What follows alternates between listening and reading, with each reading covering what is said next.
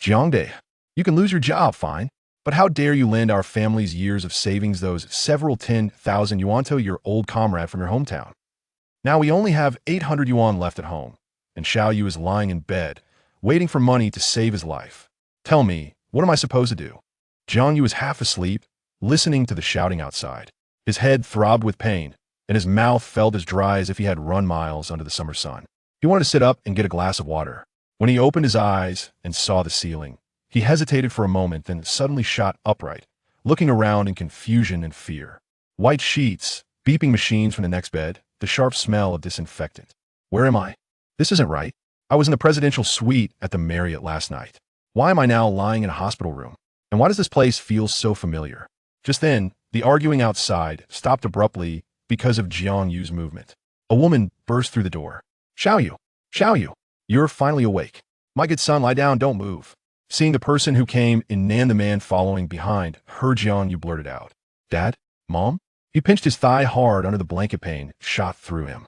Real pain. Is all of this actually real? Jiang Yu couldn't believe it. Last night, he had just had a few drinks too many at a signing banquet with business partners and somehow ended up reborn into the year 2005. At that time, 18-year-old Jiang Yu had just received an acceptance letter from Jiangdong University. His future full of promise until someone secretly attacked him and left him injured. Though the injury wasn't serious, his loving parents panicked over medical bills and went to the countryside to collect a debt, only for their motorcycle to plunge off a cliff. Both died tragically. After that, Jiang Yu gave up on college, joined the army, and after being discharged, started from scratch selling goods on the street, eventually rising to become the famous investor known as Wolf General in the finance world. Now, seeing his mother Hong Mei waving her hand in front of his face, Jiang Yu snapped out of his memories. Mom, I'm okay. Okay is good. Oh my goodness, we got the call last night saying you were beaten and hospitalized. Your father and I were so worried we nearly died. Jiang Yu's heart surged with emotion. In countless dreams before, he had longed to reunite with his parents. He had succeeded in life, but never got the chance to let them enjoy a better life. He always thought fate was cruel, but now fate had given him a second chance.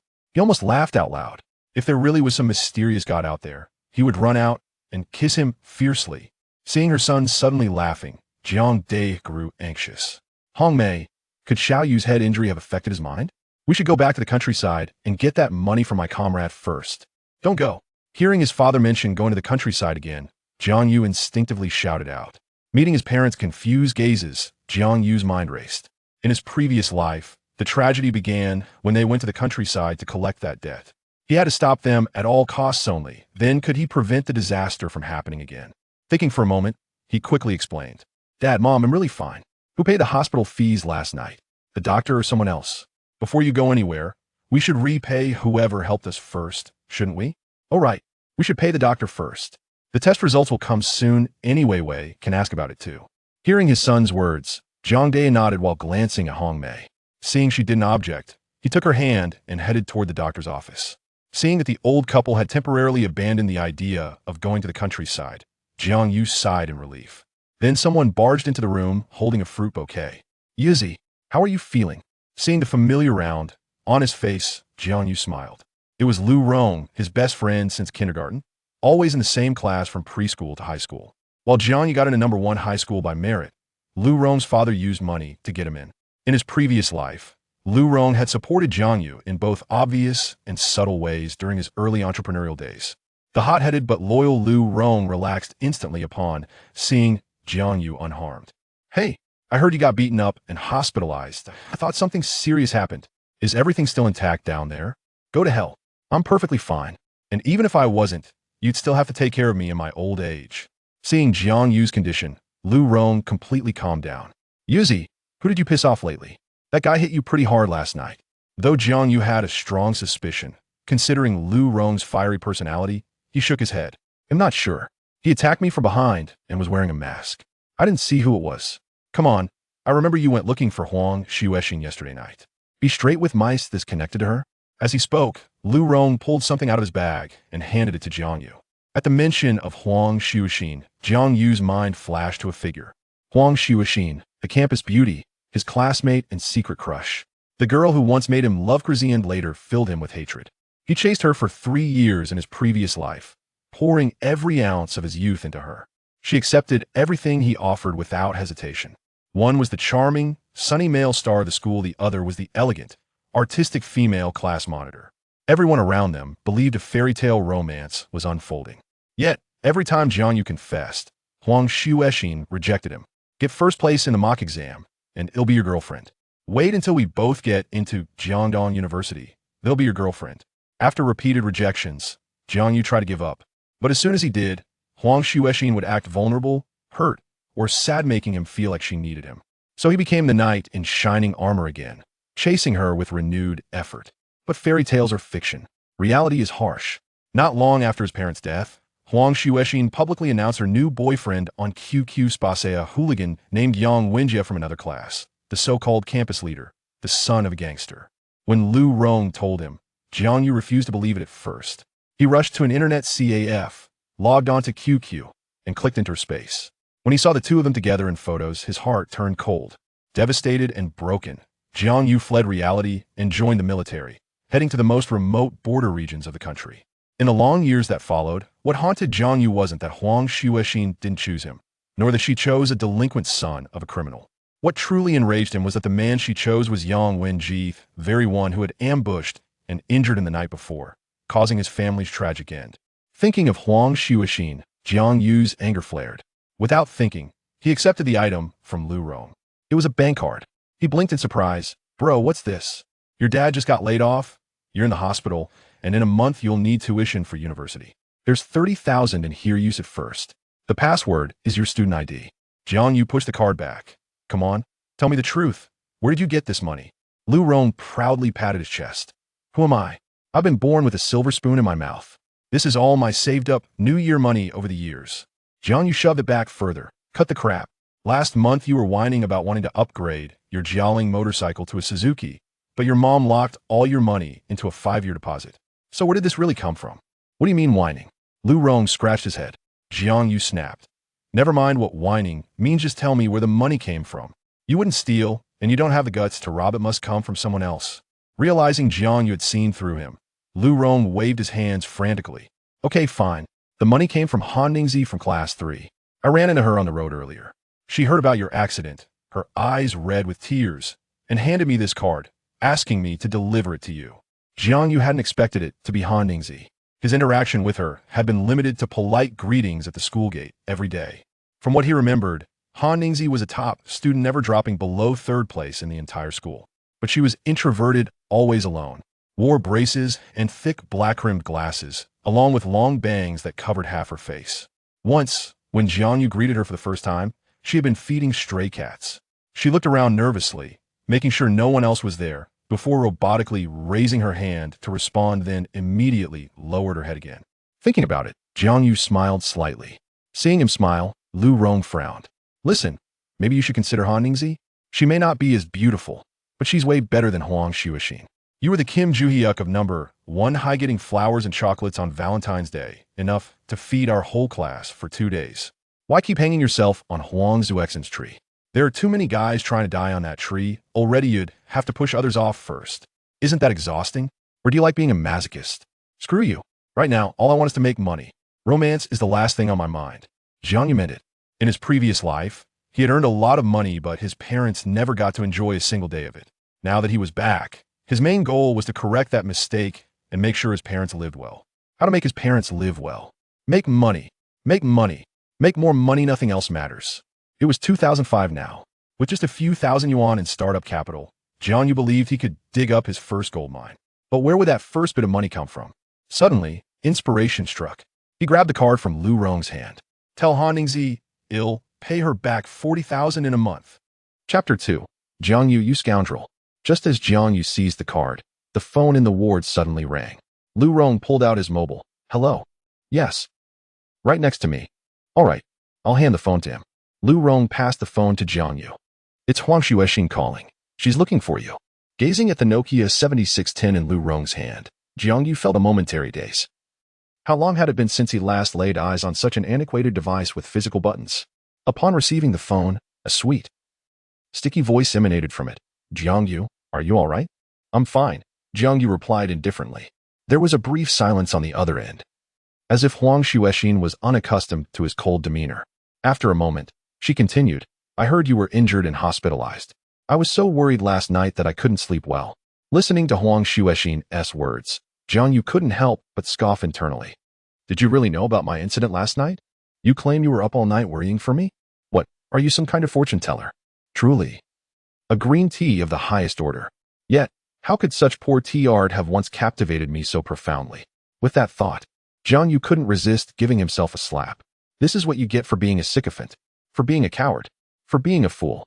At that moment, Huang Xuexin's sweet voice chimed in again. I was actually planning to visit you today, but my middle school classmates have come over. Would it be all right if I came tomorrow instead?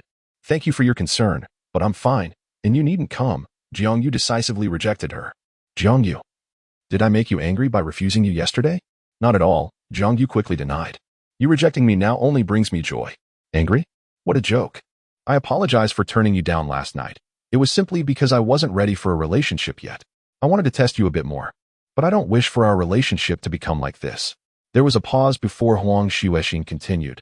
Jiang You, you are truly a remarkable guy in my heart. Even though I turned you down yesterday, when I am ready to date, you will be the first one I consider. Upon hearing this, Jiang You felt a shiver run down his spine, and goosebumps erupted all over him. Just listen to that. Is this even human speech? Does Huang Xuexin still want me to remain as her backup, her loyal dog? In the past, I might have been motivated by that last statement, transforming into a love-struck sycophant, charging forth for love. But in this rebirth, what is of utmost importance? It is to amass wealth, to gather a substantial fortune, then provide a good life for my parents. Such green tea antics will only hinder my financial ambitions.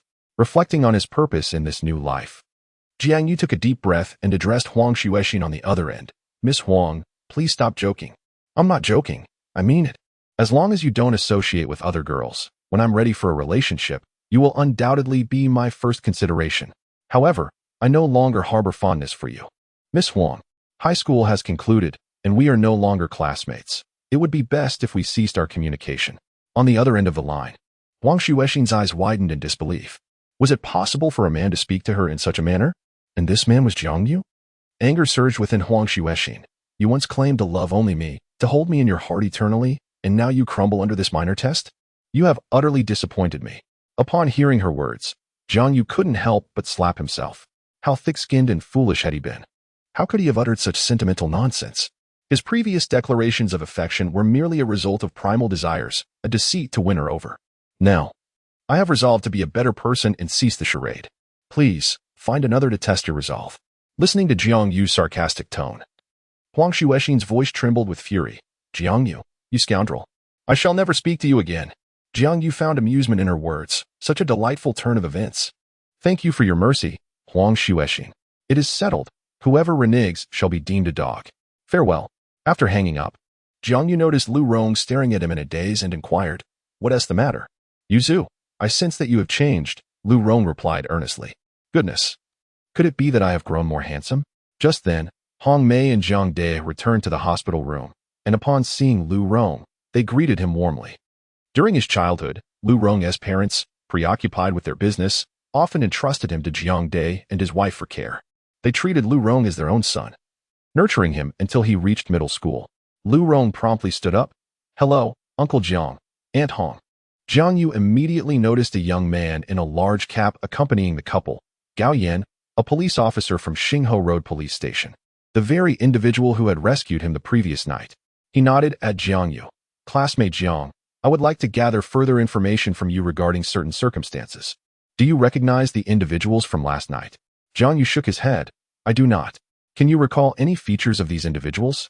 I cannot remember. They acted dishonorably, attacking from behind while masked, leaving me unable to identify them. Jiang Yu's response mirrored the one he had given Lu Rong. After all, without evidence, what would it matter if he pointed out Yang Wenjie? 2 years prior, Yang Wenjie, accompanied by a group of underlings, had drugged a classmate from a single-parent family and taken her to a hotel, where she mysteriously died that very night. And what was the outcome? Witnesses retracted their statements overnight, the surveillance cameras conveniently malfunctioned, and a plethora of physical evidence vanished without a trace. The underlings who took the fall became the victim's supposed boyfriend in the eyes of witnesses and defense attorneys, ultimately sentenced to 3 years for negligent homicide. The victim's mother succumbed to madness, while Yang Wenjie remained unscathed to this day. Behind it all lay the influence of Yang Wenjie's father, Yang Yonghong. Yang Yonghong, known as the minister of the underground organization in Xinyang City, is the brother of Yang Weihong, the director of the canning factory where Jiang Day works. The rise of Yang Yonghong is inextricably linked to two words, power and darkness. During times of turmoil, he emerged as a government-backed figure, engaging in petty theft and arson. Following the restoration of order, he began his ascent by establishing underground casinos alongside a group of ruffians, ultimately becoming the wealthiest individual in Xinyang. Throughout this journey, he cultivated relationships with a multitude of officials, weaving an unbreakable web of mutual interests. Over the years, in all lucrative industries in Xinyang, whether real estate, entertainment, or transportation, Yang Yonghong's Batian Industries has had a hand in them. Despite facing persistent accusations, Yang Yonghong has remained resilient. Rumor has it that his connections extend to the provincial level, but Jiang You knows that his true alliances lie in Baidu, where his influence is particularly formidable. It is precisely because of the immense power behind Yang Wenjie that Jiang You hesitates to involve his closest friend, choosing instead to feign ignorance when queried by Lu Pengxi. In a past life, the downfall of Yang Yonghong and his protective umbrella was triggered by the young officer Gao Yin. Gao was shot dead in the street, prompting an investigative task force that, through meticulous unraveling, discovered it was a retaliation orchestrated by Yang Yonghong's henchmen. This revelation incited fury among the upper echelons of Baidu, resulting in the capture and execution of both Yang Yonghong and Yang Wenjie. This incident also thwarted Jiang Yu's intentions of avenging Yang Wenjie at that time. While the general populace remains oblivious to the intricacies surrounding Gao Yin and the Yang family, Jiang Yu is acutely aware. As Gao Yin prepared to take notes, he closed his notebook upon hearing Jiang Yu's response. Since you cannot recall, focus on your recovery for now. Should any memories resurface, do inform me promptly. After finishing, Gao Yin stood to leave, but Jiang Yu called out to him, Officer Gao, I am grateful for your assistance last night. Right beside him, Yu Hongmei quickly chimed in. Indeed, had it not been for you, we would not know what might have happened to our Xiaoyu. We were truly alarmed when we received your call last night, especially with the chaos outside. Upon hearing Yu Hongmei's words, Gao Yin appeared puzzled. I did not call you last night. Oh, it must have been a staff member from the hospital, she replied, but we are still thankful for your help. Yu Hongmei's face flushed with embarrassment as she exchanged a glance with Jiang Day, and the couple accompanied Gao Yin out. Once they were outside, Jiang Yu turned to Lu Rong. How did you know I was hospitalized? Oh, your parents informed me, Lu Rong replied. Did you tell Huang Xuexin? Lu Rong asked curiously. Was it you who informed her? Jiang Yu's mother mistakenly believed the call was from Gao Yin, indicating that the caller must have been male. However, the attending physician and nurses at the hospital were all female, and no one there recognized Jiang Yu's family. So, who could have made the call last night? Furthermore, Huang Xuexin stated that she had known about his injury and hospitalization last night. If that were true, who could it be? Could it have been Yang Wenjie? With this thought, Jiang Yu's heart sank. In his previous life, the state-owned canning factory where his father worked faced poor performance and opted for bankruptcy and restructuring. His father and his colleagues had consistently opposed the restructuring plan and had even mentioned seeking higher authorities to voice their concerns. However, action had yet to be taken, hindered by personal injury. In a frantic rush, my parents ventured into the countryside to retrieve debts, only to encounter an unforeseen mishap, ultimately leading to the acquisition of the canning factory by Yang Yonghong's Batian Industrial. The coincidences were too remarkable. In my previous life, Jiang Yu had indeed pondered the dubious circumstances surrounding my parents' demise. Yet, after conducting an investigation, I found no tangible evidence, leading me to conclude it was merely an unfortunate accident. Yang Wenjie's aggression was merely a consequence of his infatuation with Huang Xuexin. Nevertheless, the recent conversation between my mother and Gao Yin has solidified my belief that my parents' deaths were not accidental, due to my mother's repeated grievances in public. Many within the factory were aware of my father lending money to his comrades from the old days, something Yang Yonghong could likely uncover. The initial plan involved Yang Wenjie orchestrating an ambush against me, masquerading as a rivalry between two young men, but the ultimate target was my father, Jiang Day. With the steel mill failing to issue wages for months, many around us found themselves bereft of funds. Should I sustain an injury, coupled with medical expenses and university tuition, how would my father procure the necessary money? It was inevitable he would seek out his old comrades in the countryside for debts owed. The strategy was clear. inflict harm upon myself, then promptly inform my parents, while strategically positioning individuals along the route to my hometown. With clarity dawning upon me, I suddenly felt parched, lifting the water cup from my bedside and gulping it down. One singular thought resonated in my mind. Yang Yonghong, Yang Wenjie, in a previous life, you brought ruin to my family. In this life, I shall ensure that you pay for your blood debts in full. Chapter 3. I will go to the west to seek the Buddha of compassion. Anger aside, Jiang You was acutely aware that in order to exact vengeance, one must first possess the requisite power to do so. Having navigated the tumultuous waters of commerce and investment for numerous years, Jiang You firmly believed in a singular truth: 99 of life's dilemmas can be resolved with wealth. The remaining one merely signifies inadequate financial resources. Thus, he returned to the original mission of his rebirth, accumulating wealth. To bring down Yang Yonghong, he must first amass a substantial fortune. Only then could he strategize from various angles to dismantle the Yang family. With a mere 30,000 yuan in hand, which he was to repay to Han Ningzi in a month, he was pressed to swiftly generate new wealth from this limited sum. Drawing from his memories, Lu Rong's mind teemed with countless methods of making money. Yet in this particular situation, stock trading appeared to be the most feasible option. In his previous life, he had delved into finance and investment, meticulously studying various cases. He vividly recalled that although 2005 was a bear market, significant stocks like Baotai Company, China Shipbuilding, Shandong Gold, and Qihong Zinc and Germanium began to surge from June onwards. With this in mind, Jiang Yu turned to Lu Rong and said, "My friend, I need your assistance. Speak. I recall that your cousin Zhang Yunji works at a securities firm. Could you take my ID and help me open an account?" "Absolutely. Last year, my mother used my ID to have her account opened by her. I'll take care of it right away." Lu Rong, a person of decisive action, promptly set off. As Jiang Yu watched Lu Rong exit, he exhaled deeply and began to analyze the current predicament. The foremost issue at hand was extricating his father, Jiang Dai, from the quagmire of the canned food factory's restructuring. Jiang Yu began to mentally replay the memories surrounding the factory's transformation. He remembered that after the Yang family fell from grace, news reports highlighted the factory's bankruptcy and restructuring as one of their transgressions. After all, the factory's assets, including its buildings, equipment, and land, valued at 400 million yuan, were seized by the Yang family for a mere 40 million, funds they had borrowed from the bank. Essentially, the Yang family had acquired billions in assets without spending a single penny of their own. When the initial restructuring proposal was presented, it faced opposition not only from the factory's workers, but also from some members of the management. Eventually, a few even resorted to protesting at the municipal government. Yet their efforts proved futile. Ultimately, the proposal was forcibly passed with the backing of certain powerful factions. Jiang Yu understood his father's temperament. He harbored a deep-seated animosity toward evil and held significant respect among his colleagues, yet was deemed unmanageable by his superiors. Consequently, after years of military service, he remained stagnant in his position as the head of the factory's security department. If Jiang Yu were to directly advise his father to disengage from the matter, he would undoubtedly refuse. It seemed a different approach was necessary. "Where is Lu?" asked the perplexed Hong Mei as she returned to the hospital room with Jiang Dai. Noticing Lu Rong's absence, "Oh, he had something to attend to and left early. By the way, have you inquired with the doctor about my condition?" Jiang Yu responded. Upon hearing Jiang Yu's words, Jiang Dai expressed his displeasure. "You, my child, should have at least offered him a meal when he came to visit. The doctor has just informed you of your condition. There is nothing to worry about, and you will be discharged shortly." "I knew it. As the saying goes, survival from great peril brings future blessings.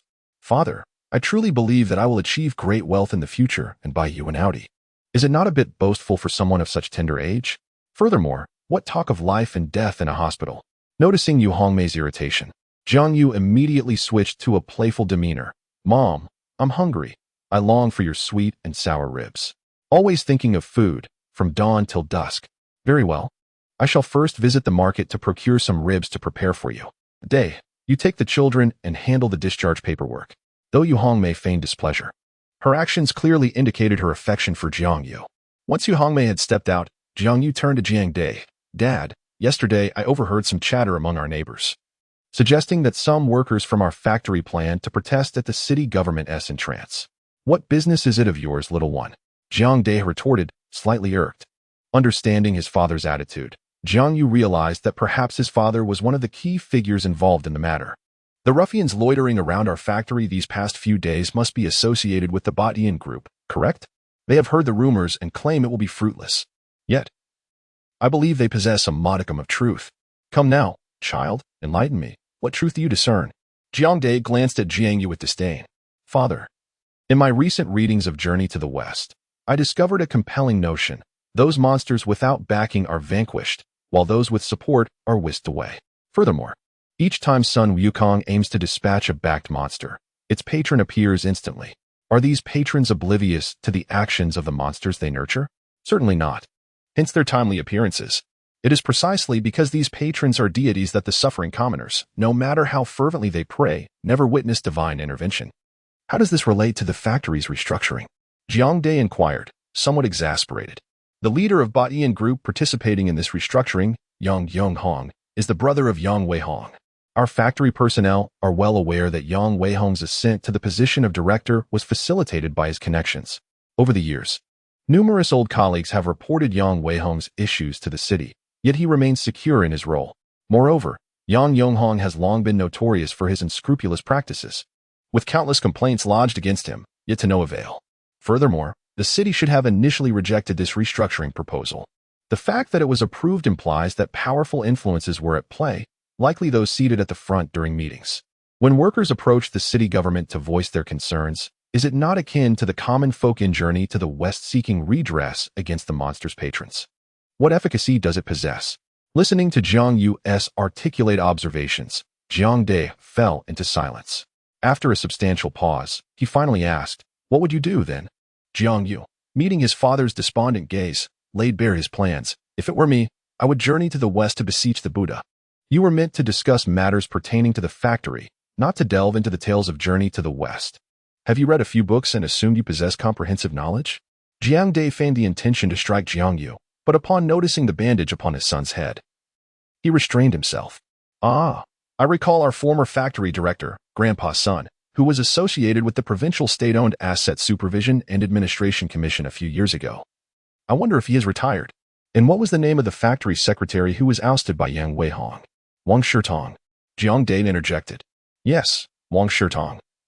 He was marginalized by Yang Weihong and returned to the provincial capital, and recently, he has taken a position in the Provincial Discipline Inspection Commission. If I were among those in the factory preparing to voice concerns, I would first send the opposing deputy factory director, Zhang Changchun, to the province to deliver materials concerning Yang Weihong to Wang Shitong. I would also gather some retired workers to visit the former director at the State-Owned Assets Supervision and Administration Commission, reminiscing and sharing their grievances. Grandpa Wang is one of the pioneering elders who built our canning factory from the ground up, and everyone understands the deep emotional ties he has with the establishment. If the restructuring plan is compliant and legitimate, the old director is unlikely to raise any objections. However, if the plan is evidently flawed, he will surely take issue with it. At that point, employing a dual strategy, while it may not topple the Young brothers, it would certainly impede the 40 million acquisition and restructuring proposal from progressing, wouldn't it? Hearing his son's words, Jiang Dai was overwhelmed with astonishment. He continuously analyzed Jiang Yu's statement and realized that this was indeed the only viable strategy at present. With this thought in mind, Jiang Dai promptly stood up. Noticing his father's movement, Jiang Yu hurriedly inquired, "Dad, where are you going?" "I am off to seek." "No, I shall arrange your discharge from the hospital." Chapter 4, Jiang Dai, you have quite a stash of private funds in the afternoon. After completing the discharge process, Jiang Yu and his father, Jiang Dai, returned to the staff dormitory of the canning factory. Upon entering the community, Jiang Yu was immediately surrounded by a throng of neighbors, exchanging warm greetings. Unlike the upscale neighborhoods of the future where residents live for decades without truly knowing their neighbors, the canning factory staff dormitory, built in the 1980s and inhabited solely by factory workers, fostered a close-knit atmosphere among its residents. As he beheld familiar faces such as Grandma Wang downstairs, Aunt Zhang across the hall, and Brother Xiaochuan from the Sun family above, along with his father distributing cigarettes to the neighbors, an overwhelming sense of nostalgia washed over Jiang Yu. Hearing the commotion from downstairs, Yu Hongmei, his mother, leaned out of the kitchen window and shouted into the courtyard, "Jiang Dai, stop standing there like a monkey for everyone to gawk at and hurry back with Xiaoyu for dinner." Seeing his mother in her apron wielding a spatula with authority, Jiang You stuck out his tongue and hurriedly pushed Jiang Day through the wall of neighbors, racing back to their third-floor home. Upon entering, the sight of the familiar living room and rooms brought tears to his eyes. This prompted a bewildered expression from Yu Hongmei. What has gotten into you today? Are you feeling sentimental like Pushkin? Nothing much. Just a bit overwhelmed by the smell of the onions on the table, Jiang Yu quickly adjusted his demeanor, returning to his usual playful self. What nonsense! Can cooked onions even be that pungent? Surely it's not that classmate of yours with the surname Huang who turned you down again? You've nearly risked your life pursuing a girl. Jiang Day, feeling annoyed, interjected, you should hold your tongue. Why should I say less? My son is so handsome, tall, and academically gifted. What makes him unworthy of that girl from the Huang family? She is just stringing our Xiaoyu along to make herself appear more exceptional. Jiang Yu, you must refrain from pursuing her any further. If you do, I'll have your mother thwack you with a broom. With his mother's attention now directed at him, Jiang Yu quickly feigned interest in the array of dishes on the table and complimented her. It smells delicious. No one in our dormitory can compare to your culinary skills. As he reached for the food, Yu Hongmei swiftly tapped his hand with chopsticks, instructing, go wash your hands, and remember to pour some wine for your father. Sure thing. Jiang Yu scampered off to wash his hands and promptly retrieved the half-finished bottle of Chuanzhou liquor from the cabinet to refill his father's glass, embodying the role of a dutiful son. When the family finally sat down together at the dining table, Jiang Yu observed his father sipping his drink and his mother busily serving food into his bowl. This long-awaited warmth of family life stirred a mixture of joy and sorrow within him. He felt compelled to laugh, yet was on the verge of tears. The laughter stemmed from the simple joy of sharing a meal with his parents, while the tears arose from the realization of how fortunate he was to be with them again. Despite the certainty of his rebirth, Jiang Yu still feared that this moment might be a mere dream. Nevertheless, he resolved that, even if it were a dream, he would ensure that his parents enjoyed their time together before he awoke. In his previous lives, Jiang Yu often reunited with his parents in dreams, with two memories etched most vividly in his mind. One was of his long-awaited return home after years of wandering. His mother joyfully prepared his favorite sweet and sour ribs. As the steaming dish was brought to the table, Jiang Yu eagerly picked up a piece, only to awaken just as it reached his lips. The other dream occurred on his father's birthday, where he drove home in his father's dream car, an Audi A6L, as a gift for the occasion. He remembered how his father's face lit up with joy upon seeing the car keys, yet the dream abruptly ended the moment his father reached out to receive them, leaving Jiang Yu unable to deliver the present. After a harmonious family dinner, Yu Hongmei brought up the matter of Jiang Day demanding repayment from a comrade, insisting that he retrieve the money either today or tomorrow. Unable to contain himself, Jiang Yu interjected, Dad, I think it would be best to call Uncle Tai first and check if he is home. Yu Hongmei shot a glance at Jiang Yu. He owes us money, and we are in need of it. What is wrong with going to collect it? Should we feel embarrassed? Jiang Yu quickly embraced his mother's arm. Mom, that is not what I meant. Although Dad's eyesight is poor, you are quite perceptive. If Uncle Tai weren't of good character, you certainly wouldn't have agreed to let Dad lend him money, right? But I only agreed to lend him 20,000. And Dad went ahead and lent out over 40,000. Yu Hongmei couldn't help but raise her voice, admonishing her husband. All right. Whether it's 20,000 or 40,000, my point is, with over a month until school starts, the money isn't urgently needed. A phone call to Uncle Tai would prepare him psychologically. Moreover, demanding repayment unexpectedly can strain relationships. After all, it was Uncle Tai who facilitated Dad's opportunity at the canning factory. We must remember that kindness. Besides, Uncle Tai is often out on business. And with the heat as it is, if Dad rushes out to the countryside for over 100 kilometers only to find him absent, wouldn't that trip be in vain? You make a compelling argument, but let me ask you this. What if he has no money? Yu Hongmei's displeasure was evident as she faced her son's lengthy rebuttal. If he has no money, I'll borrow from Uncle Lu. Why should Dad go to him? You know what kind of person Uncle Lu is. The last time I saw him at the exam venue, he stuffed a thick wad of cash into my arms. Must be nearly 20,000. You all witnessed it. Yu Hongmei was not a stingy person. Her urgency about Jiang Day collecting the debt stemmed from her concern for Jiang Yu. Listening to her son's analysis momentarily eased her mind. She exchanged a knowing glance with Jiang Day, who promptly retrieved his phone book and began dialing. After a few rings, the call connected, and a hearty, boisterous voice resonated. Old Jiang, what brings you to call me? Jiang Day inquired. Chengong, are you home these days? Unfortunately, I'm on a business trip in Lingnan. If you want to drink or fish with me, you'll have to wait until I return, Chengong replied. Jiang Dai hesitated. That is not it. I have something to discuss. Speak your mind, my friend. There is no need for concealment between us.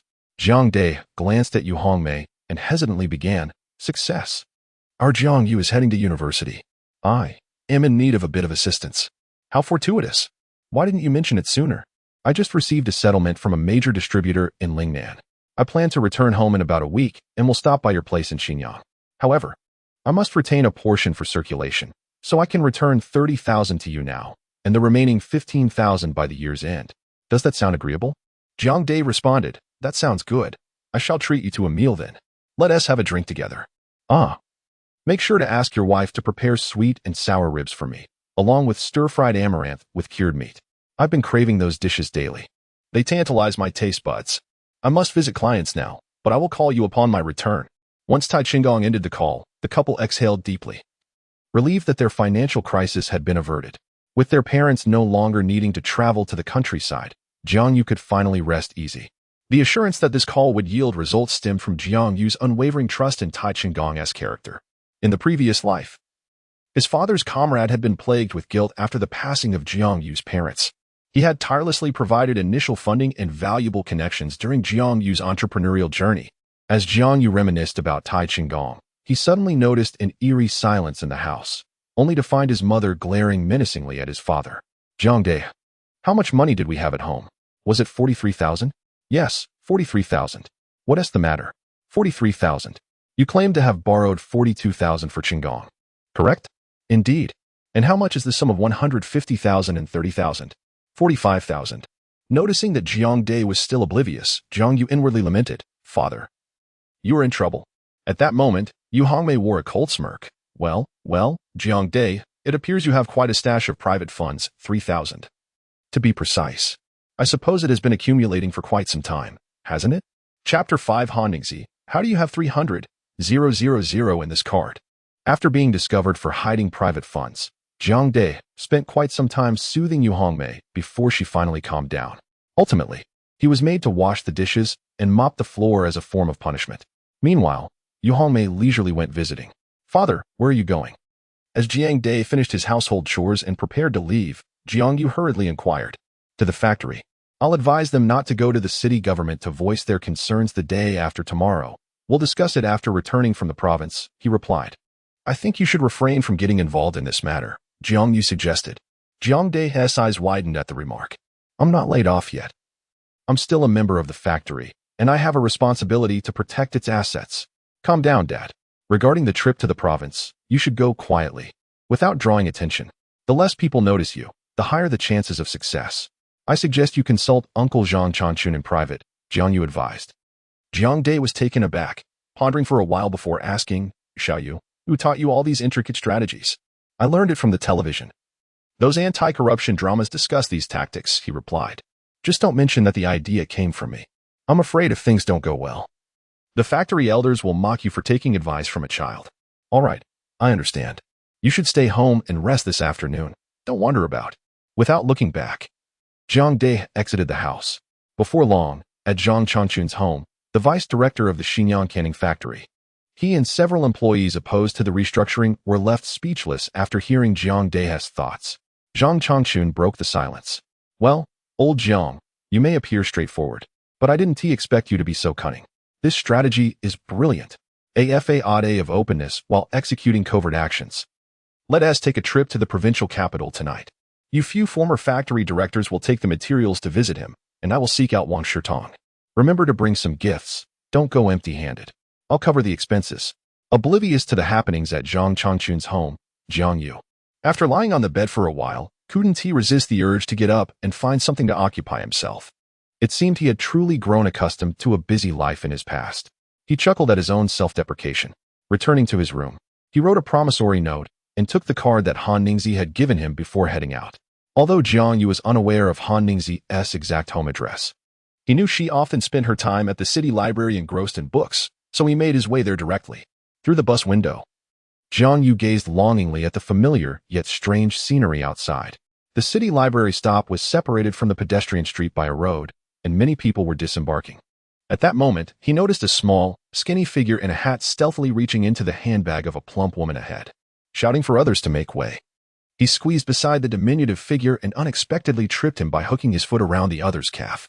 The falling figure instinctively grabbed the plump woman's handbag, and upon seeing the small thief's hand inside her bag, the woman reacted immediately. She swiftly sat on the thief, delivering 2 sharp slaps to his face, then stood up and sat down heavily again, exclaiming, "You don't rob the wealthy. Instead, you target someone like me who rides the bus. Thinking I'm easy to bully, huh? I'll crush you." As the crowd gathered to witness a plump woman fiercely confronting a thief, Jiang You had already sauntered into the library. His eyes scanned the room for a while, and indeed, he spotted Han Ningzi seated by the window, engrossed in a book, her usual large black-framed glasses resting on the table. Jiang Yu swiftly approached her, gently tapping the surface of the table with his finger. Han Ningzi, absorbed in her literary world, looked up in surprise. Her long bangs parted as she lifted her head, revealing her unadorned face. Jiang Yu was momentarily taken aback, his mind echoing with a singular thought: how could she be so stunning? The youthful radiance of her flawless complexion, illuminated by the afternoon sun, glowed with a delicate blush, while her eyes, resembling a flowing spring, enveloped Jiang Yu in an unprecedented sense of tranquility and joy. Throughout his previous life, surrounded by numerous women who flitted in and out like a revolving door, none possessed features as exquisitely refined as this young girl before him. Moreover, Han Ningzi exuded a unique, slightly aloof grace that set her apart from the rest. Noticing Jiang Yu's silence, Han Ningzi's expression shifted from surprise to curiosity, prompting her to cast an inquiring glance his way. It was then that Jiang Yu regained his composure and gestured for her to join him outside. Han Ningzi, complying, set her book aside. Jiang Yu observed it was titled The School Hunk's Love for Me. Could a top scholar indulge in such a Mary Sue novel? As Han Ningzi donned her signature oversized black glasses once more, Jiang Yu mused that it was no wonder no one at Xinyang No. One high school had ever noticed her over the years. The two walked in succession to the back door of the library. Jiang Yu retrieved a loan slip from his pocket and handed it to her. Han Ningzi took a glance, her expression morphing into one of complex bewilderment. Classmate Han Ningzi, I will accept this 30,000 yuan for now and return it to you in a month. This is the loan slip. Please don't misplace it, Jiang Yu advised. Were you all right last night? Han Ningzi's voice was as gentle as a newly bloomed flower. I'm fine, but I still owe you my gratitude. Just then, a series of rumbling sounds echoed, startling Jiang Yu. You didn't have lunch? The girl lowered her head, a touch of embarrassment coloring her cheeks. Perfect timing. Let me treat you to a meal. Please wait for me here and think about what you'd like to eat. Jiang Yu recalled he hadn't brought any cash and intended to withdraw some from the bank across the street. Standing at the ATM, Jiang Yu stared at the screen displaying his account balance, convinced he was seeing things.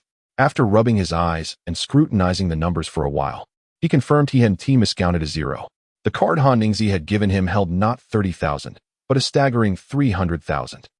No wonder her expression had been so intriguing when she first saw the loan slip. Lending someone 300,000 while receiving a slip for merely 30,000, a discrepancy of a full 90%. Who wouldn't be baffled by such a situation? Jiang Yu promptly retrieved the card and dashed back to Han Ningzi's side. Han Ningzi, does this card contain 300,000? Did you steal it from home? No.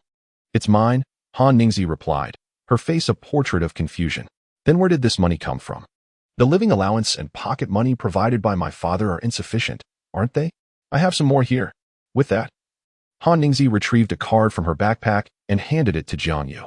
This card contains the living expenses given by my grandparents.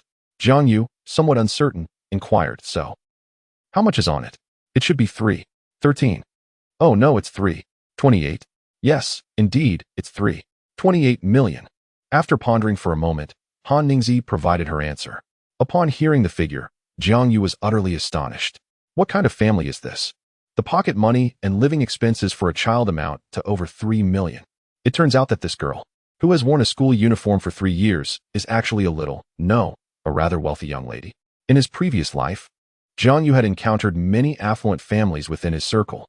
However, he had never come across a family where a child possessed millions in their card. Gazing at the enchanting Han Ningzi, who resembled a fairy acting coy, Jiang Yu's mind went blank. He instinctively took a couple of steps back and said, Han Ningzi, you need to clarify your intentions. Why are you being so nice to me? Chapter 6. I want to exchange 300,000 for your friendship. I wish to exchange 300,000 for your friendship. Han Ningzi stated her proposition. Why? Upon hearing Han Ningzi's response, Jiang Yu was taken aback. The girl was lending him such a considerable sum merely to forge a friendship. However, the desire for companionship was certainly preferable to a wish for his kidney. I have no one to dine with, no one to shop with, and no one to take me out for entertainment. Han Ningzi adjusted her spectacles. Thus, I wish to use this 300,000 to invite you to be my friend. I hope you recognize the value in this. Jiang You, bewildered, asked, so, you're lending me this money just to be friends?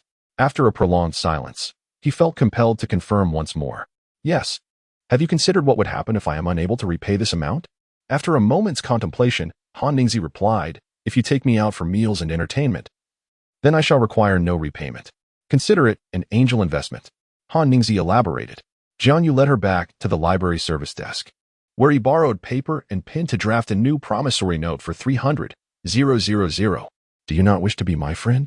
Observing the new note Jiang Yu handed her, Han Ningzi felt a tinge of disappointment. From the moment you lent me money, we became good friends. Yet good friends must also keep clear accounts, Jiang Yu asserted, placing the note in her hands. Where would you like to dine? It's my treat. At your home. What? I wish to eat at your home. Jiang Yu found himself both amused and perplexed, realizing that Han Ningzi had misunderstood his intent. He clarified. When I asked where you wish to eat, I meant what type of food you desire. I will treat you. They say meals shared among family taste the best. I have never experienced that. I wish to try. At this point, Han Ningzi lowered her gaze. What could possibly be troubling her? How could this wealthy young lady be so naive? Jiang Yu intended to inquire further but hesitated, fearing it might be impolite. After a prolonged silence, Jiang Yu finally spoke. Not today, please pack your things. After lunch, I will take you shopping and accompany you for some leisure. Yay. A radiant smile illuminated Han Ningzi's face as she hurried back to her previous seat to gather her belongings. On the street, a luxurious Maybach awaited. The female driver observing Jiang Yu and Han Ningzi exit the library. She turned to the man in the passenger seat, Uncle Quan. Are we simply allowing the young lady to accompany him? The man, referred to as Uncle Quan, gazed at the beaming Han Ningzi and shook his head.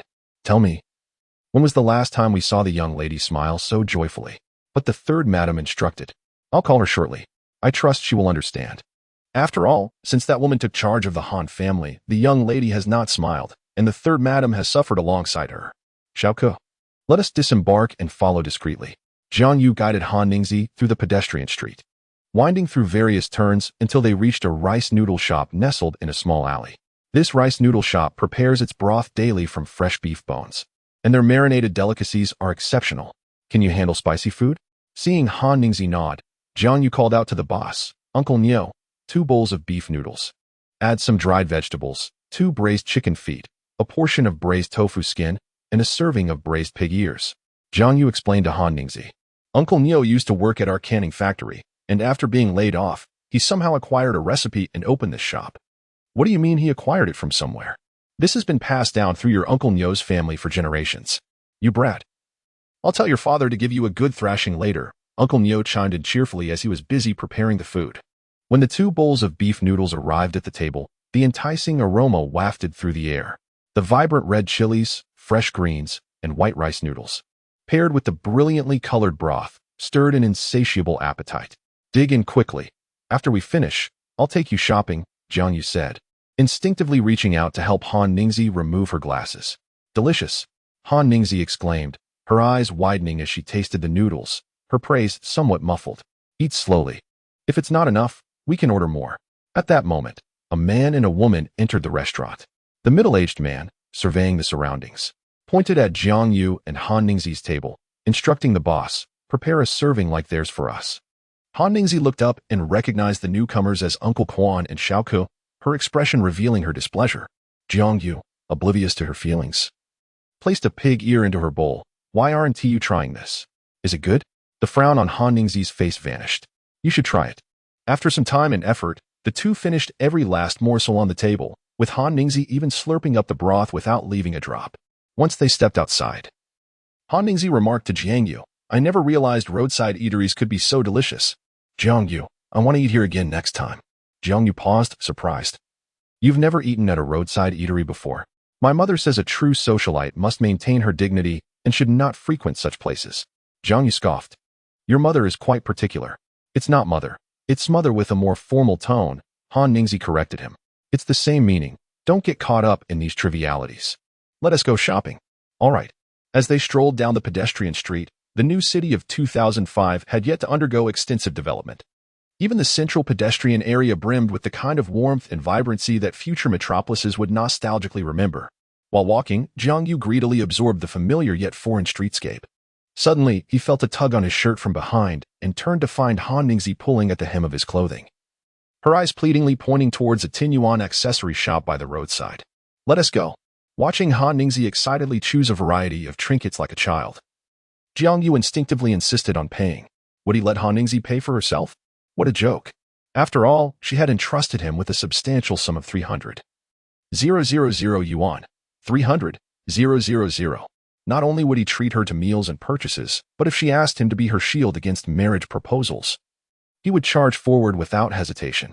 Emerging from the accessory store, Jiang Yu naturally continued walking alongside Han Ningzi.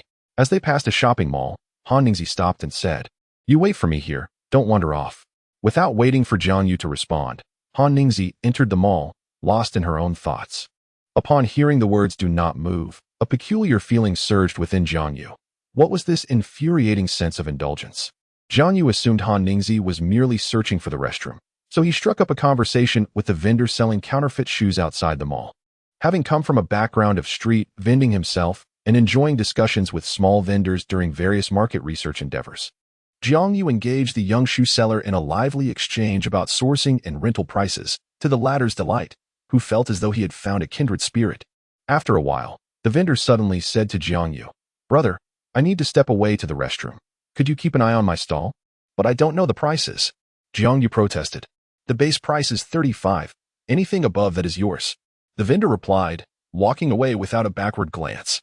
Nostalgia washed over Jiang Yu as he reminisced about his days of entrepreneurial street vending.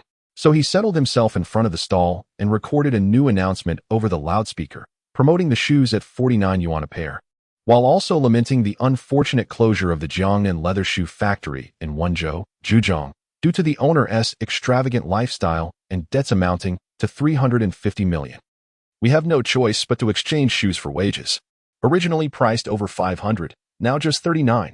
As the announcement echoed, a crowd quickly gathered around the stall.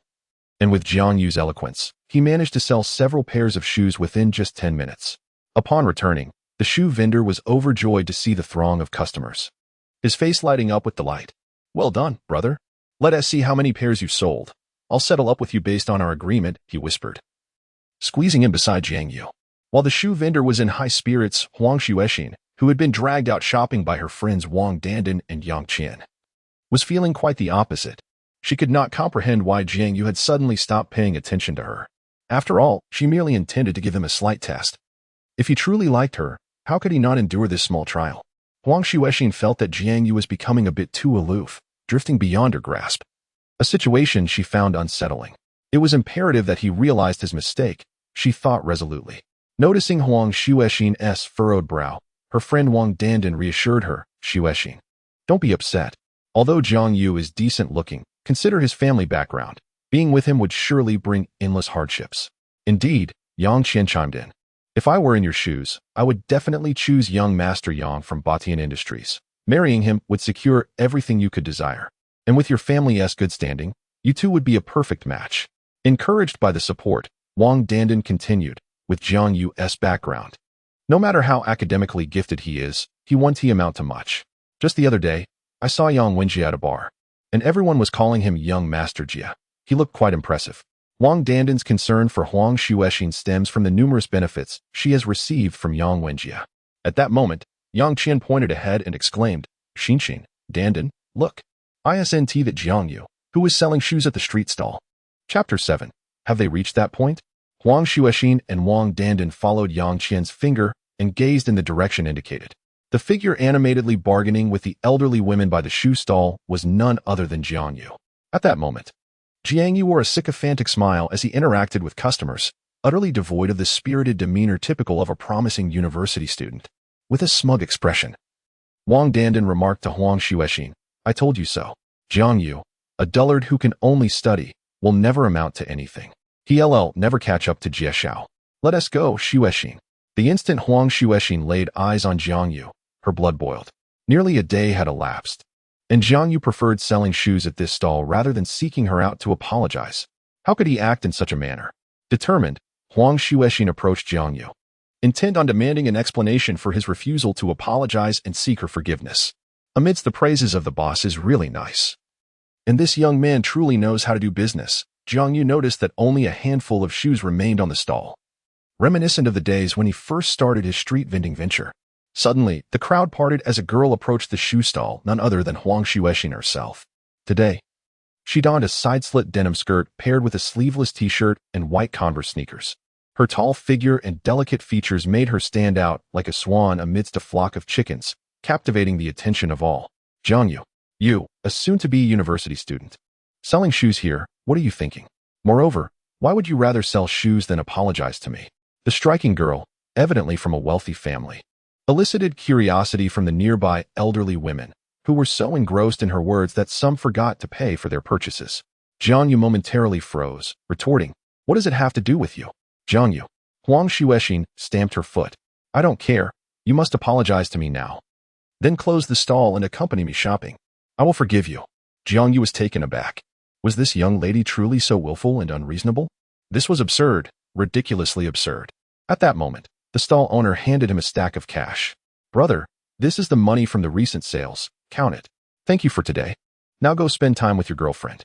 "She is not my girlfriend," Jiang Yu replied curtly as he shoved the money into his pocket. "Huh, not your girlfriend? Then how can she speak to you like that?" The stall owner appeared bewildered.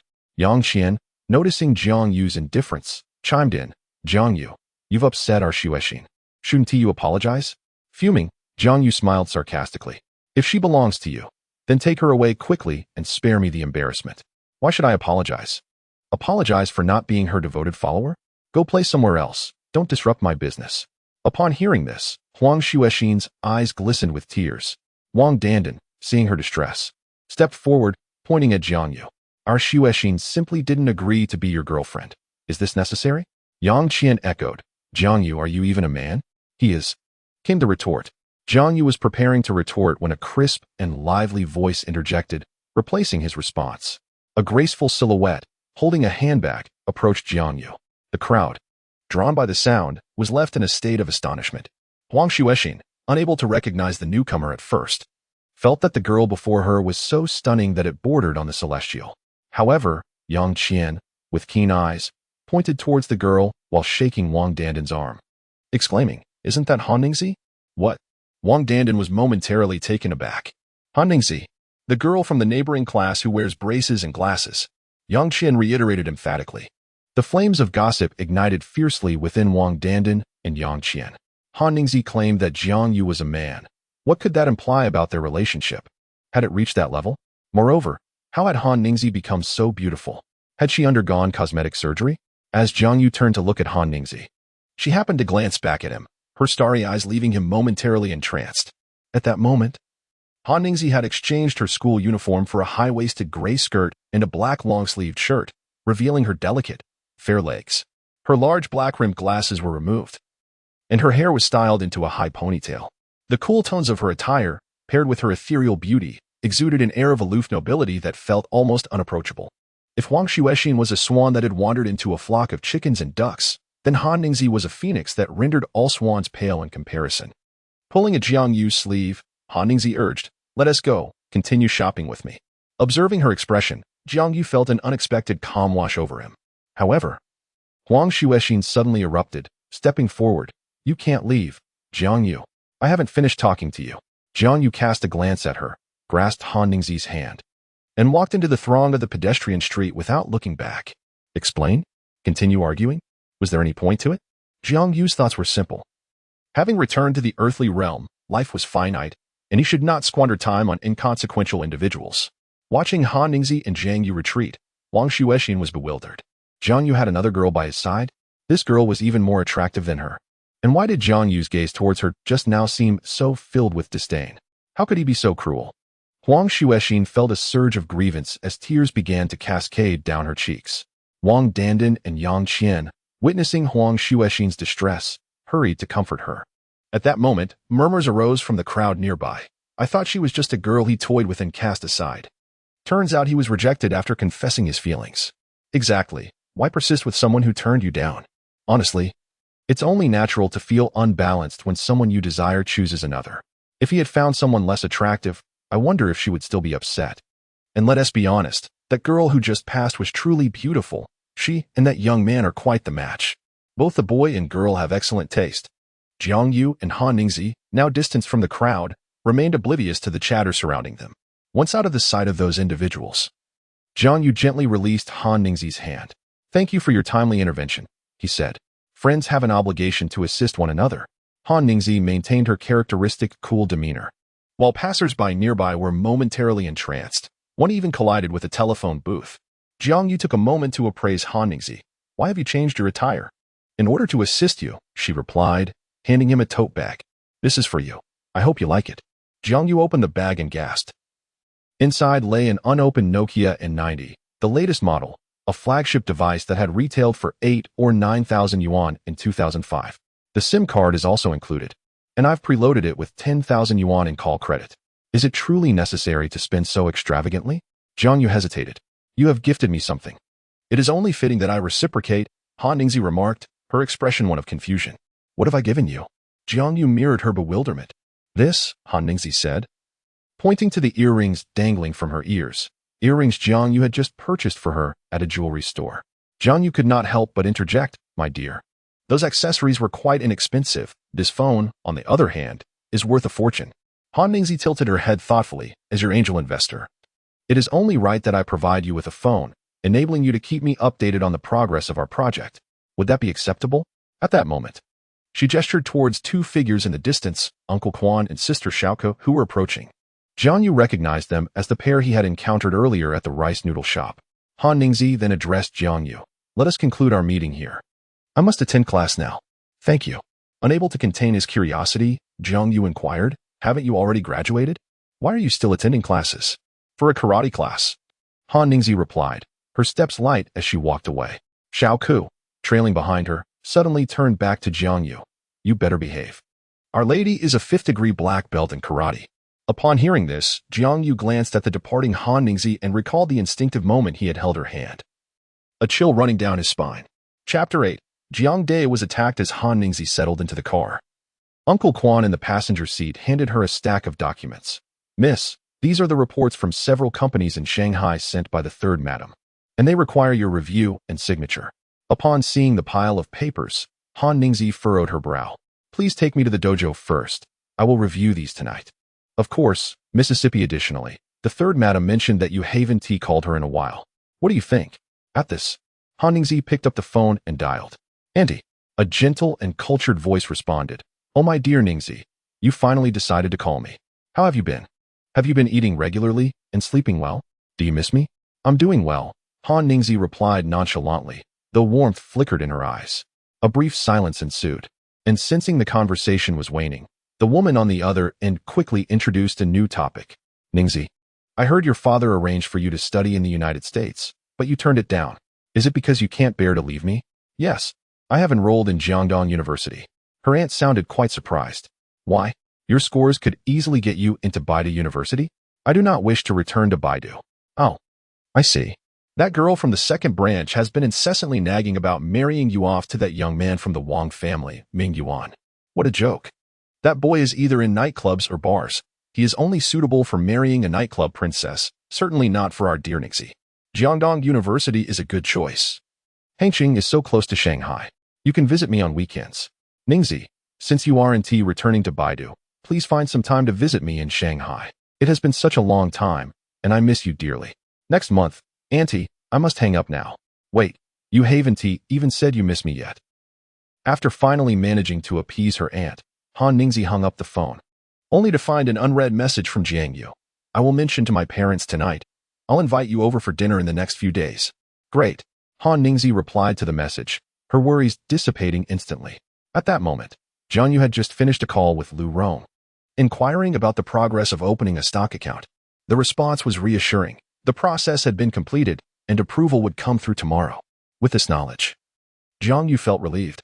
Estimating that his parents would be home soon, he took the leftovers from the refrigerator, heated them, and skillfully prepared a bitter melon and tofu soup along with twice-cooked pork. In 2 lifetimes, This was his first time cooking for his parents. Just as he finished the soup, Jiang Dae and his wife arrived home.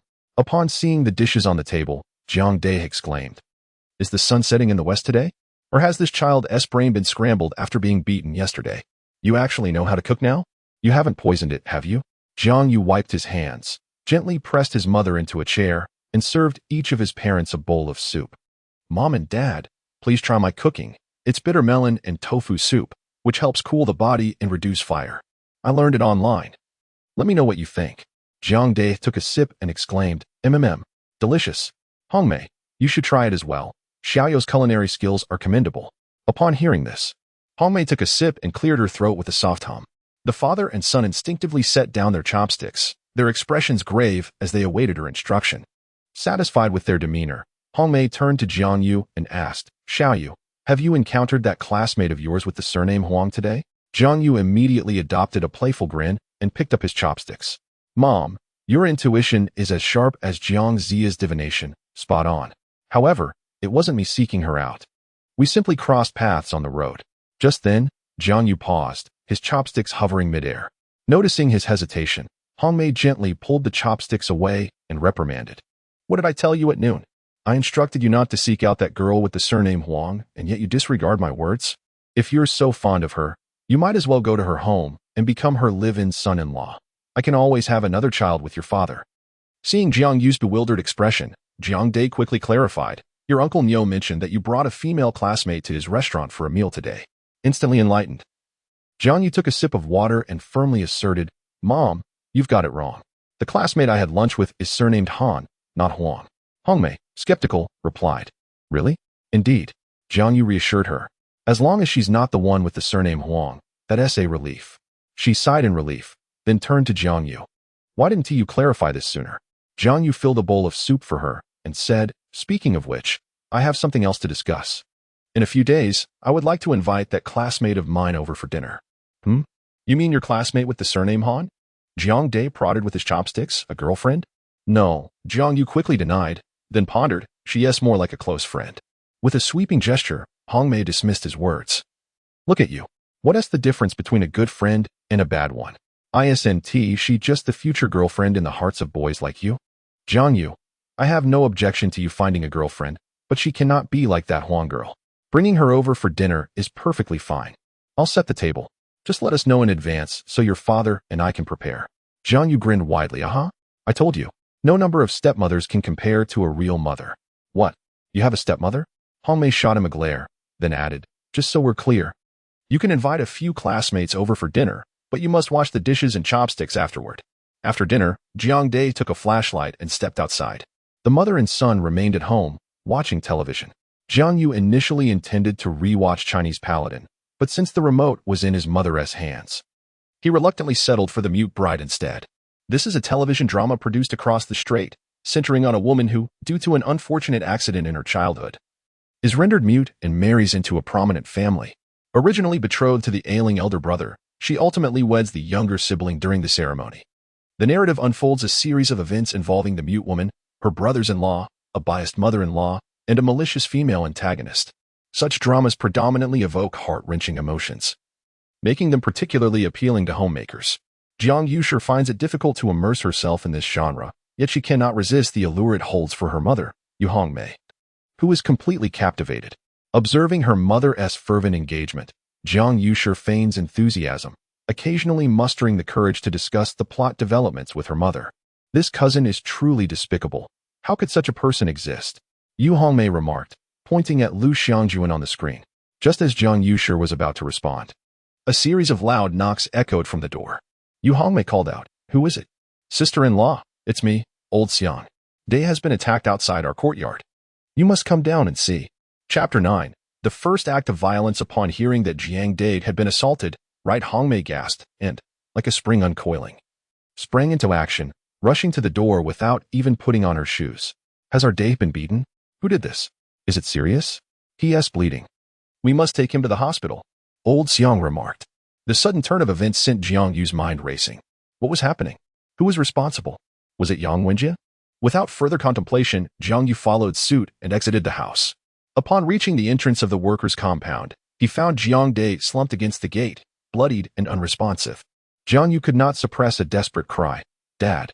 Perhaps hearing his son's voice, the unconscious Jiang Dae opened his eyes and managed a weak smile. Right Hongmei rushed forward, enveloping Jiang Dae in her embrace, weeping and lamenting how they would manage without him, while attempting to staunch the flow of blood. Jiang Dae was not the only one injured. Several workers from the canning factory had also been caught up in the chaos. The scene was one of utter disarray. Jiang You quickly retrieved his phone and dialed 120 for an ambulance. Then, drawing upon the first aid knowledge he had acquired in the military, he employed a neighbor's medical kit to provide urgent care to the wounded. Listening to the murmurs of onlookers, Jiang You learned that it was Yang Yonghong's nephew, Hong Wu, who had come with a group to confront them at the entrance, leading to the altercation when they encountered Jiang Dae and his companions returning. One of the less severely injured workers expressed his discontent. What do you mean? A conflict? They saw us and charged at us with iron rods. The speaker was a neighbor of Jiang Yu's, and hearing this made his heart sink. Was Hong Wu the ringleader? Yes, the injured neighbor affirmed with certainty. Others have caused trouble at our factory before. They're all from Batian. This revelation ignited an uncontrollable fury within Jiang You. Among those who had attacked him the previous night was indeed Hong Wu. After striking his son, he now dared to assault his father as well. Yang Yonghong's men were becoming increasingly brazen. At that moment, the ambulance arrived, and the neighbors hurriedly assisted the doctors in loading the injured onto the vehicle, rushing them to the hospital. Upon arrival, Right Hongmei exclaimed in distress, I didn't bring any money. Don't worry, Mom, I have some. Jiang You quickly produced the cash he had received from the shoe stall owner earlier that afternoon and withdrew 10,000 yuan from the ATM using the card given to him by Han Ningxi, covering the medical expenses for everyone. Just then, the police, alerted by the emergency call, arrived at the hospital to inquire about the situation. To Jiang Yu's surprise, it was Gao Yan, the officer who had rescued him the previous night. Fortunately, the injuries were primarily superficial, aside from Jiang Dae, who required overnight observation for his head injury. The others needed only bandaging. After a whirlwind of activity that lasted well into the night, the doctors finally finished treating the injured. Jiang You wished to stay by his father's side, but was promptly sent home by his mother. On the way back, Jiang You called Lu Rong on his mobile phone. Hello? Who is this? Lu Rong, roused from sleep, sounded irritable. It's me, Fatty. Our uncle and aunt at home. Yuzi, they're still away on vacation. What is up? I'm coming over to spend the night at your place. Please leave the door open for me. All right. Did you have a fight with uncle and aunt? Jiang You did not respond to Lu Rong. Instead, he abruptly hung up the phone. He returned home, donned an old work uniform from his father's canned goods factory, and stepped out. The Dajang arcade was nestled in a narrow alley, and on the surface, it resembled the other gradually declining arcades in Xinyang. However, Jiang You was aware that this establishment was, in fact, an underground casino run by Yang Yonghong, with Hong Wu as its overseer. Although labeled as an underground casino, it was quite public, as no one dared to investigate the Yang family's operation. Jiang You, wearing a hat, boldly entered, feigning a search for someone as he made a circuit around the room. Upon spotting Hong Wu, who was shirtless, drinking beer and skewering meat, Jiang You kept his presence discreet and exited to the depths of the alley beside a public restroom. There, he changed into the work uniform and sat quietly in the shadows, akin to a tiger concealed in the grass, poised to deliver a fatal strike to its prey. In his previous life, Jiang You had undergone extensive training and infiltration with the finest unit, making stealth a fundamental skill. After waiting for over an hour, he finally observed Hong Wu approaching the restroom with unsteady steps. Jiang You slowly rose. Hong Wu, preoccupied with his urgent need, did not anticipate anyone waiting for him. As Hong Wu passed by, Jiang You sprang into action. The stick in Jiang Yu's hand darted toward Hong Wu's knee like a striking serpent. In a swift and precise motion, he followed up with a powerful elbow strike to Hong Wu's back, all occurring in the blink of an eye. Jiang You approached the crumpled Hong Wu, who was writhing in pain and unable to speak. He placed a foot on Hong Wu's face, viciously trampling it a few times before leaning down to deliver a chilling message. Return and inform Yang Yonghong that if he dares to covet the copper mine again, he should be wary of us targeting his son. With that, Jiang You swung the stick violently at Hong Wu's limbs, producing a series of cracking sounds accompanied by anguished cries as Jiang You shattered Hong Wu's extremities. The commotion startled those inside the arcade, and as several henchmen stepped outside to investigate, Jiang You calmly turned and disappeared into the enveloping night. On his way, he discarded the stick into the river and arrived at Lu Rong's doorstep, the clock striking 3 in the morning. As Jiang You knocked, Lu Rong, who had been waiting for a long time, opened the door. Jiang You swiftly entered. If anyone inquires tomorrow, just say I arrived at your home after 1 and never stepped outside. What's the matter? Don't ask too much. Just relay that if questioned. I need to catch some sleep. All right, I understand, Lu Rong replied, not pressing further. Hearing Lu Rong's acknowledgement, Jiang You reclined onto the sofa. And it wasn't long before he drifted into slumber. The following morning, around 7, Jiang You awoke. At 18 or 19 years of age. He felt invigorated even after just 2 to 3 hours of sleep, though his muscles ached slightly, indicating that he would need to undertake specialized training in combat moving forward. He mused. After sharing breakfast at a roadside stall with Lu Rong, the two made their way to the hospital to relieve Yu Hongmei, who had been there all night. Upon seeing Jiang You, Yu Hongmei's first inquiry was about the source of the money from the previous night. Mother, I must report that the medical expenses from yesterday were actually the private savings of Lu Rong, Jiang You stated, casting a discreet glance towards Lu Rong. How could your private savings end up with him?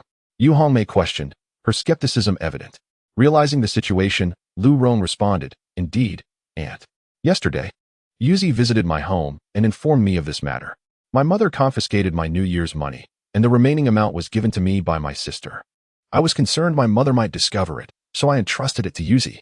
I have no need for this money. The health of our uncle is of utmost importance. Once Yu Hongmei returned home, Lu Rong pulled Jiang You aside to the stairwell. What on earth is happening with my uncle? Is it related to the layoffs at the factory? The police have already been notified, so you need not concern yourself with it. By the way, has the matter regarding the stock account been resolved today? If so, I shall visit the brokerage in the afternoon. Lu Rong gestured to Jiang You with an okay sign. You doubt my capabilities? He then added, by the way, I haven't had the chance to ask you, how did you acquire your new phone? Surely you didn't use the 30,000 yuan that Han Ningzi gave you? Not at all, Jiang Yu replied. Oh, then where did this phone come from? It was a gift from Han Ningzi. Lu Rong exclaimed, what on earth? At that moment, someone called out, Jiang Yu. The two turned to find Officer Gao Yin approaching. Jiang Yu quickly walked over. I apologize for the trouble last night. It was no trouble at all. I am here regarding an investigation that requires your cooperation, Officer Gao stated. Jiang Yu hesitated for a moment before nodding. All right. Chapter 10. Are you asking me to find a mistress at the salon? The 40-story Batian building stands as a landmark in Xinyang City. Each time Yang Yonghong gazes down from his office on the top floor, a surge of pride and superiority envelopes him as he surveys the entire urban landscape. The incident of Hong Wu being injured last night stirred ripples, both significant and trivial, within the underground world of Xinyang. It was trivial because Hong Wu was merely a minor enforcer, yet significant, as his downfall was akin to a slap across Yang Yonghong's face. After all, it had been many years since anyone dared to lay a hand on Yang Yonghong's associates. Yang Yonghong was determined to identify the perpetrator and exact the most severe vengeance. Otherwise, would his subordinates question their leader's resolve? Would competitors perceive him as vulnerable? Would the higher-ups regard Batian as incapable? Did Hong Wu clearly hear what was said? After receiving the report from his subordinate, Yang Yonghong inquired impassively. In response, Gu Kunwen, Boshin's vice president and Yang Yonghong's most trusted advisor, confirmed that Hong Wu indeed heard the words spoken. Who do you suspect could be responsible? Without hesitation, Gu Kunwen presented his premeditated answer. Although the assailant was clad in the uniform of the canning factory, those workers are generally honest and straightforward individuals, unlikely to commit such an act. I consulted your brother, Director Wei Hong, and he too has not heard of anyone from the factory possessing such capabilities. Additionally, regarding our plans to acquire the copper mine in Nan County, only a few are aware of it, so it is possible that the news has leaked. I suspect that others have set their sights on the mine as well. The attack on Hong Wu serves as a demonstration of power, and donning the factory uniform is a tactic to mislead us. Yang Yonghong remained non-committal to Gu Kunwen's analysis and issued a directive, investigate it. Within 3 days, ascertain who was responsible for last night's incident. Did you carry out the events of last night? In a conference room at the People's Hospital, Gao Yin took a deep drag from his cigarette and suddenly posed a question to the flickering-eyed Jiang Yu. Officer Gao, I am not quite sure what you are referring to, Jiang Yu replied with a shrug. Last night, Hong Wu had a confrontation at the entrance of the canning factory staff quarters with your father and others. Officer Gao, that was not merely a confrontation. It should be termed intentional assault. Jiang Yu interrupted him. That is irrelevant. What matters is that after Hong Wu had just attacked someone at the staff quarters, he was subsequently rendered incapacitated with multiple fractures. Do you not find that coincidentally convenient? Oh, who is responsible? That is quite satisfying. Is he dead? If so, I shall burn him paper offerings. Jiang You initially expressed surprise, followed by a gleeful expression. You will be disappointed. He is not dead. You were with your father at the hospital last night. No, my mother was with him. I went to find my classmate, Lu Rong. Oh, the chubby fellow you just saw at the ward door. I spent the night at his place. At this point, Jiang Yu displayed an expression of utter astonishment. Officer Gao, you cannot possibly think that I was the one who incapacitated Hong Wu, can you? Gao Yan, upon hearing this, gestured to the intern officer beside him, Xiao Chun. Please step outside and inquire with that individual. Xiao Chun approached the doorway of the ward. Are you Lu Rong? Yes. What is it to you? Lu Rong exhibited an air of nonchalance. What time did Jiang Yu arrive at your house last night? I can't recall precisely, but when he came to find me, he called to ask me to open the door. Just a moment, let me check my call logs. Lu Rong retrieved his phone and glanced at it. My classmate arrived at my place just past 1 o'clock last night. After a lengthy interrogation of both Jiang Yu and Lu Rong, Gao Yin and his colleagues found no inconsistencies in their accounts and decided to cease their inquiries. As Gao Yin exited the hospital, Lu Rong elbowed Jiang Yu. Yuzi, did you really do that last night? What are you talking about? Don't play dumb. Do you not trust me? Jiang Yu turned his head. Listen, fatty. If I didn't trust you, I wouldn't have come to find you. Also, you know nothing about last night's events. I did this for your own good. All right, I understand. However, next time, if possible, you'd better include me. Observing Jiang Yu's grave expression, Lu Rong nodded in agreement. By the way, can you confirm that my stock account will be ready this afternoon? My sister just called and said it's been set up. Taking advantage of Jiang Dai's afternoon nap, Jiang Yu and Lu Rong departed from the hospital and made their way to the Xinyang branch of Tunghua Securities on Jiefeng Road. The year 2005 marked an unusual bear market, rendering the securities office rather deserted. After successfully opening the account, Jiang Yu transferred all the funds from Han Ningzi's card into the bank account linked to his securities account. He then checked the price of Baodai Company, using the trading machine at the office, and discovered it was merely over 7 yuan. Recalling that this stock could reach 12 yuan by the end of August, Jiang Yu decisively leveraged his entire investment with the maximum of 2 times. Seeing Jiang Yu's actions, Lu Rong's cousin, Zhang Zhiyun, couldn't he help but advise. Are you certain about this? Shouldn't you buy less? Don't worry, cousin. This account is on behalf of someone else. They've given me instructions. Heh. I must adhere to them, right? In his previous life, Jiang Yu had thrived in the financial market, guided by the belief that opportunities for profit arise from downturns. As the saying goes, the greater the storm, the more valuable the fish. Confronted with the candlestick chart on the screen, Jiang Yu's mind became exceptionally clear. As if he were witnessing his past self, the formidable wolf commander who dominated the financial realm, victorious time and again. After purchasing the stocks, Jiang Yu and Lu Rong returned to the hospital. Upon reaching the ward's entrance, they heard a distinct, croaky voice from within. As long as you agree not to go to the city government's entrance, we will add an additional 2,000 yuan to the severance pay for each laid-off employee. And you will receive an extra 5,000. What do you think? Isn't General Yang generous? This money is too tainted. Take it back and leave. Jiang Dai. What do you mean by that? Mr. Jean, do you think we reported to higher-ups for our own sake?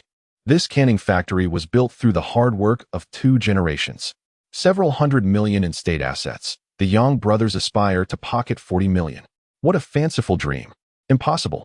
Jiang Dai, you truly lack discernment. Let me be clear. In Xinyang City, there is no business that General Manager Yang cannot succeed in. Furthermore, it was your son who was beaten the day before yesterday, and yesterday it was you. Should you dare to lead opposition against the factory's restructuring again, the next to be harmed will be your wife. We possess numerous methods. Consider your options wisely, you ungrateful wretch. With that, a furious individual stormed out of the hospital room. Lu Rong contemplated confronting him, but Jiang Yu subtly restrained him, shaking his head in silence. Jiang Yu recognized the man as Jin Baochai, the head of the finance department at the canning factory, a sycophant of factory director Yang Weihong. Jiang Yu squinted at Jin Baochai as he made his way to the elevator, suppressing the urge to eliminate him. Why stop me? He was about to lay hands on my aunt. Once Jin Baochai entered the elevator, Lu Rong, his neck flushed with rage, vehemently questioned Jiang Yu. The workers at the canning factory had planned to approach the municipal government the day after tomorrow to voice their concerns, including my father among the leaders. Did you not see my father refrain from violence? Jiang Yu focused his gaze on the elevator for a prolonged moment before offering a vague response. Lu Rong glanced back at the hospital room. How was this related to the earlier incident? If even one person strikes Jin Baochai, he will call the police, and subsequently, the brothers Yang Yonghong and Yang Weihong will concoct various charges, brawling, fighting, intentional injury, to imprison all those present in the hospital room. Hearing this, Lu Rong expressed his confusion. Is that true? Jiang Yu scoffed. Wang Shitong was driven away by Yang Weihong and his associates in just such a manner. Who? The secretary who came to the canning factory last year. A multitude testified that he had slapped Jin Baochai twice during a meeting, forcing the higher-ups to reassign him. So you intend to let Jin Baochai off the hook? How much money do you have on you? Lu Rong rummaged through his pockets. Producing a few hundred yuan. This is all I have. Are you planning to hire a hitman? That won't be necessary. 20 yuan will suffice. There's a salon called Juming on Chin Street. Go there tonight and find a lady. What? You want me to seek out a lady at a salon? Lu Rong exclaimed, his voice abruptly rising an octave. Noticing the eyes of others in the building turning toward them, Jiang Yu hastily covered the plump man's mouth, signaling for silence. Keep your voice down. Oh, Lu Rong lowered his voice. You really want me to find a lady? Jiang Yu glared at Lu Rong. What are you thinking? Remember that Jin Baochai fears his wife? I know. His wife looks like a temple guardian. Who wouldn't he be afraid? Listen closely. There's a lady named Yafeng at Yunming's salon. She is Jin Baochai's mistress. He claimed that in business, one needs to circulate funds, and he squandered her savings at the casino, leading to her disappearance. Lu Rong exclaimed, I have only ever seen ladies swindle clients. This is the first time I've encountered a client deceiving a lady. Jin Baochai truly is a remarkable character. Jiang Yu exclaimed, do not interrupt. Listen to me. Jin Baochai has been engaging with this woman under a fictitious name and identity, which is why she has been unable to locate him. This evening, go there and find an elderly man who collects scrap, offer him 20 yuan and instruct him to visit the Yuming hair salon. He must divulge to that Yafeng all the details, Jin Baochai's name, workplace, family residence, son's school, and wife's workplace. Do you understand? Lu Rong, brimming with excitement, rubbed his hands together and replied, understood. I shall go at once. Chapter 11. Have you truly visited a salon? After sending the overweight man on his way, Jiang Yu entered the hospital room, where he found his father's colleagues gathered. Immediately, he assumed a demeanor of courteous obedience, bustling about to serve tea and refreshments. Once the visitors departed, Jiang Yu inquired of his father, Dad, what brings Jin Baochai here? It is rumored that a provincial leader is set to arrive for an inspection in a few days. They fear that we, the employees planning to approach the municipal government, might cause a stir that could lead to unfavorable repercussions. Moreover, with Yang Weihong possibly on the brink of a promotion, he is understandably anxious about any potential issues. Thus, he has asked Jin Baochai to issue everyone a worthless promise. Ah, so they are aware of the adverse effects. Jiang Yu responded. But you all initially had no intention of going. It would have been better to pocket that money. By the way, has my mother arrived yet? She is likely busy preparing dinner. His father replied. Go, buy me a pack of cigarettes. Dad, smoking is prohibited in this hospital. All right. Then help me to the convenience store.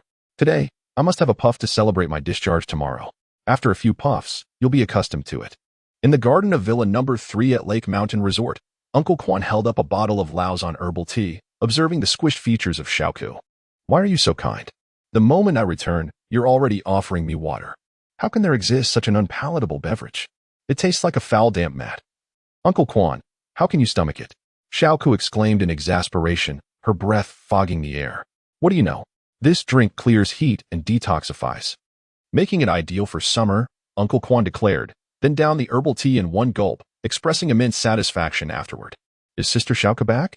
Once the commotion subsided, Han Ningzi, who had been reading on a swing in the corner, finally spoke up. Xiaoka hurried over, saying, the securities department reported that Jiang Yu has leveraged his entire position to buy into Bao's shares this afternoon. Did he go alone? No, he was with Lu Rong. Understood. Han Ningzi furrowed her brow. This guy would rather be accompanied by that hefty Lu Rong than invite me. Feeling a twinge of discontent, her mood swiftly transformed as Jiang Yu's call interrupted her thoughts. My mother has seen the phone you sent me. Jiang Yu, on the other end, noted his mother chastising his father for smoking in the hospital. He continued, my mother has asked me to sincerely extend an invitation to the beautiful, lovely Gentle yet aloof Han Ningzi to join us for dinner at our home tomorrow noon. Very well. After hanging up, Han Ningzi felt inexplicably uplifted, only to be overtaken by a sudden wave of anxiety. What should I wear to leave a good impression on Jiang Yu's parents when I visit their home? The 18 or 19-year-old girl found herself in a quandary. Oh, my dear mother, are you satisfied now? Jiang Yu sighed in exasperation, turning to his companion, Yu Hongmei. You child, how can you accept such an extravagant gift and yet be reluctant to have them over for dinner? How much did this phone cost? How much is a few meals? You would willingly allow someone to dine at our home for an entire year. Very well. I shall invite her to stay with us for that duration. If you can keep me, then let her feast here. By the way, remember to summon Xiao Lu for lunch tomorrow. At that moment, Jiang Yu noticed an unanswered call from the rotund Lu on his phone and promptly returned the call. Yuzu, the matter is settled. That woman named Yafeng has already left and is now heading to Jin Baokai's residence. Lu exclaimed boisterously. Upon hearing this, Jiang Yu chuckled. Well done. Wait for me at the entrance of the workers' dormitory. We shall enjoy the spectacle together. Jin Baokai's home was also situated within the workers' dormitory of the canning factory. After informing Yu Hongmei in the hospital room, Jiang Yu hurried home. Arriving at the workers' dormitory at 6 in the evening, with daylight still lingering, he spotted a large crowd gathered at the entrance from a distance. As he approached, he was taken aback to see not only residents from the canning factory but also numerous individuals from neighboring factory dormitories. Many were pointing and whispering among themselves. It is indeed human nature to revel in commotion, Jiang Yu mused silently. Hey, Yuzu, over here. Lu Rong, with his keen eyes, immediately spotted Jiang Yu. On the ground sat a gaunt woman heavily made up, desperately clutching Jin Baokai's trousers, preventing him from leaving. You promised to take care of me. To keep me from selling myself. You ran away without a word. If you think you can escape without returning the money you took from me, you are gravely mistaken. You crazy woman, get away from me. I don't even know you. This was Yafeng, Lu whispered to Jiang Yu. Jiang Yu blinked in surprise and asked, What is going on here, my friend? Why are there so many people? Lu quickly filled him in, exclaiming loudly, Hey. This woman claims she met Jin Baokai at a salon, where he deceived her into believing they were in a relationship and swindled her savings over the years. Oh, that cannot be right. Jin Baokai has been married for over a decade, and everyone knows his wife. Besides, it's common knowledge that he fears his wife. With such a formidable woman by his side, would he dare to stray? Jiang Yu feigned seriousness, prompting Lu to engage further. What does fearing one's wife have to do with infidelity? If he had cheated, would this woman have come forward? Do not jump to conclusions. While it may sound admirable to defend the downtrodden, it could also be seen as disrupting a marital bond. Just because this lady claims to be Jin Baokai's girlfriend doesn't make it so. By that logic, every young man in the country would be knocking on Lu Yifei's door, declaring themselves her boyfriend, wouldn't they? Jiang Yu mockingly presented a series of righteous critiques to Lu. Well, what do you propose? Lu, getting more animated, urged. Jiang Yu raised his voice, Excuse me. Madam sitting on the ground. While one may indulge in food indiscriminately, one must not speak recklessly. You allege that Jin Baokai deceived you in love and took your money. Do you possess any evidence? At that moment, some eager young onlookers joined in the commotion, calling out. Exactly. You need to present evidence for us to believe you. Hurry up and show it. Indeed. Time and again, you accuse my husband, Jin, of deceiving you and swindling your money. If you cannot present evidence today, I shall strip you of your garments and bind you to a utility pole. At this moment, the crowd parted, and a formidable woman strode into the scene, her steps betraying her disregard for kinship. Even though Jiang Yu had some recollection of her, he gasped at the sight of Jin Baotsai's wife, who stood at an imposing height of 1.8 meters and weighed over 250 pounds. Jin Baotsai's wife pointed at Yafeng, exclaiming, You little harlot, produce the evidence. Upon seeing the main character, Yafeng swiftly climbed to her feet, dragging Jin Baokai along. Oh, hefty matron, you seek evidence, do you? Very well. I shall recount it all for everyone to hear. Your husband enjoys lying beneath. If he is on top, he softens by the count of 9. Your husband bears a stitched scar on his backside. Shall I continue, you hefty matron? Yafeng delivered this string of accusations with the flair of a seasoned performer, taking great pride in her recital. The children and single youths were unaware of the implications behind her words, but the married individuals comprehended fully, erupting into laughter. Jin Baotsai's wife was momentarily taken aback by the barrage of evidence. After a brief pause, she turned to the visibly guilty Jin Baokai and unleashed a powerful kick, exclaiming, You, Jin, truly are something else. The force of her kick sent Jin Baokai flying a meter away, startling many onlookers. Fat Lu, who had a cigarette dangling from his lips, dropped it in shock, realizing the sheer strength of this woman and understanding why Jiang Baokai feared his wife so deeply. As Jiang Baokai attempted to rise, his wife delivered another kick, shouting, "You scoundrel! Back when your family was on the brink of starvation in the countryside, it was my father who came to your aid. Now that you've come to the city, you've forgotten your roots. Haven't you?" A familiar neighbor, noticing the severity of Jiang Baokai's wife's assault, rushed over to intervene, saying, "Stop. If you continue, someone may end up seriously injured." The stout woman regained her composure and addressed Yafeng. "My dear, you claim that my husband owes you money, correct? He swindled me out of 30 to 40,000. Do you know how arduous it was for me to save that amount?" With each statement, Yafeng wiped her nose and shed tears.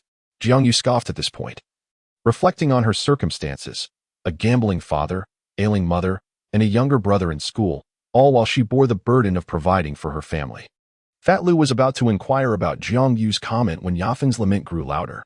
"My father is a gambler, my mother is ill, and my brother still needs to attend school. If it weren't for the need to support my family, who would willingly engage in this line of work?" Upon hearing Yafeng's words, Fat Lu gazed incredulously at Jiang You, exclaiming, "Wow, incredible. You've actually been to a salon, haven't you?" However, his attention was swiftly drawn back to Yafeng as she continued, "To earn a bit more, I once serviced up to 15 clients in a single day, and it took me 3 years to save such a meager sum. Gentlemen, is it easy for a girl like me?" Jiang You, with a look of disdain, muttered, "What a ridiculous notion." Chapter 12. This gun is a fake? After enduring a barrage of punches from his wife, Jiang Bao was finally loaded onto an ambulance. Jiang You, having accomplished the day's objective, signaled to the portly man, and the two discreetly departed the scene, returning to Jiang Yu's residence. "You truly opened my eyes today, Yuzu. What are your plans next?" the portly man exclaimed. "This matter is far from over," Jiang Yu replied, rummaging through his belongings until he unearthed a toy pistol. This was a relic from his primary school days in the 1990s, purchased with his pocket money, and closely resembling the 54-style pistol in both appearance and weight, though it could only fire plastic BBs. During that era, regulations were lax, and toy guns were readily available on the streets for a mere dozen or 20 yuan. With a budget of around 100 yuan, one could even acquire a model capable of firing steel balls. "By the way, fatty, do you wish to make some money?" Jiang Yu inquired, eyeing the toy gun. "Absolutely. My mother confiscated my several thousand yuan, and now I have to be frugal even when treating the ladies," the portly man lamented. As he spoke, a thought struck him, and he pointed at Jiang Yu's toy. "You aren't planning to use that to rob a bank, are you?" Jiang Yu glanced at the toy gun in his hand and retorted, "Is that something I would do?" He then continued, "In a few days, I will head to Lingan province to acquire some goods for sale. Would you like to accompany me?" The portly man scrutinized the toy gun and then looked back at Jiang Yu, uncertainly asking, "What exactly are you going to Lingan for? Powder? Powder? That's in Yunnan." Jiang Yu corrected. "What do you plan to procure in Lingnan?" "I intend to gather items suitable for street vending. The specifics will reveal themselves upon arrival. Just tell me if you're in or not." Upon hearing this, the portly man's eyes brightened. This could work. Would 20,000 yuan suffice? Jiang Yu polished the toy gun diligently before stowing it in his satchel. "We won't need that much. Just reserve a spot in your family's warehouse for me. We can use your old van to sell." Yesterday, while bantering with the shoe stall owner, Jiang Yu had gleaned a wealth of useful information. In his previous life, he had begun his street vending journey by selling clothes in Ling'an, thus he was well acquainted with various suppliers and channels. Jiang Yu felt confident that he could capitalize on this opportunity to make quick money before the school term commenced. Upon arriving at the hospital, Jiang Yu urged his mother to return home and took it upon himself to care for his father. Once his father had drifted off to sleep, Jiang Yu made his way to the nurses' station to engage in conversation with the nurses. "Hey ladies, let me tell you, that man's wife was tall and robust. After a few punches, he was on the ambulance, which I believe belongs to your hospital." Jiang Yu animatedly recounted the day's events to the nurses. "Now that you mention it, I recall that we did receive an emergency case tonight. Was the man round-faced with a hook nose?" Yes. "No way. He really ended up here?" "Indeed, he is in room 709. His gaze was rather lecherous, constantly sneaking glances at our chests, right, Xiaoli?" "Absolutely. Is there really anything so appealing about him?" The individual known as Xiaoli turned to Jiang Yu and inquired, "Why do men always seem to gaze at women's chests?" Jiang Yu silently criticized, "Perhaps it is because your faces are less than appealing." After acquiring the information he sought, Jiang Yu engaged in conversation with the nurses for a while, then descended to purchase a late-night snack for each of them. The inpatient department of Xinyang People's Hospital is situated in an old building, where each floor is equipped with surveillance cameras only at the elevator entrance and the end of the corridor, leaving numerous blind spots. Wearing a sun hat and a mask obtained from the front desk, Jiang You ascended the stairs to the 7th floor and entered room 709, only to discover that Jin Baochai was the sole occupant. Without hesitation, he delivered 2 resounding slaps to the slumbering man. As Jin Baochai groggily awoke, Jiang You struck him again, exclaiming, "Wake up, you sluggard!" As Jin Baochai regained his senses and attempted to call for help, Jiang You swiftly grasped his chin and thrust the barrel of his gun into his mouth. "Oh, you want to shout? Go ahead, shout louder," Jiang You demanded in a low voice. Jin Baochai whimpered and nodded before shaking his head vigorously. "So you want to call for help? That simplifies matters. Otherwise, if this gun misfires, it could splatter your brains all over the place, which would be quite unfortunate. I have several questions for you, and should you lie, I want to waste a bullet, I'll simply toss you out of this 7th floor window," Jiang You declared as he withdrew the gun, his tone menacing. Upon hearing this, Jin Baochai's face contorted into a pitiful expression, more sorrowful than that of a weeping child. "Brother, ask me whatever you wish. There is no need to intimidate me with that weapon," he stammered, trembling as he pointed at the gun in Jiang Yu's hand. Jiang Yu chuckled, raising the firearm. "This thing is merely for intimidation, but it's undoubtedly more effective than your flaccid weapon that goes soft in 9 seconds. Would you care to give it a try?" Jin Baochai, upon hearing this, broke into tears. "Brother, please, just ask your questions directly. I will answer." Jiang Yu nodded, satisfied with his compliance. "I heard you threatened Jiang Dai in the hospital today, claiming you would kill his wife?" "No," Jin Baochai began, but upon seeing Jiang Yu raise the gun, he immediately softened, raising both hands in surrender. "I only said I would beat his wife, not kill her. I ask you, why do you intend to harm Jiang Dai?" "Because he leads the opposition against the reform. They say he is a die-hard reactionary. If we deal with him, the other workers in the canning factory will be frightened. It's a case of killing the chicken to scare the monkeys." Zhang Changchun also opposes the reform. "Why not target him?" "Brother, Zhang Changchun is the deputy factory director. At least he holds a position of authority, while Jiang Dai is merely an ordinary worker. Moreover, Zhang Changchun has support behind him." Jiang Yu was taken aback by the revelation of Zhang Changchun's backing. He looked at Jin Baochai with a sneer. "So, you are cowards who prey on the weak?" Jin Baochai shrank back slightly, cautiously responding, "Brother, we are indeed thugs. Isn't that precisely what we do, bully the weak? We cannot contend with anyone truly formidable." Jiang Yu found amusement in the boy's self-awareness. It seemed he had a certain level of realization about his own nature as a thug. Who was it that decided to target the Jiang family? Was it Yang Weihong, Yang Yonghong, or Yang Wenjie? Jiang Yu inquired softly. "None of them, it was Dog Yi," Jin Baochai replied, trembling with fear, and then, with a mournful expression, he pleaded, "Big brother, could you please lower your gun? I might wet myself." With a sharp slap, Jiang Yu retorted, "You dare to keep a mistress and yet claim to be timid? Speak, who is Dog Yi?" As Jiang Yu holstered his weapon, Jin Baochai cautiously elaborated. "Dog Yi is Gu Kunwen, someone close to Yang Yonghong." Instantly, a multitude of thoughts surged through Jiang Yu's mind. Gu Kunwen, the strategist for Yang Yonghong. One of the earliest companions in his entrepreneurial endeavors, a master of cunning schemes. After the downfall of the Badian group, while many culprits were apprehended, this individual had skillfully evaded capture and fled abroad. Jiang Yu pressed further. "Do you truly believe that by attacking Jiang Dai, his son, and his wife, you can sway his resolve?" Gu Kunwen would not concoct such a simplistic plan, would he?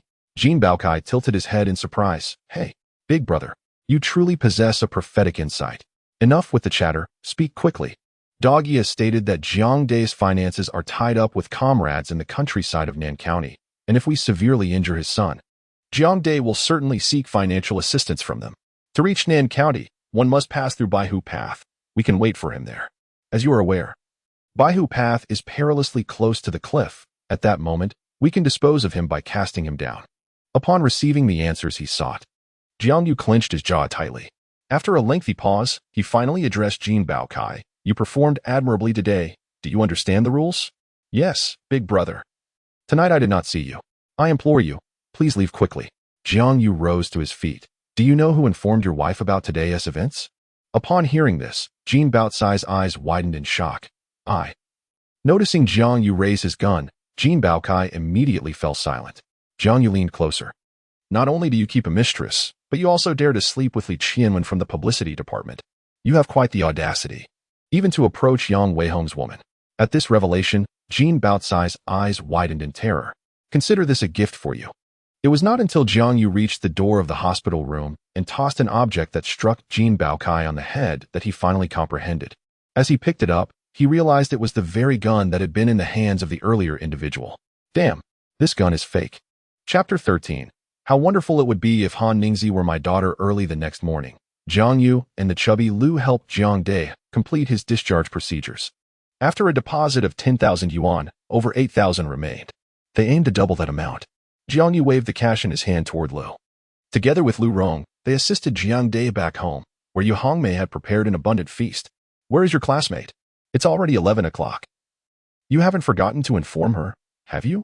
Yu Hongmei, bustling in the kitchen, asked Jiang Yu with a hint of annoyance. At that moment, Jiang Yu's phone rang. Hello? Han Ningzi? I'm at the entrance of your residential community. As Han Ningzi spoke, she gestured for Uncle Quan and Xiao Ku to head back. Wait for me. I'll be right down to meet you. Just 1 minute. After hanging up, Jiang Yu rushed downstairs. Jiang Yu, over here. Upon arriving at the community entrance, he spotted Han Ningzi, clad in a flowing white dress, waving from beneath the shade of a tree. His heart raced unexpectedly. Jiang Yu, why is your face so red? Is it? I just ran down. Perhaps it's the heat, Jiang Yu replied, willingly taking the bag from Han Ningzi's hand. Hello, uncle. Hello, auntie. Hello, classmate Lu Rong. Upon entering the house, Han Ningzi greeted everyone politely, albeit shyly. Please, take a seat. There's a soup cooking. We'll eat once it's ready. The moment Yu Hongmei laid eyes on Han Ningzi, she felt an instant fondness and cheerfully welcomed her. Classmate, you know me? Lu, seated on the sofa, failed to recognize her at first. Jiang Yu playfully tapped his head. Are you daft? This is Han Ningzi. Well, you're Han Ningzi? Have you had work done? Lu leapt up from the sofa and approached Han Ningzi, scrutinizing her for a while before nodding, concluding, Indeed, it is Han Ningzi. Your ability to downplay your looks surpasses even Huang Xuexin's pretense of innocence. Jiang Yu, annoyed, pulled Lu away. What nonsense are you spouting? Hurry up and let others sit at the table. Oh, right. Lu obediently closed his mouth. The family busily prepared the meal. And once everyone was seated at the dining table, Jiang Yu promptly served Han Ningzi a bowl of soup. Han Ningzi then retrieved 2 boxes from her bag and handed them to Jiang Yu, who was serving soup. Understanding her intent, Jiang Yu passed the 2 boxes to his parents. These are gifts from Xiaoning. I bought them impulsively, not sure if Uncle and Annie would like them. Han Ningzi's cheeks flushed crimson as she spoke. Oh dear, you shouldn't bring gifts when coming to someone else's home for a meal. It's a waste of money. Jiang Yu, you should have stopped her. Jiang Dai grumbled. What nonsense. The child is simply being thoughtful. If you want to accept it, then don't eat. Yu Hongmei scolded. After chastising Jiang Dai, Yu Hongmei turned to Han Ningzi. Xiaoning, Annie will accept this time, but please don't spend money like this again. You're all students and shouldn't waste money, understand? Well, didn't Sister Xiaoku say that girls should bring gifts when visiting for the first time? Han Ningzi pondered with curiosity. Hey, where's my gift? Lu the chubby one blurted out, observing Han Ningzi's flustered demeanor. Jiang Yu felt a surge of irritation and shoved a chicken leg into Lu's mouth, saying, just focus on your meal. This gift is for the elders. Children have no share. Watching the lively atmosphere among them, Han Ningzi found the meal particularly delightful today. Come, try the sweet and sour ribs made by Andy. And this pork belly. Right, Hongmei, eager not to neglect Han Ningzi, persistently served her more dishes. By the way, Han Ningzi, which school did you apply to this year? Lu, busy chewing on meat, asked incoherently. Jiangdong University, Han Ningzi replied softly, stealing a glance at Jiang Yu. Oh, our little Yu is also at Jiangdong University. And little Lu is at Hangqing Normal University. All 3 of you are in Hangqing. You can look after each other. At this point, right, Hongmei turned to Jiang Yu with an instruction. Did you hear? You 2 must take good care of Xiaoning once you get to university. Why didn't you apply to Tsinghua or Baidu? Jiang Yu questioned, perplexed, as Han Ningzi had scored 730 points this year. Why would she choose Jiangdong University? I don't want to go back to Baidu.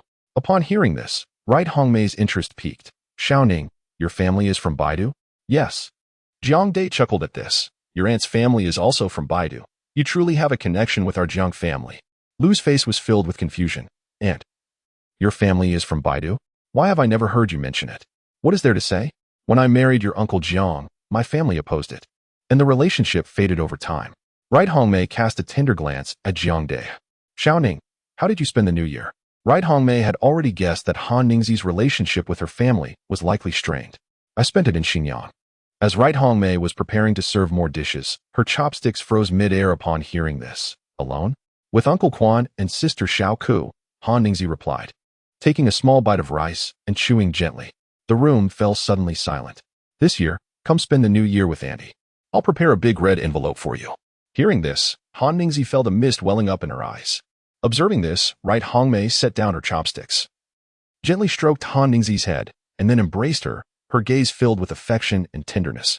The moment Right Hongmei laid eyes on Han Ningxi, she sensed the loneliness and detachment in her gaze, reminiscent of her own past, which inexplicably tugged at her heartstrings. She adored this gentle, serene child. How wonderful it would be if she were my daughter, Right Hongmei thought. After the meal, several colleagues from the canning factory came to visit Jiang Dai. Many were captivated by the silent Han Ningxi sitting on the sofa, concerned that her social anxiety might make her uncomfortable, and since Han Ningxi mentioned needing to attend class, Jiang You quickly took Lu along to see her off. Just as she was about to leave, Han Ningxi suddenly turned around and embraced Right Hongmei, softly expressing her gratitude with a whispered thank you, Auntie, before she proceeded downstairs. After exiting the community and crossing an intersection, she spotted a long Maybach, and Lu Rong's eyes widened in astonishment. He patted Jiang You on the shoulder, exclaiming, "My dear boy, how heartening it is to see you abandon the shadows for the light, forsaking a hard life for a softer one." Jiang You swiftly shrugged off Lu Pengzi's hand, stating, "Let us discuss serious matters. When we return later, you must inform my father and mother that I intend to go to Lingnan next Monday to celebrate my graduation, understood? Our uncle is already on the layoff list. What if my aunt claims there is no money? Fear not, in a few days, Uncle Tai will come to repay the loan. Additionally, you shall tell my mother that you will cover the expenses for food and lodging, while I will only provide the round-trip ticket fare. My mother will surely agree." The two of them laughed and returned home, where lively discussions filled the air. "Brother Dai, have you heard? It seems our factory's restructuring plan has been halted by the city. Is that true?" Jiang You, just entering, could not help but interject. "Go away and play. Why are you asking so many questions, child?" Dai replied impatiently, waving his hand. "Brother Dai, does this matter concern you?" "Indeed. We heard from others at the factory that this morning, Yang Weihong smashed things in the office, claiming she would deal with you. You ought to be cautious." Upon hearing this, Jiang Yu felt a weight in his heart. Had his father's situation been revealed? At that moment, someone at the door called out, "Jiang Dai, the factory has notified you to come in tomorrow morning before 10 to process your layoff procedures. Be sure to show up." Hearing this, the room fell into a state of bewilderment. Chapter 14. Is Jiang Yu unworthy of Xiaoning? Jiang Yu was somewhat taken aback when he heard someone come to inform his father about the procedures for retirement. A glance revealed it was Zhang Lei, who had taken over his father's position as the head of security. This individual had been strategically placed in the canned food factory by Yang Weihong through a recruitment process, and he was rumored to be quite a formidable thug. "Jiang Dai, your connections are truly impressive. You even managed to reach someone from the provincial level." Zhang Lei leaned against the doorframe, lit a cigarette, and continued, "The restructuring of the factory is stagnating, yet there are still some who will be laid off. Anyone daring to oppose factory director Weihong should prepare to end up like Jiang Dai, pushing a rickshaw." Noticing Lu Rong staring blankly at him, Zhang Lei stood up, struck a pose, and gestured with his chin. "Hey, that little chubby kid who hasn't even grown a full beard, not convinced? Want to try your luck?" Jiang Yu held back the eager Lu Rong and shook his head at Zhang Lei. "The space in here is limited, and your Wing Chun skills would give you a significant advantage. It's best not to engage." Jiang Yu observed acutely that Zhang Lei was adopting the initial stance of Wing Chun, having been a champion in military hand-to-hand combat for 3 consecutive years in his previous life. Jiang Yu had participated in numerous training sessions and was familiar with many fighting styles, having practiced several himself. Zhang Lei nodded at Jiang Yu's words. "You have a discerning eye. I'll commend you for that. If he truly engages, I fear today might end with your family in dire straits." Jiang Yu gave a thumbs up. "Big brother, you're truly impressive. It's evident you've taken lives before. The little one understands." Zhang Lei turned back to Jiang Dai. "You must come to sign tomorrow morning. Otherwise, I will definitely break your son's legs and eliminate your wife." With that, Zhang Lei turned and left. Upon hearing those words, Jiang Dai sprang to his feet, ready to charge forward. But Jiang You and Lu Rong quickly restrained him. Turning his head, Jiang Yu caught Zhang Lei glancing back with a raised middle finger. Jiang Yu offered him a slight smile, revealing a set of pearly whites. Though it was summer, Zhang Lei suddenly felt a chill from the youth's smile. After Zhang Lei departed, Yu Hongmei remained silent, while the colleagues in the room busied themselves comforting Jiang Dai. As fellow employees of the canned food factory, many felt a sense of shared sorrow upon hearing of Jiang Dai's impending layoff. This is truly outrageous. I must call my brother right now. Once the colleagues had left, Yu Hongmei finally spoke. Jiang Dai glanced at his wife and contemplated. After so many years without contact, there is no need to reach out. If layoffs are to occur, then so be it. I'm not referring to your layoff. I'm talking about Xiao Yu. Yu Hongmei erupted. They threatened to break my son's legs. Seeing his mother struggling to catch her breath, Jiang Yu quickly stepped forward to pat her back, while Lu Rong hurriedly poured her a glass of water. Mom, Dad. After a moment of thought, Jiang Yu decided to voice his opinions. I believe Dad's layoff might actually be a blessing in disguise. Noticing that his parents did not oppose him, Jiang Yu continued, at the canned food factory, one cannot even earn 1,000 yuan a month. What is the point of continuing like this? If Dad were to find a security job, he could earn over 1,000, right? What purpose does this serve? In my opinion, being laid off is just fine. As the saying goes, a tree that is moved will die, but a person who moves will thrive. Moreover, my father rose through the ranks from the position of instructor to deputy company commander in the automobile corps. If all else fails, I could always find a job as a driver, which pays even better. At this moment, Lu Pengzi interjected, Uncle. My dad has suggested countless times that you resign to assist him. Isn't this the perfect opportunity since you've been laid off? Jiang Dai nodded in agreement. There is a vast world out there, teeming with possibilities. All right, I shall handle the layoff procedures tomorrow. Seeing that his mother's mood had improved, Jiang Yu spoke up. Since Dad is going to sign the paperwork tomorrow, others will naturally refrain from causing me trouble, so you needn't worry. This morning, Pengzi invited me to travel to Lingnan with him for a few days. Would it be all right if I took a little break? Lu Pengzi immediately chimed in, right. I almost forgot to mention this to Aunt. My mom has already purchased the train tickets for both of us. So, Aunt, you can rest assured. Yu Hongmei nodded and, in a somber tone, said to Jiang Yu, Little Yu, you should go and enjoy yourself for a few days. Yu Hongmei sighed. You too must be careful on the road, and don't spend money frivolously. After soothing his parents, Jiang Yu used the excuse of drafting a travel plan to spend the night at Lu Pengzi's house. Upon arriving at Lu Pengzi's home, Jiang Yu unfolded the latest map of Xinjiang that he had purchased, repeatedly tracing a point on the map with a pencil. Lu Pengzi handed him a bottle of ice-cold cola. What are you drawing? When Jiang Yu ignored him, Lu Pengzi leaned in closer. Oh, Mountain Village on the outskirts. Isn't that Zhang Lei's home? What are you up to? Jiang Yu glanced at Pengzi and solemnly replied, Pengzi, I need you to help me cover for me. How? Tomorrow morning, go to the train station and purchase 2 tickets for the train to Yanqing that departs at 11 p.m. Opt for the K65 slow train.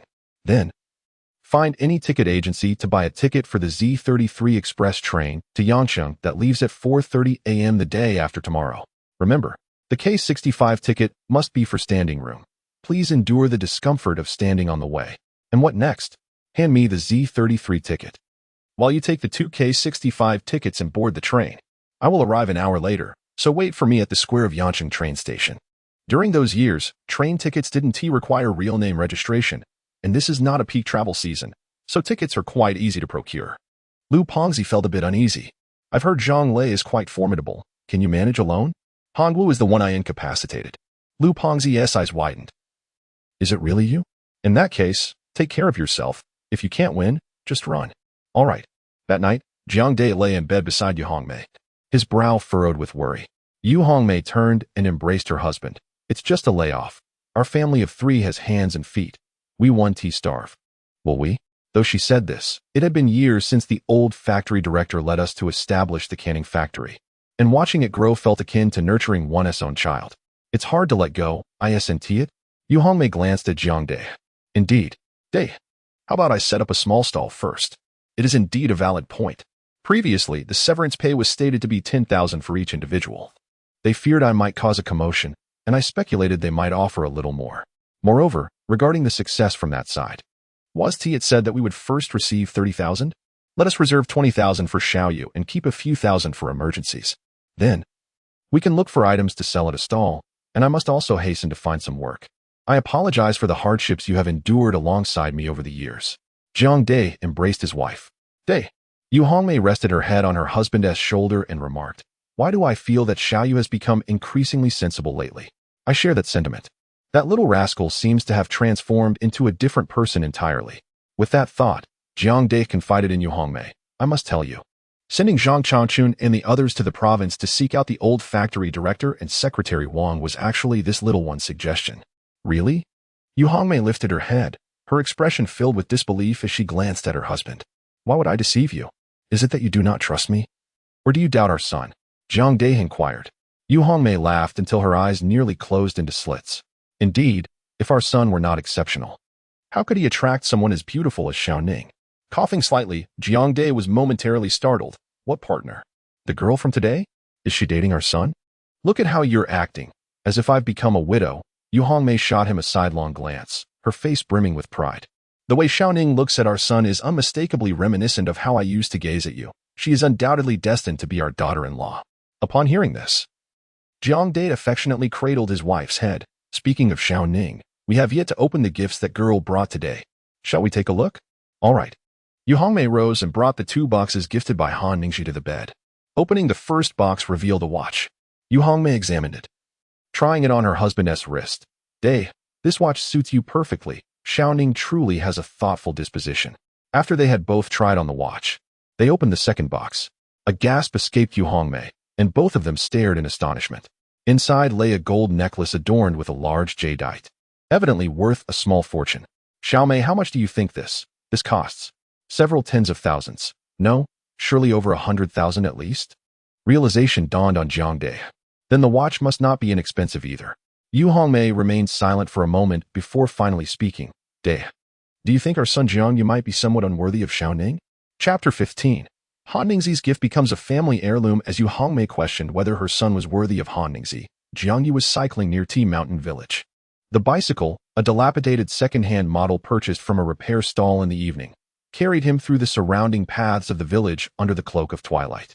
After formulating a rough route in his mind, Jiang Yu parked his bicycle in a paid shelter at the bus station in front of the square and then headed to Lu Pengzi's home to rest. The following morning, Jiang Yu visited the library and informed Han Ningxi of his upcoming trip to Lingnan.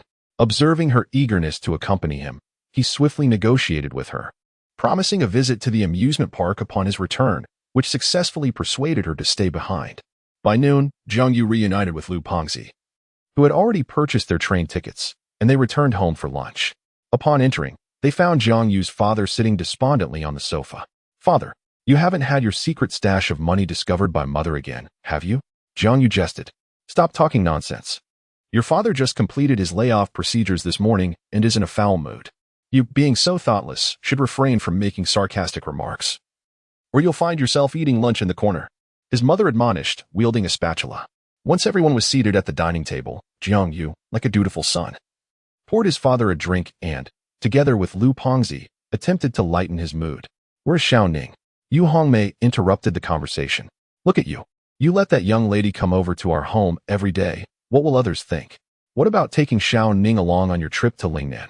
Yu Hongmei pressed further. "Mother, we are 2 young men on a budget trip, staying in cheap lodgings and eating at roadside stalls. Are you suggesting that Han Ningxi endures such hardships with us? That's a fair point. By the way, make sure to return the gifts Xiao Ning gave us yesterday when you have the chance. It's simply unacceptable to receive such expensive gifts," Yu Hongmei said, serving pork ribs into her husband's bowl while addressing Jiang Yu. Jiang Yu was taken aback and exchanged a glance with Lu Pengzi before tentatively asking, "What did she give us yesterday?" Yu Hongmei stood up and rummaged through the depths of the wardrobe, retrieving the boxes from the previous day and handing them to Jiang Yu. "Take a look for yourself." Jiang Yu opened the 2 boxes, with Lu Pengzi peering over his shoulder. "Wow, such a large jade piece. Is that a Rolex Daytona?" Jiang Day, overhearing, inquired of Lu Pengzi. "Do you know about this watch? My father took me to South River last time to celebrate a mine owner's birthday, and he was wearing this. It must be worth around 200,000. As soon as Lu Pengzi finished speaking, Yu Hongmei exclaimed, "What? 200,000? No way. Xiao Yu, you must tell Xiao Ning right now that we need to return these gifts." Jiang Yu pondered for a moment and sent a text to Han Ningxi. My parents believe the gifts are too extravagant and want to return them. What do you think? On the bus, Han Ningzi, upon receiving Jiang Yu's message, felt somewhat perplexed. Uncle Yuan, Sister Xiaoku, why do Jiang Yu's parents want to return the gifts to me? Uncle Yuan turned back. What did the young lady give? How ungrateful of them. A watch and a necklace. The watch you purchased yesterday morning for 200,000. Along with that necklace worth 250,000. Were these gifts for someone? Xiaoku was taken aback. Han Ningzi nodded, yes. Uncle Quan, why are you silent? Miss, your generosity is overwhelming. Jiang You, noticing Han Ningzi's prolonged silence, hurriedly called her. Upon hearing the sorrowful tone in her voice, Jiang You quickly clarified that his parents were merely stunned by the prices and did not truly intend to refuse the gifts. He then urged his mother to answer the phone. Auntie, hearing Han Ningzi's choked voice on the line, Yu Hongmei panicked. Don't cry, don't cry. In truth, both your Uncle Jiang and I genuinely appreciate the gifts you've sent. I will accept them now. Please, stop crying, all right? Have you eaten yet? I have. Han Ningzi's mood started to calm. That's good. Xiao Yu is heading to Lingnan tonight. If you have time in the next few days, please come over and keep Annie company. All right. Han Ningzi's tears turned to smiles. Once the call ended, Jiang Yu immediately instructed his parents to wear the watch and necklace, then took a photo to send to Han Ningzi via QQ. He informed her that the necklace and watch had been designated by his parents as heirlooms for the Jiang family, to be cherished by generations to come. When she responded with a cute emoji, Jiang Yu finally felt at ease. Turning to his parents, he reprimanded them thoroughly until they recognized their mistake. Only then did he inquire about their plans following his father's layoff. Yu Hongmei shared her idea of setting up a stall, while the portly Lu suddenly recalled the true purpose of Jiang Yu's trip to Lingnan and enthusiastically declared that the night market culture there was rich, and he would certainly help find business opportunities. After dinner, as Jiang Yu was packing, his mother handed him 3,000 yuan. Your father's severance pay was only 12,000, so I can only give you this much. Please be frugal on your journey. All right. Jiang Yu accepted the money from his mother, feeling a lump in his throat. His father's severance pay was so little, yet upon hearing he wanted to travel, his mother generously offered him this amount. Mr. Yang, the matter of Jiang Day's layoff has been settled this morning. Additionally, Vice Mayor Chung has agreed to transfer Zhang Changchun this month. Here's the new reorganization plan for your review. In the office on the top floor of Batian Industries, Gu Kunwen reported the latest developments to Yang Yonghong. Yang Yonghong glanced at the cover of the plan and nodded slightly. Well done. A facade of propriety concealing ulterior motives. Jiang Day is indeed a talent. What a pity it is that had he ventured into the underworld, he might have become a significant figure. By the way, have you uncovered who was responsible for the Hanwu incident? Hearing this, Gu Kunwen felt a chill. I'm sorry, we have not yet identified the culprit. Yang Yonghong looked at Gu Kunwen, but I afforded you 3 days.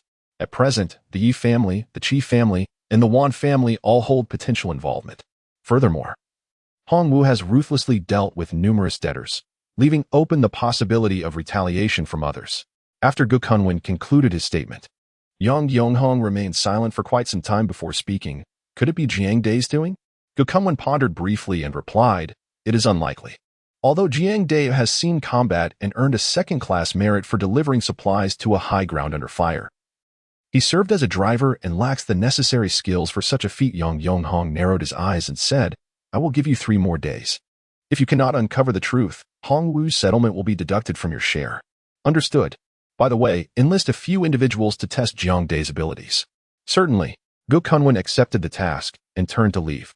However, just as he reached the door, Yang Yonghong called him back. Jiang Day has already been dismissed. Let it be for now. Those who have earned merit in the military may possess connections that could prove unpredictable if pushed too hard. Chapter 16.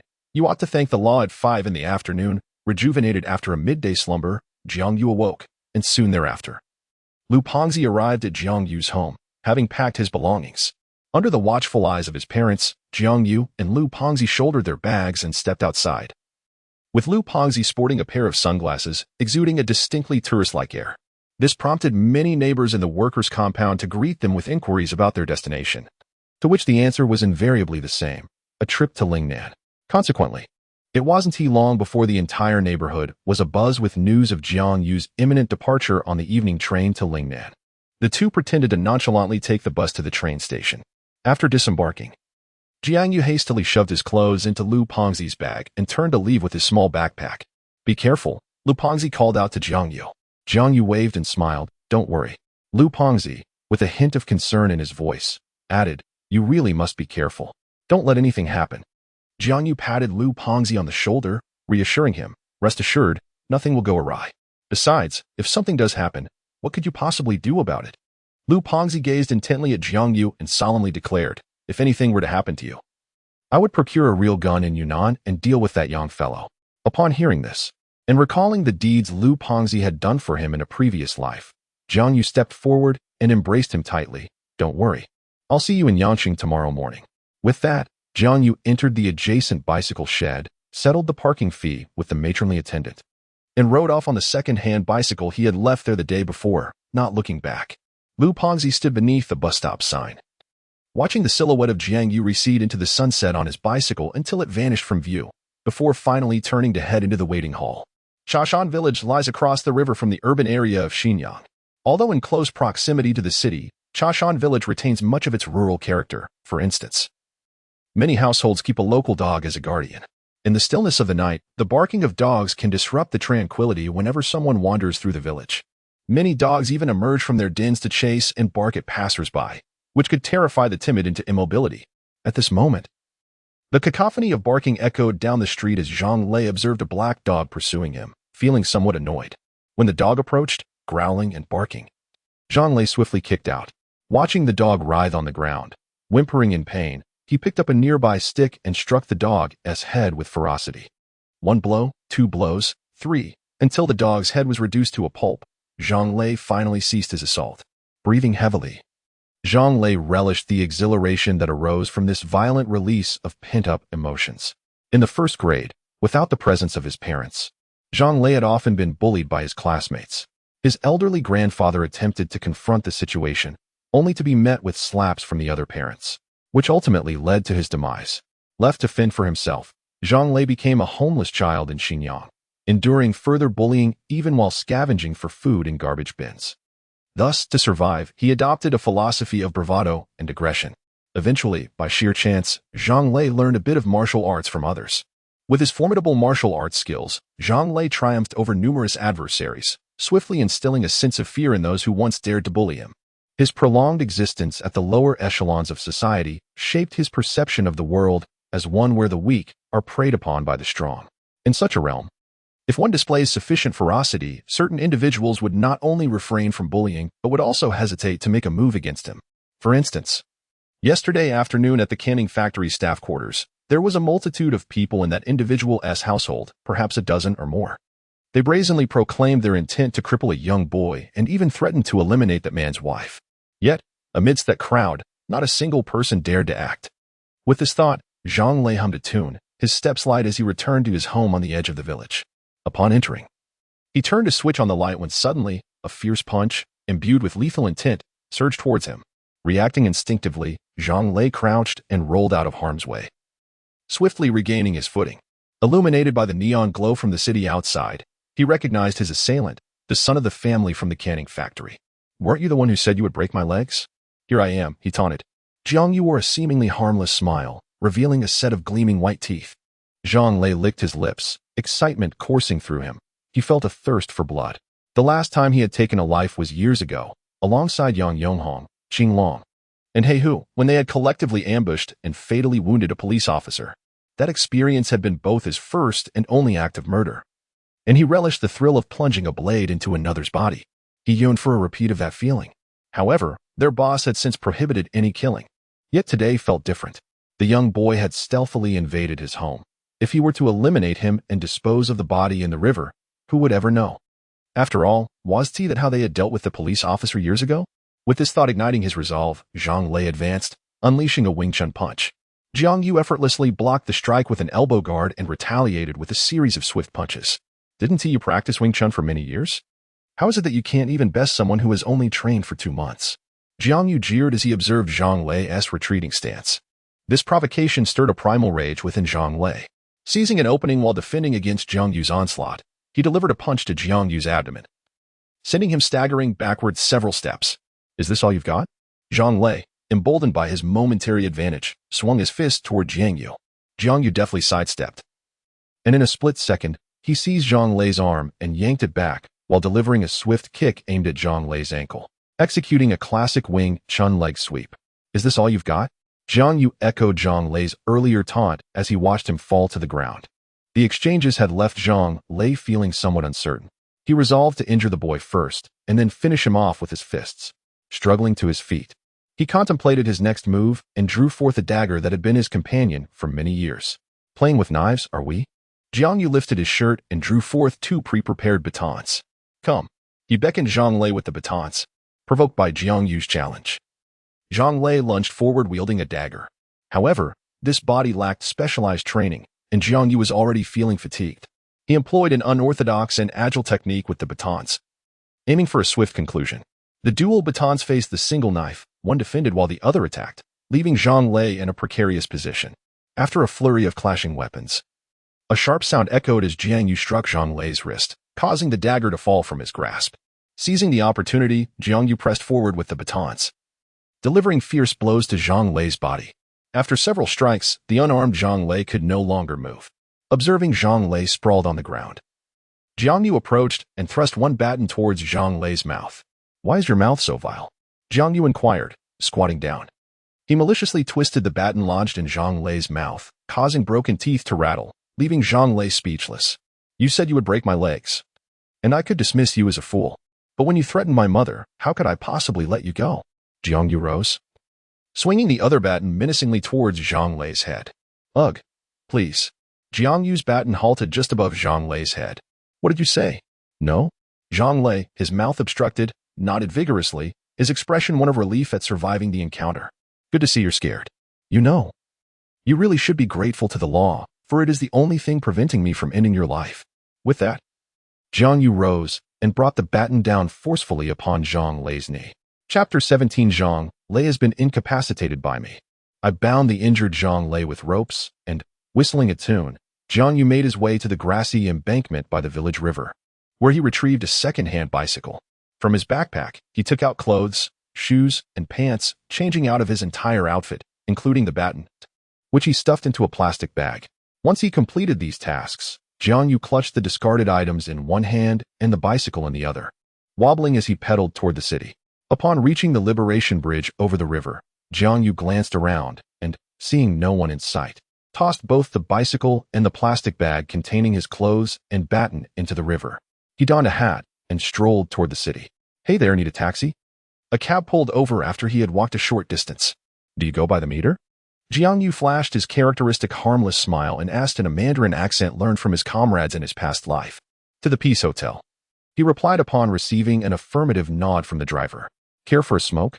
After a brief while, Jiang Yu offered a prepared Furong Wang cigarette to the driver, which opened the floodgates of conversation.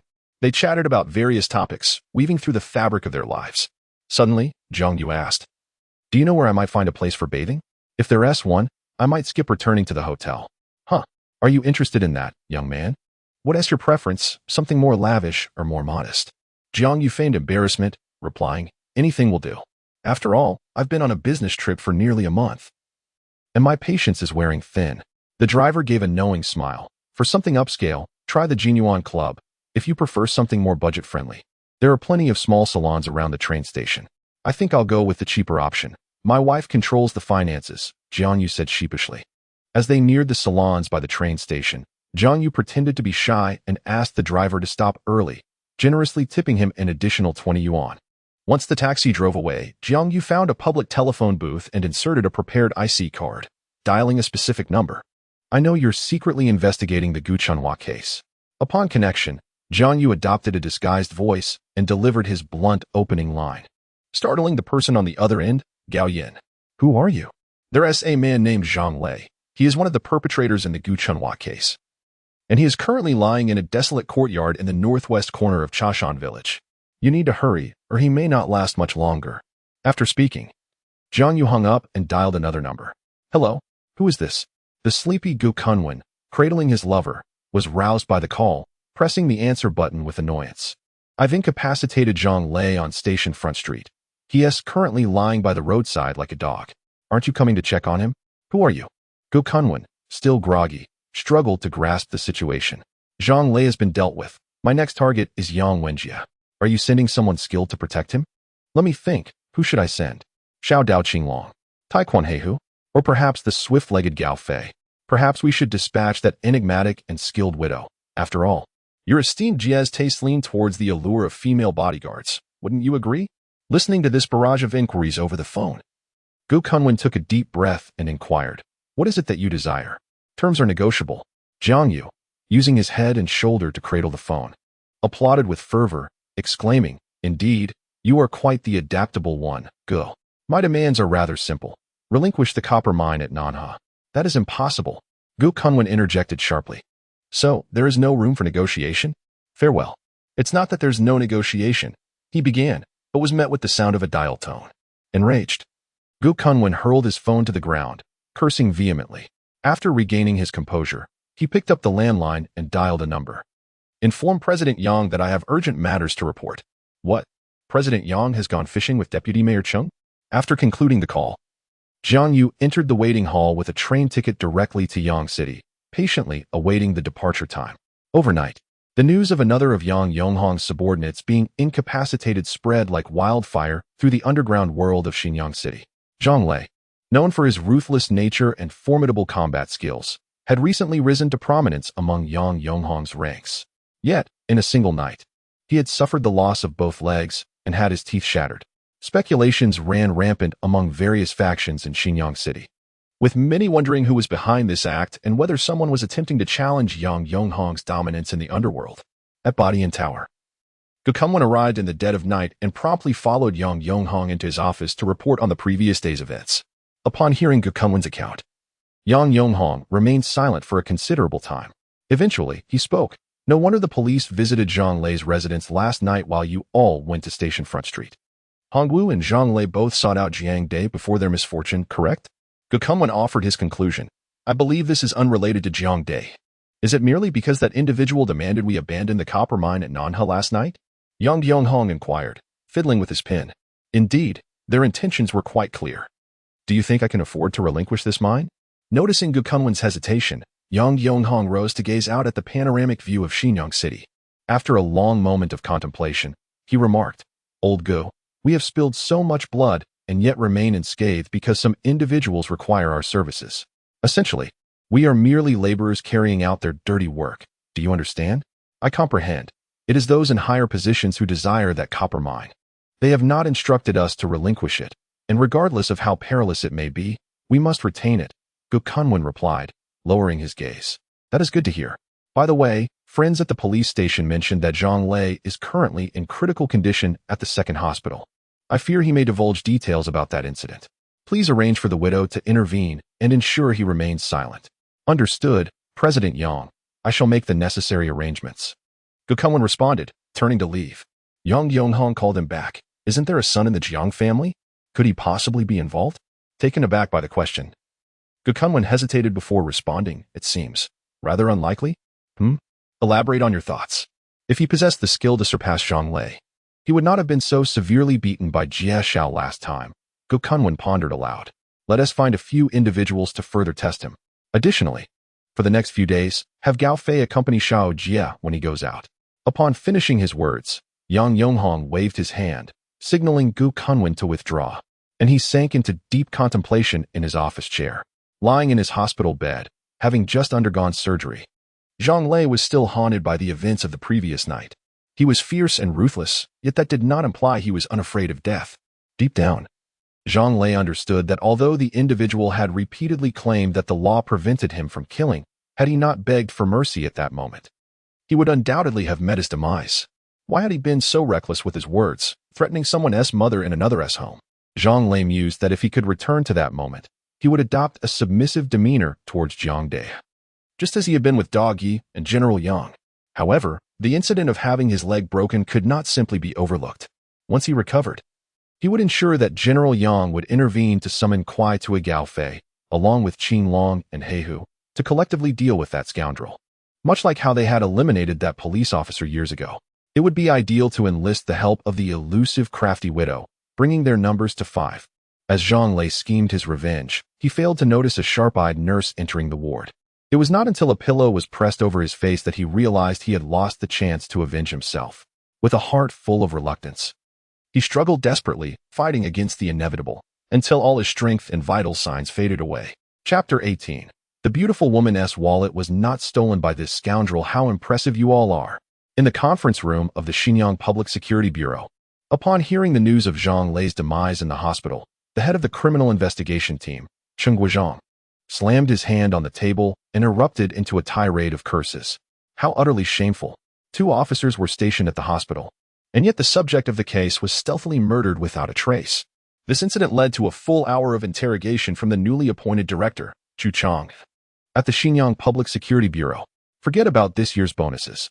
While the criminal investigation team leader, Cheng Guizhang, continued his vociferous complaints, Gao Yin, seated nearby, was immersed in contemplation. When he received that phone call the previous night, doubts had clouded his mind, prompting him not to disclose any connection between Zhang Lei and Gu Chunhua's case. Yet, Zhang Lei had still met an inexplicable fate. This indicated that the information conveyed in that phone call was accurate. Zhang Lei was indeed linked to Gu Chunhua's case, and someone sought to silence him permanently. As for how the murderer discovered Zhang Lei's exact location within such a brief span of time, Gao Yin surmised only one possibility. There was a mole within the police department. Gao Yin was eager to locate the individual who had contacted him the night before. He believed that his mentor, Gu Chunhua, the seasoned investigator, must possess some answers regarding his demise. Unbeknownst to Gao Yin, the person he sought was currently fast asleep on a train bound for Yangcheng. Since boarding, Jiang You had been catching up on lost sleep. It was only when the train arrived at Yuling Station around 8 that he was stirred awake by the bustle of passengers boarding and alighting. Surveying his surroundings, Jiang You noted that he was seated by the window, next to an elderly couple with silver hair who had boarded midway, and across from them sat 2 young ladies and a young man. The 5 shared an array of snacks, animatedly engaging in conversation. On the opposite side of the aisle, 2 middle-aged men were engrossed in a game of chess, surrounded by a throng of onlookers who occasionally offered advice, creating a lively atmosphere. Jiang You found the open seating arrangement of the old train delightful. Strangers naturally grew familiar with one another during the lengthy journey, rendering it far less solitary. Upon noticing that Jiang You had awakened, the elderly gentleman smiled and offered him an apple. Jiang You graciously accepted the apple and opted to switch seats with the elderly lady sitting by the aisle. Through the lively exchanges among the group, Jiang You learned that the elderly couple were teachers from a school in Hangqing, visiting Yangqing to see their children during summer vacation. The 3 individuals opposite him were also fresh high school graduates, embarking on a trip to Yangqing together. Are you also headed to Yangqing? Inquired the short-haired girl across from him, her charming dimples accentuating her already sweet appearance. Yes, Jiang You replied before closing his eyes, signaling his disinterest in further conversation. At the next stop, a couple accompanied by their daughter boarded. Observing that the wife was pregnant, Jiang Yu promptly offered his seat to her and the little girl. The husband expressed his profound gratitude and insisted on offering money. But Jiang Yu waved his hand dismissively and walked towards the train's connecting area to get some fresh air. Choo-choo, I've been noticing for quite some time. That boy is really handsome, remarked Xiaoma. Don't you think so? Observing Jiang Yu's tall silhouette, the short-haired girl across from him tugged at the arm of her long-haired companion, inquiring about her male associate's opinion. Indeed, the long-haired girl's beauty was quite striking. With a high-nose bridge adorned by a pair of rimless glasses, exuding an elegant and intellectual aura that seemed somewhat out of place in the train compartment. Yet, he wasn't exceptionally handsome. Yao Yao, boys value inner qualities, she remarked. The boy referred to as Xiao Mo, upon hearing this, displayed a hint of displeasure. However, he possessed commendable inner qualities himself. He had just swapped seats with an elderly lady and, upon noticing the sister accompanying a child, promptly offered his seat. Grandma, you agree, don't you?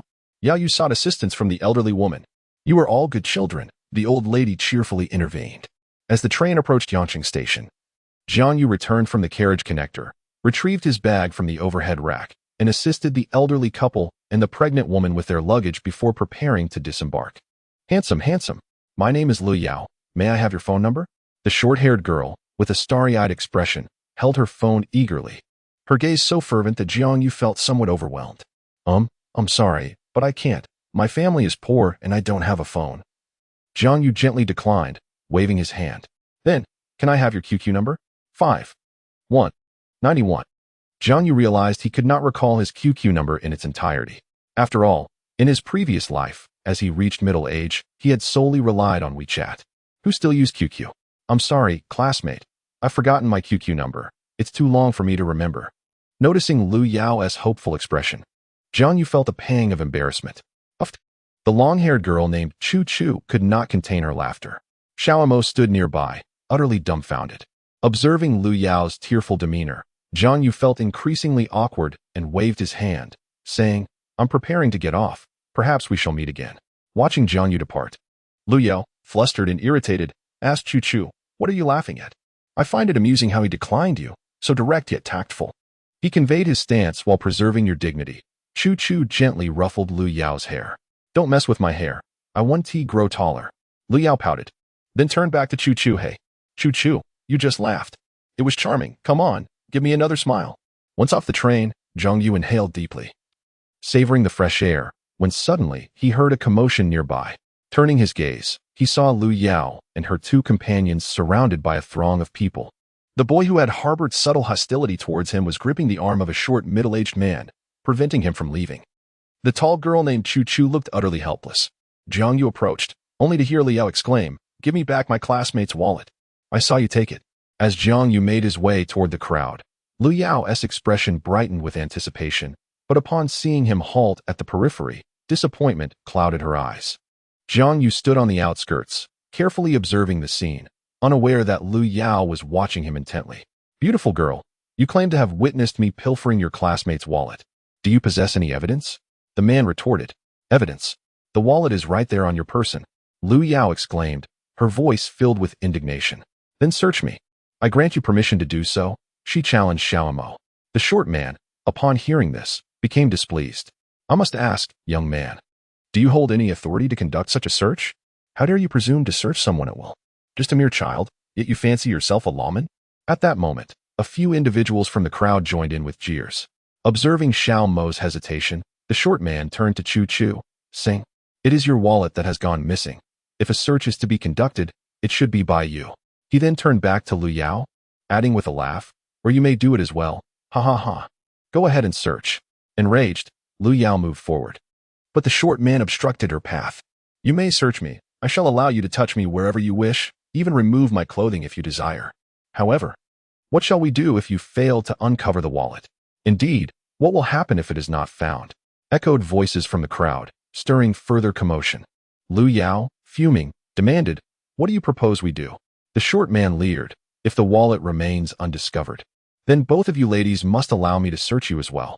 My own wallet has vanished, and I suspect it was taken by you too. Lu Yao's face flushed with anger, and Xiaomo, incensed by these words, prepared to confront him. At that moment, a young conductor hurried over. He has stolen my classmate's wallet. Lu Yao pointed at the short man as she addressed the conductor. Seeing Lu Yao's predicament, Jiang You quickly maneuvered through the crowd and pulled her aside, casting her a stern glance. That's enough of this, he admonished.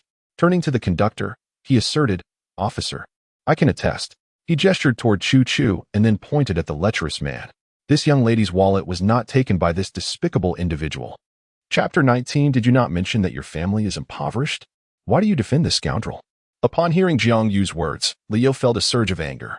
Because your friend's wallet could not possibly be in the possession of this despicable individual. The lecherous man, upon hearing this, became smug. Do you see? Wait a moment. Who are you calling despicable, kid? Indeed, miss, you cannot possibly have a fondness for this scoundrel, deliberately accusing him of taking your wallet, can you?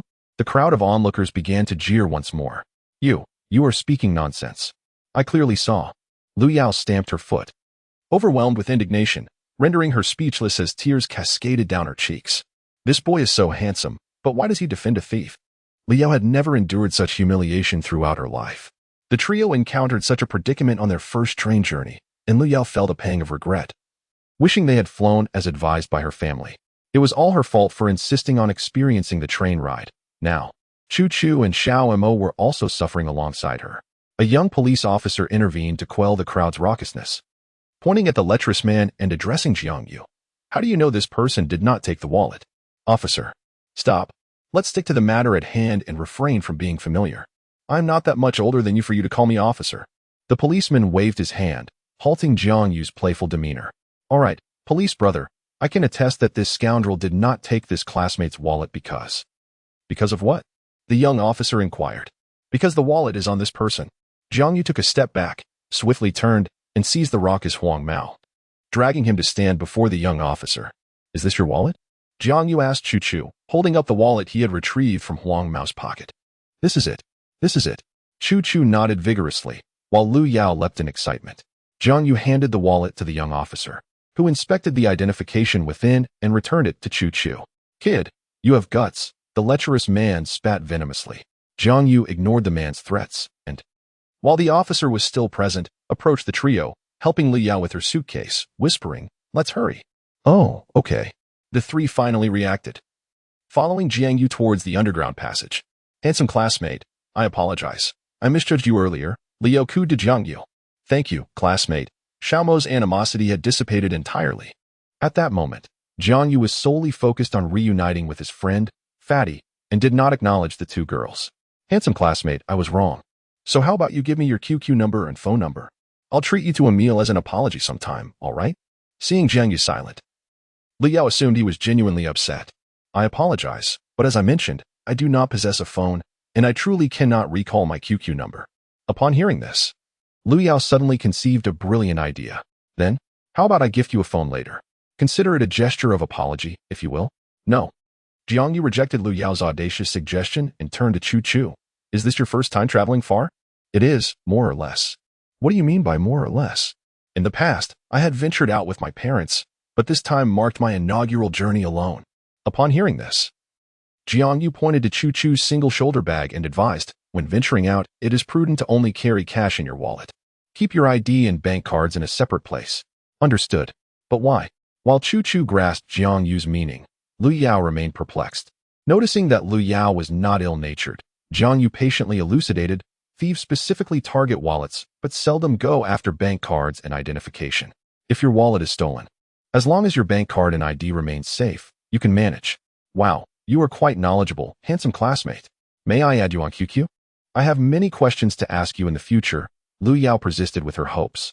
"Are you all taking the bus or hailing a taxi?" Jiang Yu inquired after passing through the ticket-checking exit. "Someone is here to pick us up. Would you like to join us? I can treat you to a meal as an apology." Lu Yao seized the opportunity. Upon hearing Jiang Yu's question, she quickly seized the moment. "Thank you. But that's not necessary. I need to meet up with my friends."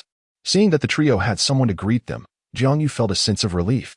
They appeared inexperienced, and if they took a taxi, they might encounter a dishonest driver who could lead them on a convoluted journey through Foshan and Zhongshan without them realizing anything amiss. "Yuzu, over here." Jiang Yu looked up to see a chubby friend waving from a distance. "Speak of the devil, my friend has arrived. Farewell." With that, Jiang Yu left the trio behind, striding toward the chubby friend without a backward glance. Watching Jiang Yu's retreating figure, Lu Yao sighed. "What a pity.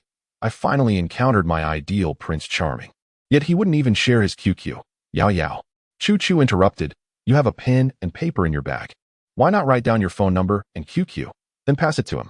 "Oh, right," Lu Yao exclaimed, tapping her forehead, and crouched down to jot down her contact information. Reaching her friend, Jiang Yu, and the chubby friend embraced heartily. "All set?" "All set." "That's a relief." The chubby friend patted Jiang Yu on the back and then released him. He returned the N90 phone that Jiang Yu had left with him earlier. "Did you buy a SIM card?" Jiang Yu asked. "Here it is, purchased at the train station on the way," the chubby friend replied, pulling out a newly bought SIM card from his bag. "Handsome classmate, wait for me." The two made their way toward the front square of the station. Prepared to inform his parents of his safety, Jiang Yu began dialing their number, but only halfway through, he heard Lu Yao's voice. "Here." Lu Yao, who had hurriedly caught up, handed him a piece of paper. "What is this?" Jiang Yu discreetly concealed his phone behind him. "My phone number and QQ." With the chubby friend nearby, Lu Yao had a sudden thought and asked, "Are you friends with him?" "We are childhood friends and classmates, without a doubt." The chubby friend chuckled. "Great. You have him on QQ, right? Could you share his QQ number with me?" Lu Yao turned to Jiang Yu and asked, "Surely you wouldn't be so stingy as to deny me even a QQ number?" "Fatty, check my QQ number and give it to her." My mind momentarily blanked, and I couldn't recall it. Jiang Yu felt genuinely embarrassed to refuse her again. "No need to look. Your QQ number is." Fatty casually recited a string of digits. As Lu Yao entered the number, she expressed her skepticism. "Could it possibly be your own QQ number?" Upon hearing this, Fatty felt indignant. After all these years of friendship, I could easily remember not only his QQ number but also his mobile number. Lu Yao, upon hearing this, immediately glared at Jiang You and, with a playful fierceness, questioned, "Didn't you say your family was poor and that you didn't have a phone?" Chapter 20. Are you that campus heartthrob, the great lickspittle? To his dismay, Jiang Yu found himself bemused by the inadvertent betrayal of his teammate, Lu Pengzi. Under Lu Yao's scrutinizing gaze, he retrieved his mobile phone from behind him, gave it a slight shake, and then managed an awkward smile. "Ah, not bad. The latest Nokia N90? I've sent a friend request. Please accept it on QQ," Lu Yao remarked. Once Jiang Yu had accepted her request, Lu Yao tilted her head and continued, "My phone number is 13xxxxxxxx. Could you dial it for me? Handsome classmate, what is your name?" It was only then that Lu Yao realized she did not yet know his name. Jiang Yu. Jiang Yu? That name sounds familiar. Lu Yao rested her chin on her hand, pondering for a moment before it dawned on her. Pointing at Jiang Yu uncertainly, she asked, Are you the heartthrob campus lickspittle from number 1 high school?" "What lickspittle?" Jiang Yu's expression darkened at her words. "Huang Xuexin. There's a handsome guy from No. 1 high school who has been pursuing Huang Xuexin for 3 years, confessing repeatedly despite repeated failures. Everyone from our experimental high school knows about it. Go ask the folks from number 2 and number 3 high schools. They know too." At this revelation, Lu Yao's eyes widened in understanding. No wonder you didn't give me your QQ number and claimed you didn't have a phone number. You two are already together. And you're afraid she might get upset, right?" Lu Pengzi interrupted her. "They're not together, and they never will be." "Really?" Lu Yao turned to Lu Pengzi, then glanced at Jiang Yu, her expression one of disbelief. "Indeed, Huang Xuexin is not worthy of our Yuzi." Lu Yao's eyes sparkled with interest. "Actually, we all think so too. You two really can chatter on incessantly. Fatty, let us hurry. We have important matters to attend to." Observing Lu Pengzi and Lu Yao becoming increasingly engrossed in conversation, Jiang Yu couldn't help but interject. Before departing, Lu Yao added Lu Pengzi on QQ, waved goodbye to the two, and skipped back to Chu Chu and Xiao Mo's side. "All set?" Chu Chu inquired of Lu Yao. "Yes, Chu Chu, Xiao Mo. Let me tell you, he is the campus heartthrob lickspittle from number 1 high school." "Who?" Both Xiao Mo and Chu Chu were momentarily perplexed. "Jiang Yu, the lovesick heartthrob who has been pursuing Huang Xuexin for 3 years. How can someone so handsome and capable end up being Huang Xuexin's lickspittle? Is he out of his mind?" Xiao Mo remarked incredulously as she observed Jiang Yu weaving through the crowd, summarizing her disbelief for Chu Chu and Lu Yao. "Ah." Upon reaching the square in front of the station, Lu Pengzi could no longer contain his laughter, completely disregarding the astonished gazes of the bustling crowd around him. "What is so funny? Ah. Number 1 high school. Ha. The campus heartthrob, the great lickspittle. Ha. Lu Pengzi clutched his stomach with one hand while pointing at Jiang Yu with the other, laughing so hard he could scarcely breathe. "Stop laughing. Let us go." Jiang Yu pushed his hand away and proceeded forward, only to pause after taking a few steps. A stocky, tattooed man, accompanied by several others, obstructed their path, among whom was the lewd little thief who had just pilfered a wallet at the station. "What, are you blocking my brother from making money?" the tattooed man inquired, brandishing an iron rod and speaking with a distinctive Lingnan accent. "You've already offended someone upon your arrival in Yanqing? What nonsense is this scoundrel spouting?" The stout man, bewildered by the gathering of adversaries, was at a loss. "That lecherous fellow just stole a wallet at the train station, and I thwarted his scheme," Jiang Yu succinctly explained. Faced with such a multitude, how were they to proceed? The stout man, however, felt no fear, instead brimming with eagerness. "You go first," Jiang Yu urged, pushing the stout man back as the others revealed their knives and iron rods. Yet, the stout man remained immobile, not going anywhere. "What about those two behind me?"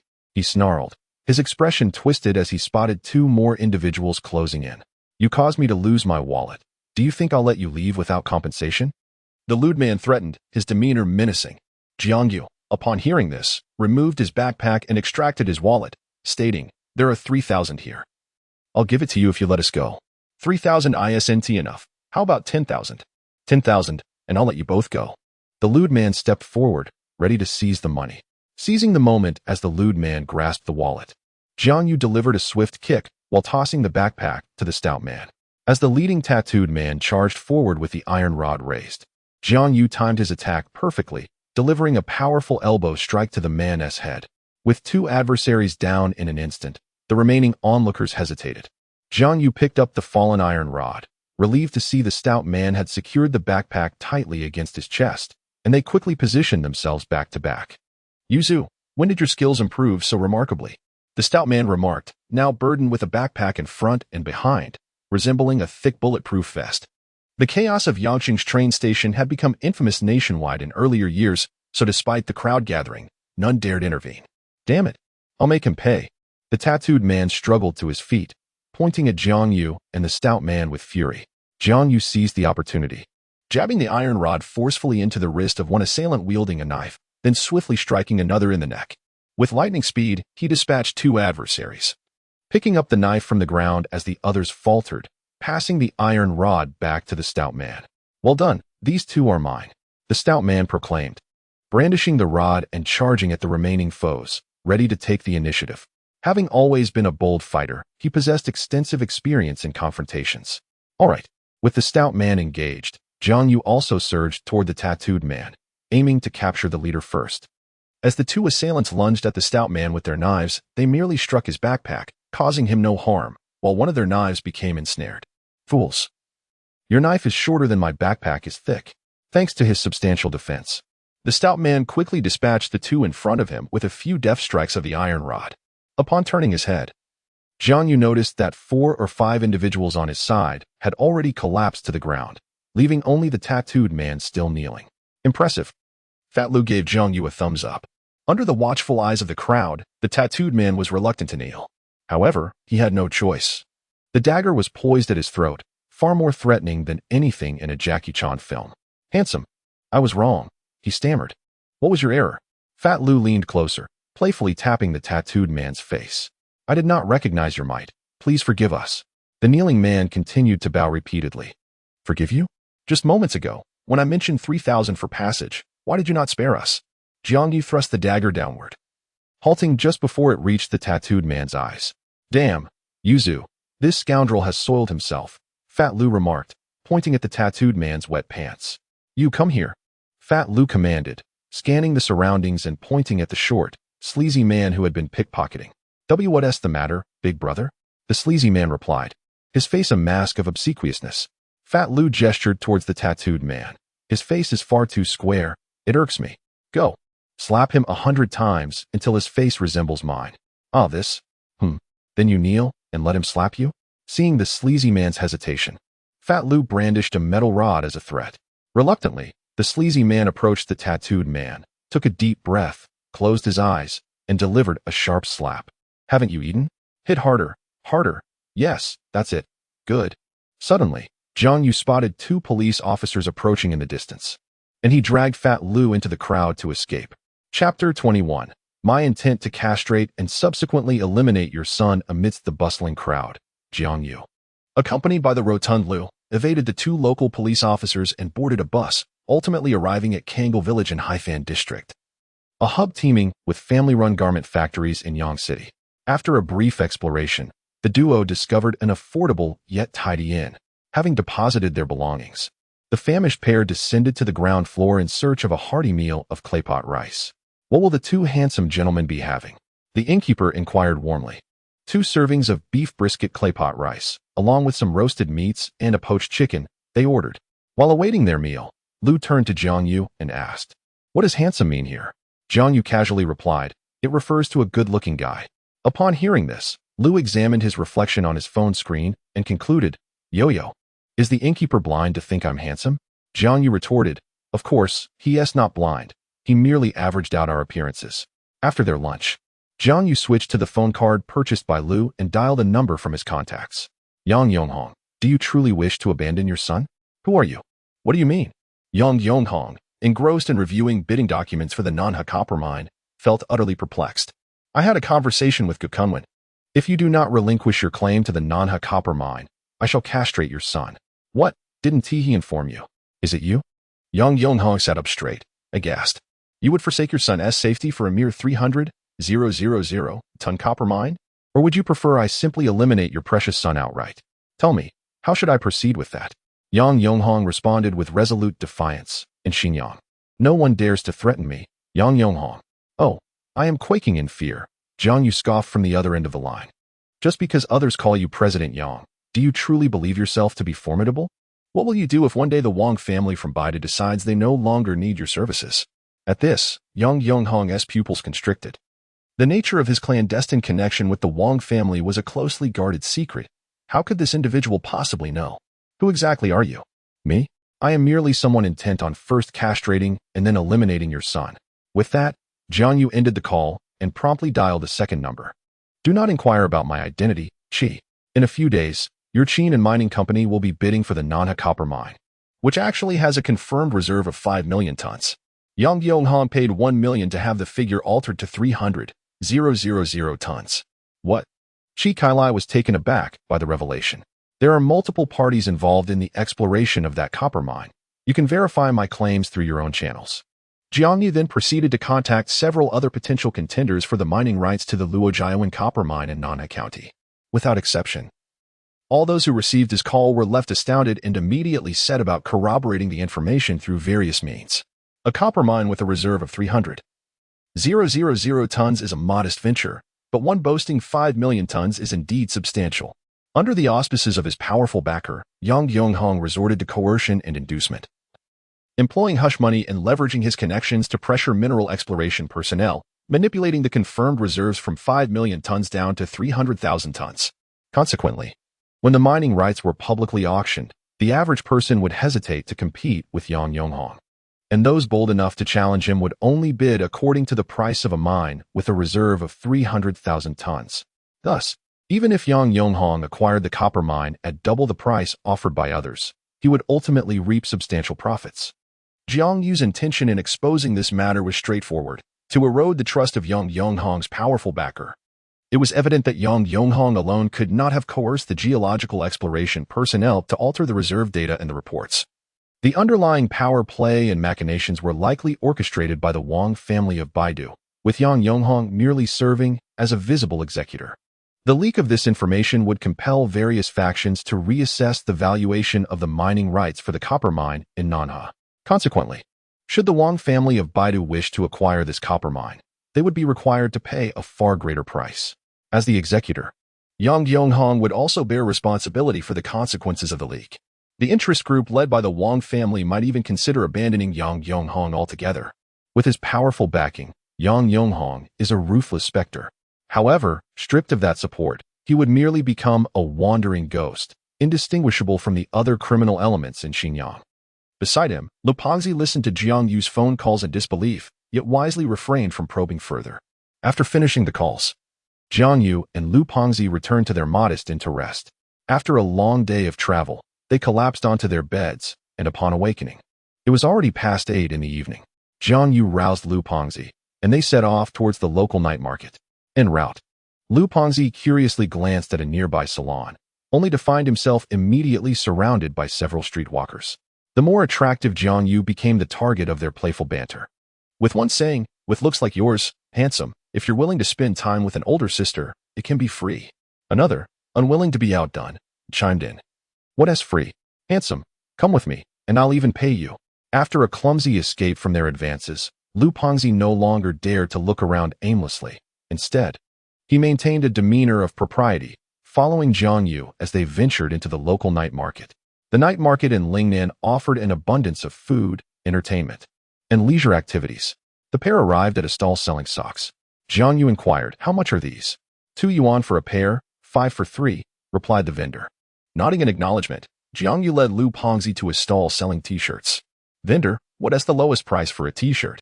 25 yuan each, handsome, came the response. "And how much for this skirt? What about the price of these jeans? How much for those high heels?" Thus, Jiang Yu continued to ask questions as they wandered through the bustling night market, eventually turning to Lu Pengzi to solicit his thoughts. If it were Annie setting up a stall, that grilled squid on a hot plate could be worth considering. The portion sizes are substantial, and as long as the craftsmanship is commendable, returning customers would be guaranteed. If we were to make quick money together, the t-shirts should sell quite well in our area. Additionally, socks could also be a good option, priced at $5 for 3 pairs, which would be easy to sell. Children's dresses can find a market, but adult women's dresses are too expensive. As for bras, it would be inappropriate for us 2 men to sell them. If a woman finds it distasteful and reports us, we might even end up in the legal section of the newspaper. You have quite an eye for this, Fatty. Jiang You expressed his surprise at Fatty's analysis with admiration. Unfortunately, selling t-shirts at $25 each does not provide us with much of an advantage. If we could sell them for $20, they would likely fly off the shelves, Fatty asserted confidently. In reality, if I were to negotiate the price of the t-shirts to $20 each, I am certain he would agree immediately. Perhaps even $18 could be settled. Really? What is their cost price then? Upon returning, I plan to sell the t-shirts for $10 each, children's dresses for $15 each, and socks for $5 for 6 pairs. As he spoke, noticing Fatty's incredulous expression, Jiang You revealed a mysterious smile. Tomorrow, I will take you to a place where you will discover just how low the factory prices for these items truly are. Chapter 22. I am still a student the following day, filled with thoughts of swiftly acquiring wealth. The two individuals rose early. Jiang You engaged in an hour of exercise, subsequently accompanying Lu Pengzi as they meandered through the picturesque village of Kangle, eventually arriving at a modest courtyard adorned with the sign of Xinjiang Garment Factory. Inside the courtyard, Wu Xiaofei wore a troubled expression as he gazed at a heap of t-shirts. After much effort, he had secured a processing order from a joint venture clothing company in town, and the initial batches had been delivered without incident. However, the factory had recently appointed a new inspector who claimed that this batch was substandard and refused to accept it. Given the already slim margins in garment processing, this setback meant that the order yielded no profit whatsoever. In addition to consuming 2 months of time, his father-in-law in the hospital was still awaiting funds for treatment. Curse it. Damn it. Jiang You, who had just entered the courtyard, could not help but chuckle upon hearing Wu Xiaofei's familiar exclamations. He cleared his throat lightly. Wu Xiaofei turned at the sound and noticed 2 young men had entered the courtyard, seemingly appearing out of nowhere. Boss, we are from out of town. Lu Pengzi called out.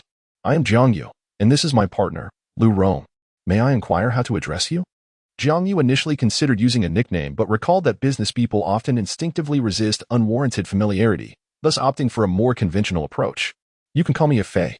Just like everyone else does, came the reply. Upon hearing this, Jiang You experienced a moment of nostalgia. The first time he met Wu Xiaofei in his previous life, the latter had introduced himself in a similar manner. If Lu Pengzi's unwavering support across time could be likened to a steadfast companion, then a Fei's kindness felt like a timely boon bestowed from nowhere. He remembered fondly how, upon arriving in Yangcheng, a Fei had taken him under his wing, attending to him in every way. The New Year dinners he shared during those years in Ling and were all held at a Fei's home. Then I shall address you as Brother Fei, Jiang You replied, snapping back to reality. What brings you here? A Fei inquired as he offered cigarettes to the two. Apologies. I do not smoke. Brother Fei, do you happen to have any surplus stock? Jiang You asked. We wish to procure some. Many garment factories, upon receiving orders, produce extra items to replace defective products or simply sell them to small vendors. These are referred to as surplus stock. A Fei gestured to the ground, saying, Look. There are plenty here. 500 pieces. If you take them all, I can offer you a discount. Jiang You approached and inspected the t-shirts, noting their commendable quality, and signaled to Lu Pengzi to take a closer look. What do you think? Jiang You asked Lu Pengzi. They are on par with the branded merchandise from the specialty stores on Walking Street, and the designs seem to number around 50 or 60. It all depends on the pricing. Quite an eye you have, my friend. All of these are produced for Bangwei, so the quality is assured. And the styles are the latest, a Fei boasted.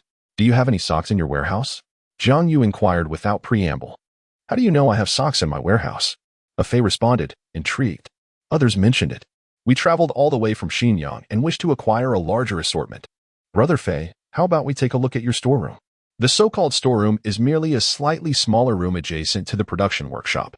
In this cramped space, 3 individuals rummaged through their findings and uncovered not only socks, but also over 200 children's dresses.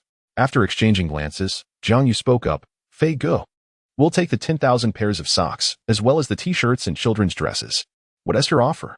6 yuan for each t-shirt, 10 yuan for each dress, and 50 cents for each pair of socks, replied Ah Fei with a grand gesture.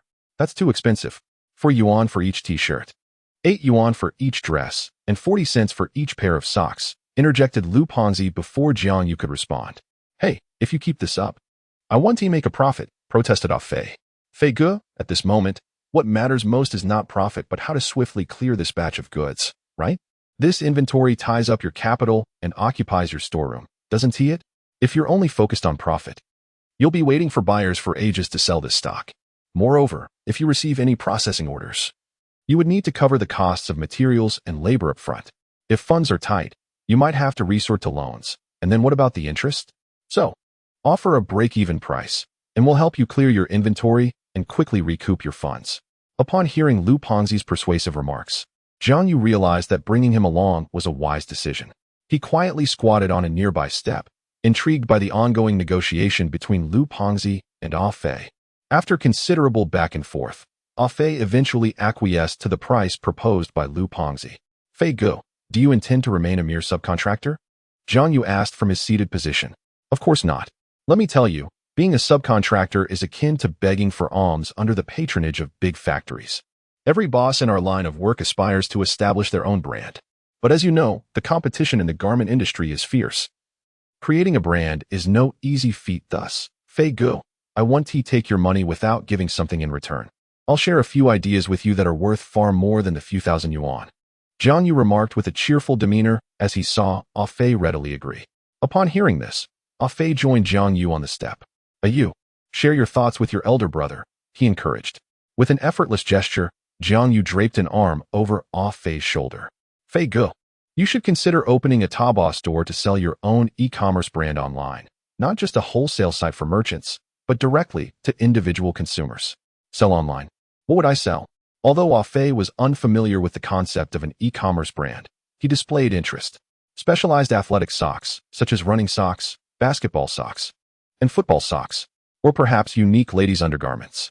Is there potential in that? Starting with athletic socks, I noticed you have a basketball hoop in your yard. Do you exercise? Fei Ge, observing Fei Ge nodding, Jiang You continued. Then you must understand the discomfort of wearing cotton socks during exercise, right?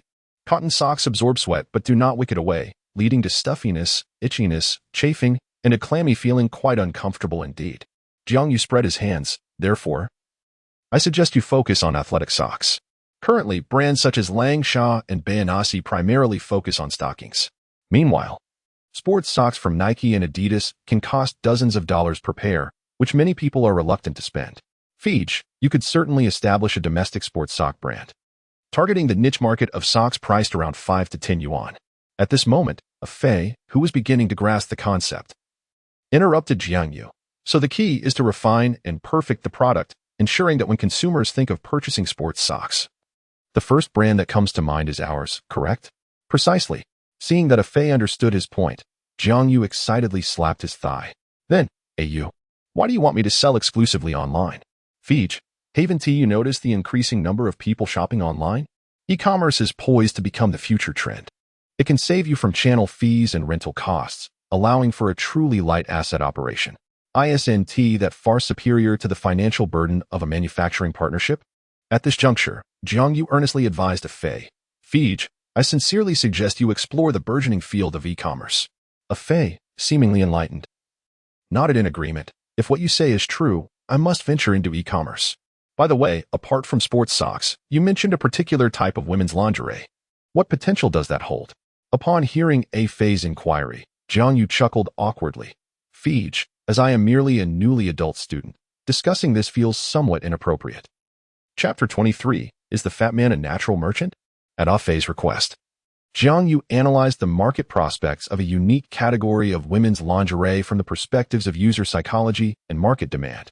After engaging in conversation with Jiang You for a while, Ah Fei expressed immense interest in his insights and insisted on treating both Jiang You and Lu Pengzi to a meal for further discussion. Ah Fei, you must adopt a mindset of co-creation with users when developing your brand and products. It would be beneficial to send samples of sports socks to various online users and invite them to conduct public reviews. As for the lingerie, let us set that aside. I fear that if you send it to female users, they might report you for being a pervert. Do not fear negative feedback, as long as they point out flaws. You can respond as the brand founder, detailing how you intend to improve. This way, users will feel a sense of ownership over the sports sock brand, as if it were their own child. During the meal, Jiang You openly shared his thoughts, covering everything from essential features to highlight for the sports socks, to photographing product images for an online store, crafting compelling copy, optimizing search terms, and ensuring good customer feedback and incentives for early reviewers.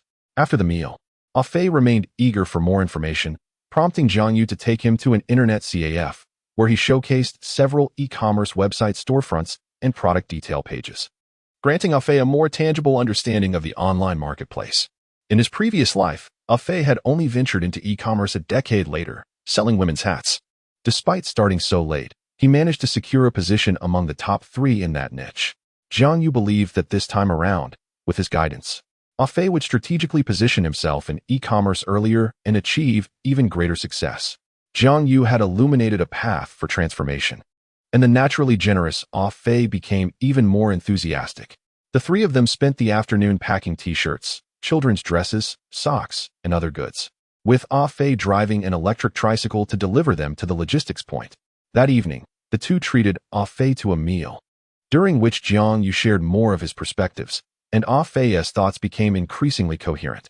Take care, Ah-Fei. The next morning, at the entrance of the train station in Yancheng, Jiang You bid farewell to Ah-Fei, who had come to see him off. Here, take this box of roasted meats and white-cut chicken, along with this box of dim sum from Yancheng. Enjoy them on the train.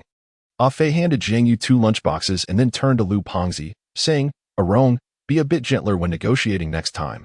I also need to eat. Lu Pengzi sheepishly scratched his head. Jiang You opened his arms and gave Ah-Fei an unexpected embrace. Ah-Fei, it has been a pleasure to meet you. Take care. In that embrace lay not only a gratitude from his past life, but also the joy of reuniting with Ah-Fei in this life. Thus Jiang You held on tightly. At the train station, a sweet girl inquired why he hadn't replied to her messages. Just as he boarded the train, Lu Rong held up his phone, showing Jiang You his QQ chat page. Jiang You pulled out his phone and noticed that Lu Yao was inquiring about his whereabouts on QQ, expressing a desire to treat him and Lu Pengzi to a meal. We have already returned to Xinyang, my apologies. You were deceiving me. Lu Yao, holding her phone, did not believe Jiang Yu's words. Reluctantly, he snapped a photo of Lu Pengzi seated on the train and sent it to her. Upon receiving the image, Lu Yao curiously messaged, how could you return so early? In response to her message, Jiang You chose to read it without replying, turning instead to call Han Ningxi. On the other end, Han Ningxi's mood was evidently quite cheerful.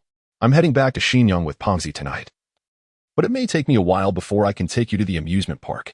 I'm sorry. Why? Jiang You was somewhat puzzled. It seemed that Han Ningxi was not as disheartened as he had anticipated. Because of disappointment, one no longer expects. He recalled a quote he had seen online. Feeling a sudden pang of anxiety. Could it be that this sister was truly upset? The call fell into a brief silence, and Jiang You steeled himself to explain. I have a little venture with Lu Rong to sell some items upon our return. Once I finish selling, I can take you out to play. Is that acceptable? He heard a soft sigh from the other end.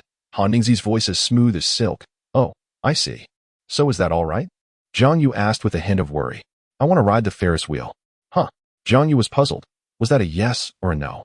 I said, after you finish your business, take me to ride the Ferris wheel. All right. By the way, my mother asked if you could accompany her in the coming days. Have you gone to see her?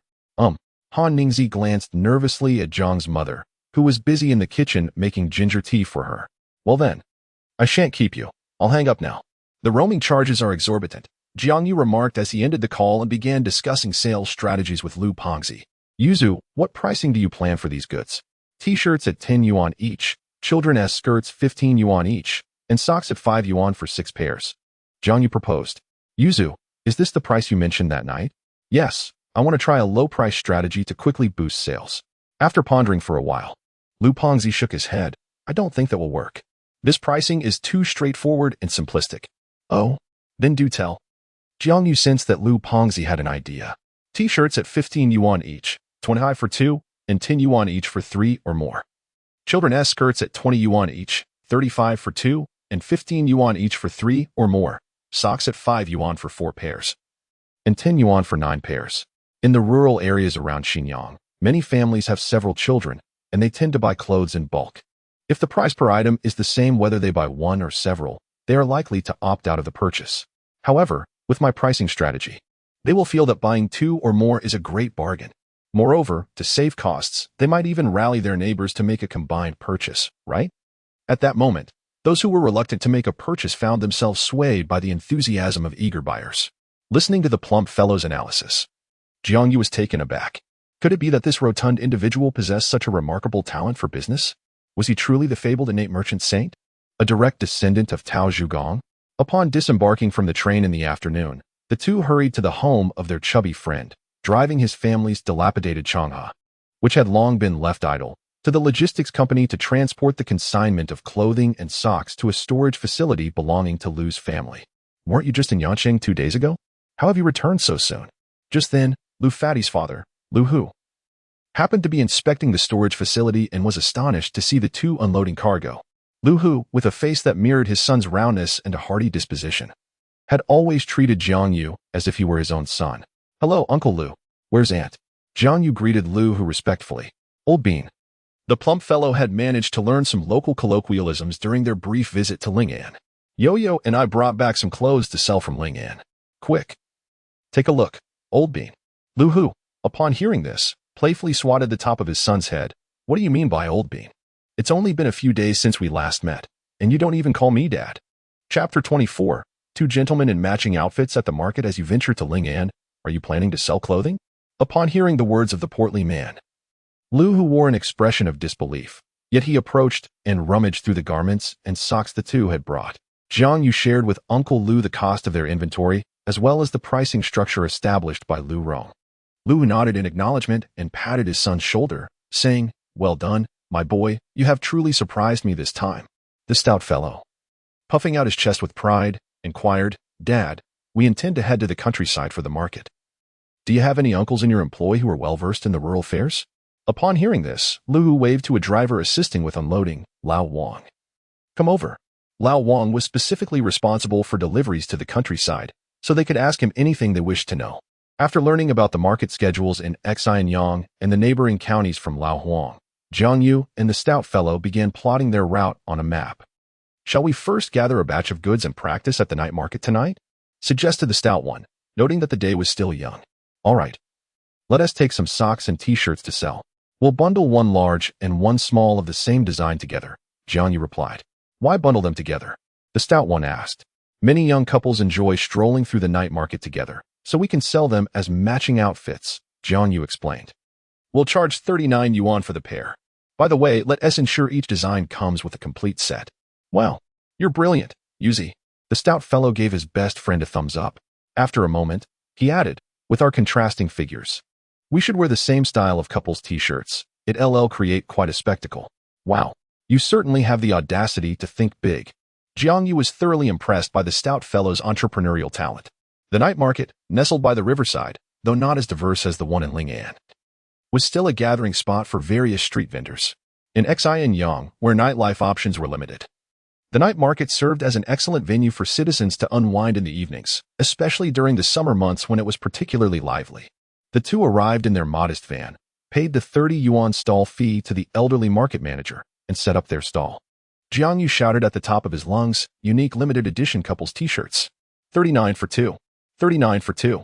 Initially hesitant, the stout fellow soon joined in, calling out, "Socks. Socks. Foreign trade socks clearance. 5 yuan for 4 pairs. 10 yuan for 9 pairs." Dressed in matching t-shirts, the two robust gentlemen enthusiastically hawked their wares, quickly attracting a crowd. With the quality of their t-shirts and socks commendable and the prices reasonable, they soon sold several sets of couples outfits and dozens of pairs of socks.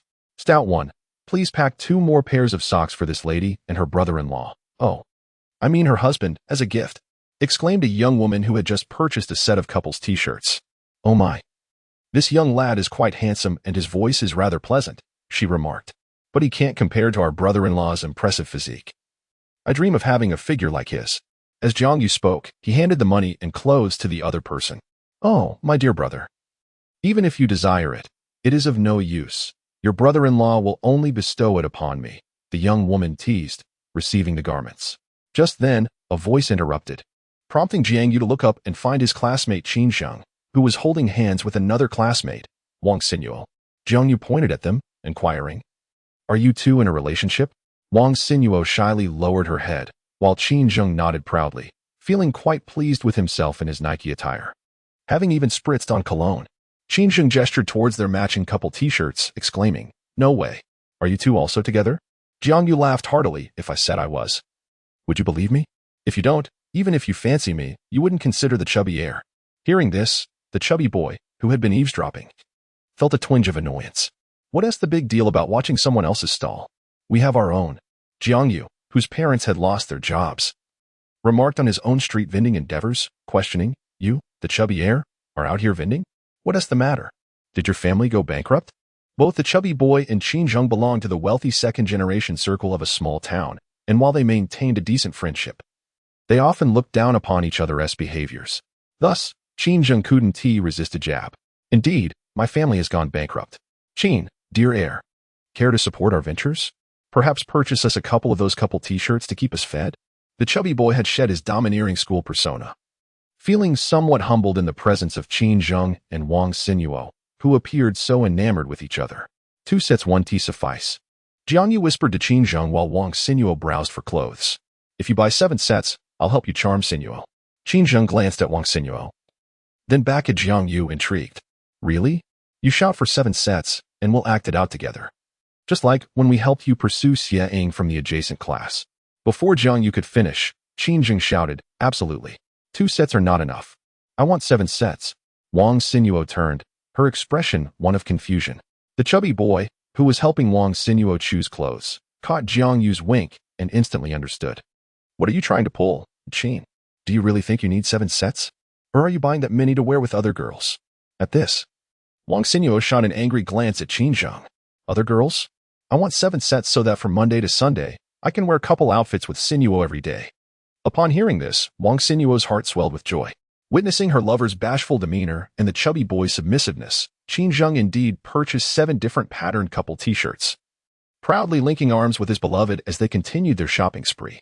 Halfway through their outing, Qin Zheng pulled Wang Xinyuo aside to change into their newly bought couple outfits, snapping a selfie to share in their class group chat, which immediately stirred a flurry of reactions from several previously silent classmates. "Oh, are you two together? Remove the question mark. Can't you see they are donned in couple outfits? Indeed, they look quite charming together in those matching ensembles. I extend my heartfelt gratitude to my dear classmates for their support." The couple's outfits are available for a mere 39 yuan for 2 pieces, delivered directly to your doorstep. Those who have recently entered the realm of romance may wish to treat themselves and their partners to a set. Lu, in the group chat, responded with enthusiasm. "Is this t-shirt purchased from Fat Xiao?" a classmate inquired. Indeed, Boss Jiang and Boss Fat are currently operating a stall in the night market. These t-shirts are quite commendable, offering greater comfort than those found in specialty stores. Qin Zheng chimed in, also showing his support in the group. "Why Qin to Xiao?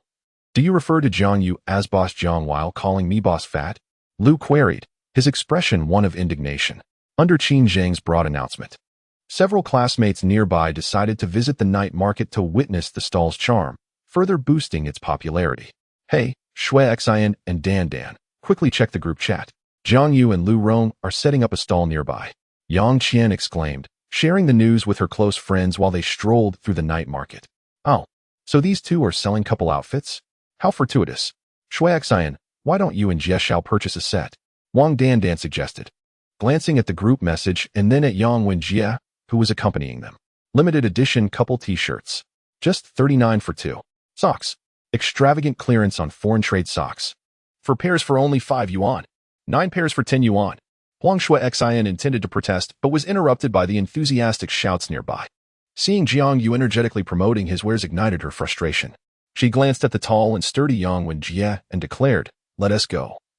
Accompany me to purchase those couple outfits." Chapter 25. Lies do not wound. The truth is a sharp blade, boss. How much for the couple's t-shirts? Huang Xuexin inquired, her face marred by resentment as she approached the stall. Lu Pongzi, momentarily taken aback, struggled to respond. "It's 39 yuan for 2 pieces. With each design limited to just 1 set, Jiang Yu interjected, casting a discreet glance at Yang Wenjie amidst the crowd.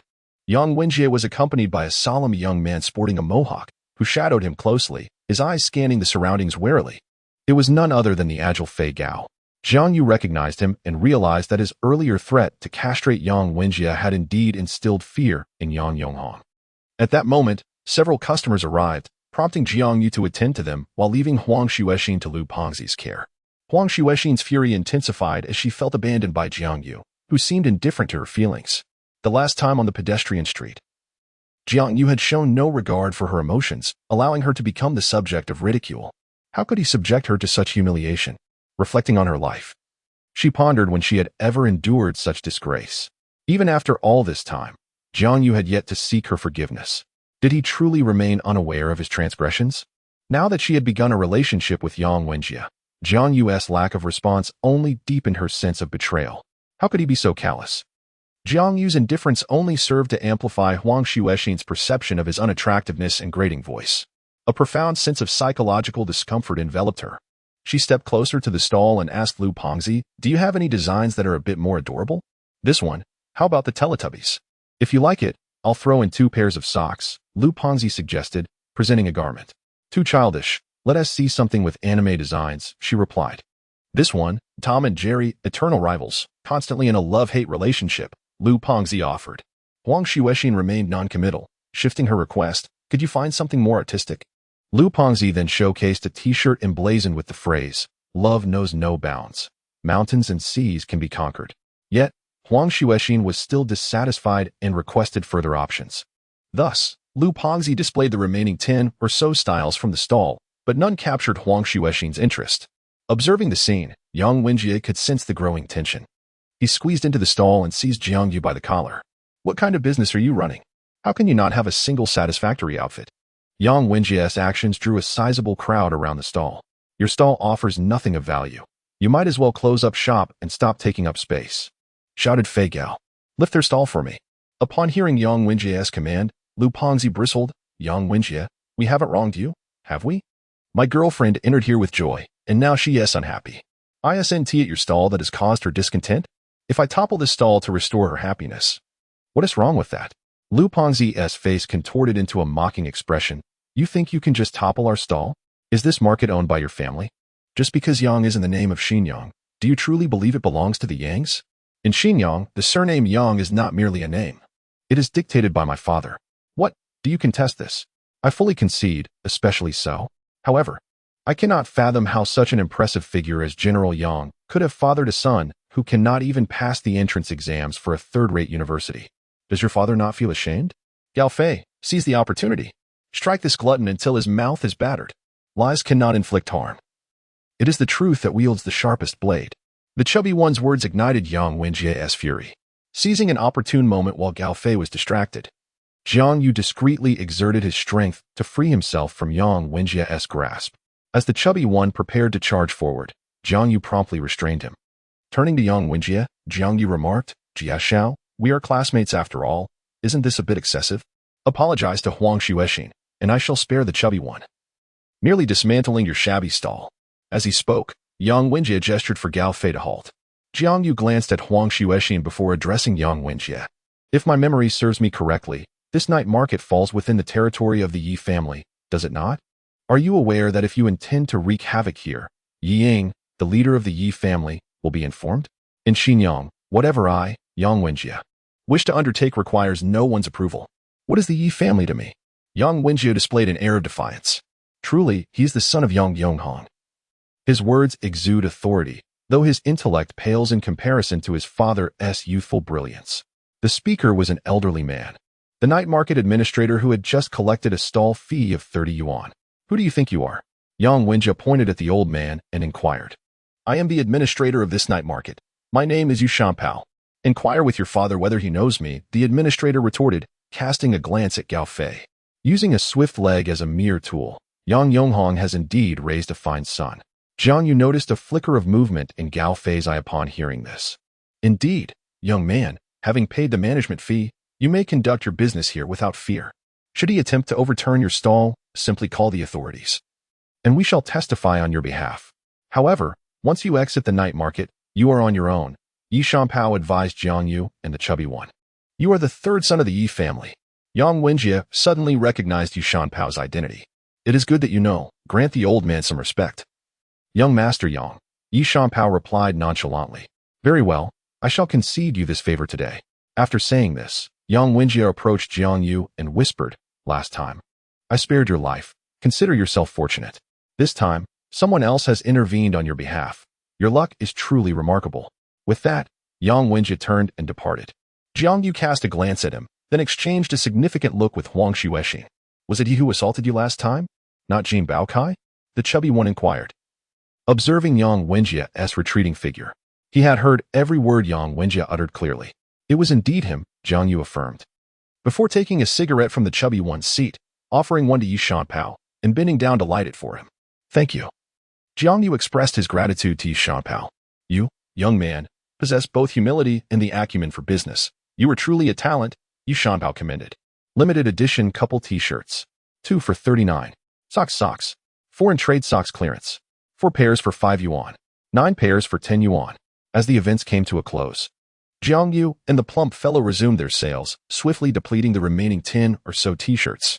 By just past 10 o'clock, they packed up their stall under the envious gaze of the nearby shop owner.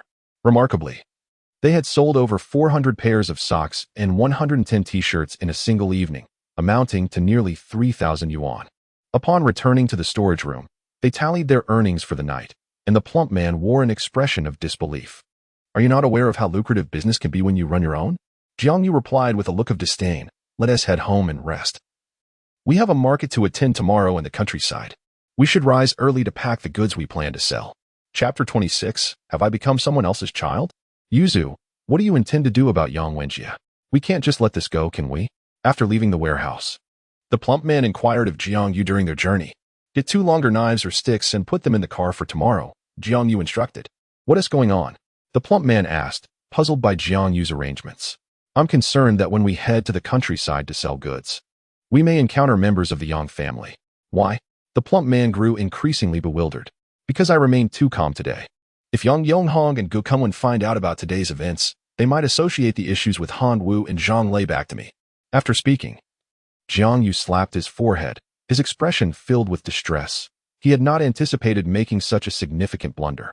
All because he had appeared too composed. The following morning, in the office atop the Bo Tian building, Yang Yonghong questioned Gu Kunwen. When young Master Jia was about to take action, he did not rush in to intervene or suggest calling the police. Instead, he utilized the situation to his advantage and distanced himself from the Yi family. Moreover, most people are oblivious to the fact that the night market is under the Yi family's domain, yet he was aware, indicating his deep understanding of the intricate dynamics of the underground forces in Xinjiang. Finally, young Master Jia calmly recounted the previous attempt on his life.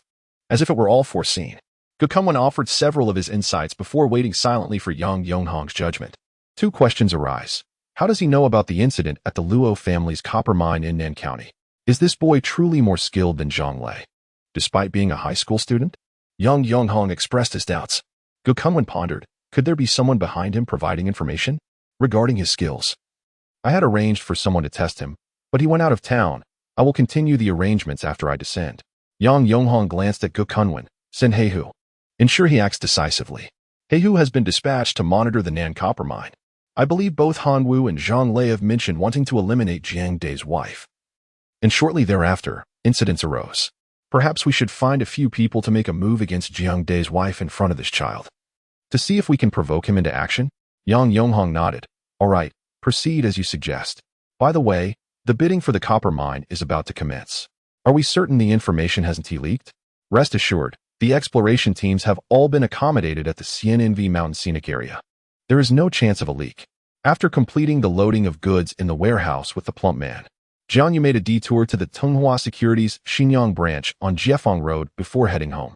Upon opening the trading machine, he discovered that the shares of Baotai Company, which he had purchased, had risen from over 7 yuan to 10 yuan during this period. He decisively opted to liquidate his holdings.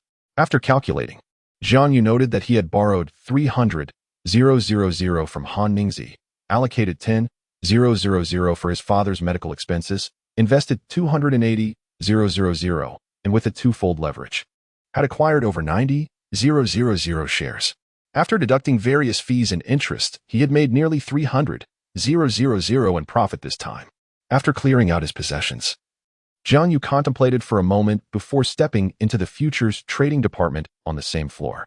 He swiftly opened an account, retaining a modest sum of 10,000 for emergencies, while investing the remainder of nearly 600,000 into crude oil futures contracts with a 20-fold leverage, setting a precondition for liquidation at 15%. It was July 2005, and Jiang You vividly recalled how international crude oil futures had surged throughout the year, even reaching unprecedented heights in August.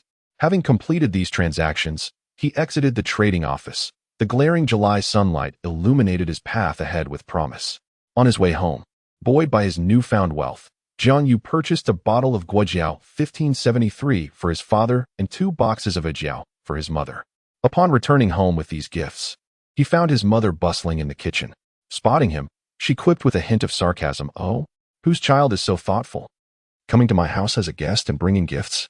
Mom, this is my home too," Jiang Yu replied, bewildered.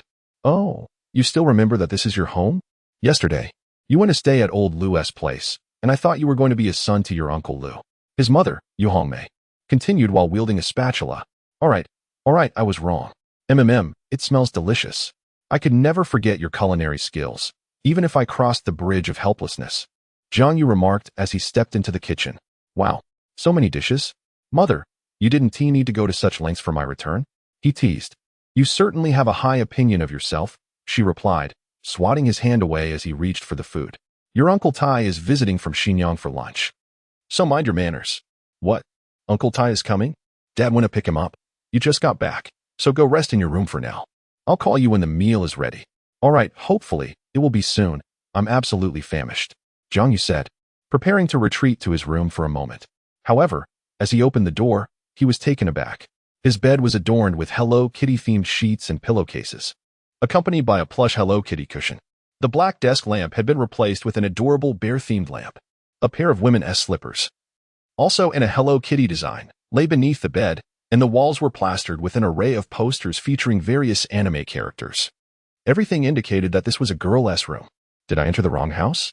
Jiang Yu pondered, uncertain. Yet, how could the posters of Kobe, McGrady, and Iverson be positioned identically to those in his own room? Furthermore, the mother in the kitchen was undoubtedly his real mother. Unable to suppress his curiosity, he called out to her, "Mom, where has my room gone?" "What room? Can your room sprout legs?" His mother, preoccupied with cooking, did not immediately comprehend. "No, I mean my room. Why has it transformed into that?"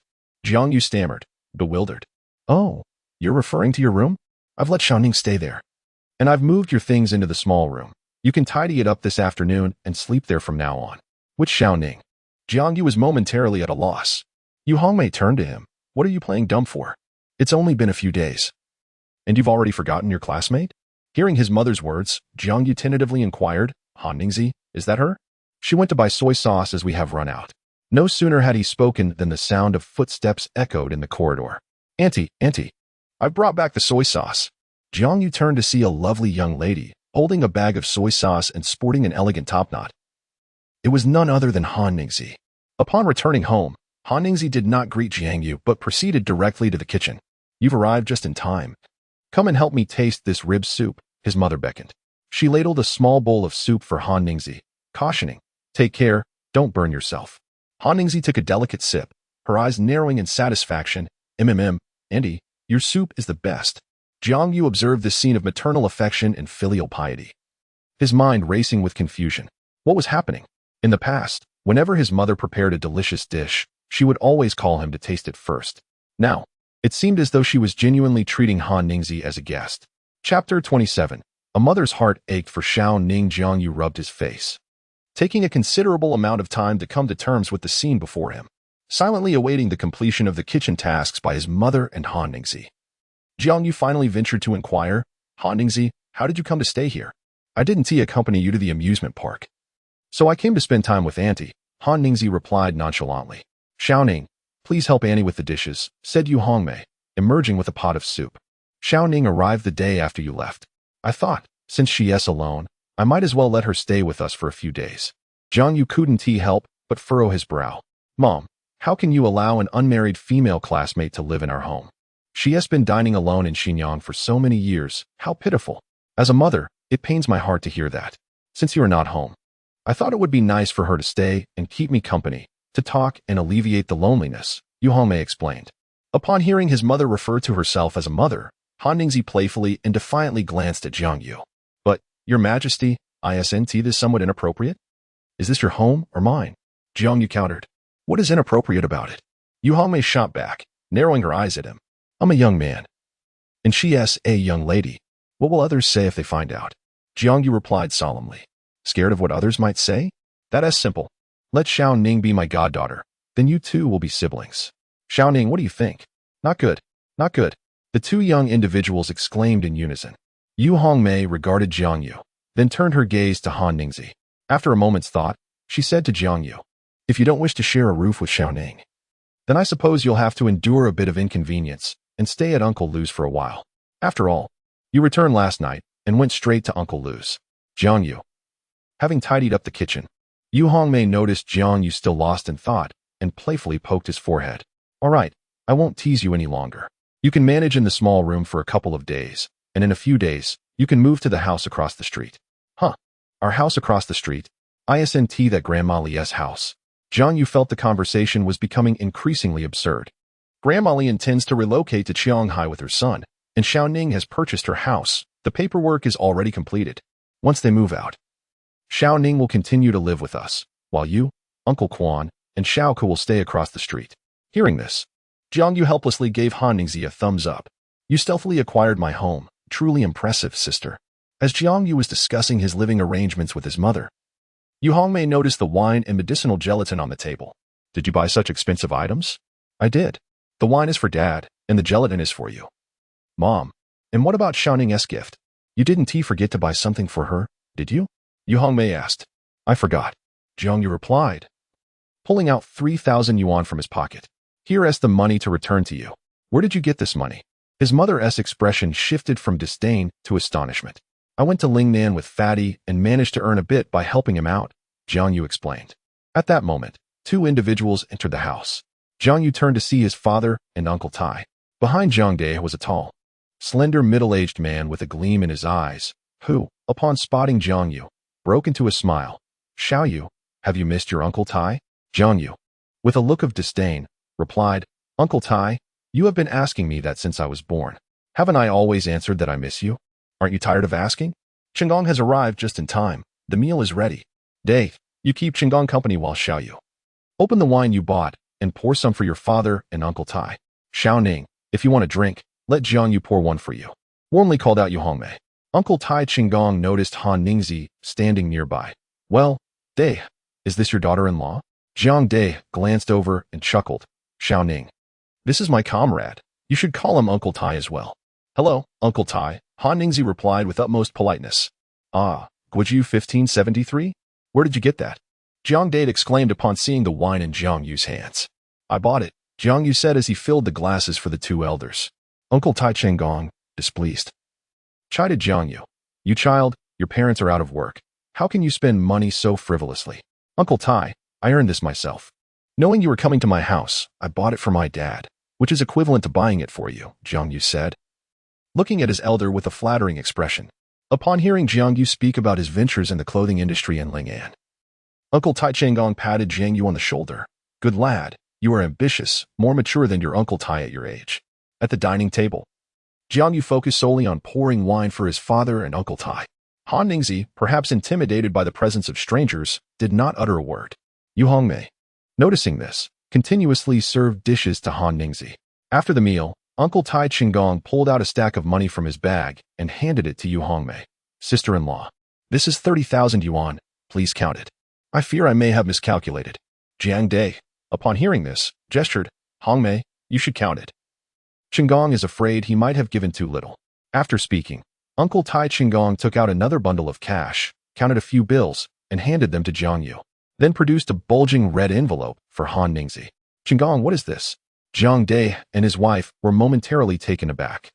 It's a red envelope for Xiao Yu and Xiao Ning to support their university education, Uncle Tai Qinggong stated grandly. This is too much. Upon hearing this, Uncle Tai Qinggong became displeased. What? Sister-in-law, do you think it's insufficient? Should I get more? As he spoke, he pretended to open his bag again. But Jiang Dai quickly stopped him. Yu Hongmei also felt a bit embarrassed. Oh no, it's just that it's too generous. How about we accept the one for Xiao Ning, and you take back the one for Jiang Yu? Jiang Yu secretly shot a glance at Han Ningzi, thinking, Mom, who does she really consider her own child? Uncle Tai Qinggong laughed heartily. Hey, this girl is your child, but Xiao Yu is not? They are all from the Jiang family, thus all are my Tai's descendants. I am merely being equitable. With the conversation reaching this point, Jiang Dai signaled, Xiao You. Shouting, please accept Uncle Tai's red envelope. Of course, do not squander this money. There are many expenses in college. Thank you, Uncle Tai, they replied in unison. Upon hearing their responses, Tai Changong felt a surge of joy. This young couple truly shares a remarkable understanding. They are in perfect harmony. Hearing this, Han Ningxi's ears turned crimson. Old Jiang, sister-in-law, what are your plans now that you've been laid off? Seeing his red envelope accepted, Tai Changong was elated and turned to Jiang Dai and his wife to inquire about their future plans. Dai intends to find a job, while I am considering setting up a small stall, though I am uncertain about what to sell. At this juncture, Jiang You interjected, Mom, how about starting with a stall selling grilled squid? Chapter 28 Father, you must strive to make me a wealthy heir. Mother, why not set up a stall to sell grilled squid? Upon hearing Jiang Yu's words, the entire table turned to look at him. What is grilled squid? Jiang Dai asked, a perplexed expression on his face. It's a snack from Lingnan. During my recent visit, I saw many vendors selling it at the night market, and their business was thriving. I haven't seen anyone selling it at our local night market, Jiang Yu explained. Turning to Tai Chingong, he inquired, Uncle Tai, didn't you also visit Lingnan? You must have seen it too. Yes, I encountered this delicacy in Dalian, northeast China, a few years ago, and it seems to have spread across the country since then. The business in Lingnan is indeed flourishing, Tai Chingong affirmed. Moreover, Mother, I discovered that the profit margins for grilled squid are quite substantial. They use frozen squid, which isn't costly to source. You could sell 3 skewers for 5 yuan, yielding a profit of approximately 50, Jiang Yu added. Hearing this, Jiang Dai contemplated and concluded. The fact that it has made its way from northeast China to Lingnan indicates that it is genuinely popular and profitable. I think it could work. Hongmei, I will head to Lingnan tomorrow. If the opportunity is viable, I will find a master and pay to learn the craft. I'll accompany you, his mother nodded, recognizing the merit in Jiang's words. At that moment, Jiang Yu interjected, Father, I already know how to make grilled squid. Why do you need to go to Lingnan to learn? You know how to make it? How did you acquire that skill? Oh, it's quite simple. I observed their thriving business during my trip and purchased 2 recipes, replicating the flavors exactly. Seeing the incredulous expressions of his parents, Jiang Yu walked to his own. Or rather, Han Ningxi's room, took up a pen and paper from the desk, and swiftly transcribed the grilled squid recipe from memory. Here, this is our family's secret to prosperity. Mother, don't misplace it, he declared proudly. All right, this afternoon I will buy some squid. There are a few ingredients we lack, so I will procure those as well, Hongmei said, glancing at the recipe before handing it to Jiang Dai. That works. Mother, once you've bought the ingredients, let me know. I'll use our frying pan to prepare a small batch for everyone to taste, Jiang Yu replied enthusiastically. Now, Jiang, if your wife is going to sell grilled squid, what are you going to do? Jiang Dai asked. I suggest you manage that factory in the countryside, Tai Chingong proposed. Jiang Dai promptly declined. Your factory has had its own team for years. I know nothing about it. I would only complicate matters. Father, how about opening a small driving school? Jiang Yu interrupted the conversation between his father and Uncle Tai. Children should not interrupt when adults are speaking, Jiang Dai said with a hint of displeasure. Turning to Jiang Yu. Oh, Xiao Yu, do elaborate, Tai Chingong encouraged, gesturing for him to continue. Uncle Tai, you see, my father used to serve in the military as the head instructor of an automotive unit, correct? Indeed. Xiao Yu, let me tell you. Your father once possessed such remarkable skills that he garnered accolades in military competitions, and the disciples he trained were equally formidable. At this point, Tai Chung turned and lifted his wine glass. Ah, reminiscing about those glorious times brings a sense of melancholy. Come, Lao Jiang, let us toast. Father, Mother. Didn't Ti recently accompany Xiao Lu to take the driving test? Oh, by the way, Tai Shu, Xiao Lu is the child of Uncle Lu. What do you mean going with Xiao Lu? It was clearly your classmate surnamed Huang who went to the driving test, and you followed along eagerly. Hearing Jiang Yu being playfully chastised by his mother, Han Ningxi couldn't help but chuckle. Jiang Yu shot a dissatisfied glance at his mother. A group registration offers a discount of 20%. I saved you quite a bit of money. Yet you don't even acknowledge my effort? Moreover, Mother, you and my classmate surnamed Huang, in a past life. Weren't you both a jade rabbit and a Chang'e from the Moon Palace? Surely there is some grudge there? After teasing his mother, Jiang Yu continued his analysis. During our recent driving test, we discovered that the instructors at the driving school were rather mediocre, and their attitudes were less than pleasant. They also engaged in various forms of extortion. I believe Father could establish a driving school, perhaps as a franchise, and set up a reasonably priced training facility in the suburbs. Initially, it may not be profitable, but with fewer students, it would allow for one-on-one instruction, eliminating wait times for vehicles, which would foster a good reputation. Once the reputation is established and funds are sufficient, we can then put up our own sign. Furthermore, the driving school merely needs to help others obtain their licenses, which is considerably simpler than your father's previous experience teaching military drivers, right? Father, you could specifically target students from local universities to cater to their needs. University students generally have disposable income and minimal responsibilities. If you provide quality training, they will promote you voluntarily. Father, Taishu, don't several of your comrades have average careers? You could invite them to work as instructors at the driving school. I'm confident they would be more reliable than those second-rate instructors at the current school. Lastly, since the driving school doesn't hold classes at night, Father, after work, you could assist Mother with her stall. After Jiang Yu's thorough analysis, the room fell into a prolonged silence. Why is no one speaking? Jiang Yu wondered, puzzled. Lao Jiang, I think Xiao Yu's idea has merit. It would be a shame for your driving skills to go unutilized as a coach. Tai Chung was the first to respond. Listening to Jiang Yu's analysis, Jiang De furrowed his brow. It is indeed a feasible plan. The reputation of a driving school is crucial, and I am confident in my ability to cultivate that. However, the startup costs for a driving school would require several $100,000, I presume? Uncle, I have money. I can lend you. Han Ningzi, who had remained silent, suddenly spoke up with surprising audacity. Silly child, that money is given to you by your family. How could your uncle and aunt spend it recklessly? Yu Hongmei gently poked Han Ningzi's forehead, taking her hand in a mock display of anger. Jiang Yu pointed at his mother. It wouldn't require that much. Simply find a driving school to affiliate with, which would cost several tens of thousands a year. The main expenses would be for vehicles and rental space. We currently have 30,000, right? In a few days, I will give Father an additional 50,000, totaling 80,000. Where did you acquire such a sum? Jiang De abruptly slammed the table, his first instinct being to suspect that his son had committed some wrongdoing. You made money from stock trading. Han Ningzi, sensing the rising tempers of both Yu Hongmei and Jiang De, swiftly provided an answer. You betrayed me? No. Wait, how did you know I was trading stocks? Did Lu Rong tell you? Jiang Yu was curious about how Han Ningzi had discovered his foray into stock trading. I just know, Han Ningzi replied, a hint of nervousness in her voice, as Jiang Yu had indeed gone to their family's securities company. Let us set aside how you found out for now. Tell me, where did you acquire the funds for trading stocks? And how much have you earned? Heh, not much, really. After deducting 4 years' worth of tuition and living expenses, I have just a few tens of thousands left. In half a month, I'll withdraw to help Dad pay for his driving school. At this point, Jiang Yu stood up, playfully patting his father's shoulder. Dad, put in some effort. And by the time I graduate from college, aim to make me a second-generation rich kid. Chapter 29. Has Han Ningji become your parents' designated daughter-in-law? After finishing their meal, Jiang De initially intended to take Tai Changong fishing.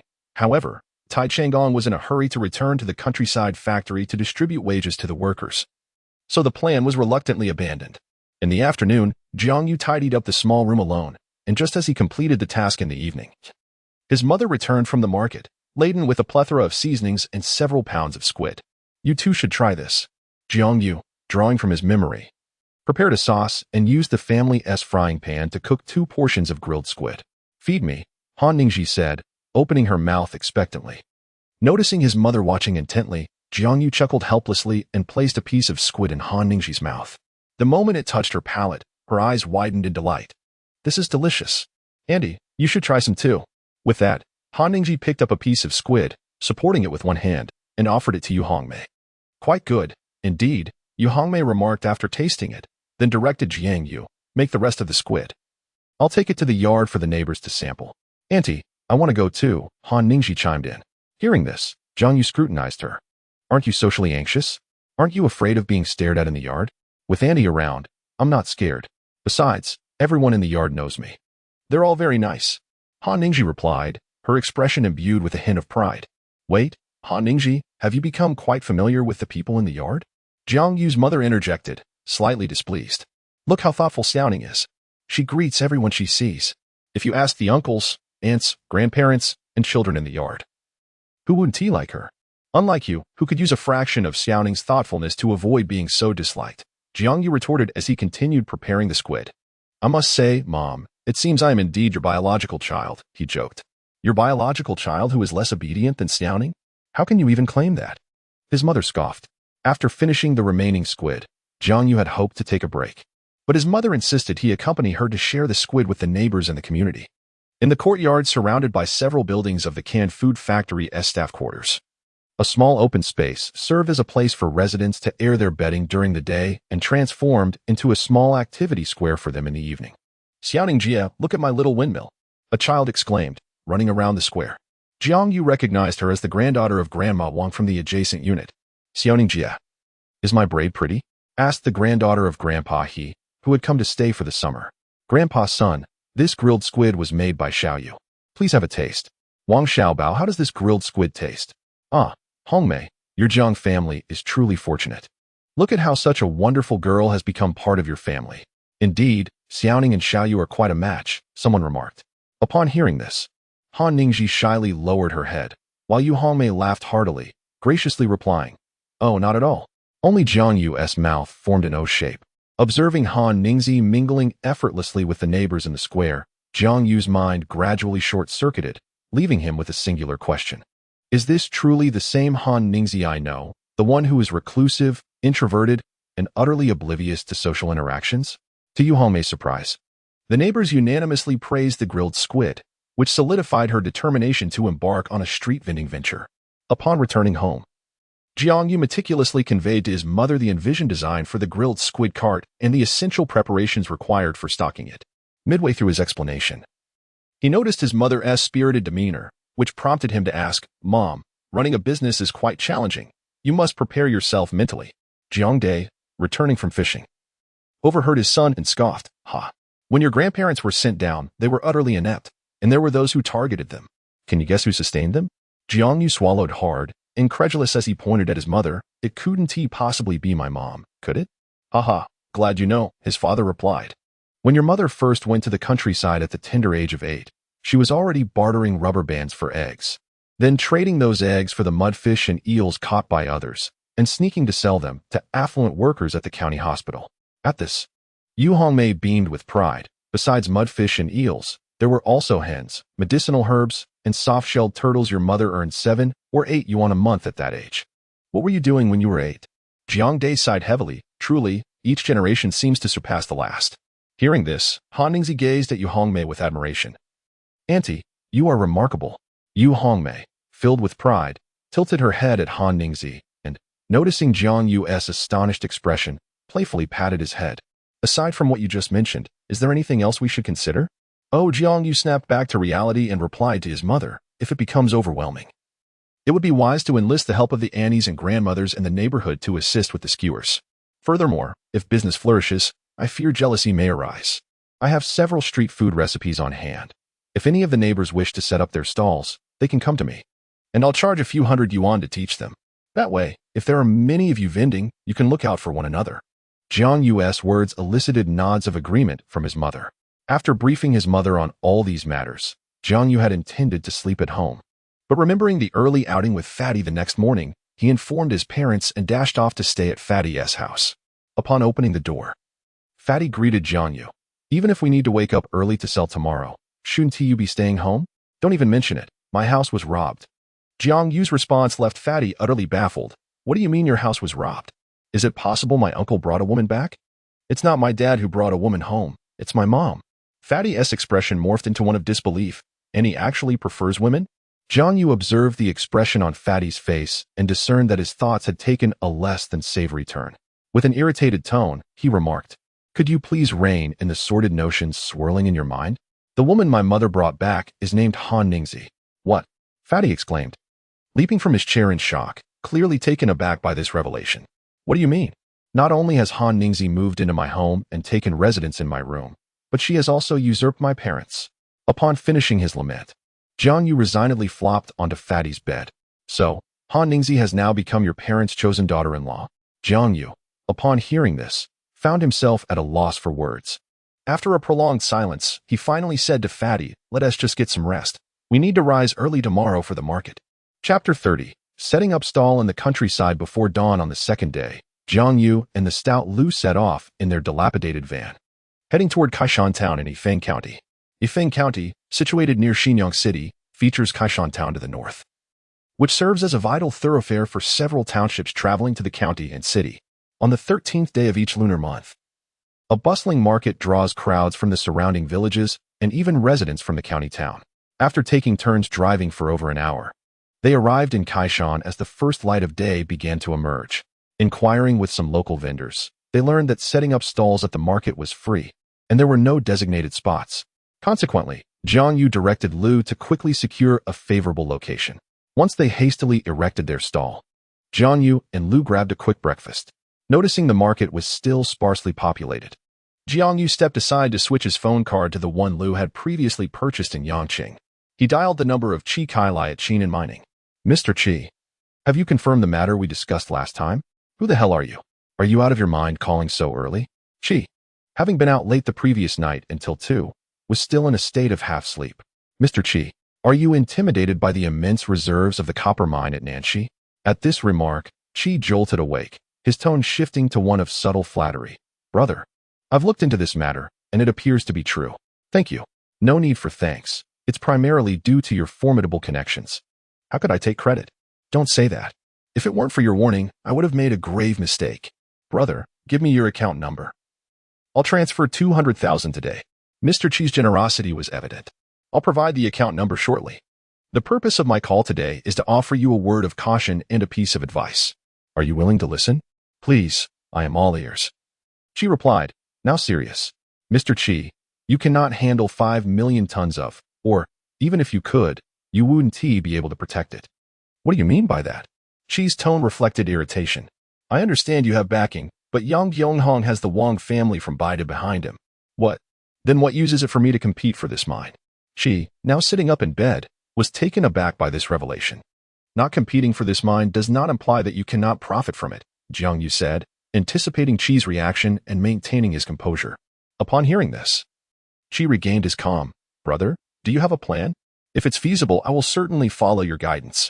Have your contacts approached Yunhe, the head of the Provincial State-Owned Assets Supervision and Administration Commission, and inform him of the true situation regarding the Nanxi copper mine. Why take that route? Qi asked, somewhat perplexed. Through Yunhe, we can involve the Provincial Mining Group in this endeavor. Then you can secure business from any downstream industry related to the copper mine, which would be no less profitable than a 30,000-ton mine. Wouldn't you agree? But will this really be effective? Qi expressed doubt. It will. Next year is a pivotal time for Yunhe as he competes for the position of vice governor. He needs to deliver results. A copper mine with a reserve of 5 million tons? What a grand affair. Moreover, should this copper mine fall into the hands of Yang Yonghong, how might he leverage this matter to assail Yunhe? How could Yunhe defend himself? Lastly, allow me to divulge a secret. The current head of the Provincial Mining Group, Ku Ziming, hails from Baidu. What relevance does this hold? Wait a moment. Is Ku Ziming a scion of the Ku family from Baidu? Qi Kailai was taken aback by this revelation. It took him a while to regain his composure amidst this cascade of explosive news, and he hastily said to Jiang Yu, Brother, I appreciate your help. Please provide me with your account number. I will transfer 400,000. Before 5 o'clock this afternoon, I will deposit it into your account. Jiang Yu chuckled. President Qi, you are quite generous. However, are you not curious as to why I am assisting you? Why? Qi Kailai instinctively inquired. I am aware that your father was tragically beaten to death by the Yang brothers during the Great Movement. I, too, have a profound grudge against him. With that, Jiang Yu ended the call and sent the card number of Han Ningzi via text message. Upon arriving at the market stall, Jiang Yu noticed that the crowd was beginning to swell. He retrieved 2 loudspeakers from the vehicle, pressed the play button, and seated himself behind the stall, chewing on a blade of grass. Wenzhou Zhejiang. The Jiangnan garment factory has closed down. The owner, Huang He, squandered his fortune and accrued debts amounting to 350 million. Fleeing with his sister-in-law, we are left with no choice but to accept clothing as wages, originally priced over 300. Genuine foreign trade products are now being liquidated. Everything must go. Everything must go. Brand name authentic t-shirts, just 15 yuan each. Genuine foreign trade children's skirts, 20 yuan each. Pure cotton foreign trade sports socks, 5 yuan for 4 pairs. The dual speakers, one telling a tale, the other announcing prices, quickly attracted a considerable number of marketgoers, while Jiang You, nonchalantly seated on a stool, scanned the crowd. Can I get a discount if I buy two?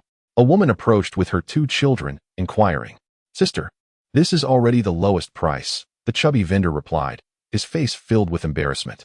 Seeing the vendor's seemingly honest demeanor, the woman grew assertive. If you can lower the price, I'll buy. If not, I'll take my leave. The chubby vendor then approached Jiang You, hesitantly asking, Brother, this lady wants us to lower the price. Is that possible? Jiang Yu spat out the grass he had been chewing, exclaiming, For heaven's sake, this business is impossible. With that, Jiang Yu leapt atop the vehicle, waving his arms and shouting, Ladies and gentlemen, my brother and I have both been accepted into university this year and sought summer work, but the boss absconded, leaving us without a single penny in wages and no means to pay for tuition. We were compelled to salvage these clothes from their factory to raise funds for our education. The school year is fast approaching, so I won T-Dawdle. T-shirts for 15 yuan each, 2 for 25. Skirts for 20 yuan each, 2 for 35. Socks for 5 yuan for 4 pairs, or 10 yuan for 9 pairs. After finishing his announcement, Jiang Yu gestured to the chubby vendor, Hand me the loudspeaker. I need to record a new message. What if I only buy one? An elderly man from the crowd asked after Jiang Yu completed the recording. With a sincere demeanor, Lu Rong promptly responded, Old sir, if you only wish to purchase a single item, I cannot offer a discount. However, I shall gift you 2 pairs of socks. Under Jiang Yu's compelling performance, the popularity of the clothing stall surged dramatically, and within a short span, they sold over a dozen t-shirts and several children's dresses. The quality and style of this batch of merchandise were indeed exceptional, and the prices were remarkably reasonable. Consequently, even those who did not intend to purchase clothing found themselves symbolically buying a few pairs of socks. Thus, Jiang Yu and the plump man toiled tirelessly throughout the day. It was not until around 4 in the afternoon, as the crowd began to dwindle, that they finally enjoyed a moment of respite. Noticing the decrease in patrons, the two decided to spend 20 yuan to secure a room at a modest inn in Kaishan town. Upon settling into their room, the plump man could not contain his excitement as he shared with Jiang Yu. Wow, we sold over 300 t-shirts and more than 60 dresses today.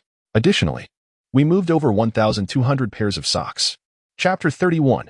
A good man yet unrewarded in this instance, Jiang Yu and the rotund Lu have imported 500 t-shirts, 10,000 pairs of socks, and over 210 children's dresses from Ling'an. Just the day before yesterday, at the night market, they sold 110 t-shirts and over 400 pairs of socks. With today's sales included, they had managed to clear nearly 1/3 of their t-shirts and children's dresses after merely 2 market outings, while also selling 1/5 of the socks. The astonishing pace of their sales surprised not only Lu but also Jiang Yu himself. For the subsequent period, the duo traversed the countryside in their van, racing against time to reach various county fairs in the lower regions of Xinjiang, without even returning to the city once. Despite their relentless busyness and exhaustion, Jiang Yu remained steadfast in his commitment to daily exercise. After 10 full days of running about, only about 15 or 16 t-shirts and 100 pairs of socks remain from their original stock. The market in Yushan's remote Gakai village is tomorrow. If we hurry, we can make it there by nightfall. But with this scant inventory, won't it be unprofitable? During lunch, Lu Rong glanced at the dwindling stock in the van and turned to Jiang Yu with concern. Yushan, situated in the mountains, is the most remote county in Xinjiang, with Gakai village and its neighboring towns being infamous for their poverty. The journey would take over 3 hours, and after accounting for fuel, lodging, and meals, selling off the remaining t-shirts and socks would yield minimal profit. Thus, it was understandable that Lu was hesitant to proceed. Jiang Yu pondered for a moment. I think it might be wiser not to go, but leaving this unsold inventory unsettles me. What about you? Well, now that you mention it, it does feel a bit disconcerting. Let's have our meal, refuel the vehicle, and then set off, Lu replied. After finishing their meal, they drove towards Gakai village. Halfway there, an idea struck Jiang Yu. Lu, are we perhaps overlooking something of great importance? What are you talking about? Lu, engrossed in driving, instinctively inquired, only to realize the implication himself. Oh no, did I forget to refuel? As if responding to their conversation, the old van suddenly conked out. The two exchanged bewildered glances. What now? Lu asked sheepishly. Jiang Yu stepped out to survey the surroundings and approached the driver's window. These mountains are dotted with fruit trees, and there's cow dung near the grass. There must be a village nearby. I'll go take a look. You stay with the vehicle. Relieved by Jiang Yu's words, Lu responded. Here, take some change, 10 and 5 yuan notes, and a pack of cigarettes. I'll check around to see if I can find some fuel. Equipped with coins and cigarettes, Jiang You walked along the road for about 10 minutes. Noticing several tire tracks in the mud beside the highway, he veered onto a dirt path, traversed 2 small hills, and indeed discovered a quaint village consisting of about a dozen households. Jiang You noticed a motorcycle parked in the courtyard of a nearby house at the village entrance. With a bold spirit, he approached and knocked on the door. An elderly man, slender and sprightly in a Zhongshan suit, emerged. Upon hearing Jiang Yu's purpose, the old man turned and shortly returned with 2 bottles of mineral water filled with gasoline, which he handed to Jiang Yu. Jiang Yu intended to offer payment, but to his surprise, the old man adamantly refused, eventually accepting only a packet of cigarettes after much persuasion. With the gasoline from the 2 bottles, the van successfully made its way to a gas station, where the 2 promptly filled the tank. After over an hour of driving, they finally arrived at the remote village of Shanghai in the twilight.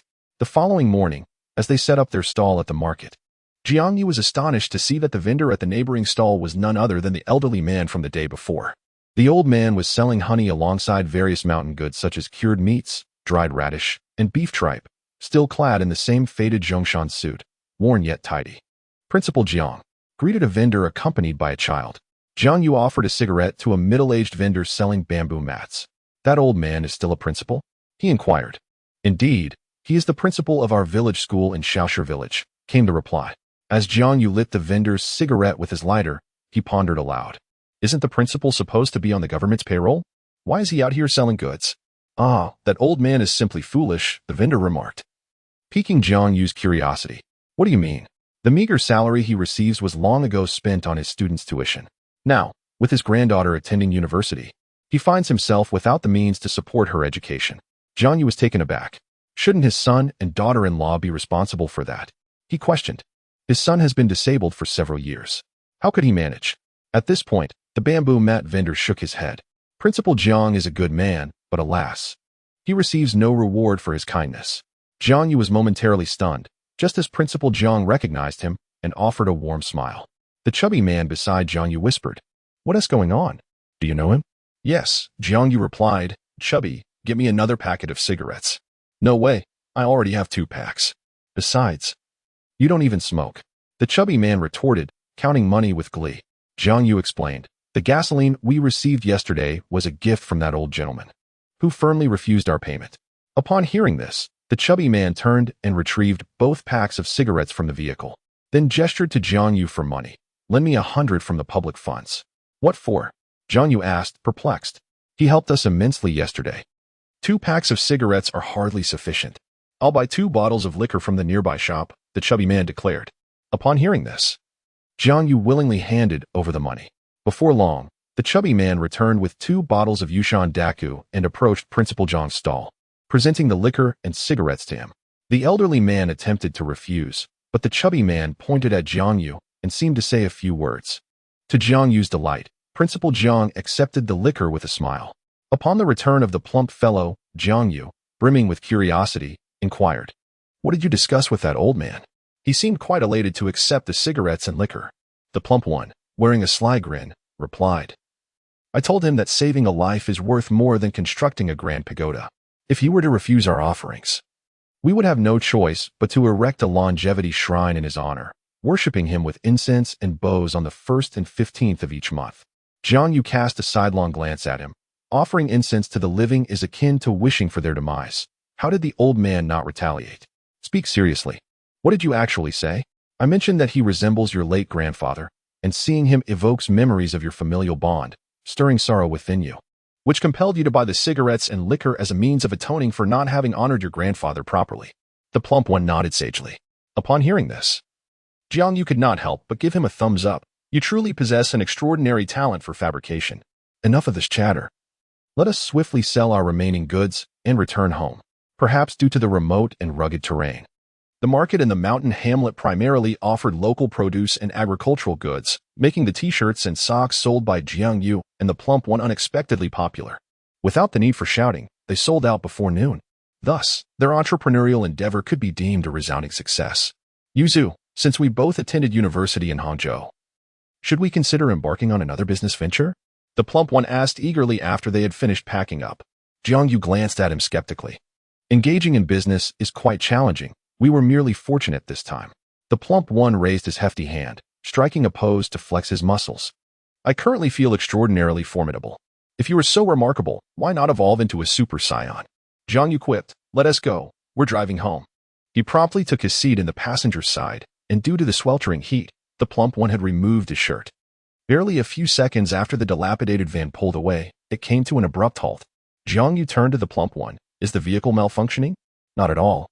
Yuzu, look behind us. What are those rascals up to? The plump one peered into the rearview mirror, his expression shifting to one of concern. Upon hearing this, Jiang You turned to see a group of unruly teenagers, around 16 or 17 years old, shoving Principal Jiang. With the lead troublemaker sporting a distinctive hairstyle, overturning their stall and striking the old man twice. I'll go take a look. Without waiting for Jiang Yu's consent, the plump one exited the vehicle and strode towards the commotion. Chapter 32. The girl with braids who captivated the fat man. You old fool. How dare you refuse to pay protection fees? As Jiang You and the fat man approached the overturned stall, they overheard a punk threatening Principal Jiang. We've been in this business for years. When have we ever paid? Principal Jiang's expression was resolute, his eyes devoid of fear. Hey, you old man. You're quite something. The punk sneered, preparing to slap Principal Jiang again. Jiang You interjected, young man, that's enough. The punk surveyed his surroundings and pointed at Jiang You. Who are you calling young? What makes you think you can play the big brother? You're the one with that bird's nest hair, so what's it to you? The fat man retorted, then turned to Jiang You. You truly excel at trash talk. Calling this aging fool young is as ironic as shouting rookie at Jordan on the court. It's bound to get under his skin. Seeing the fat man's audacity, the punk picked up a stick from the ground and tapped him on the shoulder. What are you saying, you fat pig? At that moment, the fat man noticed the 2 bottles of wine he had gifted to Principal Jiang lay shattered on the ground. Igniting his anger, he yanked the stick back and seized the punk's shoulder, delivering a powerful knee strike to his abdomen. The impact was so forceful that the punk fell to his knees. The fat man bent down, gripping the punk's disheveled hair, and smirked, damn it, even I. A notorious troublemaker, wouldn't he dare strike a teacher? What are you even worth? And you, calling me a fat pig? You don't even know that fighting with long hair is a bad idea. What have you been doing with your life? Noticing the other small-time thugs frozen in place before the stall, the fat man pointed at them with authority. You lot. Get lost. These 2 are from out of town. Let us take them down. Before he could finish his sentence, the thugs charged forward with shouts. The one leading the charge was the fastest, but when he reached Jiang You, he was sent flying over a meter away with a kick. The other thugs stood in shock. Scram, Jiang You declared, unwilling to escalate the conflict, especially since he and the fat man were unfamiliar with this remote area. You 2 can stay here if you're so capable. A few thugs helped the punk to his feet and scattered like birds.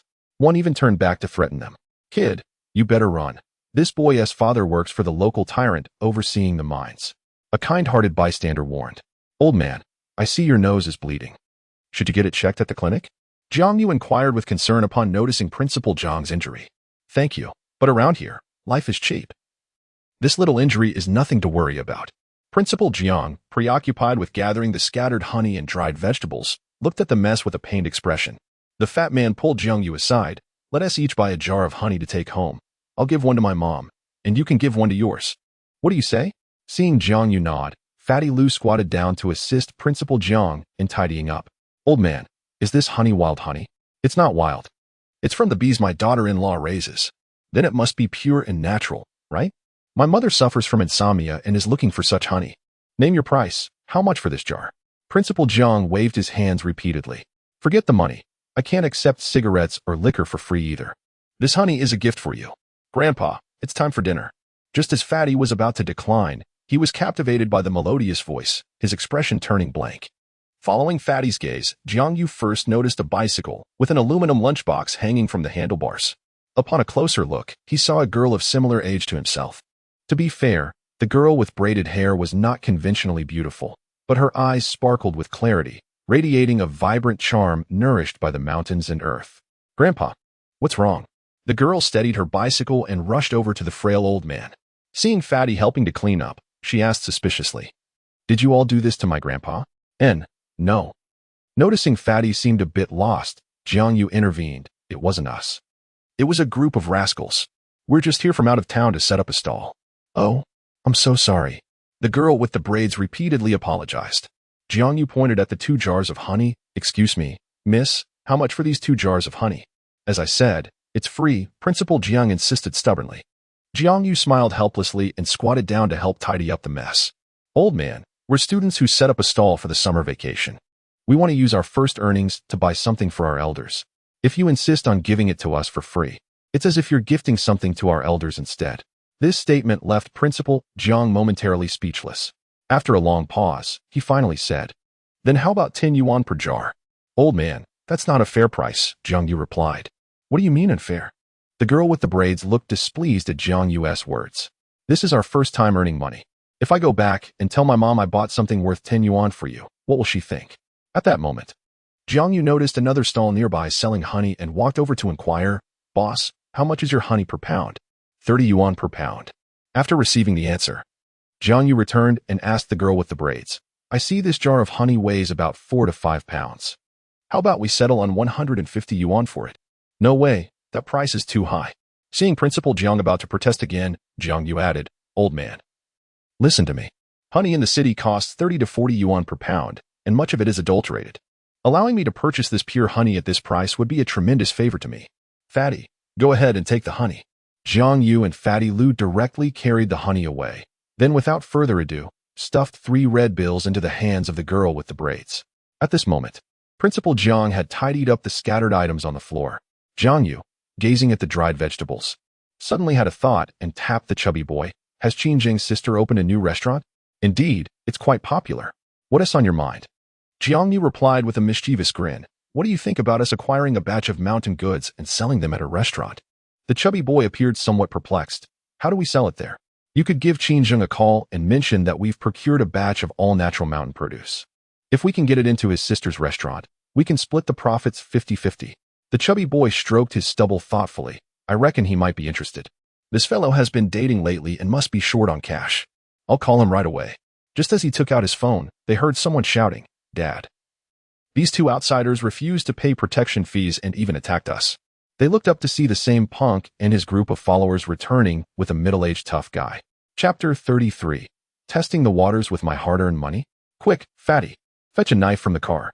Jiang Yu, sensing the malicious intent of the group of punks, hastily instructed Fatty to arm himself. "Is it you, an outsider? Who has harmed my son?" A middle-aged man with a shaved head and a hefty gold chain around his neck stood defiantly, donning a suit vest over a white t-shirt.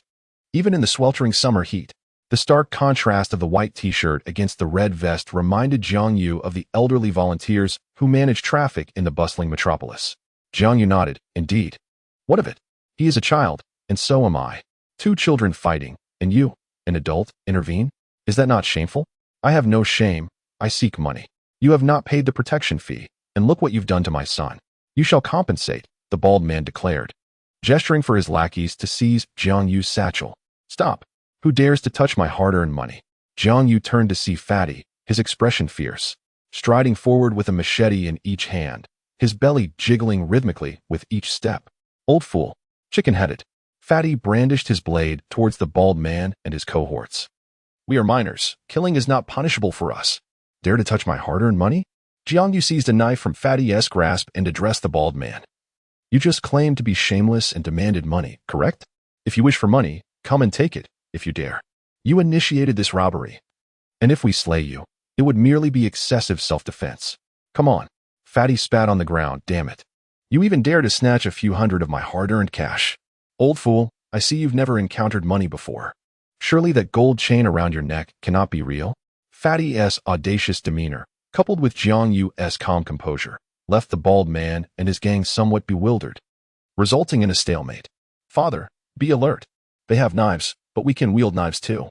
They must learn today that the king of hell has many eyes." The punk beside his father, emboldened, even knew how to stoke the flames of confrontation. The bald man, pleased, patted the punk on the shoulder. "Well done. You haven't shamed your old man." Upon hearing this, Fatty and Jiang Yu exchanged glances and charged forward, knives in hand. The small thugs were entirely unprepared for the audacity of these 2 young men, momentarily stunned before scattering in panic. The bald man and his punk son were engaged in conversation when Jiang Yu and Fatty reached them, and only then did they react. The bald man was slow to respond, and Jiang Yu kicked him down. Fatty followed with a couple of punches before seizing the gold chain around his neck. Why is this bald man's gold chain so light? Hollow? Fatty, placing the knife against the bald man's neck, suddenly realized the chain felt wrong. No, it's not real. It's made of plastic. The bald man was on the verge of tears. As a few punks attempted to surround them, Jiang You raised his knife, threateningly gesturing to the group. If you dare to approach, I shall slay him. Jiang You glanced toward the distant punk. Weren't you going to fetch a knife? I give you 10 minutes. If you don't return, I'll kill your father. Don't lose face now. Try touching my father, if you dare. Go ahead and strike. What's the matter with you, boy? I am your father. The bald man panicked. Rest assured, Dad. If these two outsiders dared to harm anyone, they would have done so by now. Those who are truly ruthless speak little, while cowards are the most verbose. That's what you taught me before. After saying this, the punk shouted at the two, Go on. If you kill my father, I will inherit his fortune. This audacious declaration left Jiang You momentarily speechless. He had drawn his knife primarily to intimidate these thugs, not with the intent to commit violence in broad daylight. Did this punk actually perceive himself as a law-abiding citizen? What is the matter? Not so brave now? Seeing Jiang You hesitate to strike, the punk grew emboldened. Your arrogance is misplaced. Infuriated by the punk's bravado, the hefty man charged at him with his knife raised. Observing this, Jiang You swiftly landed a punch on the bald man's chin, knocking him unconscious, before joining the hefty man in pursuing the punk. To their surprise, instead of fleeing, the punk cowered at their fierce approach, his legs trembling, unable to move.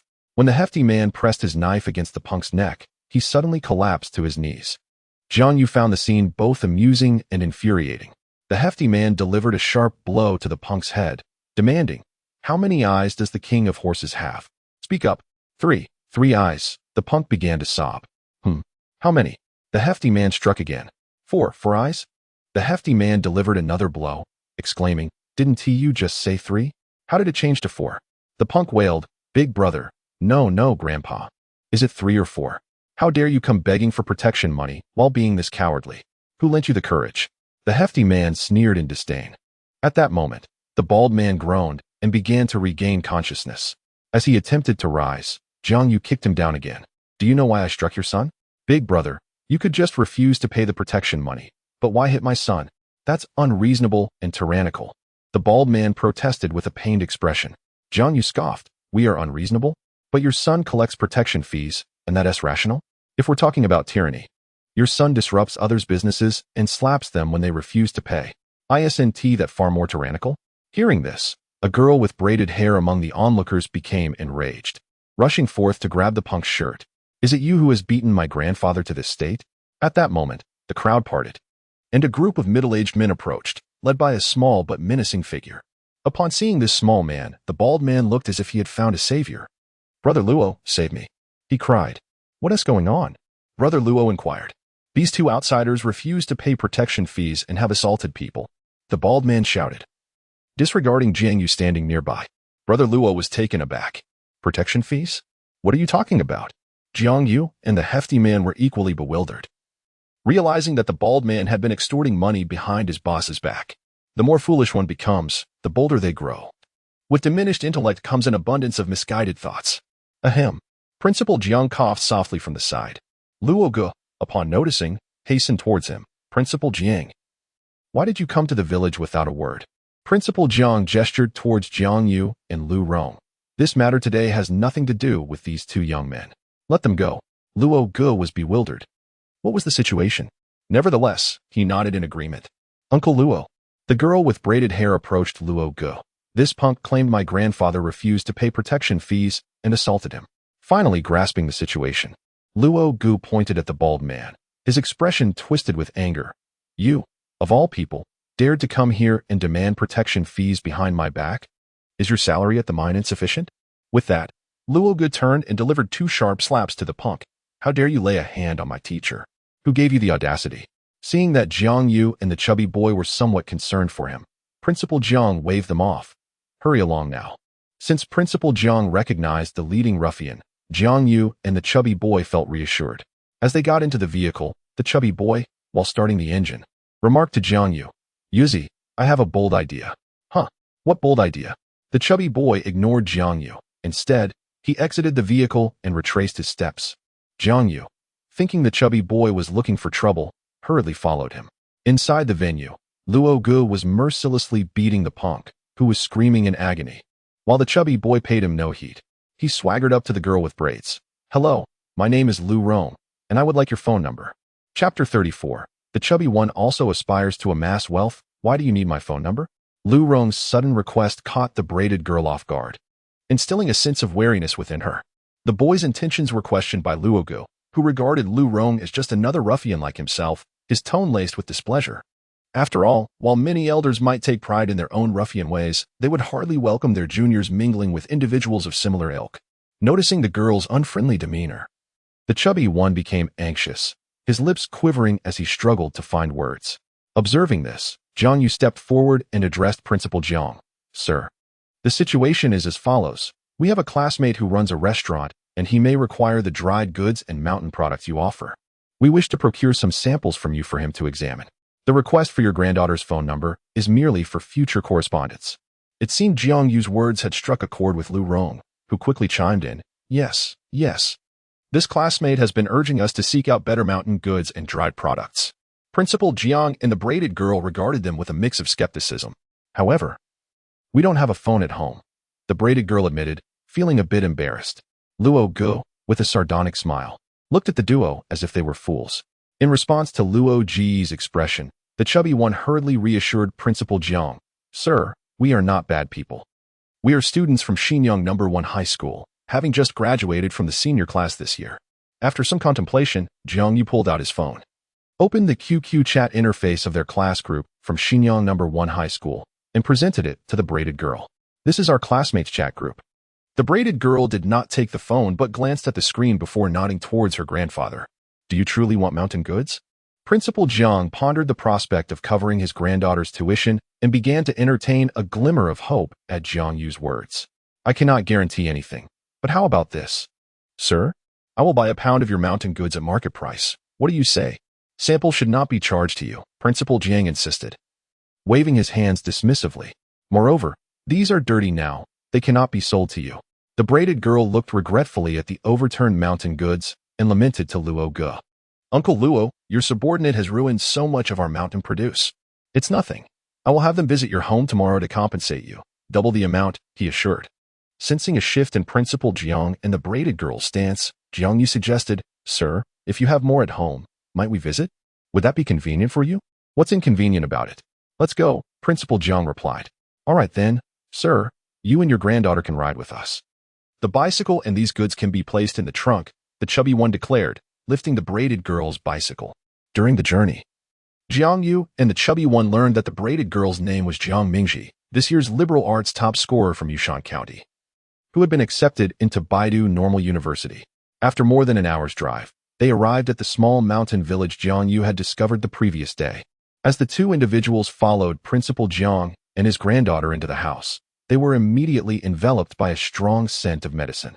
Soon, Jiang You and the rotund fellow were astonished by the walls adorned with numerous certificates. These accolades spanned from Jiang Mengji's elementary to high school years, alongside many awards belonging to Principal Jiang himself. A cursory glance revealed that his awards included both county and city recognitions. Since the 1970s, this venerable man had consistently garnered honors such as outstanding educator and excellent teacher nearly every year. Observing the awestruck expressions of Jiang You and the rotund fellow, Jiang Mingji felt a swell of pride. "My grandfather is my role model." "You were influenced by your grandfather to apply to Baidu Normal University, weren't you?" the rotund fellow inquired. Jiang Mingji nodded affirmatively. "I plan to return and take over my grandfather's position after I graduate." "Such ambition," Jiang You exclaimed sincerely. At that moment, a coughing sound resonated from the inner room. Without a moment's hesitation, Jiang Mingji rushed inside, calling out, "Dad, how are you?" "I'm fine, just choked on some water," came the voice of a man from within. Through the slightly ajar door, Jiang You and the rotund fellow glimpsed a gaunt middle-aged man seated in a wheelchair. Jiang You mused to himself, "This must be Principal Jiang's disabled son. Look at these, let me know what you want, and I will pack them for you," Principal Jiang said as he emerged from another room, carrying several burlap sacks filled with local produce. Jiang Yu interrupted the rotund fellow, saying, "Old man, for my friend, just 3 kilograms of samples will suffice. Please let me know the cost." Principal Jiang replied earnestly, "You both helped me today. Any samples you take are to assist me. I cannot accept your money." Jiang Yu glanced at the time and suggested, How about this, old man? We will pay for the samples and for everything else. Just let us treat you to a meal, and we can consider it settled. With the matter put forth so directly, Principal Jiang had no choice but to accept the money for the produce. While the grandfather and granddaughter prepared lunch, Jiang You discreetly slipped away to the village store, returning with 2 bottles of Yushandaku and 2 packs of cigarettes. At mealtime, Jiang Mingji's mother fortuitously arrived home. During their conversation, Jiang Yu learned that it was usually her mother who went to the market. But recently she had received a batch of knitting materials for processing and had to deliver them that morning, which is why Principal Jiang had gone to the market instead. As they sat down to eat, Jiang Yu and the rotund fellow were surprised to find that Principal Jiang had even gone so far as to slaughter a chicken and a duck in their honor. Jiang Mingji's father was also helped to the table, urging the 2 of them to eat heartily. Initially intending just to have a simple meal to quell Principal Jiang's sense of indebtedness, they were instead treated as esteemed guests, a sincerity that made their meal somewhat bittersweet. As they ate and chatted, they learned that Jiang Mingji's father, Jiang Mash, had gone to work in the city several years prior, but after a traffic accident, he had become incapacitated, with the perpetrator never apprehended.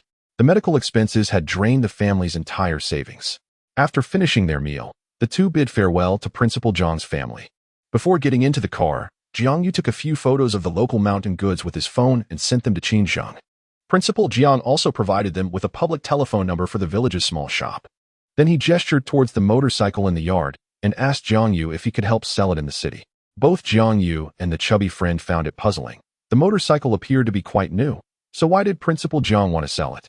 Upon inquiry, they learned that the motorcycle belonged to Principal Jiang's son, who was also Jiang Mingji's father.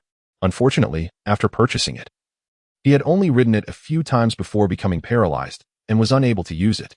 Now, with his granddaughter's college tuition still lacking some funds, Principal Jiang contemplated selling the motorcycle to contribute towards her education. The chubby friend immediately remarked that his father was in need of a motorcycle and offered the old man 2,000 yuan, loading the motorcycle into their van. On their way back to the city, the chubby driver turned to Jiang Yu and said, "Yuzi, I want to make money, a lot of money." "What for?" "To support your future father-in-law's family?" Jiang Yu joked. "Exactly," the chubby friend replied with conviction. Just as Jiang Yu was about to respond, his phone rang. Upon seeing it was Qin Zheng calling, he pressed the speakerphone button. "Young Master Qin?" "Yuzi, old fatty, where are you?" The excitement in Qin Zheng's voice was palpable. "We're still in the countryside, heading towards the city." "What's up?" The chubby driver answered casually. "My sister asked me to inquire if you have samples of the mountain goods in your photos." "Yes, I bought some, but they'll only arrive in Xinjiang tonight." "That's fantastic.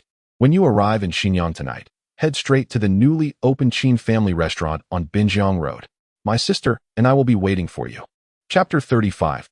Who is more beautiful, my sister or Huang Xuexin? Jiang Yu and Lu Rong were exhilarated upon receiving a phone call from Qin Zheng. Taking turns driving, they hurriedly made their way to the urban center of Xinjiang, finally arriving at the Qin family restaurant on Binjiang Road shortly after 8 in the evening. As they approached, Jiang Yu immediately spotted Qin Zheng waiting at the entrance. The duo unloaded several bags of mountain goods from the car. "My sister saw the photos you took and promptly agreed to purchase them at the price we discussed," Qin Zheng declared, selling out his own sister as soon as he laid eyes on Jiang Yu and the chubby Lu Rong. "Really?" the chubby one asked incredulously. "Come on, chubby. We've been classmates for ages. Do you not trust me?" "My sister said she would buy as many of these mountain goods as we have, as long as they look as outstanding as in the pictures," Qin Zheng replied. Following Qin Zheng into the restaurant's office, they were greeted by a stunning woman, Qin Qingqing, who had been waiting for them. Her eyes sparkled upon seeing the tall and handsome Jiang Yu. Noticing her figure clad in a fitted professional skirt, Jiang Yu and Lu Rong respectfully placed the bags of mountain goods on the desk. This gesture earned a subtle nod of approval from Qin Qingqing, who delicately sifted through the bags with her slender, jade-like fingers, inspecting each item closely before making a call. "Chef Yin, could you come to my office?" Moments later, a man clad in a chef's uniform entered the office. "Chef Yin, please take a look at these mountain goods," Qin Qingqing instructed, gesturing towards the items on the desk. Chef Yin stepped forward to carefully examine the goods, and after a while, he spoke up. "Qin, these mountain goods are quite good. Where did you procure them?" "My brother and his 2 classmates brought them in from the remote areas of Yushan County," Jiang Yu interjected. Chef Yin nodded appreciatively, and Qin Qingqing continued, "Chef Yin, Please select some of these and prepare a few dishes for Director Jiang and General Manager Lu in their respective private rooms. Leave some for us as well." With a charming smile directed at Jiang You, she added, "You two haven't eaten yet, have you? Let's enjoy a meal together later." Chef Yan, excited, took the mountain goods to the kitchen, and while he prepared the dishes, Qin Qingqing ventured to visit the guests in the private rooms. "Old Qin, regarding the profits from these mountain goods, we'll split the first batch 50-50, but for future transactions, you can handle them independently. Chubby and I won't interfere," Qin Zheng stated. "Why not?" Qin Jing asked, surprised. Jiang You exchanged a glance with Lu Rong and chuckled wryly, initially. "We intended to conduct just this one batch of business, but from what I gathered from your sister, she may require these mountain goods on a long-term basis. Considering that Lu Rong and I will be heading to Hangzhou for our studies in the upcoming semester, you'll have to manage the receiving, inspecting, and delivering of goods on your own. As for the profits, do you think that is reasonable?" Lu Rong chimed in. "Qin Zheng, to be honest, we helped out with this batch of mountain goods for someone else. We don't need any profit from this. We merely hope you can offer a slightly higher price when dealing with them." "Who is this person that even has Chubby speak up?" Qin Zheng exclaimed, a look of disbelief on his face.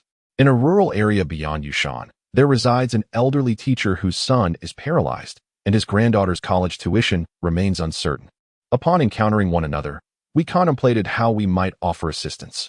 Upon hearing the words of the portly gentleman, Qin, the young master, looked incredulous. "Can you, of all people, truly possess such kindness?" Indeed, the gentleman proved his sincerity by spending 2,000 yuan to purchase the young man's motorcycle, which now rests in the van. Jiang You stood by to corroborate this act. "Well, I must admit, I never anticipated this side of you," Qin remarked, acknowledging the gentleman with a thumbs up. After a moment of contemplation, Qin proposed, "Henceforth, let us agree that the first batch of goods shall be split evenly between us. As for subsequent shipments, I shall retain 70% of the profits, while the remaining 30% shall be allocated to the teacher you mentioned. However, do not hand it over directly." Jiang You interjected, "You should stipulate conditions, categorizing the mountain goods into 3 grades based on size or quality. The finest goods can be priced with an additional 20%. The next tier with an additional 10%, while the ordinary goods should be sold at either the original price or at 90%. Hearing this, Qin playfully patted Jiang You on the chest, exclaiming, "You, my friend, have quite the mind." "Listen carefully, old Qin," Jiang You continued. "The top-tier mountain goods should be reserved for your sister's restaurant as signature and specialty dishes. The second tier can serve as home-style meals. A portion of the second tier and ordinary goods can be considered for distribution to other hotels, also categorized by quality. Isn't your father supplying many hotels in Xinjiang with condiments? Offer commissions to his sales agents to facilitate sales. After all, even the ordinary goods surpass the quality of others." At that moment, a series of applause echoed from the entrance, drawing their attention to the doorway where Qin Zheng's sister, Qin Qingqing, had mysteriously appeared. With a glimmer in her eyes, she gazed at Jiang You and remarked to Qin Zheng, "Your classmate has quite the business acumen. Does his family engage in commerce?" Jiang You humbly replied, "No, Sister Qing, my parents are both laid-off workers. With the same ingredients. Our restaurant utilizes the finest mountain goods while others are restricted to the second tier. This distinction enhances our sincerity in the eyes of customers." "Brother, your idea is truly commendable. What is your name?" Qin Qingqing inquired. "Jiang You, with Jiang representing rivers and lakes, and you meaning blessed by the Bodhisattva," he responded. "Jiang You? This name rings a bell." After a moment of realization, Qin Qingqing turned to Qin Zheng and exclaimed, "Is this the same person you referred to? The campus heartthrob who is quite the admirer?" At this, the portly gentleman erupted in laughter, spraying tea, while Qin Zheng cast an embarrassed glance at Jiang You. Jiang Yu managed a sheepish smile, saying, "I merely admired her from afar. There was no flattery involved." Qin Qingqing, intrigued, asked Jiang Yu, "Tell me, who do you think is more attractive, your class flower or me?"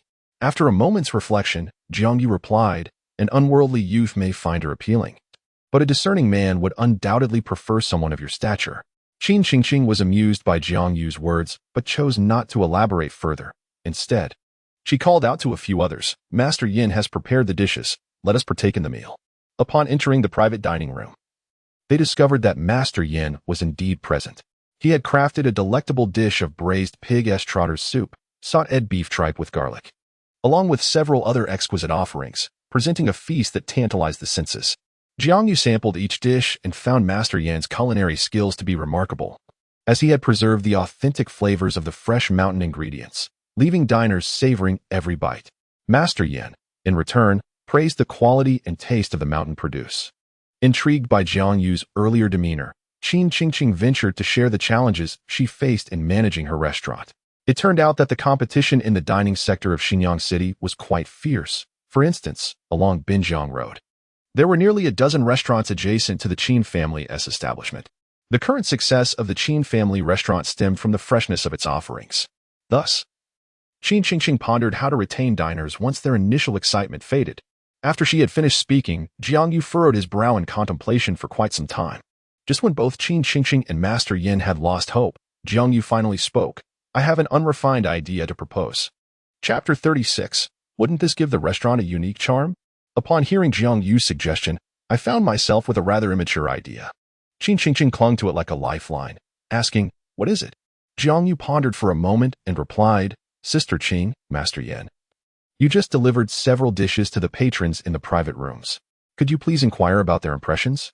Qin Qingqing and Master Yin exchanged glances and nodded in agreement. "Let's go." With that, they proceeded to attend to the other guests. The feedback was overwhelmingly positive. After a while, Qin Qingqing and Master Yin returned to the private room.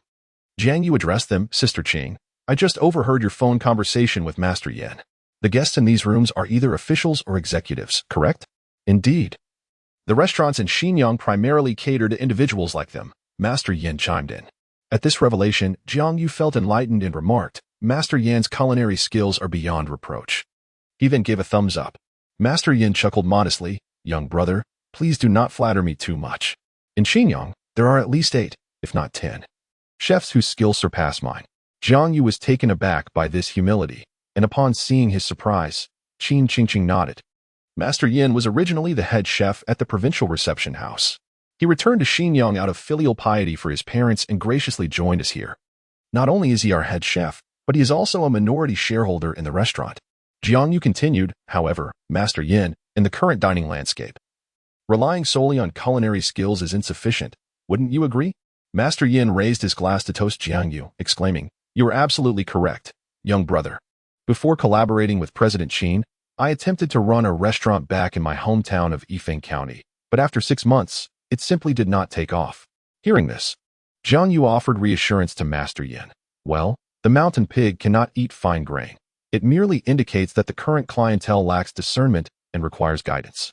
Returning to our previous discussion, Jiang Yu emphasized, "Master Yan's culinary prowess sets the foundation for our restaurant."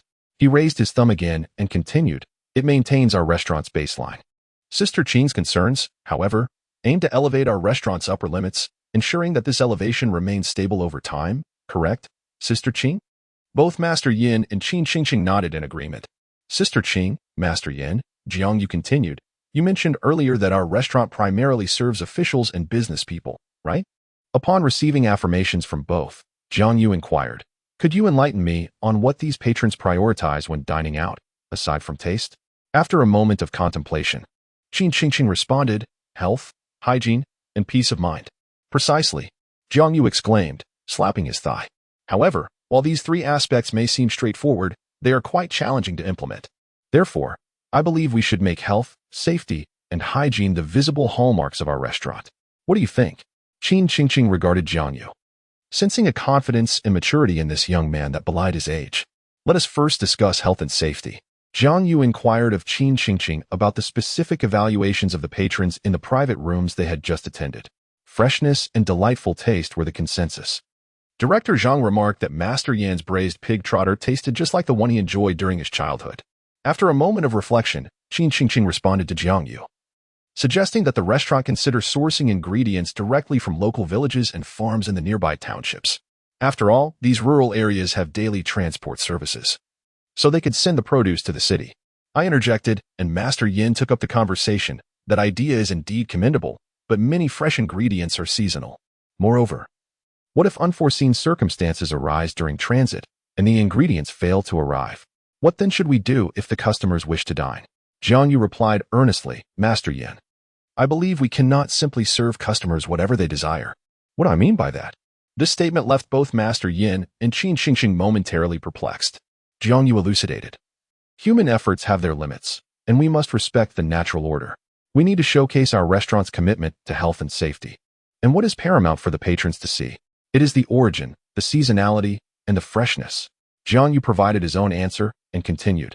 We could display a board in the main hall, listing the fresh ingredients that have arrived each day, and based on these, showcase today's specialty dishes. For instance, if we receive black goat from Yifeng County, large radishes from Kjiwan, wild beef tripe mushrooms from Shangan, and 3-year-old farm-raised black chickens from Kashan. Our specialty dishes for the day could be radish and lamb casserole and beef tripe mushroom soup with black chicken. The principle remains, freshly picked, freshly sourced, and freshly slaughtered. At this point, Jiang You posed a question to Master Yin and Qin Qingqing. Do you think these officials and business owners would appreciate this approach? Certainly. Master Yin replied emphatically, recounting his own experiences. During my tenure at the provincial reception hall, many banquet invitations requested that ingredients be sourced directly from the countryside. This was the crux of the matter. Fresh and organically sourced ingredients, in the eyes of many, signify nutrition and health.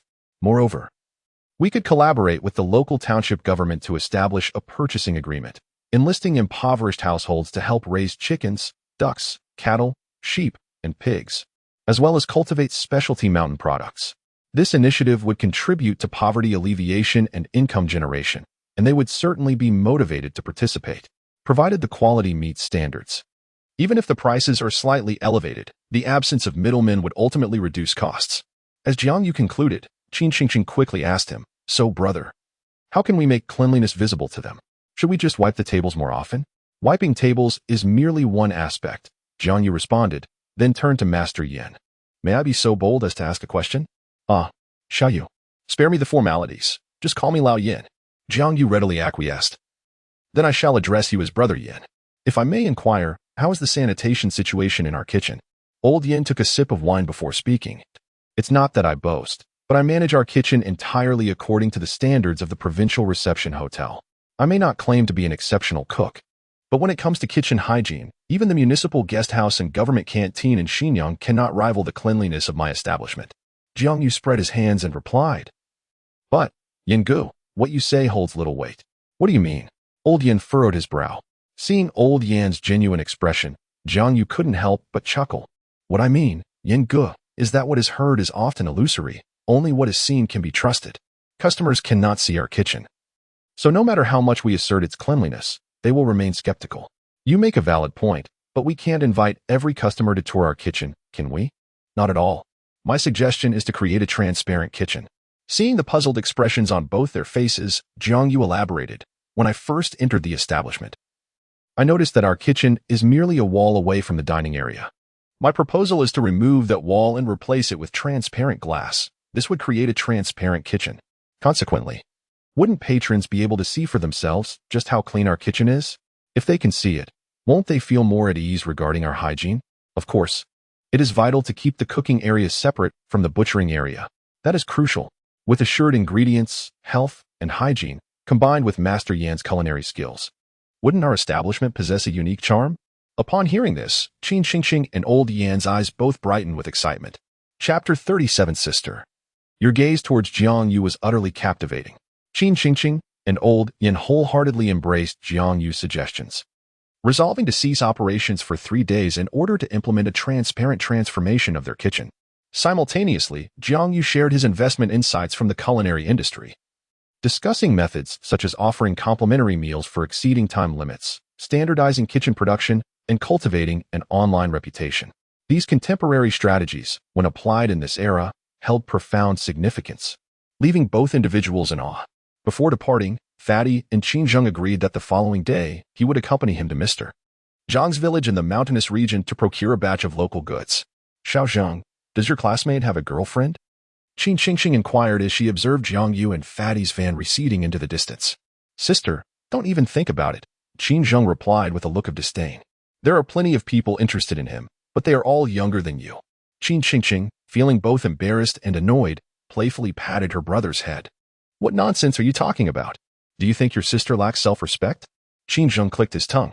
"The way you looked at Jiang Yu was practically starry-eyed. Get lost." Qin Qingqing retorted playfully. As the hour grew late, Jiang Yu opted to spend the night at Fatty's residence. Upon their return home, Their first order of business was to divide their earnings. They calculated that in recent days, they had sold all 500 t-shirts, pairs of socks, and over 210 children's skirts imported from Ling'an. The t-shirts, purchased at 4 yuan each, were predominantly sold at a rate of 2 for 25 yuan, with 110 of them packaged as couple outfits and sold at 39 yuan for 2. The profit from the t-shirts alone amounted to a considerable sum. The 210 children's skirts, acquired at 8 yuan each and sold at 35 yuan for 2, would yield a total of 995 yuan. Out of the 10,000 pairs of socks, several hundred had been given away, leaving approximately 9,000 pairs sold.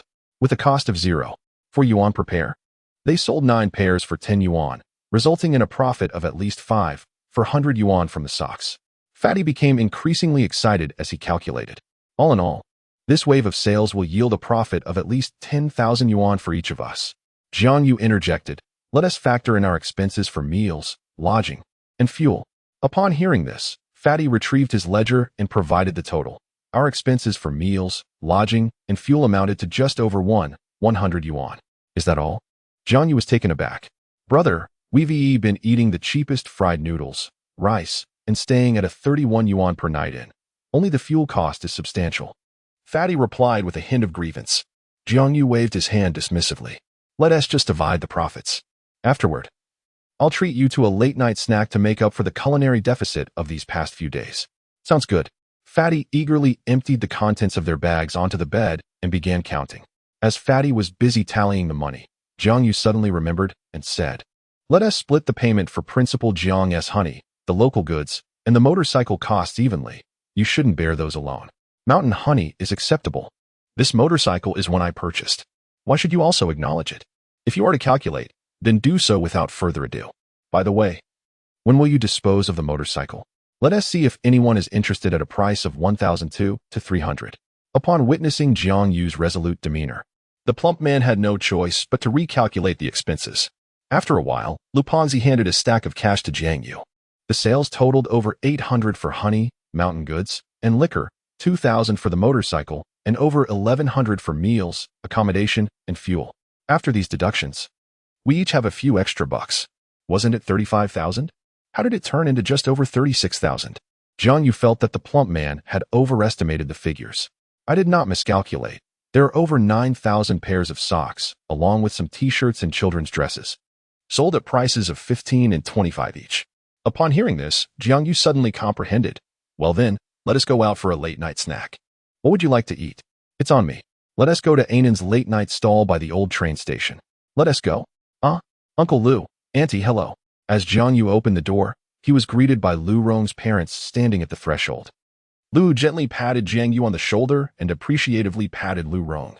"Good son. Well done." Lu Pengzi glanced at his mother, noticing her eyes brimming with tears as she held the cash. "Mom, I made over 10,000 this time from my stall, all my earnings. Whatever you want. I'll buy it for you tomorrow." Zheng Chunying, seeing her son's sun-kissed face, nodded with a choked voice. Meanwhile, Jiang Yu quickly signaled to Lu Rong with his eyes, mouthing, "Honey, honey, honey." Realizing, Lu Pengzi dashed downstairs, retrieving a jar of honey from the van to bring back. "Mom, didn't you say you have trouble sleeping? This is honey I brought back from Yushan's remote area, purely natural, bought directly from the beekeeper. Remember to drink some before bed every night." After soothing his mother, Lu Pengzi called out to Jiang Yu, "Yuzi, let us go. Treat me to a late-night snack." "Did you bring the keys?"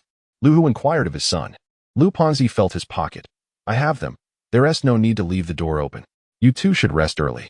By the way, Mom, remember to have some honey tonight." The couple gazed through the window as their son and Jiang Yu disappeared into the night under the streetlights.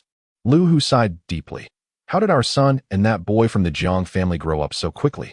Zheng Chunying nodded and then asked her husband, "Lu, should I not have withheld our son's red envelope money?" Lu chuckled warmly. "What are you saying? If you hadn't kept back his red envelope, would our son have matured so swiftly?" It was a wise decision indeed. After finishing their late-night snack, perhaps due to the sudden relaxation, Jiang Yu and Lu Pengzi unexpectedly slept in until nearly 10 the following morning. Upon awakening, Qin Zheng had already arrived at their home. Lu Pengzi, as promised, took Qin Zheng in his car, setting off towards the mountain's remote area to procure goods. Jiang Yu took the remaining jar of honey home. but made a detour to the futures trading office along the way.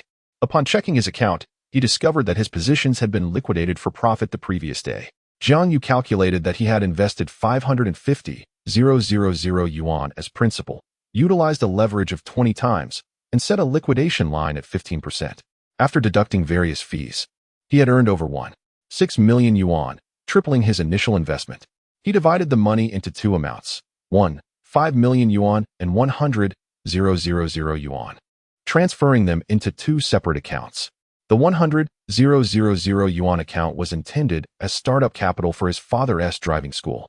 Once he had completed these tasks, Jiang You suddenly remembered that Chi Kai had mentioned sending him money. He wondered if it had been transferred. Hastily, he checked with Han Ningxi's bank card and was pleasantly surprised to find a balance of 400,000 yuan. How delightful, he thought. This 400,000 yuan would be perfect to repay Han Ningxi. Out of courtesy, Jiang You switched to another phone card and sent a text to Chi Kai. Mr. Chi, the money has been received. Thank you. Before long, his phone rang. Jiang You pressed the call button. Hello? Mr. Chi, what is the matter? Chapter 38, I shall confront Yang Yonghong. Ah, dear brother. At long last, you have chosen to reach out to your elder brother. The voice of Chi Kai resonated with buoyancy over the line. My apologies, General Chi. I seldom keep my phone on. The organization has strict regulations. Jiang You casually deflected. Then inquired, is there something you wish to convey, General Chi?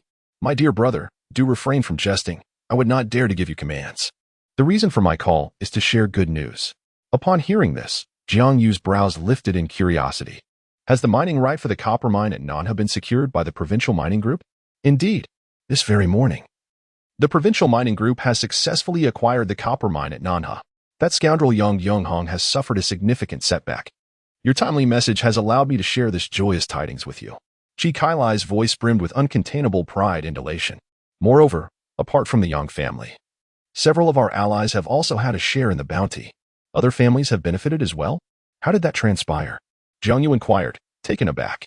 Through Chi Kailai's detailed explanation, Jiang You came to understand that Chi Kailai had been inspired by him. Prior to the bidding, he had conferred with his powerful backers, and together with other factions vying for the copper mine, they established a new company and submitted a joint bid to the Provincial Mining Development Group. After winning the bid, the Provincial Mining Development Group entrusted this new company with the procurement of upstream equipment, downstream transportation, and smelting operations for the 5 million-ton copper mine. As a result, the Provincial Mining Development Group successfully acquired the 5 million-ton copper mine, marking a significant achievement for He Yunhe, the head of the Provincial State-Owned Assets Supervision and Administration Commission, and Ku Ziming, scion of the prestigious Ku family from Baidu, enriching their political resumes. Each competing faction also enjoyed a share of the spoils, albeit modest, which was far preferable to the prospect of Yang Yonghong seizing the mine without any profit. Of course, the lion's share of the benefits went to Chi Kailai and his powerful backers, who not only submitted a letter of allegiance to He Yunhe, but also forged connections with Ku Ziming and the Ku family of Baidu. In the end, Yang Yonghong and the Wang family of Baidu emerged from this copper mine tender with naught but disappointment. Only Yang Yonghong's wounded ego was satisfied. Upon hearing Chi Kailai's astute maneuvers and strategic alliances, Jiang You could not help but draw a sharp breath. It appears that Chi Kailai is no mere lightweight. After Chi Kailai had finished boasting about his accomplishments, he continued, by the way, dear brother, I spoke to a few other executives regarding the reserves, and they too received your notice. It was indeed sent by you, correct? They have asked me to extend their gratitude and plan to deposit an additional 600,000 into that card, bringing the total to 1 million. What do you think? Upon hearing this, Jiang You quickly replied, General Chi, the previous 400,000 was already a delightful surprise. If they wish to express their gratitude, allow them to simply acknowledge that 400,000, that is out of the question. The 400,000 was a personal gesture from me. It cannot be discounted. Chi Kailai's tone shifted to one of displeasure. As Jiang You heard this, a spark of inspiration struck him. President Chi, let's split the 400,000. If you truly wish to express your gratitude to me, I would appreciate your assistance in procuring certain items. I know you have extensive connections. What do you need, my brother? Micro-listening devices and miniature cameras. I require several sets from your end. Please send them via express delivery to the front desk of a hotel in Kaishan Town. I will provide you with the address shortly. After Jiang Yu articulated his request, there was a moment of silence on the other end of the phone, and Chi Kailai finally spoke. Brother, tell me, what do you intend to do with these? I am planning to deal with Yang Yonghong, Jiang Yu replied, resolutely. All right, Chi Kailai exclaimed, slamming his hand on the table. Brother, if you were up to no good, I would have nothing for you here. However, since you aim to confront Yang Yonghong, I must ensure you obtain these items. Within 5 days, I will have everything ready for you. Very well, thank you, President Xi. I should be the one thanking you.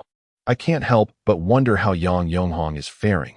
The thought of him encountering difficulties brings me joy, yet I am troubled by the inability to witness it. Unbeknownst to Chi Kailai and Jiang Yu, the Yang Yonghong they were discussing was currently on a call, devoid of his usual commanding presence. Yang Yonghong, the mistake you made this time is quite outrageous, Mr. Wang expressed with palpable anger.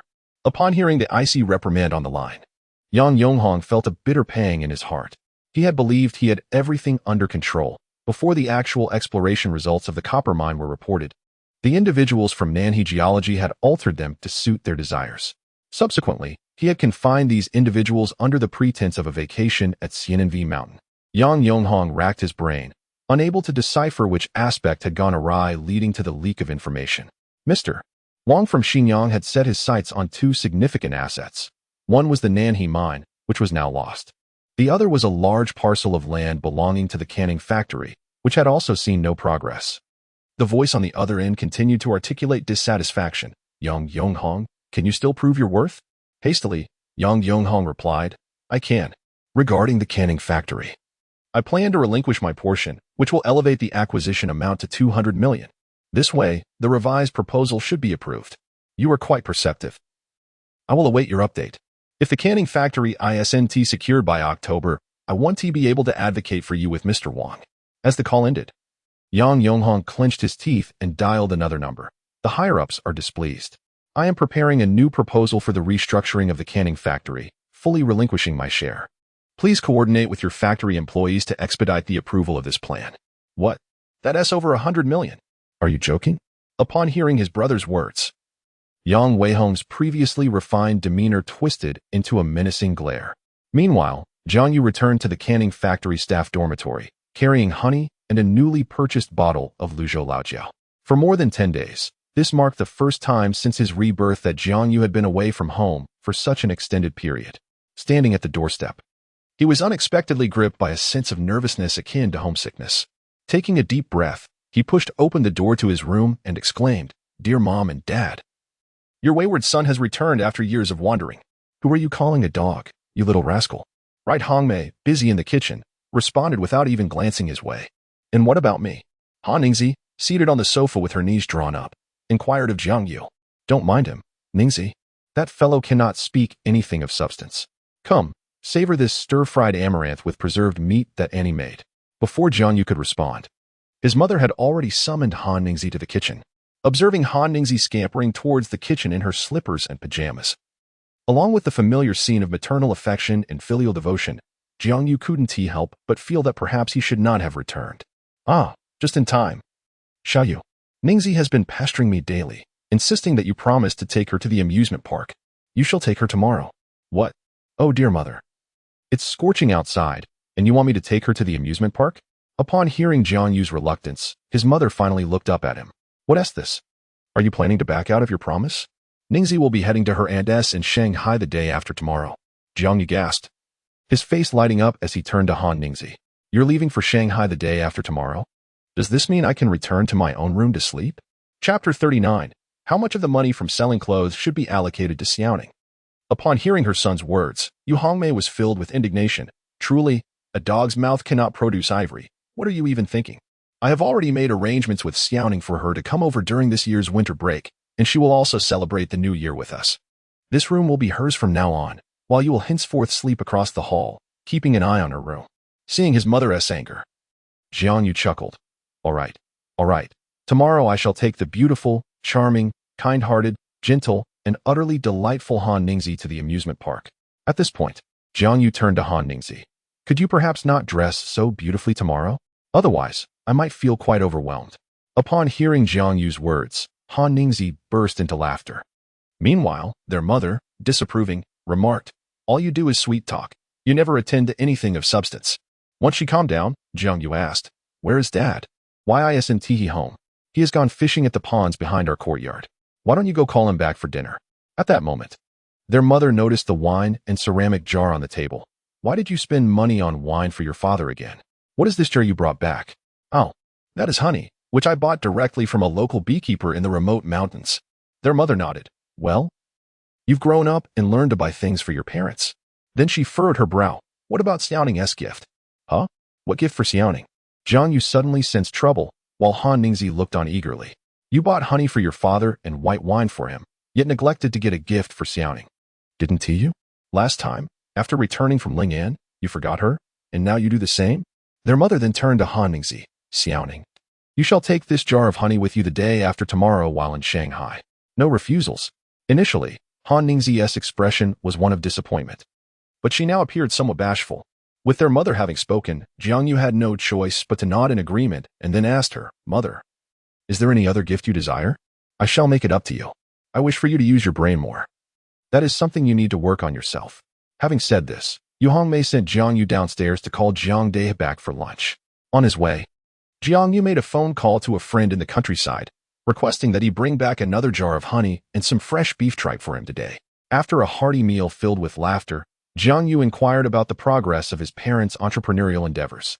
The small cart that their mother ordered for their stall would take another 2 days to be ready. Jiang Dai had just secured a driving school venue yesterday. 2 unemployed comrades planned to start a business with Jiang Dai, and the trio's instructor qualifications were due to be issued today. Additionally, Jiang Dai's former squad leader, now the village secretary of Guanyiantang in the outskirts, was aware that his 3 soldiers were establishing a driving school.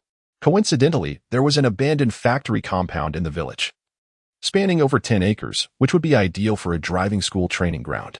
Initially, they intended to charge rent, but unexpectedly, the squad leader proposed to utilize the space as a 20% stake in the driving school as a collective investment from the village, which meant that they would no longer need to pay rent for the driving school in the future. A few individuals promptly decided that henceforth, villagers learning to drive would receive a 50% discount. Not only that, but the esteemed former commander also assisted Jiang Dai in finding a driving school to which he could affiliate. For the next 3 years, Jiang Dai would pay an annual fee of 50,000 yuan, allowing him to conduct recruitment and instruction under the name of this driving school's branch. Simultaneously, Land Rover intended to invest 100,000 yuan, with future shares distributed according to the proportion of investment. Upon hearing this, Jiang Yu spoke up. "Dad, the Guanyin Hall area is excellent. Several universities from Xinyang are located there. Once the semester starts, why not print some discount coupons and distribute them in the dormitories? Surely, students will come. As for what to print on the coupons, I can help you with that later." At this point, Jiang Yu retrieved a card from his pocket and handed it to his father. "This contains 100,000 yuan, which should suffice for your driving school's initial expenses." "How much?" Jiang Dai exclaimed, his hand trembling at his son's words. When the card slipped from his grasp and fell into a bowl of soup on the table, he quickly retrieved it with chopsticks and wiped it carefully. "Did you not say 50,000 before? How has it suddenly turned into 100,000? Jiang Yu replied nonchalantly. "Oh, the stock market has surged in recent days." "Hand it over." Jiang Dai's wife gestured towards their son. Jiang Yu was puzzled. "What do you mean? Hand it over?" His mother shot him a disapproving glance. "The remaining money, of course. Hand it over so that I can safeguard it for you, preventing you from squandering it. There's none left." "None left? Who would believe that? Truly, there is none." "Oh, wait.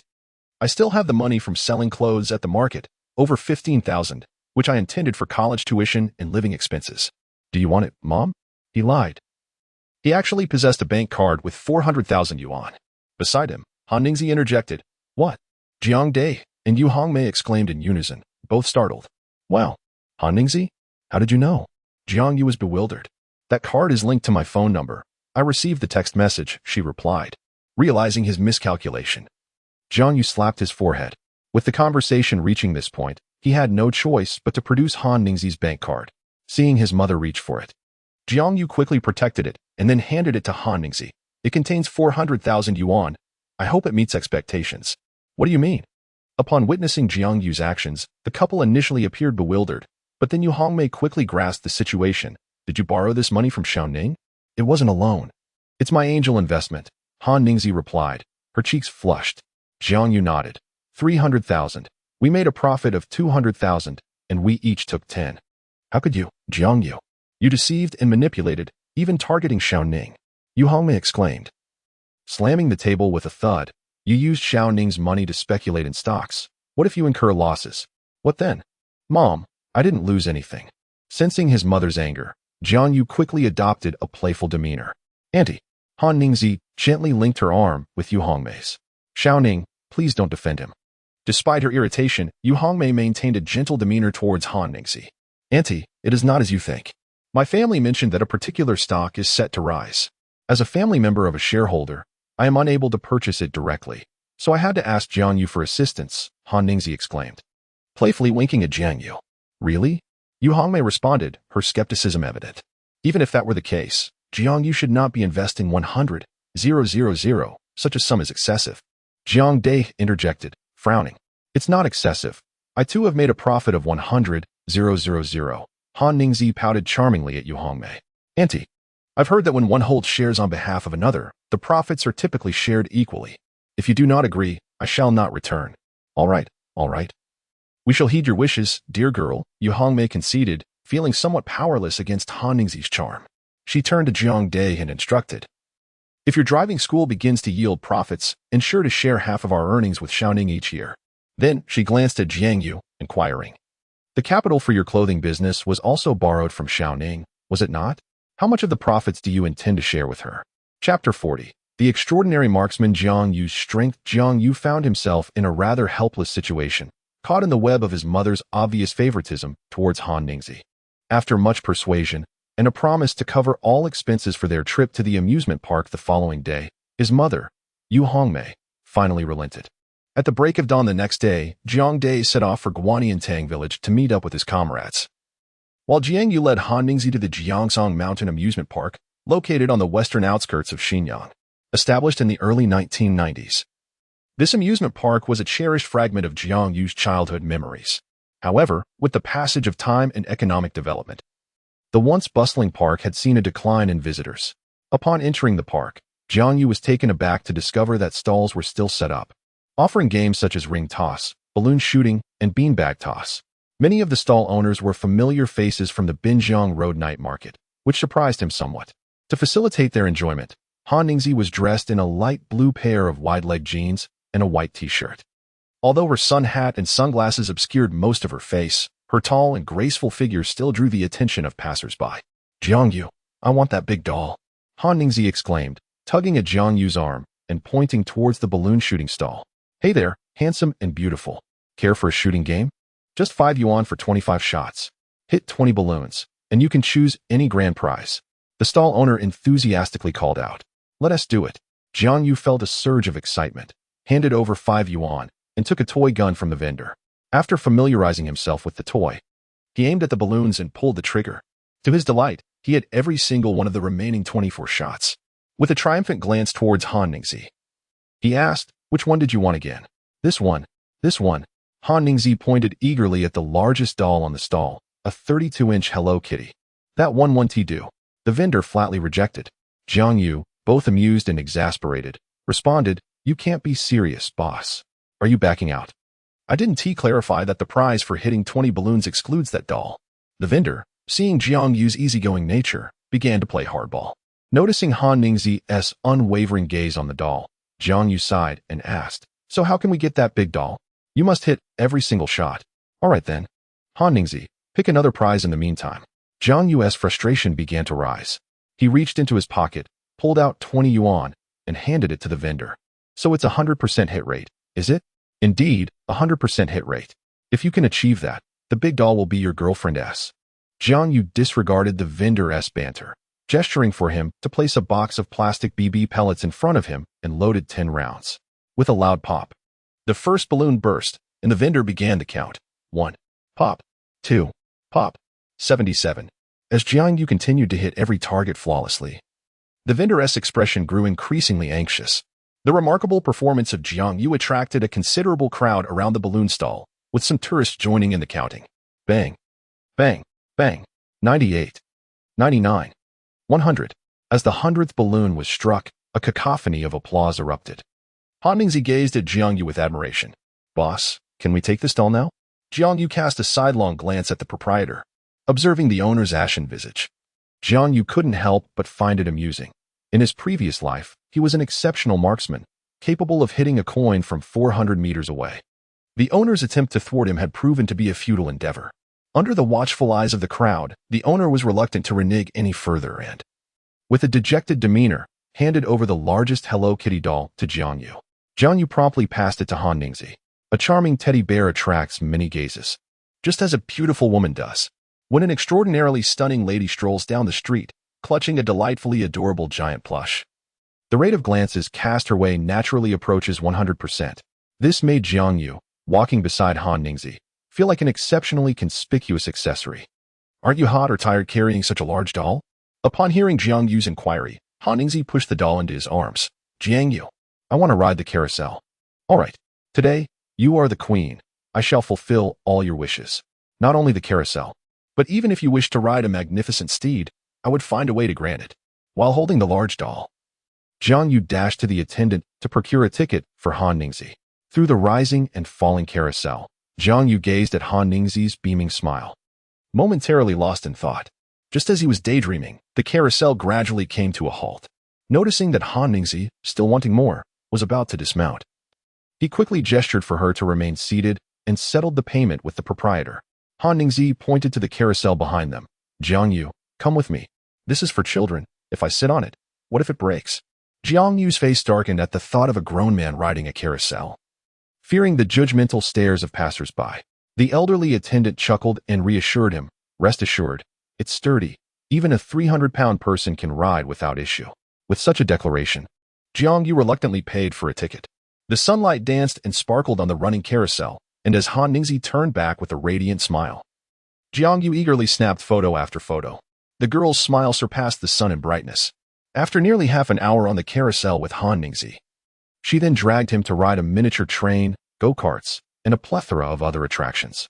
Initially intent on declining, Jiang Yu felt unable to dampen Han Ningzi's enthusiasm, so he mustered the courage to join in. To his surprise, he found these activities to be quite enjoyable. After exploring the children's area, the two meandered until they arrived at the entrance of a haunted house. Jiang Yu pointed towards the haunted house and remarked, Hey, this haunted house is still here. I visited it many times during my childhood, each time pretending to be a little ghost hiding in the corners to frighten the adults. Han Ningzi, would you care to join me inside for a bit of fun? Rest assured, I shall alert you in advance should there be any ghosts lurking about. Not hearing a response from Han Ningzi, he sensed her hands gripping his arm, which was cradling a doll, with considerable force. Puzzled, Jiang Yu turned to look at her, only to find her face as pale as a sheet, her entire body trembling. What's the matter? He asked gently, sensing something was amiss. I don't want to go into the haunted house. I'm scared. Han Ningzi's voice was laced with terror, anxiety, and unease. All right, then we shan't go, Jiang Yu replied. Just as he shifted the doll to his other arm, Han Ningzi immediately grasped his hand tightly, unwilling to let go. Shall we return home?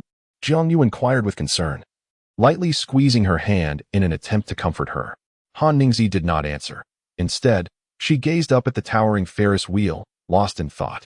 Jiang Yu recalled her expressing a desire for him to take her for a ride on the Ferris wheel last time and softly suggested, How about we go take a look up there? Chapter 41. Memories of Zhang's mother and Han Ningzi regarding the haunted house and Ferris wheel as they ascended the Ferris wheel. Jiang Yu could feel Han Ningzi's hand gradually relaxing in his grasp. With each gentle rise, she released his hand and raised her gaze towards the heavens. Observing her, Jiang Yu perceived a multitude of unspoken thoughts reflected in her eyes. The Ferris wheel, perched on the hillside of General Mountain, was elevated by the terrain, placing its pinnacle as the closest point to the sky within the entire urban expanse of Xinyang City. Under the pure and profound azure sky, the girl's visage appeared flawless, her eyes mirroring the boundless blue above, a soft breeze playfully tousling her hair. Time seemed to flow slowly with the rotation of the Ferris wheel. Yet this moment was eternally etched in Jiang Yu's memory. After a while, Han Ningzi leaned her head against Jiang Yu's shoulder, her eyes never straying from the sky. Are you all right? Jiang Yu inquired softly. I'm fine, just a bit of a sore neck. Round after round, they continued their ascent. Han Ningzi remained silent, and Jiang Yu did not intrude upon her thoughts. On that day, he accompanied the reticent Han Ningzi for a total of 3 rides on the Ferris wheel. Have you ever ridden a Ferris wheel before? Han Ningzi suddenly asked Jiang You on their way back, clutching a large plush toy. Once, when I was very little. Noticing her willingness to speak, Jiang Yu felt a sense of relief. You must have ridden it with a little girl, right? How did you know? Jiang Yu was taken aback. Just a guess. Han Ningzi replied with a satisfied expression, mischievously winking at him. Who was that little girl? It couldn't have been Huang Xuexin, could it? Impossible. That child was someone I found in the haunted house. I can hardly recall her appearance. Jiang Yu pondered before shaking his head. Really can't remember? Han Ningzi muttered, disappointment creeping into her tone. Auntie, look. It's a gift from Jiang Yu. Upon entering the courtyard of the canned food factory's staff residence, Han Ningzi eagerly waved her large plush toy, showcasing it to Yu Hongmei, who was on the balcony. The elderly folks chatting in the courtyard smiled at the sight of Han Ningzi's delight. Wow, that Hello Kitty is enormous. Sister Ning, let me hug her. Han Ningzi's display attracted the attention of the children playing in the courtyard. Step aside. Look at you, all covered in dirt. What will you do if you get it dirty? Jiang Yu firmly pulled aside the child clamoring for the plush toy. Upon returning home, Han Ningzi thrust the large plush into Yu Hongmei's arms. Auntie, look, isn't this doll beautiful? Yes, this child has behaved quite well today. Finally understanding the joy of giving, Yu Hongmei remarked approvingly, casting a glance at her son as she noted Han Ningzi's radiant happiness. By the way, little Ning, you're leaving tomorrow. Is there anything in particular you would like to eat today? I'll go to the market and prepare it for you tonight. I want to go with you, Auntie, Han Ningzi exclaimed, grasping Yu Hongmei's hand eagerly.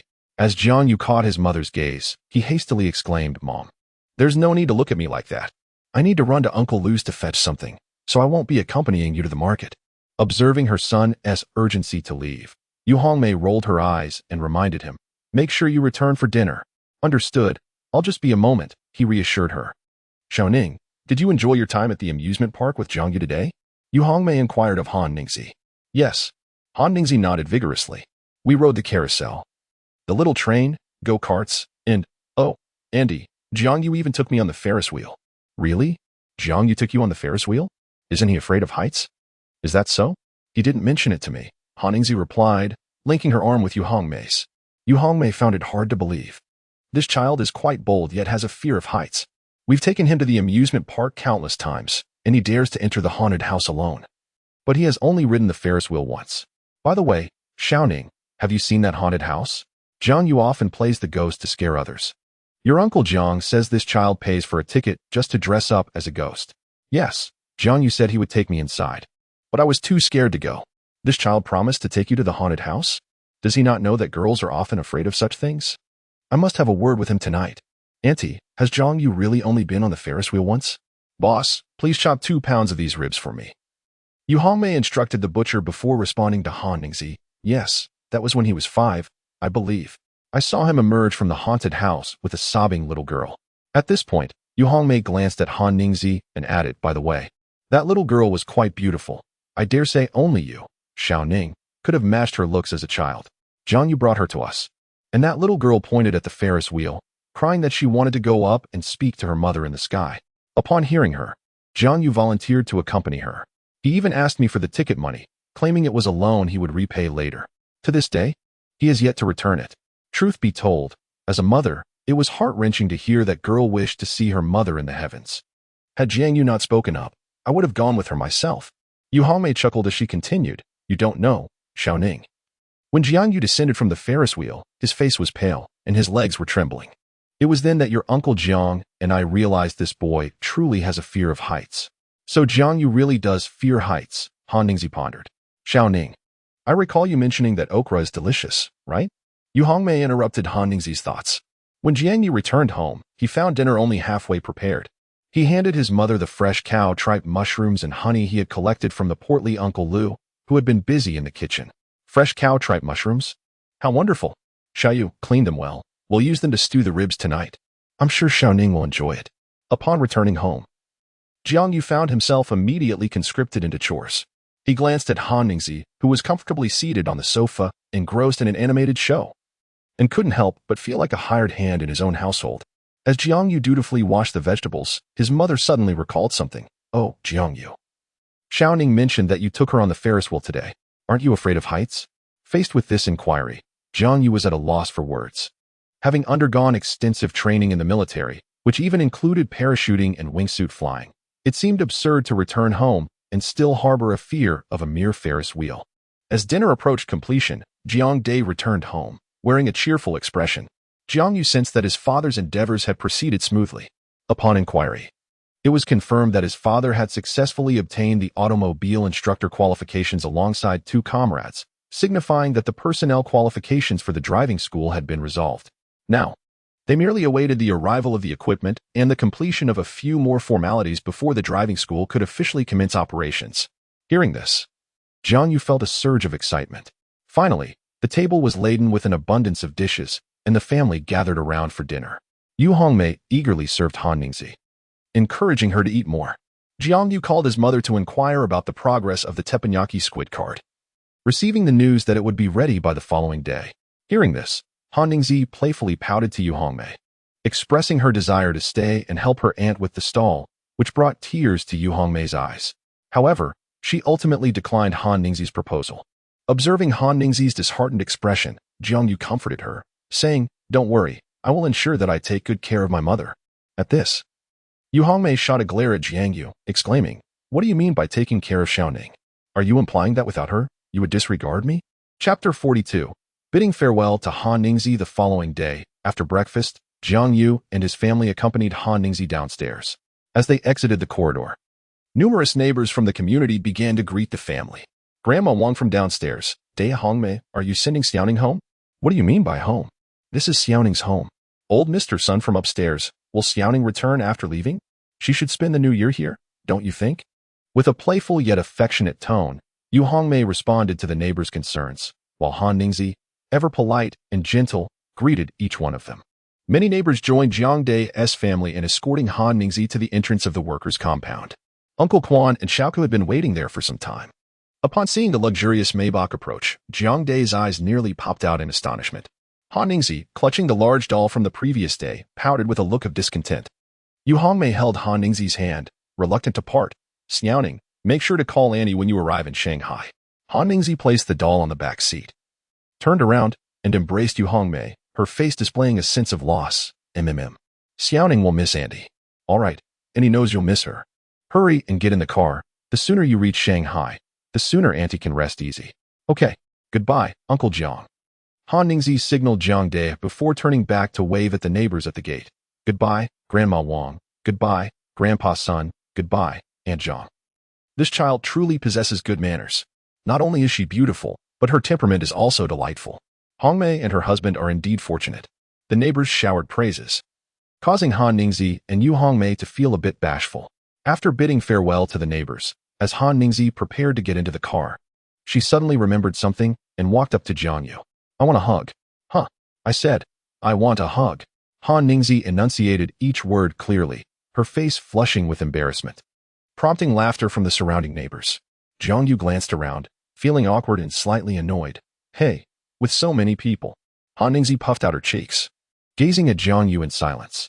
Captivated by her enchanting visage, Jiang Yu instinctively opened his arms and embraced her. In his arms, Han Ningzi softly murmured, "Thank you. There's no need to be so formal, it's merely a hug. Given how much you borrowed from me, 100 hugs would be no issue." Upon hearing Jiang Yu's reply, Han Ningzi's lips parted slightly, uttering just 2 words, "Silly boy." "Huh?" Breaking free from the embrace, Han Ningzi disregarded Jiang Yu's presence, turned, and hugged Yu Hongmei once more before finally getting into the car. "Dai, is the car that Xiaoning is in very expensive?" Upon returning home, Yu Hongmei's eyes glistened with moisture, feeling a void in her heart. "About 5 million. Is it really that expensive?" Yu Hongmei murmured. "Indeed, my dear. Do you recall what you said last time? I find it quite reasonable." What did I say?" Jiang Dai glanced at Jiang Yu and said to his wife, "You mentioned last time that our little you might not be worthy of Xiaoning, and I must say that opinion holds merit. He indeed seems unworthy." Upon hearing these words, Yu Hongmei instinctively nodded, indeed. Jiang Yu, taken aback by the conversation, was about to question if he had misheard when his mother suddenly rose to her feet, exclaiming, "No, if Xiaoning marries someone else, I want to feel at ease. Dai, we must strive to elevate our family status to match that of Xiaoning's family, so she won't feel wronged in the future." Jiang You looked at his mother, noticing her fervent spirit and the determination that radiated from her. Just as he was preparing to temper her enthusiasm, his phone buzzed in his pocket. He retrieved it to find that it was a call from Lu Yao, a girl he had encountered on his way to Lingnan. Without hesitation, he ended the call, but she rang him again. Reluctantly, he answered. Hello. Jiang You, I've returned to Xinyang, she said cheerfully. Congratulations on finally finding your way home and reuniting with your parents. My blessings have been sent your way. Is there anything else? Indeed, Liu continued. Last time you assisted us at the station, we would like to treat you to a meal as a token of our sincere gratitude. Would you do us the honor? Appreciating the sentiment but feeling pressed for time, Jiang You declined. Thank you for your kindness, but I must pass on the meal. Goodbye. After hanging up, as he returned the phone to his pocket, his fingers brushed against something. He pulled it out to discover the bank card he had previously returned to Han Ningxi. Since he had answered the call, his mother had fallen silent, now watching him intently. Upon seeing the card, she inquired curiously. Didn't Tiyu return this card to Xiaoning? What is going on? She must have secretly slipped it into my pocket, Jiang You theorized. Then sent Han Ningxi a message to clarify the situation regarding the card. Jiang Dai, with a serious expression, advised his son, Yu, your mother and I are well aware of your character, but I must remind you, you cannot spend Xiaoning's money. Otherwise, you will be looked down upon. Jiang Yu nodded in understanding. I comprehend. Don't worry, Mom and Dad. At that moment, his phone vibrated again. It was a message from Han Ningxi. There is only 100,000 yuan left on the card, meant for Uncle to open a driving school. I've inquired with others. Even for a partner driving school, it requires a hefty investment of several hundred thousand. I fear the funds may be insufficient. Jiang Yu shared the message with his parents, who exchanged glances after reading it. Is Xiaoning planning to support our family in the future? Yu Hongmei mused. After some deliberation, the couple decided not to touch the 100,000 yuan from Han Ningxi for the time being. After all, if each of the two comrades contributed 50,000 yuan, along with the 100,000 yuan from the Land Rover and Jiang Yu's 100,000 yuan, a total of 300,000 yuan would be sufficient startup capital for a partner driving school. By noon, Jiang Dai's two comrades and the Land Rover arrived at their home. After signing the partnership agreement, they discussed the management and operation of the future driving school. Ultimately, it was decided that daily management would be overseen by Jiang Dai, while the Land Rover, merely investing, would not be involved in teaching or recruitment, leaving Jiang Dai and his two comrades with a basic salary and performance bonuses. Beside him, Jiang Yu listened attentively, nodding in agreement. This collaborative approach meant that although the shareholders who worked contributed less in terms of investment, their efforts were substantial, leading to higher earnings. Ultimately, at the end of the year, their profits might not differ significantly from those of the major shareholders. Lost in thought, Jiang Yu was suddenly roused by the voice of Lu Hu. Xiao Yu, share your insights with Uncle Lu and your Uncle Chun and Uncle Fan. Huh, share what? Chun Jimin, a comrade of Jiang Yu's father, interjected. Last time, your father, the old squad leader, mentioned some ideas about how to run a driving school while we were drinking. He said it was actually your concept. Since we are venturing into this for the first time and feel somewhat uncertain, we would like to hear your thoughts on how to make this driving school thrive and sustain itself. Could you enlighten us? Chapter 43. Discussing the driving school with father under the earnest gazes of several elder relatives, Jiang Yu felt an immense pressure. Among them was his father, who, along with the others, aspired to provide a better life for themselves, their families, and their children. Thus, they gathered to establish a driving school, hoping to transform their destinies and lives. Their eyes reflected a dissatisfaction with their current existence, a yearning for a more beautiful life, and a vision of the improved future that a successful driving school could bring. Jiang Yu harbored concerns that despite offering his suggestions, they might proceed with their plans, ultimately resulting in the failure of the driving school. Perhaps sensing his apprehension, his father's comrade, Fan Kyuk, spoke up. We, as uncles, have faced the battlefield without fear. Why should we be afraid of losing a few coins? Jiang Yu opened his mouth and ultimately resolved. What everyone desired was for this driving school to be established, to thrive and to flourish. To begin with, let's focus on getting it off the ground.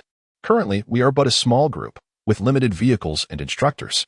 The proposed site for the driving school is in Guanyiantang village, conveniently located just a 10-minute walk from the university town of Xinyang. Therefore, I suggest we concentrate our efforts this year on attracting students from the university town. Upon hearing this, Shen Jimin interrupted Jiang You. This is precisely what we have in mind. We fully support your previous suggestions. Jiang You continued. That is settled then. Now, as for ensuring its continued operation, the essence lies in one crucial aspect. What aspect is that? Shen Jimin inquired. That is to foster an environment where students feel secure in their learning. Jiang You elaborated on his analysis. Currently, driving schools face four common issues that instill fear in students. First, they worry about instructors lacking proper dedication to teaching. Second, they fear instructors demanding bribes. Third, they are anxious about unexpected fee increases midway through their training. Fourth, they dread paying for lessons without acquiring the necessary skills. The others pondered this for a moment. Jiang De cast a look of approval at his son. Indeed, so your implication is that addressing these issues will encourage students to confidently pursue their driving education? Jiang Yu nodded. Let us first discuss the instructors. Many instructors become indifferent once students have paid, primarily because other schools reward instructors based on the number of students they recruit. Our driving school will adopt a different approach. Instructors will receive bonuses based on the number of students who successfully obtain their licenses. Additionally, we will assure students that if they report any misconduct by instructors and provide substantial evidence, their tuition will be refunded tenfold. Fan Jianshu gave a thumbs up. Excellent idea. In hiring new instructors, we won't need to worry about their lack of dedication or integrity. As for the issues of mid-course fee increases and students not mastering the skills after paying, we must make several commitments. First, we will offer a fixed price with no hidden fees. Second, we will guarantee a specified number of practice hours. And third, if a student fails to learn, we will offer a full refund. Seeing some hesitation among the group, Jiang Yu added, of course, to prevent individuals from feigning ignorance after having learned. We can calculate refund amounts based on remaining lesson hours. The group chuckled at this. Jiang Yu then continued, regarding our goal of thriving. It fundamentally revolves around student recruitment and building a strong reputation. Let us first discuss recruitment. Regarding university students, might we consider a certain approach? They could introduce their classmates to learn driving, and both new and returning students would receive a 20% discount. If someone refers 5 individuals, all 5 would benefit from this discount, and the referrer would receive complimentary driving lessons. Additionally, our promotional materials should emphasize several core points: a fixed price with no hidden fees, the freedom to change instructors, and a satisfaction guarantee for refunds, among others. Moreover, we should include a clause stating that if any student obtains their driver's license on their first attempt, we will award them a scholarship. Our promotional materials need not be overly extravagant. The simpler, the better. We want our driving school's commitments to be immediately apparent to all. These promises distinguish us from other driving schools. Furthermore, reputation is vital. Uncle Lu, I recall that you have acquaintances in the newspaper industry. Jiang Yu turned to Uncle Lu. Indeed, my brother-in-law, who is also Lu Rong's uncle, works as a journalist at the newspaper. Lu Hu replied. Excellent, Uncle Lu.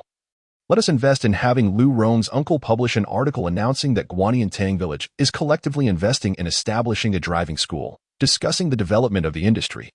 During the village secretary's interview, we should highlight our transparent pricing, instructor management, and student commitments.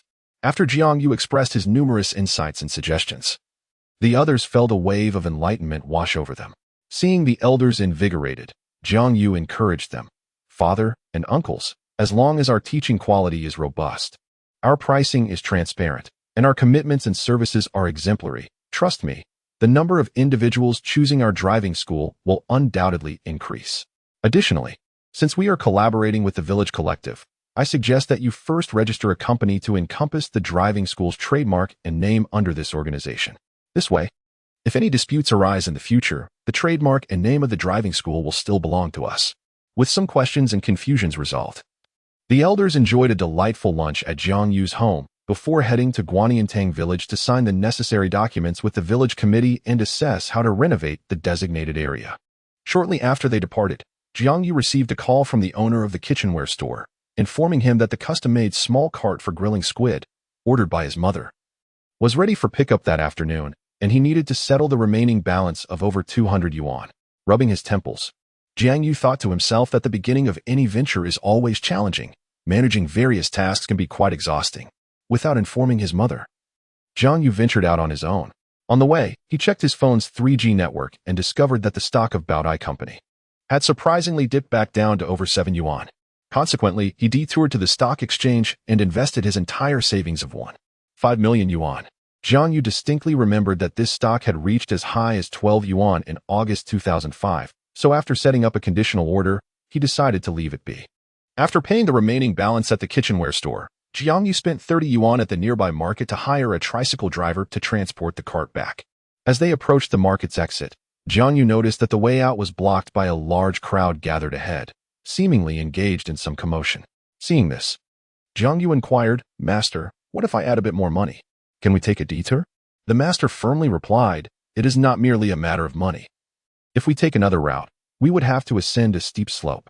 With your cumbersome load, it would be troublesome if it were to topple over." Jiang Yu then remarked, "So, we are left to wait here? Indeed, we shall wait. After all, it is already afternoon, and once I complete your delivery, I shall conclude my work. Let us observe the unfolding scene." The tricycle driver stood up from his seat to survey the situation for a moment. Jiang Yu asked, "What is happening up ahead?" The driver responded, "A few middle-aged and elderly men are surrounding a woman." After a brief pause, he added, "That woman is rather attractive. Isn't she? Oh no, are they planning to abduct her?" Upon hearing this, Jiang Yu turned his gaze and realized that the woman being pulled by her arms was none other than Qin Zheng's sister, Qin Qingqing. Chapter 44. The human traffickers turn on each other. Jiang Yu glanced over and beheld Qin Qingqing, her hair disheveled, as two robust women forcibly dragged her towards a van. These women, with their broad shoulders and sturdy builds, clearly accustomed to hard labor, possessed strength that likely surpassed that of many men. How could the frail Qin Qingqing possibly stand a chance against them? A seemingly earnest middle-aged man shouted to the onlookers, "I am her husband. This wretched woman claimed she was going to work, yet she ran off with an old man. It has been 3 years, and she has abandoned our children." Jiang Yu paused, momentarily taken aback by these words.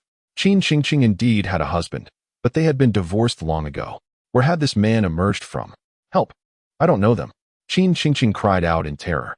Upon hearing this, Jiang Yu's senses sharpened. These scoundrels were traffickers.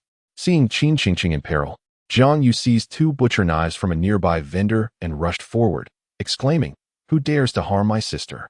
As he reached her side, he wasted no words, swinging the knives at the women beside her.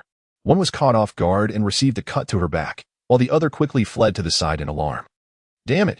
These traffickers deserve no mercy," Jiang Yu thought fiercely.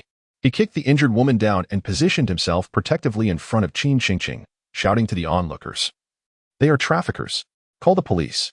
The man impersonating Qin Qingqing's husband immediately adopted a pitiful yet furious demeanor, retorting, "You shameless harlot and your illicit lover. How dare you accuse us of being traffickers? Is that reasonable?" Several accomplices, clearly part of the trafficking scheme, chimed in, "No way." Sensing the crowd's shifting sentiments, the traffickers grew bolder and began to close in. Jiang Yu brandished his knife threateningly, causing them to retreat momentarily. "You claim my sister is your wife, right?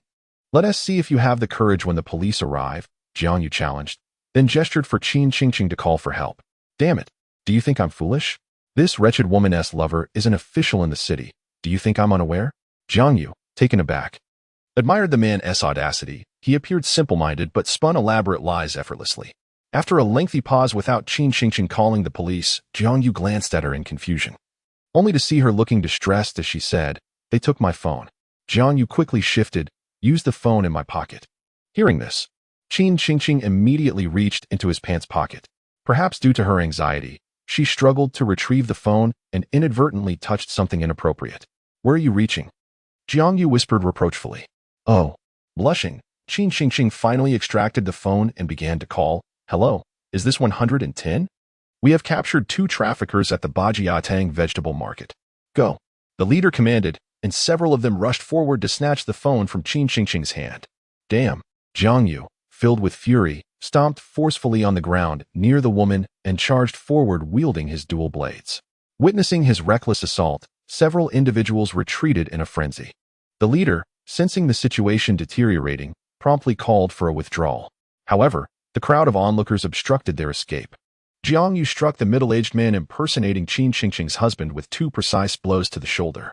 He swiftly incapacitated 2 others, then shouted, "Ladies and gentlemen, these individuals fled the moment my sister reported them to the police. If they are not human traffickers, then what are they?" Upon hearing Jiang Yu's words, the assembled crowd regained their composure, swiftly surrounding and apprehending the group, launching a flurry of punches and kicks. Such vile creatures as human traffickers have always been loathed by the public, universally condemned. Particularly this gang, who brazenly attempted to abduct a woman in broad daylight while feigning weakness to deceive the masses, nearly turning everyone into accomplices. This incited even greater indignation, prompting the onlookers to strike with fervor and intent. Jiang You even witnessed an elderly woman fiercely striking a trafficker on the head with her cane. Concerned for the woman's safety, he moved to intervene, only to overhear someone nearby say, "This old lady's eldest grandson was abducted by traffickers years ago. He was only found last year, missing his hands and feet, and rendered mute." Upon hearing this, Jiang Yu allowed the elderly woman to continue her righteous assault. Noticing Qin Qingqing still standing there in a daze, he approached her and asked, "Sister Qing, are you all right?" To his surprise, she suddenly threw herself into his arms, bursting into tears. Initially intending to push her away, Jiang Yu was at a loss upon seeing her distress. After a while, a police car arrived, and Jiang Yu exclaimed, as if seeing a savior, "Sister Qing, the police are here." Qin Qingqing finally lifted herself from his embrace and returned his phone. Recalling the moment she had reached into his pocket for it, discreetly gesturing with her hand. She was not an innocent, unworldly girl. Fully aware of the implications of such a gesture, instantly her face flushed with embarrassment. "What is happening? Who has been injured? Who resorted to violence?" inquired the arriving officers. The voice sounded familiar, and upon closer inspection, Jiang Yu recognized the officer as his old acquaintance, Gao Yan. "The injured are traffickers, and I was the one who struck them. I also participated. We did not witness who attacked us." The traffickers began to squabble among themselves, claiming they had harmed one another, a sight witnessed by all. Indeed, they inflicted the wounds upon themselves. Yes, despite being a gang, they are ferocious when it comes to turning on each other. The crowd suddenly reached a unanimous consensus, leaving both Gao Yan and Jiang Yu in a state of bemusement. "All right, everyone, please calm down." Noticing the severity of the injuries on the ground, Gao Yan quickly called for his colleagues to provide assistance, then gestured. "You claim these individuals lying here are traffickers, so who are the victims?" As Qin Qingqing's emotions stabilized, the frailty that once enveloped her had vanished. She stepped forward and addressed Gao Yan, saying, "It's me. The moment I disembarked, these individuals claimed I was this man's wife and attempted to drag me away." With that, Qin Qingqing pointed towards the middle-aged man on the ground, who was now unrecognizable. "Do you remember who wielded the knife?" she inquired. "There were too many people. I couldn't see," Qin Qingqing replied candidly, glancing at Jiang Yu. "Hey, what's the matter with you, comrade?" An elderly woman, whose grandson had been abducted, interjected, clearly displeased. "You are questioning who attacked the trafficker lying on the ground instead of apprehending him? We all took part in the confrontation. Do you intend to arrest us all?" Witnessing the situation escalating further, Jiang Yu quickly stepped forward. "Officer Gao." "Jiang Yu? What are you doing stepping forward?" Gao Yan, having noted Qin Qingqing's glance towards Jiang Yu before she answered, began to piece things together. "Officer Gao." Jiang Yu stammered. Gao Yan interrupted. "What do you mean I? Can't you discern the appropriateness of the moment for camaraderie? If there's nothing of consequence to contribute, then do not complicate matters here. Return home promptly." Chapter 45. I miss my aunt and uncle, as well as Jiang Yu. Upon hearing Gao Yan declare that this matter does not concern him and that he should promptly leave, Jiang Yu suddenly grasped the situation. He quickly bid farewell to Gao Yan, saying, "All right, Officer Gao, I wish you success in your case." "Farewell, Officer Gao." Then, turning to Qin Qingqing, he added, "Sister Qing, take care of yourself, and feel free to reach out if you need anything." After exchanging pleasantries with the two, Jiang Yu took only a few steps before returning. He pointed to the two kitchen knives on the ground and asked Gao Yan, "These knives seem to belong to the butcher shop owner over there. Should I return them?" Gao Yan waved his hand dismissively. "Hurry up and leave." "No need. I am the owner of that butcher shop. Those knives are mine." Jiang Yu turned his gaze and recognized that the burly man who had spoken was indeed the butcher shop owner from earlier. He sheepishly smiled at the owner. "What are you still doing here?" Gao Yan frowned impatiently, yet a feeling of unease lingered in his mind. "All right, I'm leaving now," Jiang Yu said hurriedly before swiftly departing the scene and returning to the tricycle. Upon his return, the tricycle driver curiously inquired, "Brother, you were impressive. Who is that woman to you?" "Just a classmate's sister. Can we leave now?" Meanwhile, Gao Yan awaited the arrival of an ambulance and support colleagues. Observing the human traffickers being loaded onto the vehicle, one colleague remarked, "This gang is clearly seasoned offenders. It looks like we'll be adding another banner to our collection." Xiao, if you receive any accolades, you must treat us to a meal. At that moment, another veteran officer, who had come to assist, quipped, lucky for the assailants. Despite inflicting so many wounds, they somehow didn't hit any vital areas. Otherwise, this act of bravery could have turned into a homicide. These words struck a nerve with Gao Yin, suddenly reminding him of Zhang Lei's case. Could it be him? This high school student? As he watched Jiang Yu's retreating figure, this thought surfaced in his mind. Upon returning home, Jiang Yu parked the small cart in the storage shed of his residential compound and called for his mother to come down. Seeing the cart, his mother Hong Mei was exceedingly excited, eager to set up a stall on the street that very day. Noticing her enthusiasm, Jiang Yu inquired where she planned to set up, and she replied that it would be at the intersection of Shuyuan Alley and Fengze Road, not far from home.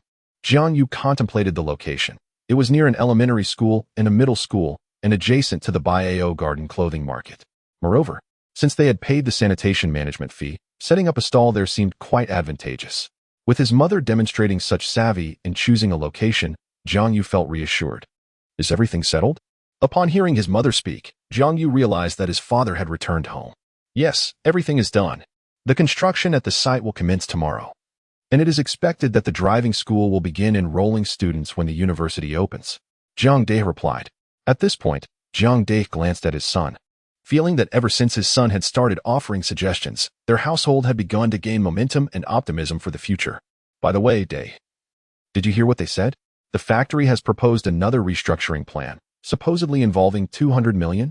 Do you think you lost out by retiring early? Jiang Dai responded nonchalantly. I initially opposed the restructuring not for my own sake, but primarily for everyone involved. If the Yang family truly acquires the canning factory for 200 million, those within the factory will be properly settled, and I may suffer, but the happiness of countless families will be secured. It's worth it. Don't you agree, Xiao Yu? Upon hearing Jiang Dai's words, Jiang Yu gave his father a thumbs up. My dad is truly ambitious. However, beneath his cheerful facade, Jiang Yu's mind was racing. How could the restructuring plan for the canning factory have skyrocketed from 40 million to 200 million? It had multiplied fivefold. Had Yang Yonghong suddenly become a philanthropist? Or did he simply have too much money to spend? Jiang Yu began to analyze the situation. Typically, businessmen increase their prices gradually, with outrageous initial demands followed by negotiations. Yet this new restructuring plan jumped directly from 40 million to 200 million, indicating Yang Yonghong was in a hurry to acquire the factory. But why the sudden urgency? Was it that the Wang family from Baidu was applying pressure? Perhaps they were dissatisfied because the Luo family had not secured the copper mine in Nanha, prompting Yang Yonghong to hasten to prove his worth. After contemplating this, Jiang Yu set the matter aside. Regardless, Yang Yonghong had invested over 100 million, which was certainly a cause for celebration, wasn't it? After discussing these matters, the family busied themselves with washing the small cart and preparing sauces, working diligently until evening. Jiang Yu also took his father out to purchase a solar-powered umbrella and a portable light for their stall. Just as they finished, the phone rang. It was Han Ningzi, whom Yu Hongmei had been thinking about all day. Andy, I miss you. Han Ningzi's first words upon connecting. Yu Hongmei's tone immediately shifted. Xiao Ning. Have you arrived in Shanghai? Have you eaten? Did your family pick you up? This flurry of questions made Jiang Yu wonder if he was truly her biological child. Once his mother finished speaking with Han Ningzi, Jiang Yu took the call. Rich lady's sister, little angel Han Ningzi, have you arrived? Yes. Are you doing well? Yes. The two simple affirmations left Jiang Yu unsure of how to continue the conversation, and a brief silence ensued. Jiang Yu broke the stillness. Shall we meet in Hangzhou when school starts? Yes. No. Han Ningzi, why do you keep saying yes? What are you thinking? Jiang Yu was thoroughly baffled. I miss auntie and uncle, and I miss you, Jiang Yu. I started thinking about it while on the way. Han Ningzi confessed, unable to resist touching her own face. It's so warm. Her candid expression of longing left Jiang Yu utterly flustered. In 2 lifetimes, he had never encountered a girl so sincerely and passionately expressing her feelings for him. As he contemplated this, Jiang Yu's tone unconsciously softened. All right, I understand. Don't forget to drink your honey and remember to eat your meals. My mother has something to say to you. I've handed the phone to her. Oh, and by the way, the amusement park in Hangzhou is much larger. I will take you there once school starts. Without waiting for Han Ningzi's response, Jiang Yu promptly returned the phone to his mother and then settled beside her, engrossed in his mobile device. Upon retrieving his phone, he discovered that Han Ningzi had sent him a flurry of messages via QQ and text. Jiang You, I just passed by the amusement park and saw the Ferris wheel. Jiang You, the model on the roadside billboard looks just like you. Jiang You, I've arrived in Hangzhou. At the highway service area, someone is selling grilled squid. Ugh, this grilled squid isn't as delicious as what you and your mother make. Ah, I missed your mother's cooking. Jiang You, Jiang You. There's a mountain by the roadside with a tower on it. I wish you could take me up there. Reading each of these messages, Jiang Yu felt his heart soften. He too began to miss Han Ningzi. Chapter 46. Selling squid with my mother. The following day, construction commenced at the driving school. Early in the morning, my father set out, while Jiang Yu and his mother busied themselves with threading squid. According to Jiang Yu's plan, the squid was divided into $2 skewers for the squid tentacles and $5 skewers for the larger squid. As both were inexperienced, they did not complete the skewering until the afternoon. As the sun began to set, the mother and son pushed their cart to set up their stall, with Jiang Mama's grilled squid sign standing tall and prominent. Observing his mother confidently greeting the neighbors, Jiang Yu felt that she truly possessed the qualities of a successful businesswoman, bold and unflinching in the face of the crowd. However, as they exited the courtyard, his mother faltered, Xiao Yu, I'm feeling rather uncertain. What if we don't sell a single skewer today? Will the neighbors laugh at us? It seemed that her earlier bravado had been a facade. Do not worry, we will definitely sell some. It's merely a question of quantity, Jiang Yu reassured her. Arriving at Shuyuan Alley, they found several stalls already set up. His mother led him to a designated spot arranged by the administrator. After setting up their stall, a call came in from Fatty. Yuzi, where are you? I need to discuss something with young Master Chain. That honey you wanted. I'm out here with my mom at our stall. Ah, your aunt has really started selling, huh? Where exactly? Over at Shuyuan Alley. I'll hang up now. I'm busy. After ending the call, Jiang Yu surveyed the bustling crowd and shouted, Jiang Mama's grilled squid. Authentic Dalian flavor, the first in Xinjiang. Come and taste. His loud proclamation startled Yu Hongmei, who exclaimed, What are you shouting for? ISNT setting up a stall meant to attract attention so customers will come? Jiang Yu retorted confidently. All right, save your breath. You don't need to shout like that to grab attention, Yu Hongmei replied, then instructed her son, light the fire. There are many people around. Let us start cooking. As long as they can smell the aroma, they will surely notice us. Hearing this, Jiang Yu couldn't help but give his mother a thumbs up and promptly ignited the stove as directed. Yu Hongmei skillfully held the squid in one hand and a pressing plate in the other, expertly flipping and pressing the squid. To add a touch of professionalism, she had donned a chef's uniform, which caught the attention of several passers-by. Under her adept handling, the lightly pink raw squid sizzled on the iron plate, gradually cooking to perfection. With the aid of her special sauce, the tantalizing aroma of grilled squid began to waft through the air. At last, someone was drawn by the enticing scent and stopped at their stall, a young girl. How much for the grilled squid? She inquired. $5 for a skewer of squid. $2 for the squid tentacles, or $5 for 3. I'll have 1 skewer of squid and 3 tentacles, please. With the first customer, others soon followed. And before long, they had sold dozens of dollars worth of squid, boosting Yu Hongmei's confidence significantly. Yao yao yao yao, this is the place. Did I not tell you? Is this young man not exceptionally handsome? Jiang Yu raised his gaze, realizing that the girl who had just entered the shop was there not for his mother's culinary skills, but rather for his striking visage. Alas, what am I even doing selling squid? Perhaps I should pursue a career as a professional admirer, providing emotional value to affluent ladies instead. Oh, hey, Jiang Yu, what brings you here? Jiang Yu, lost in his own thoughts, turned toward the voice. And the adorable figure standing beside the girl who had just purchased squid was none other than Lu Yao. Hello, Lu Yao. Jiang Yu awkwardly waved in greeting. Noticing his mother's scrutinizing gaze, he quickly added, a friend I met last time in Lingnan, a classmate from the neighboring experimental high school. Yu Hongmei nodded noncommittally and returned to her work. Lu Yao, however, approached confidently, exclaiming, Auntie, your squid smells delightful. How much are you selling it for? Upon hearing this, Yu Hongmei donned a cheerful smile, replying, Since you are a friend of our little Yu, how could I possibly charge you? With that, she handed several skewers of grilled squid to Lu Yao. Lu Yao, feeling a bit embarrassed, protested, Oh, this is too much. No worries at all. Just spread the word among your friends if you find it delicious, Yu Hongmei encouraged. With that, Lu Yao had no choice but to accept. After taking a bite, she exclaimed, Auntie, your squid is even tastier than what I had in Dalian. Yu Hongmei beamed at the compliment, her face lighting up with joy. Before long, Business at the squid stand picked up again, and Lu Yao felt it was best not to linger, so she and her companion took their leave. After a busy spell, Yu Hongmei suddenly turned to Jiang You, saying, "Little Yu, my expectations of you are not high. I merely hope you do not covet what is in your neighbor's pot while consuming what is in your own bowl." Confused by his mother's seemingly nonsensical words, Jiang Yu replied, "Huh? What do you mean by that? Come now, do you think your mother is oblivious? That girl clearly has an interest in you. Yet, I must admit, I still prefer Xiaoning. Do you understand? All right, I get it. Don't worry," Jiang Yu replied, somewhat impatiently. "However, it is rather amusing, isn't it? With so many girls admiring you, how did you ever get so captivated by that little vixen with the surname Huang?"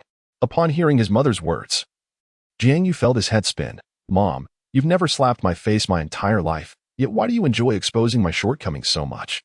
Seeing that his mother was about to speak again, Jiang Yu hastily interjected, Okay, someone is coming. Let's get back to making squid. Xinjiang may be small, but it is not insignificant." Business was thriving at the little stall today, and among the customers, Jiang Yu encountered two classmates. Observing this, his mother generously offered their squid free of charge, merely requesting them to help spread the word. While enjoying the squid, one classmate inquired, "Our class is having a graduation gathering this weekend. Jiang Yu, could you bring some of this for us?" "What gathering?" Jiang Yu, preoccupied with various matters lately, was completely unaware of such an event. "Today, did you not see the announcement posted in our class QQ group?" After the classmates departed, Jiang Yu wiped his hands and pulled out his phone. Indeed, a few days prior, a message had been sent in the class group, notifying everyone about the graduation gathering. After some contemplation, Jiang Yu replied in the group, stating that he had prior commitments and would not be attending the graduation celebration, wishing his classmates a delightful feast. This message instantly stirred a flurry of inquiries from numerous lurking members of the QQ group, all questioning Jiang Yu's absence. Unbeknownst to him, the squid had already sold out, as he was preoccupied with assisting his mother in packing up their stall. Once they had finished tidying up, his father arrived, and the two of them took turns pushing the cart home, while his mother followed behind, counting the money. On the dimly lit street, the yellow glow of the streetlights cast long shadows of the family of three. Chapter 47. Officer Gao, why is it always you? Upon returning to the employee dormitory, Jiang Yu and his father thoroughly washed the car together. Upon entering their home, Jiang Yu was surprised to find his mother still counting money, and her growing delight was palpable. Unable to contain his curiosity, he inquired, "Mother, how much have we earned?" After a while, once she had finished counting, his mother replied, "Wow, after deducting costs, we made nearly 600 yuan today. Aren't I impressive, son?" Jiang Yu nodded appreciatively. In an era when most salaries hovered around a mere 1,000 yuan, his mother's daily earnings were indeed commendable. However, after some contemplation, Jiang Yu decided to temper his mother's enthusiasm. "Mom, while business is likely to improve in the coming days, I believe that in a month or two, new vendors selling squid will emerge in Xinjiang, and their numbers will only increase." His mother shot him an unamused glance. "That's a given. But my goal in setting up this stall is to earn some initial capital. Eventually, I plan to open a shop. If necessary, I can always change the merchandise I sell." Jiang Yu was greatly impressed by his mother's astuteness. The following morning, Jiang Yu installed the mobile phone card purchased by Fatty in Lingnan and discovered a message from Chi Kailai, sent 2 days prior, informing him that the miniature listening device and camera had been delivered to the hotel in Kaishan Town. Chi Kailai had promised it would take 5 days.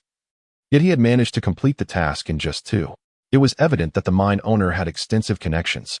Coincidentally, his father was at home in the morning assisting with the squid preparation. After bidding farewell to his parents, Jiang Yu rode the family motorcycle to the hotel in Kaishan Town to retrieve the package. Once he found a secluded spot, he opened the package and was taken aback by its contents. Indeed, it contained a listening device and a camera. But Jiang Yu immediately recognized these as professional-grade equipment typically employed by intelligence agencies, with one device being something he had utilized in past business dealings in Lingnan. While Jiang Yu had anticipated that Chi Kailai had broad connections, he was astonished to discover the extent of those connections, capable of procuring such specialized equipment. Additionally, Chi Kailai had included 2 walkie-talkies and a pair of binoculars in the package, which further elevated Jiang Yu's regard for the mine owner. He promptly returned Chi Kailai's call. During their conversation, Chi Kailai expressed keen interest in when Jiang Yu would take action against the Yang brothers. In response, Jiang Yu queried, "Chi, Do you recall the incident 2 years ago when a girl from our school was killed by Yang Yonghong's son? Of course, everyone knows about it. That scoundrel is utterly despicable. What are you getting at? Jiang You continued. I recall that the girl came from a single-parent family, and her mother went mad after the incident. I intend to use her to confront Yang Yonghong's son. Can you help me locate her? We can discuss the details when we meet. Jiang You shared his thoughts with Chi Kailai, who enthusiastically endorsed his plan and immediately set about taking action after ending the call. By the time Jiang Yu returned home, it was already afternoon. He called Fatty to inform him that he would be spending the night at his place, and then, just as the day before, he assisted his mother in setting up her stall. On the second day of the street stall, the popularity of Jiang Mama's iron plate squid showed no signs of waning. In fact, it became even more bustling, with numerous returning customers from the previous day. Observing the long queue in front of the squid stall, many nearby vendors cast envious glances. Amidst the crowd, two groups of patrons began to quarrel over the line, which ultimately escalated into a full-blown brawl. Bystanders had no choice but to call the police, and the responding officer turned out to be a familiar face, Officer Gao Yin. Upon seeing the Jiang family, he was momentarily taken aback, recalling how, within the span of just 2 weeks, he had been called to the scene 4 times. Each incident linked to the Jiang family, from Jiang Yu being assaulted, to Jiang Day's encounter, and now this altercation. Fortunately, no one was seriously harmed during the scuffle, and after a brief mediation, the situation was resolved. Afterward, the enthusiastic Ruo Hongmei greeted Officer Gao, exclaiming, Comrade Xiao Gao, what a coincidence. Hearing this, Gao Yin couldn't help but smile wryly, only to be met with Jiang Yu's unexpected inquiry. How old are you? Gao Yin, slightly perplexed, replied, I'm fine. Jiang Yu clarified, I meant, why is it always you? Gao Yin. Just as he was about to leave, a woman's piercing scream interrupted. Quick. Stop, my child. Jiang Yu and Gao Yin turned in the direction the woman was pointing, spotting a 3- or 4-year-old child walking straight into the road, oblivious to an approaching delivery truck. It was unclear whether the child was in the driver's blind spot or if the driver failed to brake, but the truck showed no signs of stopping. Without hesitation, Gao Yin sprinted forward, but just as he took his first steps, he noticed Jiang Yu had already dashed several meters ahead. In a tense moment, as the vehicle was about to run over the child, Jiang Yu reached the little one in the nick of time, swiftly lifting the child from harm's way. Applause erupted from the crowd. Thank you. Thank you. The child's mother cried out, expressing her heartfelt gratitude to Jiang Yu. As Jiang Yu returned the child to the woman, he turned to find Officer Gao Yin gazing at him with a piercing look. Before he could ponder the situation, his mother rushed over, tears in her eyes, and scolded him. What were you thinking? Do you have any idea how dangerous that was? Mom, I was fine, Jiang Yu replied, grinning sheepishly. All right. I promise I won't do it again. As the crowd dispersed, Gao Yin approached Jiang Yu and remarked, I didn't expect your skills to be so impressive. Have you trained? This question immediately put Jiang Yu on alert. Meeting Gao Yin's gaze, he responded with a playful smile. I've indeed trained. HM? Gao Yin raised an eyebrow, intrigued. Who did you train with? With our school coach, Jiang Yu replied. Does Xian Yang No. 1 High School even have a martial arts coach? Gao Yin inquired. A hint of disbelief in his tone. Jiang Yu's expression turned quizzical. I haven't heard of any martial arts coach at our school. By the way, Officer Gao, weren't you asking if I practice basketball? At this, Gao Yin took a deep breath. Come with me to the station. What's going on? Ruo Hongmei wondered aloud, perplexed by the unfolding events. There is a case I wish to inquire about, specifically regarding the matter involving Zhang Lei last time. Rest assured, it is merely a question. After Gao Yin finished speaking, he turned to Jiang Yu and said, let us proceed. Xiao Yu, maintain a courteous demeanor, Hongmei reminded from the side. Upon arriving at the police station, Gao Yin got straight to the point. On the night of July 13th, where were you? I was on the train. Traveling to Ling'an with my classmates, Jiang Yu replied with remarkable composure. What was the purpose of your journey to Ling'an? I intended to procure some clothing for resale. And I also aimed to assist my mother in obtaining a recipe for grilled squid. Which train did you take that night? The one at 11 p.m. Though I cannot recall the exact train number. Upon hearing this, Gao Yin nodded and inquired. May I see your ticket? Jiang Yu scoffed, growing increasingly impatient. Officer Gao? Are you jesting? It has been over 10 days. Who would still keep an old train ticket? Chapter 48. Yang Yonghong. You were anxious at this moment within the police station. Jiang Yu wore a displeased expression as he fixed his gaze upon Gao Yin. Furthermore, Officer Gao, why do I feel as though you were interrogating me as if I were a criminal? Gao Yin disregarded Jiang Yu's bewilderment and posed another question. Who is that classmate of yours? Lu Rong. Oh, he's the chubby fellow you encountered at the hospital last time. Jiang You replied. Gao Yin observed Jiang You thoughtfully. Officer, if you have no further inquiries, I shall take my leave. My mother awaits my assistance in closing up the stall, Jiang You stated. Gao Yin halted Jiang You. Hold on a moment. First, give your classmate a call. Jiang You, albeit perplexed, complied and dialed Lu Rong's number. Hey, fatty, where are you?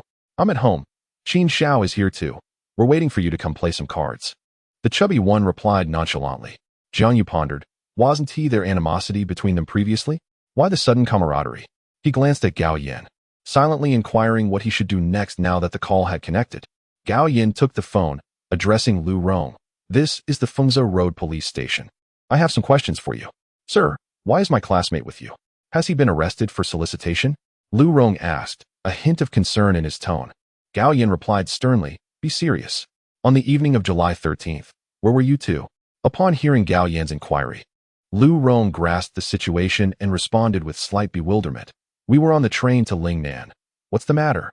What time was the train? It was around 10 or 11, I believe. Wait a moment, officer. Let me check the ticket. Ah, found it. The train K65 departed at 11:05 p.m. Gao Yin was somewhat taken aback. You still have the ticket after all this time? What's so strange about that? Since elementary school, I have kept every ticket from my travels. I even have old hard tickets from the 90s. Would you like to see them? Very well. Please bring the ticket to our station, Gao Yin instructed. After approximately 10 minutes, Lu Rong arrived at the Fengzhou Road police station.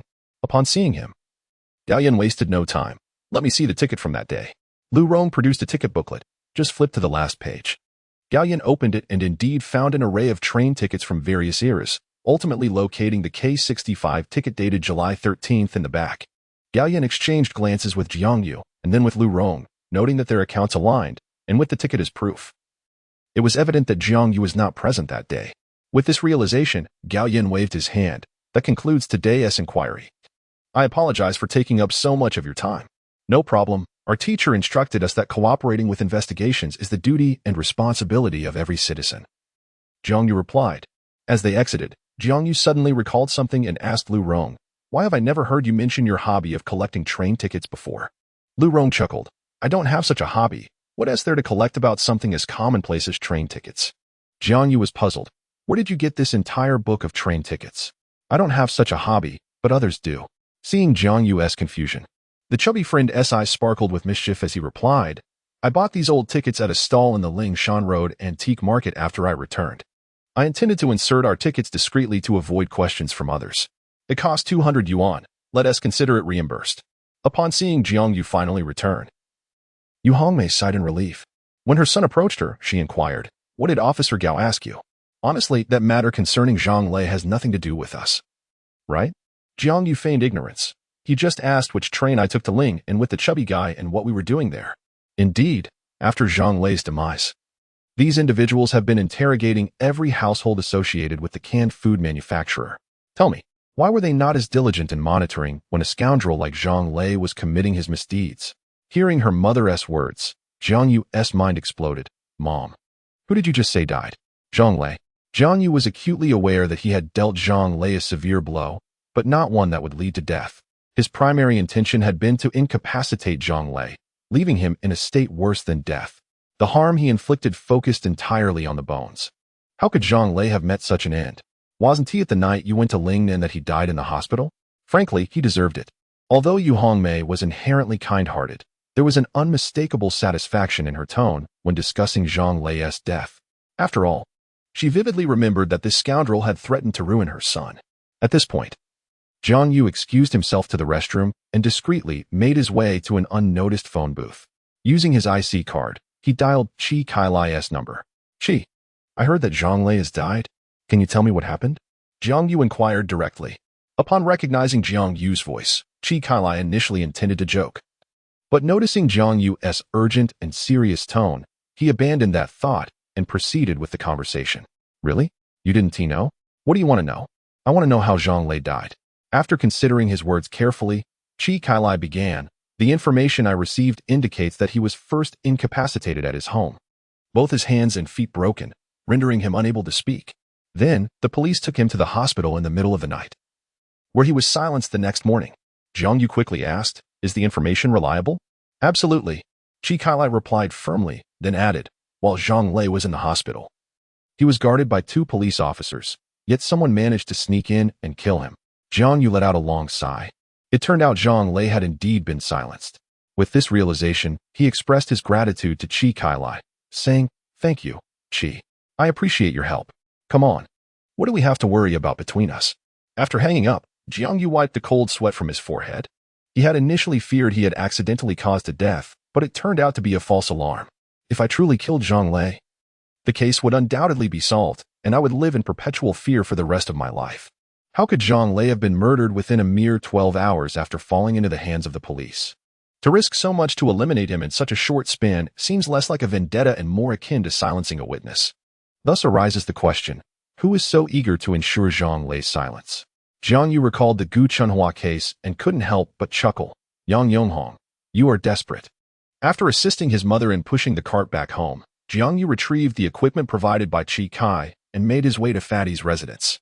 Qin Zheng was still waiting at Fatty's, and he rushed forward to embrace Jiang Yu tightly. "Old Jiang, I cannot thank you enough for saving my sister, truly. If you ever require my assistance, I shall brave any peril for you. If I fail to help, I shall be your grandson." "What are you talking about, Qin Xiao? What do you mean you saved your sister?" Fatty interjected, utterly perplexed. Noticing Qin Zheng was about to speak, Jiang Yu stopped him. "There is nothing to discuss. Aren't we here to play cards? Let us begin." As the three engaged in a game of landlord while the television flickered in the background, Fatty suddenly inquired, "You truly aren't attending tomorrow's class reunion?" "I'm too busy helping my mother set up her stall. Besides, what's the point of a class reunion?" Jiang Yu replied nonchalantly. "Right. Fatty, having played my cards, I must say, attending the reunion is merely to give these people a semblance of respect. Otherwise, who would care to go? A class reunion is simply about eating and drinking, followed by a bunch of pretentious folks weeping together," Fatty remarked. "Indeed, my father always said, despite the tears shed at graduation, once they enter university and make new friends, those bonds naturally fade." Qin Zheng concurred with Jiang Yu's sentiments. "Then, Qin Xiao, are you not planning to attend either?" Jiang Yu asked. "His family's Sinuo is attending. How could he possibly skip it?" Fatty chuckled. "By the way, Yuzi, Qin Xiao and I were discussing that with over a month until school starts, do you have any other avenues for making money?" "None. Just wait patiently for the school year to commence," Jiang Yu replied. At that moment, the television broadcasted a news segment. Baidu has once again submitted a prospectus for additional clarification, tentatively scheduled to debut on Nasdaq on August 5th. Jiang Yu's heart raced. How could he have forgotten such a lucrative opportunity? Chapter 49. I wish to borrow some money. Jiang Yu distinctly remembered that Baidu was a remarkable stock in 2005. On August 5th of that year, Baidu debuted on the Nasdaq with an initial price of 27 per share, soaring to an extraordinary high of 151.21 during trading. Calculating from the opening price of 66, it more than doubled. If one were to consider the peak price in relation to the initial offering, it had surged nearly sixfold. With only 3 days remaining until Baidu's listing, participating in the initial offering was no longer feasible. One could only seize the momentum at the opening. With this in mind, Jiang Yu hastily turned to his friend, Fatty, and inquired, "Do you have the phone number of your cousin, Zhang Zhiyun, from the brokerage firm?" "Yes. Why?" Fatty found Jiang Yu's request for his cousin's number quite unexpected. "Forget the game for now. Give me the number immediately," Jiang Yu urged, urgency evident in his voice. Although puzzled, Fatty obediently retrieved his cousin's number from his phone. "Hello, cousin, it's Jiang Yu. I apologize for calling you at this late hour," he said. On the other end, Zhang Zhiyun's voice was languid. "Oh, with the commission you make me earn each month, I wouldn't mind if you called me more often. What can I do for you?" Without further ado, Jiang Yu got straight to the point. "Can your brokerage open a U.S. stock account?" "Yes. But you'll need to entrust our traders to execute your trades through their accounts with U.S. brokers. You will have to monitor the transactions in real time. The standard fee is 0.05, but I can reduce it to 0.03 for you." "What is the time frame for opening an account?" This was Jiang Yu's primary concern. "Prepare your ID and bank card, along with transaction details. If you submit the documents, the process can be expedited and completed within 1 business day." Jiang Yu calculated that he could still catch this opportunity and asked, "What leverage can I access?" "The maximum is tenfold." "All right, I will come to see you tomorrow morning." After hanging up, he noticed that both Qin Zheng and Fatty were staring at him, and he asked, "What's the matter?" Fatty was the first to speak. "Yuzi, when did you start trading stocks?" Jiang chimed in. "Are you making money? Take me along."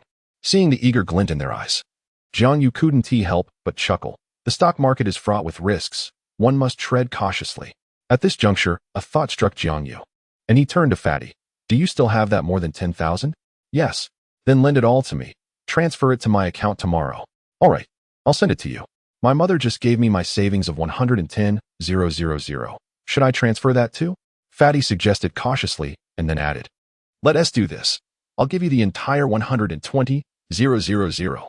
If it incurs a loss, I'll take full responsibility. If we profit, we'll split it 70-30. Enough talk. I'll have it transferred to you tomorrow." Upon hearing this, Jiang remarked to Jiang You, "Old Jiang, it wouldn't be fun if you don't let me join in.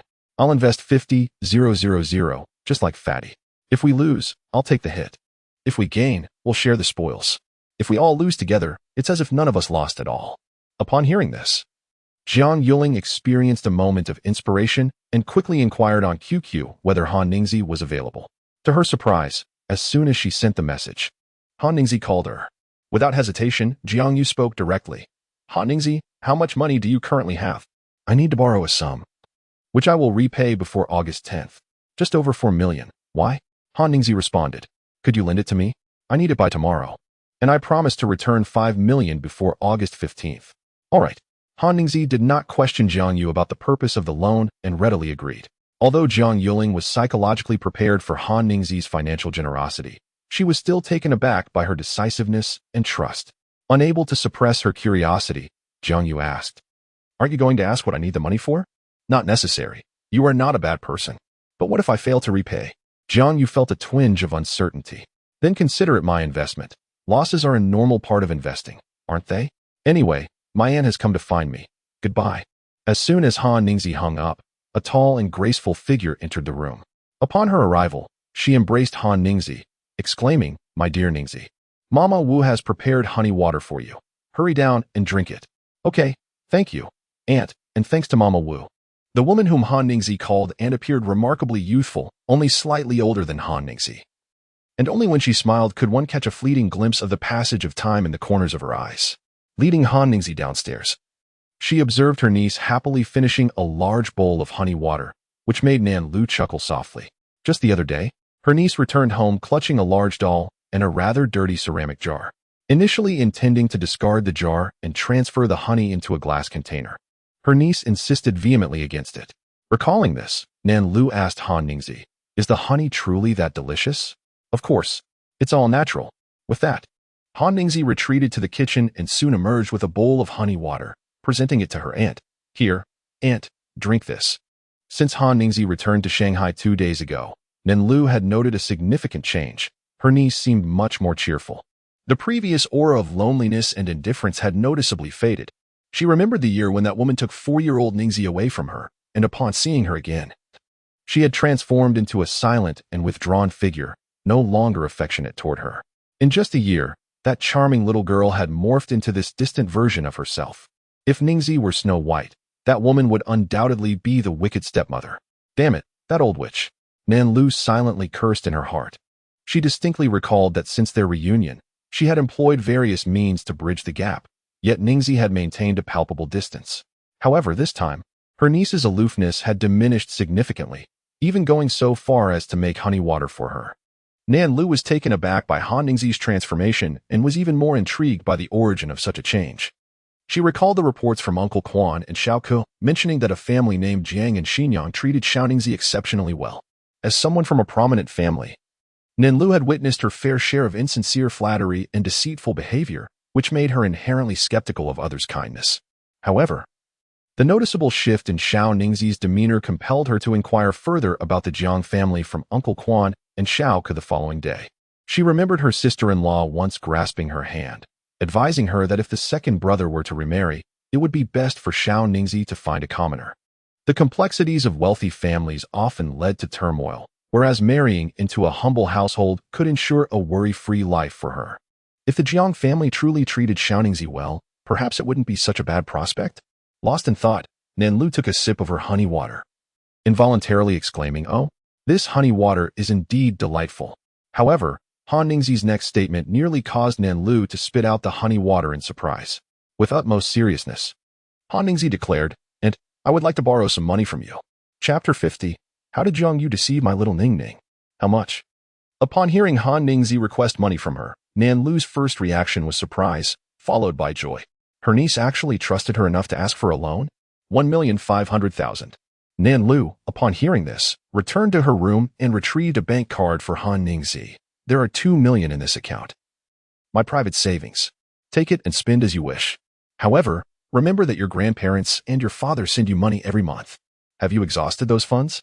Both the Han family and Nan Lu's own family adhered to strict familial principles, opposing extravagant spending by their children.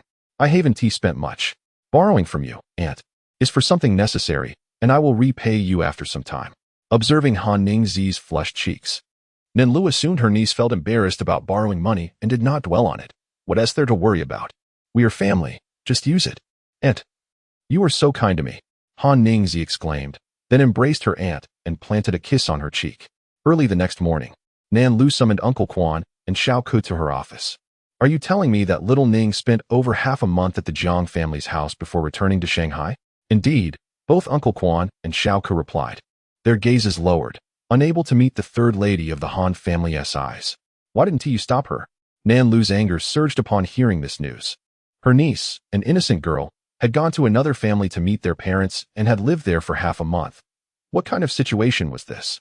In ordinary families, it is customary for the man to visit the woman's home first. Seeing that Uncle Quan and Xiao Ke remained silent, Nan Lu reiterated her question. I ask again. Why didn't you prevent little Ning from going? Because the young lady was very happy. Xiao Ke's response took Nan Lu by surprise. It took her a moment to regain her composure. Explain. How was she happy? Just as Xiao Ke was about to speak, Uncle Quan interjected. I have a feeling that the young lady has come to regard that place as her home. Oh, Nan Lu's curiosity was piqued. Madam, I understand that you believe the young lady went to the Jiang family to meet their parents. However, in reality, she has developed a mother-daughter bond with the Jiang matriarch. They shop for groceries, stroll around, and cook together, inseparable in their daily activities. Remembering her niece's adeptness in the kitchen the previous night, Nan Lu felt a surge of indignation. How could they let little Ning cook? It is evident to me that the Jiang matriarch genuinely treats her like a daughter. The neighbors in the community regard her as one of the Jiang family. Upon hearing this, Nan Lu let out a long sigh and inquired, Uncle Quan, you have been with my second sister-in-law in the Han family for a long time. You are older than I am and possess insight. Tell me, does the Jiang family truly care for little Ning? After a moment of contemplation, Uncle Quan replied, I believe in the young lady. Perceiving that Nan Lu did not fully grasp his meaning, Uncle Quan elaborated. As you mentioned, I have accompanied the second madam into the Han family, and like you, I sincerely hope for the young lady's happiness and joy. That year, the young lady was taken away by that woman. When we encountered her again, she seemed to have transformed entirely, silent, withdrawn, plagued by nightmares, and exceedingly sensitive. Yet, despite this, third madam, consider this, over the years, many have approached the young lady under the guise of concern. Nevertheless, she has consistently placed her trust only in a select few of us. Why is that? Before Nan Lu could respond, Uncle Quan offered his own answer. It is because the young lady can perceive who truly cares for her. Take the Wang family, for instance. Initially, Wang Mingyuan was utterly devoted to her, showering her with attentions. Even Wang Mingyuan's mother treated her with the affection of a mother-in-law towards her daughter-in-law. Yet, the young lady resolutely kept him at arm's length. Many believed her to be ungrateful. But what has transpired? After she laid her cards on the table, Wang Mingyuan's mother swiftly changed her demeanor, and as you are aware, that scoundrel Wang has led a life of debauchery. The reality has proven the young lady right. Has it not? Third madam, we ought to trust the young lady. At the very least, we must grant her the right to choose her own path in life. Upon hearing this, Nan Lu bowed her head in contemplation, remaining silent for a considerable time before finally lifting her gaze. That child from the Jiang family. Is his name Jiang You? Xiao Ku and Uncle Quan exchanged glances. How did you know? Nan Lu, slightly annoyed, replied, I entered her room, and the notebook on her desk was left open, filled with the name Jiang You.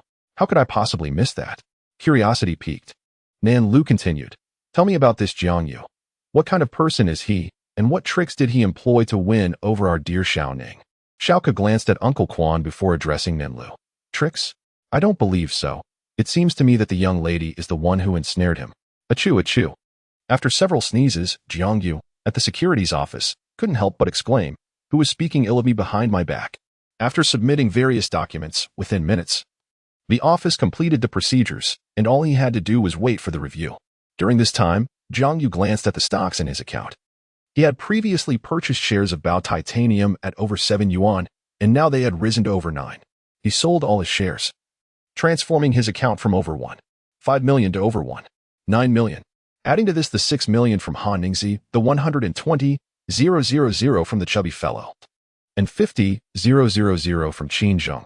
Jiang Yu's available funds now exceeded 8 million. However, shortly thereafter, Qin Zheng transferred another 200,000.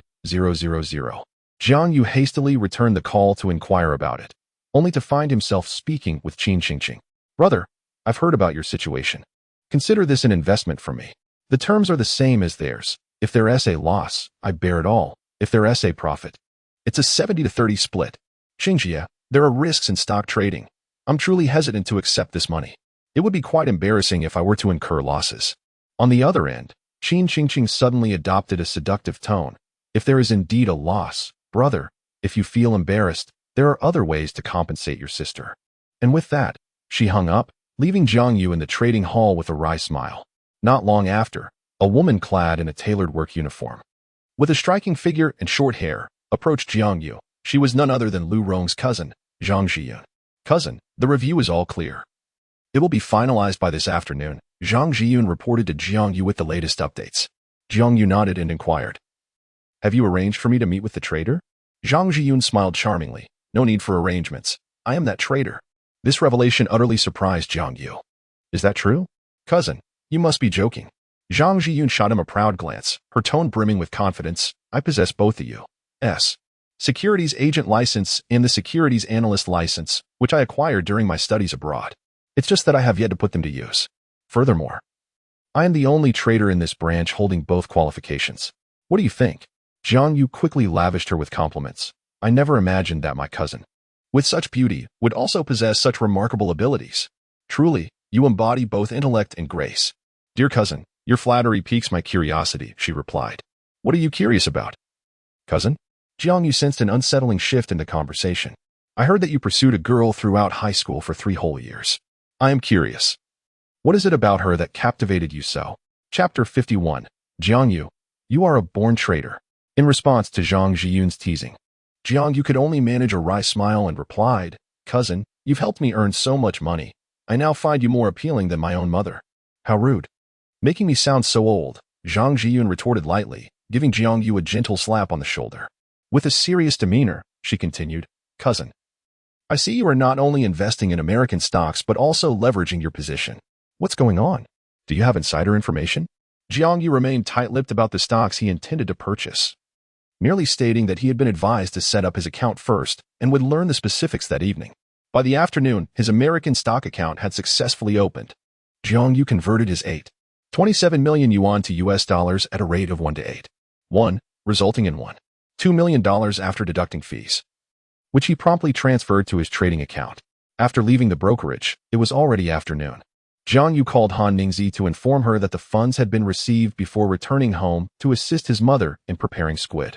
After 2 days of helping his mother with the squid, it was now August 5th, and his father happened to be free that evening. Jiang Yu assisted his parents in pushing their cart to Shuyuan Alley, then turned and made his way to the brokerage. It was 7:30 p.m., and Lu Pengzi and Qin Zheng had been waiting for some time. Jiang Yu initially intended to come alone, but considering the unconditional trust these two had in him, he decided it would be better to meet them openly. As the three entered the brokerage, Jiang Yu was momentarily taken aback by Zhang Zhiyun's appearance. The elegant woman was clad in loose hip-hop attire, wearing a baseball cap, thick black eye makeup, and chewing on a lollipop. A far cry from the poised professional she had been during the day. Unable to resist, Lu Pengzi quipped, Sister, aren't you supposed to be at work? Why the change in attire? Zhang Zhiyun shot him a disdainful glance. I've clocked out. This is now my voluntary overtime, and since I'm not getting paid, does the boss really have a say in what I wear? Turning to Jiang Yu, she asked, Do you like my outfit, cousin? Instead of answering her question, Jiang Yu directly inquired, Cousin, is pre-market trading available now? Upon hearing Jiang You discuss business, Zhang Zhiyun's demeanor shifted to one of seriousness. Yes, it is now possible. Jiang You clapped his hands in excitement. Great.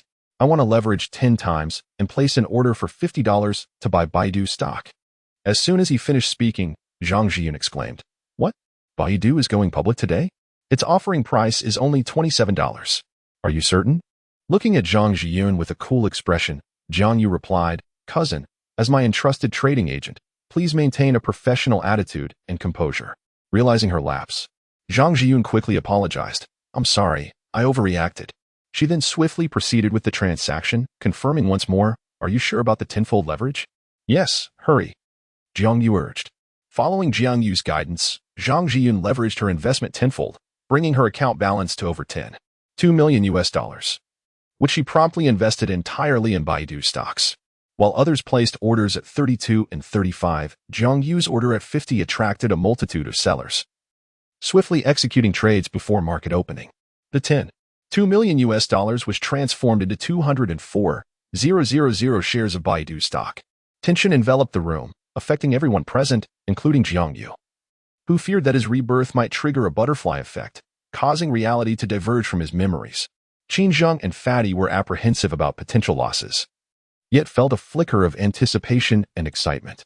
This was Zhang Zhiyun's first foray into such a substantial and aggressive trade. If successful, she would become the trading queen of the firm, reaping both fame and fortune. But if it failed, her reputation would be tarnished throughout the company. As the clock struck 9:30 p.m., the Nasdaq opened punctually. The line on the trading terminal surged upwards, reaching a high of $66 at the opening, continuing its ascent to $72. Should they sell? Zhang Zhiyun's voice trembled with excitement. Jiang You shook his head, urging her to wait. Soon, the line abruptly reversed direction, plummeting from 70 to 69, then to 68, and finally to 65. Zhang Zhiyun's anxiety grew. The stock was diving. What should she do? Should they sell? If it dropped below 50, they would face a forced liquidation. Qin Zheng chimed in. Yuzu, you've made a significant profit. It's time to sell. Be quiet. Jiang You harshly interrupted them, feeling the weight of pressure himself.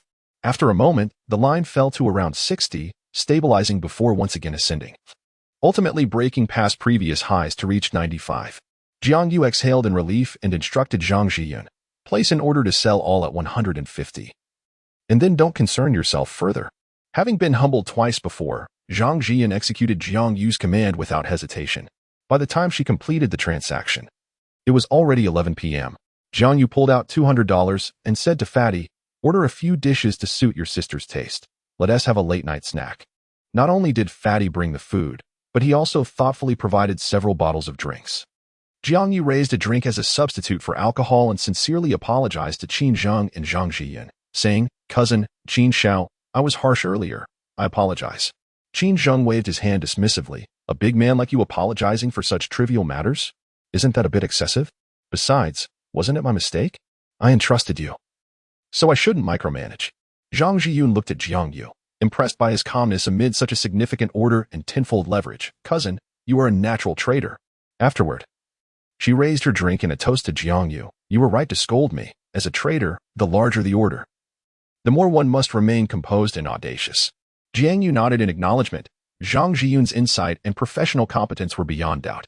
However, in the realm of financial trading, beyond these attributes, one must also consider the mental fortitude required.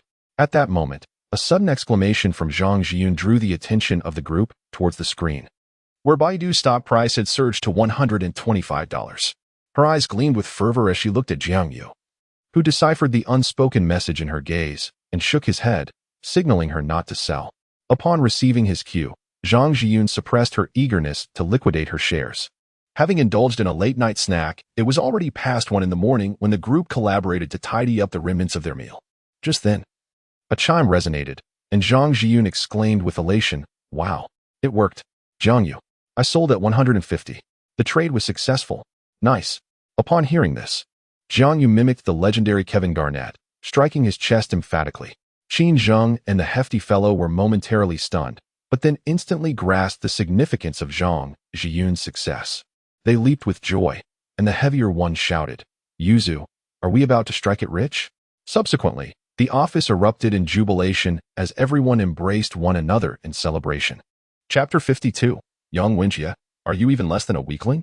The excitement of tonight's transaction was palpable for the individuals present in the office.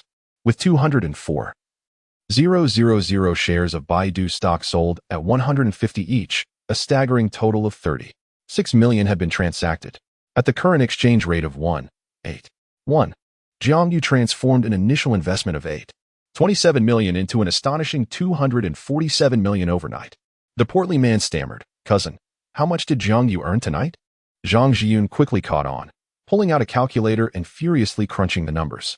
Subtracting 50 from 150, they found a profit of 100 per share, multiplied by 204,000 shares, equating to 24 million, or approximately 165.42 million yuan, adding the initial capital of 7 million, and after deducting various fees, they concluded he still retained at least 168 million yuan. Upon hearing this figure, Jiang You felt his strength wane, collapsing onto the chair. Zhang Zhiyun, after calculating, stared at the numbers on the calculator, rendered speechless, as an eerie silence enveloped the office. Eventually, she spoke. "Jiang You, you achieved a 20-fold return in a single night, creating a miracle, a legend in the trading arena." A legend. As Jiang You heard these words, he noticed the fervent admiration in the eyes of those around him. He rose to embrace each person present. Soon, they all calculated their respective earnings based on the initially agreed profit-sharing principle of a 70-30 split. With a 20-fold profit, each would receive 30, translating to a 6-fold return. Consequently, the portly man, having invested 120,000 yuan, walked away with 720,000. Qin Zheng and his sister, who invested 250,000, returned with 1.5 million. Han Ningzi, having invested 6 million, Jiang You decided to reimburse her 36 million accordingly, leaving him with a total of 129.78 million yuan. Jiang You turned to Zhang Zhiyun, saying, "Cousin, once the funds are received, I will send you a 200,000 yuan red envelope as a token of appreciation for your hard work, as well as a confidentiality fee. I hope you understand." Zhang Zhiyun, overjoyed, replied, "Rest assured. If I were to disclose your success, no major client would ever approach me again. I would be out of business." Then Jiang You looked at the portly man and Qin Zheng, saying, "Thank you both for tonight. However, I implore you, please do not divulge that this was our doing." Qin Zheng nodded firmly. "Do not worry. We understand the wisdom of discretion." At that moment, Zhang Zhiyun suddenly embraced Jiang You, exclaiming, "With tonight's success, I feel I have firmly established my footing in this industry. Thank you, cousin."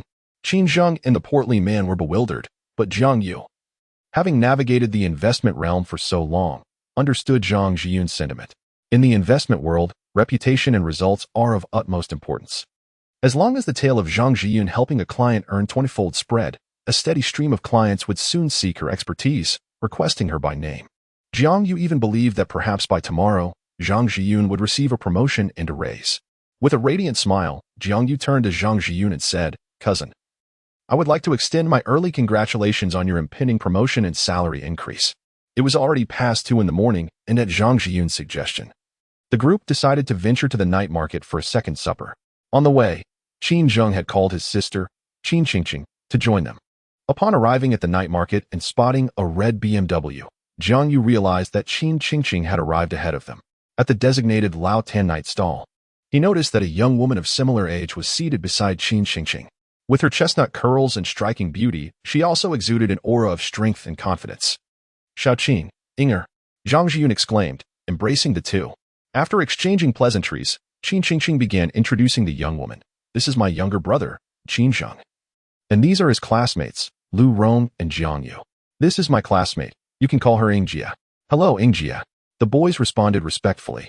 At that moment, Jiang You realized that Qin Qingqing, Zhang Zhiyun, and the one referred to as Ingjie were all classmates from their studies abroad. At the dining table, an unspoken understanding prevailed among the group, and they refrained from discussing the events of the night in public. Driven by a sense of responsibility and a desire to spark conversation, Jiang You inquired about the renovations at the Qin family restaurant. He discovered, to his surprise, that Qin Qingqing had acted swiftly. The kitchen upgrades were already completed, and agreements had been established with several suppliers of original ingredients. Her remarkable decisiveness left Jiang You with a newfound admiration for her. Simultaneously, Qin Xingqing harbored some doubts and ideas which she began to explore with Jiang You over dinner. As she listened intently to his articulate discourse, her gaze remained fixed upon him. Jie, too, nodded in agreement from the side. After a while, Qin Xingqing winked at Jiang You and gestured toward Jie, saying, "The primary reason for tonight's visit is that my old classmate has some inquiries for you. 3 lovely ladies seeking a man for a drink ought to choose someone who knows how to treat them well. What is the point of drinking with these 3 young lads?" At this remark, the group looked up to see a few ruffians approaching. The leader, a lanky fellow with long hair, leered, "Sister, can't you find anyone else to drink with? Indeed, I am feeling rather lonely and chilly. Seeing these 3 beauties has certainly warmed me up. What's that saying? Desire ignites the flames," a young thug chimed in. The long-haired ruffian pointed a finger at the young thug, exclaiming, "Oh yes, exactly. Desire ignites the flames. You're quite cultured." Suddenly, he turned and pointed at the heavier-set guy. "Who are you calling sister?" Qin Zheng, who had been irritated by this individual for quite some time, interjected, "Look at his effeminate appearance. He is neither manly nor feminine, just a eunuch. Who would want to drink with such a person? It's no wonder he can't find anyone." Both Qin Xingqing and Zhang Zhiyun erupted in laughter. Jiang You, however, remained solemn, for he noticed at a nearby table a group of people, including Yang Wenjie and Huang Xuexing. A sudden realization struck him. Was it Yang Wenjie who had sent this effeminate man over to stir trouble? Sensing Jiang Yu's gaze upon him, Yang Wenjie turned to meet his eyes. With a provocative glance, he made a throat-cutting gesture. Jiang Yu smirked, recognizing the foolish bravado of this impetuous youth. It was no wonder that a significant portion of the charges in Yang Yonghong's previous lawsuit were linked to this imbecile son. With this thought, Jiang Yu rose and stepped into the arena, positioning himself between the rotund figure and Qin Zheng, shaking his head disapprovingly. He then shouted at Yang Wenjie, "Yang Wenjie, as the leader of Xinyang No. 1 High School, do you seek to intimidate your former classmates? Why do you cower, too afraid to show your face? Or are you concerned about tarnishing your father's reputation?" Upon saying this, he exchanged a knowing glance with the rotund figure, who suddenly realized that it was this brat who had been stirring trouble from behind. Yang Wenjie laughed boisterously. "Jiang You, weren't you once the epitome of arrogance? Why do you shrink in the presence of mere delinquents? Are you trying to drag me down with you? Not a chance." The rotund figure snickered. "Yang Wenjie, what Jiang You means is that you should handle your own affairs instead of hiding like a coward and inciting others to take the fall for you. If you cower behind your father, I might consider you a child who has yet to mature, but hiding behind such a weakling? You are even less than that." Chapter 53. Yang Wenjie, do you truly wish to welcome an additional sibling into your life? When the chubby fellow remarked that you were even less of a man than a sissy, laughter erupted among some of the onlookers. Infuriated by this mockery, Yang Wenjie could no longer remain in the shadows. He charged forward, ready to confront the chubby one. Seizing the opportunity while Yang Wenjie engaged in a verbal spar with the plump individual, Jiang Yu hastily advised Qin Zheng to escort his sister and cousin Jie away. Noticing Yang Wenjie advancing towards the chubby fellow, Jiang Yu pulled him back and subtly kicked a stool in Yang Wenjie's direction. Caught off balance, Yang Wenjie stumbled and fell to the ground. The chubby one, quick to react, seized a beer bottle from another table and smashed it against Yang Wenjie's face as he briefly hesitated. Jiang Yu urged the chubby fellow to flee towards the hotel kitchen, but upon seeing the 3 women, including Jie, still stationary, he halted. As the woman gazed at him with a bemused expression, unable to abandon his companion in peril, Jiang Yu reluctantly stopped. Yang Wenjie struggled to rise. Feeling the blood trickling from his head, he pointed at Jiang Yu and shouted to his underlings, "Get him!" As Yang Wenjie turned, the chubby fellow kicked him down again. Jiang Yu swiftly shattered a beer bottle and seized Yang Wenjie by the hair. With the broken glass pressed to Yang Wenjie's throat, silence enveloped the group of followers. The chubby one brandished 2 beer bottles, stepping closer to Jiang Yu, and shouted, "Come on. If you want young Master Jie to die, then come at us." With that, the chubby fellow brought 1 bottle crashing down on Yang Wenjie's head. "Damn it. Last time at the night market, I was itching for a fight. I'd been wanting to deal with you. Your father is Yang Yonghong. That much is true, but what are you really? If you have the guts, kill me today. If you can't, I'll take down your entire family." Yang Wenjie spat fiercely. "Calm down, chubby one. This is between Yang Wenjie and me," Jiang Yu interjected suddenly, yanking Yang Wenjie's hair downward. Yang Wenjie's neck arched back, and he met Jiang Yu's gaze, filled with palpable hatred. Leaning closer, Jiang Yu whispered in a tone only they could discern, "Yang Wenjie, Last time you laid hands on me, your intent was to annihilate my parents. Did you truly believe I was unaware? Upon hearing this, Yang Wenjie's eyes widened in shock, witnessing the mix of confusion and surprise on Yang Wenjie's face. Jiang You smiled, a smile that, to Yang Wenjie, felt unsettlingly eerie. Yang Wenjie, I know your mind is consumed with thoughts of revenge. Perhaps even plotting to eliminate my parents once more. Jiang You leaned in, lowering his voice to a mere whisper. Listen closely. If anything were to befall my parents, I would hire a few beggars to take your mother, who spends her days at the mahjong parlor, and sell her deep into the mountains. You wouldn't want a surprise sibling, would you? By the way, if you're yearning for a brother, you need not wait long. Your father has been keeping a mistress at the Jiang You and has already fathered a son. When will you acknowledge this new kin? Ignoring Yang Wenjie's astonished expression, Jiang You addressed the portly fellow and Qin Zhang, instructing, you two take the 3 girls and leave through the front entrance.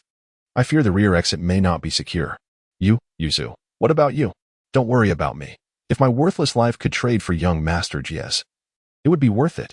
With that, Jiang You shouted at the thugs, clear a path for my friends. Do you hear me? At that moment, another group entered through the door. The girl named Ying Jia stood up and declared, let us put an end to this farce for my sake. Brother, release them. One of Yang Wenjie's underlings shouted back, who the hell are you? Just because you say so it ends? Suddenly, a burly man from the group lunged forward and slapped the insolent youth twice. The underling, still brimming with bravado, found a dagger pressed against his temple. Yang Wenjie then noticed Ying Jia, his face betraying a look of annoyance, though his words remained defiant. Ying, you expect this to just blow over after what this punk did to me? Jiang You felt a jolt. Was this the daughter of the Yi family? The nominal leader of the Yi clan? Ying? So young. Well then, I suppose I should call Uncle Yang, he thought. Ying took out her phone and dialed a number. Uncle Yonghong, this is Ying. I'm out having a late-night snack with friends and we've been cornered by your Xiaojie. What do you suggest? All right. I'll hand the phone to him. With that, she passed the phone to Yang Wenjie. It was unclear what Yang Yonghong said to Yang Wenjie on the other end. But Wenjie, holding his head in frustration, stormed off with his underlings, casting one last glance at Jiang You before leaving. The already shaken Huang Xuexin followed closely behind Yang Wenjie as they exited. Once the situation had settled, Jiang You approached the 3 women. Cousin, Qin Jia, I apologize for frightening you. He then bowed to Yi Ying, saying, Ying Jia, I'm sorry for the trouble I caused you. Thank you. Yi Ying patted Jiang You on the chest. You know to let the ladies go first. That is quite gentlemanly. However, refrain from shouting about fighting in the future. If you truly wish to thank me, come to the royal court building the day after tomorrow. I have some business matters I'd like your counsel on. Upon hearing this, Jiang You nodded. Very well. I shall see you then. Who is responsible for this calamity befalling my son? And you, doctors. Hurry up with your work. In the lobby of New Yong City People's Hospital, a woman with a fierce demeanor was shouting vehemently. This woman was Ding Mulan, the original wife of Yang Yonghong and the mother of Yang Wenjie. Mom, I'm fine. Just a few small fries. I'll settle the score with them in a few days, Yang Wenjie replied nonchalantly. You can't do that in a few days, today. I must go to Yuchang to see your grandparents, and you must accompany me. You know those people, right? I do know them. They're classmates. And one is even Xuexin SX. But why are we going to the provincial capital again? Knowing them is good. We'll deal with them when we return. Ding Mulan said through gritted teeth. Lowering her voice, she continued, as for Xuexin, her father is likely to be promoted to the director of the Municipal Development and Reform Commission in the latter half of the year. You must seize this opportunity. Yang Wenjie raised his head, filled with disbelief. Really? Upon encountering his mother's fervent gaze, he too felt a surge of excitement. After a moment, he inquired, Mom, I heard someone say that Dad has taken a mistress at the Jiang You and has even fathered a son? Ding Mulian exclaimed. What? Are you certain? Mom, don't panic. I'll have someone investigate. If it's true, we must keep a close watch on Dad. I worry that he might be charmed by that vixen, and in a moment of weakness, he could end up dividing the family fortune with her. That money is rightfully mine, Yang Wenjie declared with fierce determination. Ding Mulian nodded in agreement. Indeed. Tomorrow, I'll send 2 individuals to the Jiang as security. They will help us keep an eye out. Once we identify that seductress, I shall ensure she pays dearly. At this, Yang Wenjie recalled Jiang Yu's threat and shivered. He advised Ding Mulian, Mom, you should visit the mahjong parlor and have a couple of people follow you. I'm concerned that someone might have ill intentions towards you. Why? Does anyone dare to target you, my mother, and Xinyang? He continued. By the way, What was the name of the one who acted against young Master Jie tonight? Jiang You. Yang Wenjie replied through gritted teeth. Are you sure the individual who clashed with young Master Jie tonight is Jiang You, the son of Jiang Dai?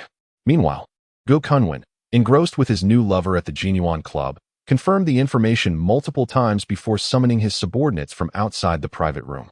He instructed Heihu to seize an opportunity to eliminate Jiang's son, stating, killing him outright is also acceptable. Chapter 54. Jiang Yu's retaliation against a Quan. While Go Kunwen was instructing his subordinates, Jiang Yu was peacefully slumbering at Fatty's residence. After securing his first bucket of gold the previous night and venting his frustrations on Yang Wenjie at the late-night eatery, Jiang Yu awoke feeling elated, having slept in late. Upon rising, he visited the brokerage firm to meet Zhang Zhiyun and transferred funds from his U.S. stock account to his bank account in increments. Due to the substantial amount and the nature of the U.S. stock account, he would not be able to withdraw the funds until Thursday. With a buoyant stride, he returned home, where his mother had already procured frozen squid, and the family was busy skewering the seafood. As they threaded the squid onto skewers, Jiang Yu turned to his mother and inquired, Mother, how would you feel if I were to possess 100 million? Jiang Dai chuckled foolishly and shook his head. I've never contemplated such a sum. Right? Hongmei glanced out the window and then shot a glare at her son. Are you still half asleep? What a fanciful daydream you have. Come on, Mom. I'm just pondering. Thinking isn't illegal, is it? Jiang Yu replied. Let me rephrase my question, Dad. If you had 500,000 right now, would you buy an Audi or invest in a driving school? Upon hearing his son's hypothetical, his father exchanged an awkward glance with his wife. I would buy your mother a house in Baidu. Hearing this, their mother felt a mix of shyness and joy, retorting, You two have no real abilities, yet you're quite adept at sweet talk. That evening, concerned about potential retaliation from Yang Wenjie, Jiang Yu accompanied his mother to the market stall, only to find no sign of Yang Wenjie. Puzzled, he called Fatty. After some inquiries, Fatty returned the call with the news that Yang Wenjie had gone to the provincial capital. Jiang Yu found the sudden retreat bewildering. He then asked Fatty, Did you find out anything about that effeminate fellow from yesterday? Qin Shao had gathered information. The guy's name is a Quan. A little fanboy who usually hangs out at the Dream Fantasy Club. What's your plan? Count me in. Jiang Yu halted Fatty. We're wealthy now. Let us not engage with such lowly characters. It's not worth our time. Fatty acquiesced. All right, I'll follow your lead. By the way, there's a class reunion tomorrow. Are you really not coming? It would be rather dull with just Qin Shao and me. I'm not going. I'll be helping my mother at the stall. By the way, I'll drop by your place tonight. Keep the door open as usual. With that, Jiang Yu ended the call. The revelation that a Quan, the long-haired young man, was a fanboy who associated with Yang Wenjie sparked a bold hypothesis in Jiang Yu's mind. After closing the stall, he used the excuse of spending the night at Fatty's to don a sun hat and left his home, heading towards the Dream Fantasy Club. The Dream Fantasy Club, one of the older night venues in Shenyang City, was a melting pot of various characters. Despite frequent incidents of disorder, it had persevered over the years due to the owner's formidable connections. Dressed casually, Fu Gang and Wu Yong had been waiting there all night. Recently, a novel type of narcotic has surfaced in Shenyang. The narcotics squad has been tracking it for several days and gleaned information from an informant suggesting that a person named Aquan at the Dream Fantasy Bar might be involved in its distribution. While Wu Yong, who bore a striking resemblance to a prince of the night scene, was humorously engaging with a female bartender, he felt his partner tug at his clothing. Maintaining his composure, he turned to glance back and caught sight of a lanky figure with long hair and glasses, none other than their long-awaited suspect, Aquan. Both Wu Yong and Fu Gang discreetly observed Aquan out of the corners of their eyes, only to notice a tall man approaching him. Upon seeing this individual, they exchanged a knowing look, silently agreeing. This man is suspicious. Indeed, it was rather odd for someone to wear a sun hat in the dead of night. Even in a nightclub, the man in the sun hat was Jiang You. He approached Aquan, deliberately lifted the brim of his hat, revealing his face to him. I'll be waiting outside. Feel free to take on any challenge, Jiang Yu remarked before turning toward the bar's rear exit, prompting Aquan to beckon two of his subordinates to follow him out. As the tall man exited the bar, Aquan and his companions promptly pursued him, with Wu Yong and Fu Gang stealthily trailing behind. At this moment, the two narcotics officers exchanged glances. Fully aware of each other's thoughts, this tall man is either Aquan's supplier or his customer, with the case seemingly on the verge of a breakthrough. Both Fu Gang and Wu Yong felt a surge of excitement. Upon exiting the bar, Jiang Yu noticed Aquan and his companions closing in, ready to confront him. However, he he spotted two men emerging from the bar's rear door. Jiang You quickly discerned that these two were not affiliated with Quan. But why were they following Quan and himself? Realizing that Quan was a drug user, Jiang You suddenly understood they must be narcotics officers, and perhaps they mistook him for Quan's supplier or customer. Cursing under his breath, Jiang You decisively fled, darting into a dark alley devoid of streetlights. Unaware that they were being followed, Quan and his two companions chased after Jiang You, shouting, "You coward! Don't run!" This exclamation momentarily startled Wu Yong and Fu Gang, suggesting that the tall man was there to confront Quan, the notorious drug user. Just then, they heard a series of brief scuffles emanating from the alley, followed by an eerie silence. Instantly, the two officers pursued into the alley. As they entered, aided by the dim light filtering in from the street, they soon realized they had stumbled into a dead end. Aside from a trash can against the wall, the only sight was Quan and his two companions. Unconscious on the ground, there was no sign of the tall man. Sharing a glance, the officers drew their service weapons, forming a protective formation, and cautiously approached the prostrate figures of Quan and his companions. As they drew nearer, they noticed a figure seated against the trash can in the shadows. Fu Gang called out, "Raise your hands. Police." After issuing the command, he stepped over the unconscious trio. But a sudden surge of caution flooded Wu Yong's mind. "Be careful, Gongzi." Before the words had fully escaped his lips, the seemingly unconscious figure beneath him swiftly maneuvered, tripping Fu Gang with a deft sweep of his legs. In a fluid motion, he struck his own knee with a precise blow. Almost instantaneously, this feigned unconsciousness transformed into a display of agility as he sprang into the air with uncanny grace. In the fleeting moment when Fu Gang and Wu Yong fell, he unleashed a flurry of movements, one foot striking Fu Gang's nape while a fist connected with Wu Yong's jaw. This seamless series of actions transpired in less than a second. The old trickster was astonishingly swift, and it was all over. This was Wu Yong's final thought before losing consciousness. Observing that both narcotics officers had succumbed, Jiang You retrieved their sidearms and deftly extracted handcuffs from their persons, securing all three of Quan's associates. He then approached the nearby trash bin and delivered a forceful kick, rousing Quan from his stupor, before pressing the gun firmly against his temple. Chapter 55. Young Yonghong. I must extend my congratulations to you. Spare me, good sir. As the handcuffed Quan slowly regained consciousness, he was met with the ominous sight of two dark gun barrels aimed directly at him, prompting an immediate plea for mercy. Jiang You gestured towards the lifeless forms of Wu Yong and Fu Gang sprawled on the ground, addressing Quan, long-haired, lanky fellow. "Do you see those two on the floor? They were officers, and I have incapacitated them." "What?" Quan, upon confirming the presence of the two bodies, was instantly gripped by fear, trembling like a leaf caught in the wind. "Brother, please, show mercy and spare me." "Spare you? It is not so simple. Answer a few questions first." Noticing Jiang You holster his weapon, Quan eagerly acquiesced. "Whatever you wish to know, I shall answer without reservation." Jiang You nodded. "Who is your supplier?" "What? I don't know." No sooner had Quan uttered these words than Jiang You pressed the gun against his temple. "Not forthcoming? Do you think this gun might just discharge accidentally?" He continued, "These two firearms belong to the police. If I were to fire a few rounds into you, what do you think their report would claim? That the guns were in my possession, or that you, Quan, resisted arrest, leaving them no choice but to eliminate you?" Upon hearing Jiang Yu's reasoning, Quan quickly capitulated. "Lao Liao. It's Lao Liao." To ensure clarity, he hastily added, "Lao Liao is Liao Jinzhou, the security chief of the Jiang Yuan Club. And where do you meet him to collect your goods?" "There is no fixed location. They always notify me of the pickup spot at the last moment." Jiang Yu then inquired, "One final question. How is it that you were with Yang Wanjia so late last night?" "Young Master Jia asked me to deliver some goods."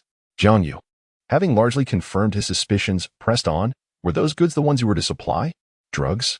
Quan nodded vigorously, like a chick pecking at grain. "Yes, drugs. Young Master Jia has been using for several years." It was precisely as Jiang Yu had surmised. Having obtained the desired information, he struck Quan unconscious with the butt of his gun. Noticing that Wu Yong and Fu Gang remained on the ground, he kicked Wu Yong in the sole of his foot, rousing him from his stupor. Upon seeing the tall figure standing at the alley's entrance, Wu Yong instinctively prepared to resist, but upon noticing the firearms aimed at Fu Gang, he halted his movements. "What do you intend to do?" Wu Yong asked coldly, all the while strategizing in his mind. "I am neither your superior nor subordinate. I have finished interrogating Quan. His supplier is the security chief of the Jiang Yuan Club, Liao Jinzhou. One of his buyers is Yang Wanjie, the son of Yang Yonghong. With that, Jiang You tossed the two guns deep into the alley and, seizing the moment of Wu Yong's distraction, turned and fled. Wu Yong contemplated pursuing him, but, faced with his unconscious teammate, the three suspects on the ground, and the two firearms, he ultimately decided against it. Damn it, last night's predicament was utterly baffling. The following morning, after reporting the situation to the captain of the narcotics team, Mao Xingwei, Wu Yong dejectedly lamented. Mao Xingwei, at the age of 33, stands as the youngest captain of the narcotics team in the entire Xiong'an province. His imposing features framed by sharp brows and a square jaw that commands respect without uttering a word. After receiving reports from his subordinates, he promptly dispatched investigators to monitor Lao Jinzhong. Once the operation was set in motion, he slammed his palms on the table before Wu Yong and Fu Gang, exclaiming, "You are no longer novices. You are seasoned investigators. How could two of you, armed with firearms, be overpowered by a single individual and nearly have your weapons snatched away? Listen carefully. If those guns are indeed taken from you, the consequences, imprisonment or disgrace, are mere trifles compared to the potential harm they could inflict upon innocent citizens. Who among you can bear that responsibility? Answer me." After Wu Yong and Fu Gang exited the office, Mao Xingwei sank into his chair, wiping the cold sweat from his brow. A whirlwind of thoughts raced through his mind. Who is this individual? Could he be affiliated with a rival drug trafficking organization? What are his intentions? Since the previous evening, Jiang You had been eager to convey some good news to Yang Yonghong. Thus, he arrived at a telephone booth near the Jin Yuan Club early the next morning. "Hello, Mr. Yang, do you remember me?" Upon hearing the familiar voice, Yang Yonghong, who was at home trying to soothe his young son, jumped in surprise. "Is it you?" Jiang Yu chuckled. "Mr. Yang, I called primarily to share some joyful tidings." The tone of Jiang Yu raised Yang Yonghong's suspicions. "What do you mean? I've heard whispers that you have two sons. I can only imagine how vexing it must be to divide your inheritance. Allow me to share a secret. Your eldest son, Yang Wenjie, has succumbed to addiction. With him out of the picture, your fortune would naturally revert to your younger son. You needn't worry about the distribution of assets any longer. Don't you think that's worth a call of congratulations?" The revelation struck Yang Yonghong like a thunderbolt, leaving him dizzy and chilled to the bone. Gritting his teeth, he replied, "Thank you. You're too kind, Mr. Yang. Farewell." With that, Jiang Yu hung up. As the line went dead, Yang Yonghong, trembling, dialed his estranged wife, Ding Mulan. "Ding Mulan, where's our son now?" "In the provincial capital, of course. Why are you making such a racket so early in the morning?" Ding Mulan retorted, her fiery temperament evident. Taking a deep breath, Yang Yonghong pressed on, "I ask you, has Shao Jie been associating with unsavory characters lately?" Ding Mulan chuckled at the absurdity of the question. "Darling, that is rather humorous. Day in and day out, aren't all of Shao Jie's friends somewhat dubious? We ourselves are hardly paragons of virtue. Damn it, I'm talking about drug addicts." "Drug addicts?" Yang Yonghong shouted in exasperation. "Is our precious son truly addicted?" Ding Mulan gasped, her heart racing at the news relayed by Jiang Yu. Qi Kailai felt an unusual thrill upon receiving the information. "Indeed, my dear Qi, would I have called you so early merely to amuse you?" Even through the phone, Jiang Yu could not help but roll his eyes. "Ha ha, dear brother. Are you not attempting to cheer me up at this very moment? I am absolutely elated. Truly, it is a case of karma."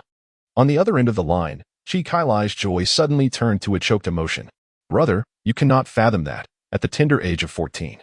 I witnessed my father being mercilessly beaten to death by the Yang brothers with a belt. Do you have any idea how many times I have slain the Yang brothers in my dreams over the years?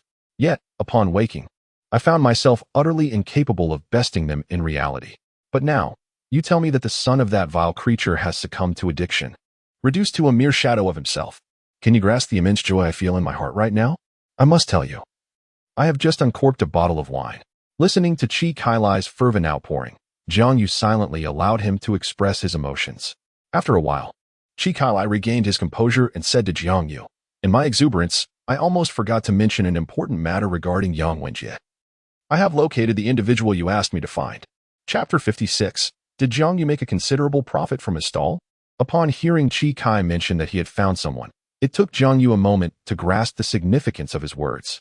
2 years prior, a girl at Yizhong was drugged by Yang Wenjie and subsequently subjected to heinous acts in a hotel, leading to her demise. Due to the disappearance of evidence and witnesses retracting their statements, The accomplice who took the blame for Yang Wenjie was sentenced to a mere 3 years. The girl's mother, left without recourse, succumbed to madness. Just a few days ago, Jiang You had asked Chi Kai to assist in locating this grieving mother, and he was astonished that Chi Kai had managed to find her so swiftly. With this in mind, Jiang Yu urgently inquired, "Where is she?"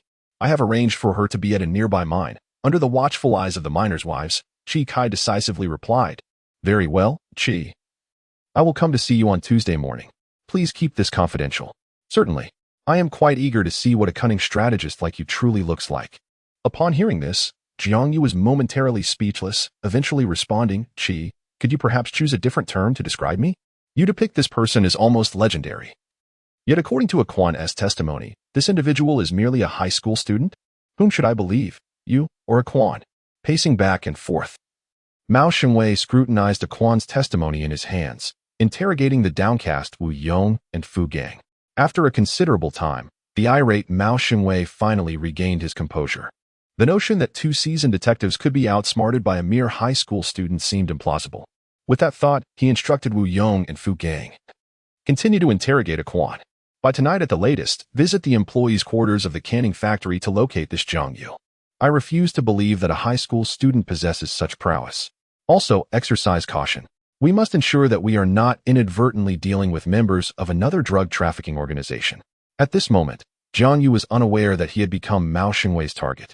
His mind was solely occupied with strategizing the next steps. The recent confrontation with Yang Wenjie at the late-night eatery had undoubtedly raised suspicions from the cunning Yang Yonghong and Gu Kunwen. Yang Yonghong was notorious for his philosophy of better to err by killing than to let a guilty party escape. Thus, any suspicion would inevitably lead to actions against him. Although fleeing to university might provide a temporary refuge, it would certainly put his parents and even the Liu family in jeopardy. With only a month remaining before the academic year commenced, it was imperative to dismantle the Yang brothers' power before the school year began, ensuring the collapse of the Yang family. The key to addressing the Yang Yonghong dilemma lay with the Wang family in Baidu, if they were to abandon him. The repercussions of his past actions would surely attract the attention of a special task force within 3 days. The Wang family? Jiang Yu recalled Yang Yonghong's recently proposed restructuring plan for the canning factory and began to formulate a bold idea. Concerned that Yang Wenjie and Yang Yonghong might target his mother, Jiang Yu discreetly concealed 2 iron rods in his bag that evening and dedicated himself to assisting his mother with her squid stall. Over the past few days, the cleanliness and quality of Jiang Mama's iron plate squid had garnered considerable acclaim in Xinjiang, through word of mouth from satisfied customers. Many even traveled from other cities to savor the delectable dish offered at Shuyuan Alley. The influx of patrons was overwhelming. With her mother personally cooking, Jiang Yu busily assisted by packaging, collecting payments, and providing change, all while keeping a vigilant eye on the surroundings. Simultaneously, at the People's Square in Xinjiang City, the Jinggue Hall of the Peace Hotel was filled with the classmates from Class 1 of the Senior 3 at City No. 1 High School, gathering for their graduation banquet. This event was organized by several class officers, and the class leader, Meng Sisi, whose father is a shareholder of the Peace Hotel, secured the venue at the lowest cost, allowing the gathering to indulge in the finest cuisine and the most luxurious private rooms. For many students, high school graduation symbolizes the transition into adulthood, prompting numerous attendees to emulate the sophistication of adults through their attire. Huang Xuexin stood out as the most radiant of all, adorned in a delicate light blue chiffon dress, complemented by her carefully applied makeup. As the classmates began to arrive in earnest, the vice class leader, Zhou Hua, dressed in a suit, discreetly glanced at Huang Xuexin before rising to toast. "Ladies and gentlemen, being part of this class has been my proudest achievement over the past 3 years. This toast is dedicated to all of you and to the memories we've created together during our time here." With that, Zhou Hua downed his glass of beer in one swift motion. "Zhou Gu, you truly exude charm," remarked one classmate. "Indeed, we are still students. Yet you carry yourself like a mature adult." Zhou Hua humbly dismissed the praise, stealing furtive glances at Huang Xuexin. In social settings, young individuals often seek to impress when there are crushes present. Zhou Hua felt quite dashing at that moment, yet Huang Xuexin appeared distracted, her thoughts lingering on the events of the previous evening. Last night, Jiang Yu had seemed so unfamiliar. Since their encounter on the pedestrian street, she had awaited an apology from him, which never came. Even during their last encounter at the night market, where he saw her with Yang Wenjie, Jiang Yu had shown no sign of acknowledgement. If not to provoke him, she would never have allowed Yang Wenjie the opportunity to pursue her. Yang Wenjie was both unattractive and dim-witted, lacking even half the intelligence of Jiang You. She had assumed that Jiang You, too proud to approach her, would find life difficult and ultimately return to her. Yet, just a few days had passed, and he had already been seen shopping with that plastic surgeried Han Ningzi and dining with 3 other girls. None of them were less attractive than she was. As these thoughts raced through her mind, Huang Xuexing couldn't help but mentally berate him. What a scoundrel! How blind I must have been. At that moment, the door to the private room swung open, revealing delayed arrivals, Lu Rong and Qin Zhang. Sorry, we got caught in traffic, the plump one said, wiping his sweat as he apologized before joining Wang Xinyuo's table with Qin Zhang. Wow, how unusual. Fat Xiao and Qin Xiao are together? It's surprising, Fat Xiao. You used to be inseparable from Jiang You. What's changed? One classmate remarked. I feel like something's off with you being with Qin Xiao instead of Jiang You. At this moment, Meng Sisi wore a look of disappointment. Did Jiang You not come with you? Is he really not coming? She inquired. Jiang You. He has been preoccupied with his business endeavors. Busy making money, the stout fellow replied. What business is Jiang Yu engaged in? Zhou Hua asked, taken aback. Yang Qian exchanged glances with Wang Dandan beside her, then smirked disdainfully. What business? He's merely setting up a stall outside. Unable to contain herself, Meng Sisi interjected. Jiang Yu would actually set up a stall? Wang Dandan chimed in, class monitor, don't doubt it. I heard that Jiang Yu's parents have both lost their jobs, and he probably has no means for his university tuition. I fear he might have to resort to stall selling in the future. Zhou Hua, who had always had a contentious relationship with Jiang Yu, immediately adopted a look of disdain upon hearing Huang Xuexing South 2 close friends speak so. So, what Fatty meant by Jiang Yu doing business is that he's merely selling from a stall. He must be making quite a fortune then, right? Chapter 57. The portly young master engages in a verbal duel with the unattractive as Zhou Hua's words escaped his lips.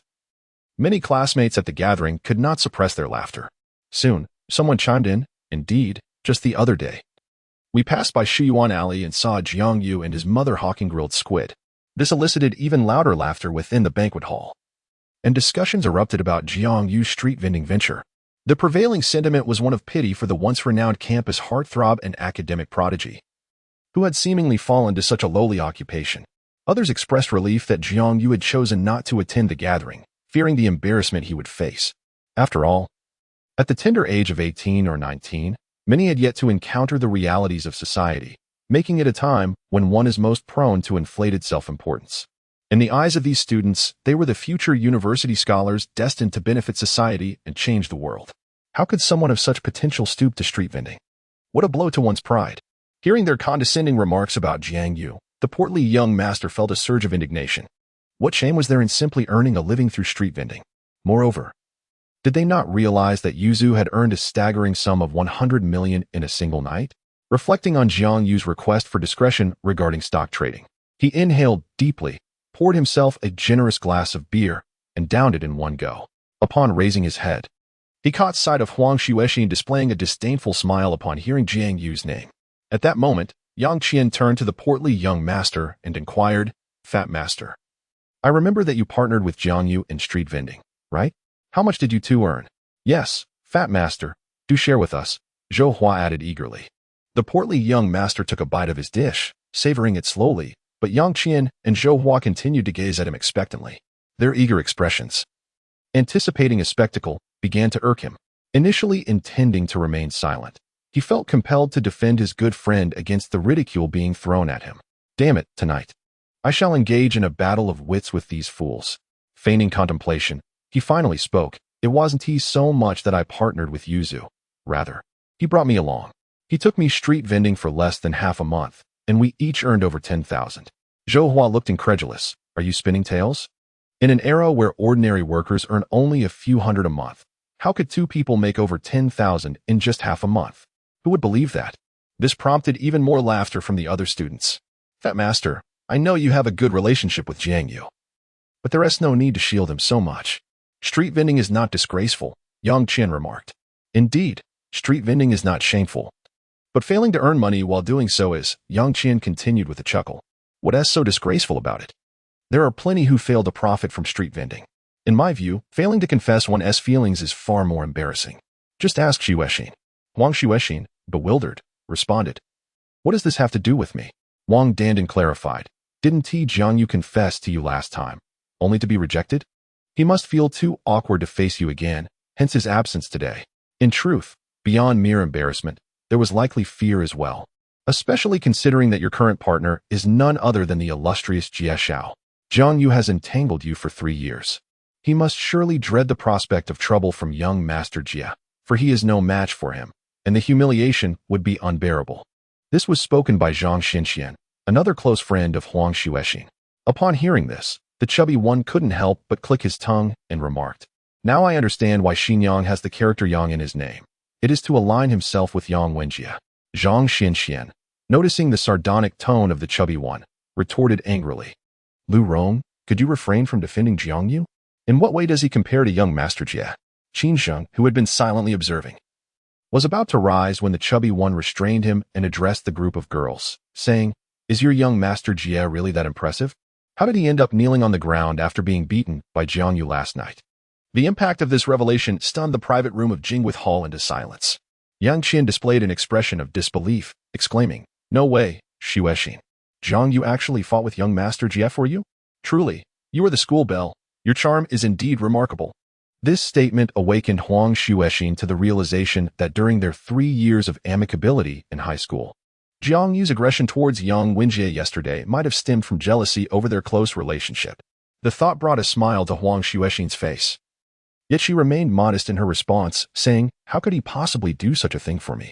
Before anyone else could speak, the chubby one interjected coolly, "Well, at least Huang, the school belle, possesses a modicum of self-awareness." "What do you mean by that, Lu Rong?" A fellow classmate, Wei Tao, who also harbored feelings for Huang Xuexing, was displeased by the chubby one's remarks about his crush. Lu Rong, lifting his gaze, observed Wei Tao's discontent. "I meant no offense. My good friend has already found his true love, and he certainly would not engage in a fight over a woman who is not relevant to him. Thus, I commend Huang, the school belle, for her self-awareness." This statement caused a stir among the classmates. Jiang You actually had a girlfriend? He had chosen to let go of Huang Xuexing? Upon hearing this, Huang Xuexing felt a sharp pang in her heart. Jiang You had truly begun dating someone else? Who could it be?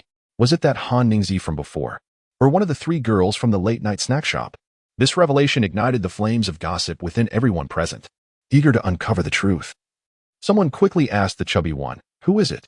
Who could possibly be Jiang, the school heartthrob's true love?" The chubby one took a sip of his drink. Savoring the moment before dispelling their curiosity, "It is Han Ningzi." This news sent a ripple of astonishment through the crowd, instantly prompting several classmates to text and message Jiang You for further details. Meanwhile, Wei Tao, witnessing his crush's tearful demeanor, couldn't help but mock, calling her his true love. "I was curious who it was, but it turns out to be that bespectacled girl with braces, Han Ningzi." "Huh. Jiang You must have lost hope after failing to win over the goddess Xuexing, settling for someone like her?" Upon hearing Wei Tao's disparaging remarks, Wang Dandan and Yang Qian, who had seen Han Ningzi's true appearance, fell silent, recalling their previous encounter on the pedestrian street. The stout fellow feigned ignorance to the remark and addressed Qin Zheng, saying, "Some individuals are akin to frogs raised in a well. They gaze upon an unsightly crow drinking by the well's edge and mistakenly believe it to be a swan, launching into a series of futile antics." Such caustic words, though laced with humor, were somewhat injurious to pride, causing many to stifle their laughter. Qin Zheng, perturbed by the incessant mockery directed at his good friend Jiang You, erupted into exaggerated laughter, inciting Wei Tao's teeth to grind in frustration. Zhang Xinxian scoffed. "Wasn't Jiang You once an ugly frog himself?" The stout fellow shook his head. "It is different." "In what way?" Zhang Xinxian retorted, her expression one of defiance. The stout fellow fixed his gaze on Yang Qian and proclaimed, "Jiang You is a frog who has found its way back. Having encountered a true princess, how could he possibly be compared to some petty, unremarkable crow?" The exaggeration grew as he spoke of a true princess, questioning whether she could rival our Xuexing in excellence. With a chuckle, the stout fellow challenged, "Oh, then tell me, what does Huang Xuexing possess that can be compared to Han Ningzi? Is it her gentleness and thoughtfulness? Her academic prowess? Or perhaps her family's wealth?" Zhang Xinxian scoffed. "What wealth can a girl who wears a school uniform every day of the year possibly have?" The stout fellow, observing Zhang Xuanchuan's indignant demeanor, found it amusing. The last time Han Ningzi visited Jiang Yu's home, she brought a necklace and a watch as gifts for his parents. Zhou Hua, hailing from a well-off family, laughed, "Ha! How much can a watch possibly cost?" The stout fellow glared at Zhou Hua and replied with a smirk, "Fool. That watch is a Rolex Daytona." Chapter 58. The refreshing delight of ice-cold beer in summer upon hearing the words of the rotund figure. Zhang Xianxian cast a disdainful glance. What is so special about the Daytona? Who can't afford it? Coming from an ordinary working-class family, she was not well acquainted with luxury items. Yet, Zhou Hua appeared momentarily taken aback. A Rolex Daytona, priced at over 200,000, was beyond the reach of someone who wore a school uniform daily. Surely, it couldn't be a counterfeit, could it? The atmosphere fell silent following Zhou Hua's remark, and Zhang Xianxian felt her cheeks burn with embarrassment. Noticing Zhou Hua's skepticism, the rotund figure paid him no mind. Some individuals, despite knowing they have lost, still cling to excuses with stubborn pride. At that moment, Zhang Xianxian interjected once more. Even if one possesses wealth, what does it matter? Han Ningzi cannot compare to Xu Exin. Wealth is bestowed by one's parents, but beauty is innate. Upon hearing her words, several of Huang Xuexin's friends nodded in agreement. The rotund figure turned to Zhang Xianxian and remarked, "Don't think I'm unaware of how you secretly sent love letters to Jiang You in our first year, only to be rejected." Ignoring the furious blush that spread across Zhang Xuanxuan's face, he surveyed the gathered crowd. "I am speaking to you all politely, yet you insist on calling me Brace's girl. Have you all managed to learn nothing in your studies?" But was Xianxian incorrect in her assertion? Han Ningzi simply could not match Xu Exin's beauty. This is a world governed by appearances, where attractiveness reigns supreme. It was Mo Jing, a chubby sidekick of Huang Xuexin, who spoke next. Hearing this, the rotund figure chuckled. Indeed, Huang the campus belle is striking. The onlookers thought that he had finally conceded, and the smiles of Huang Xuexin's entourage reflected their triumph. However, the next moment, the rotund figure's words froze their expressions. Yet, the beauty of Huang the campus belle pales in comparison to that of Han Ningzi.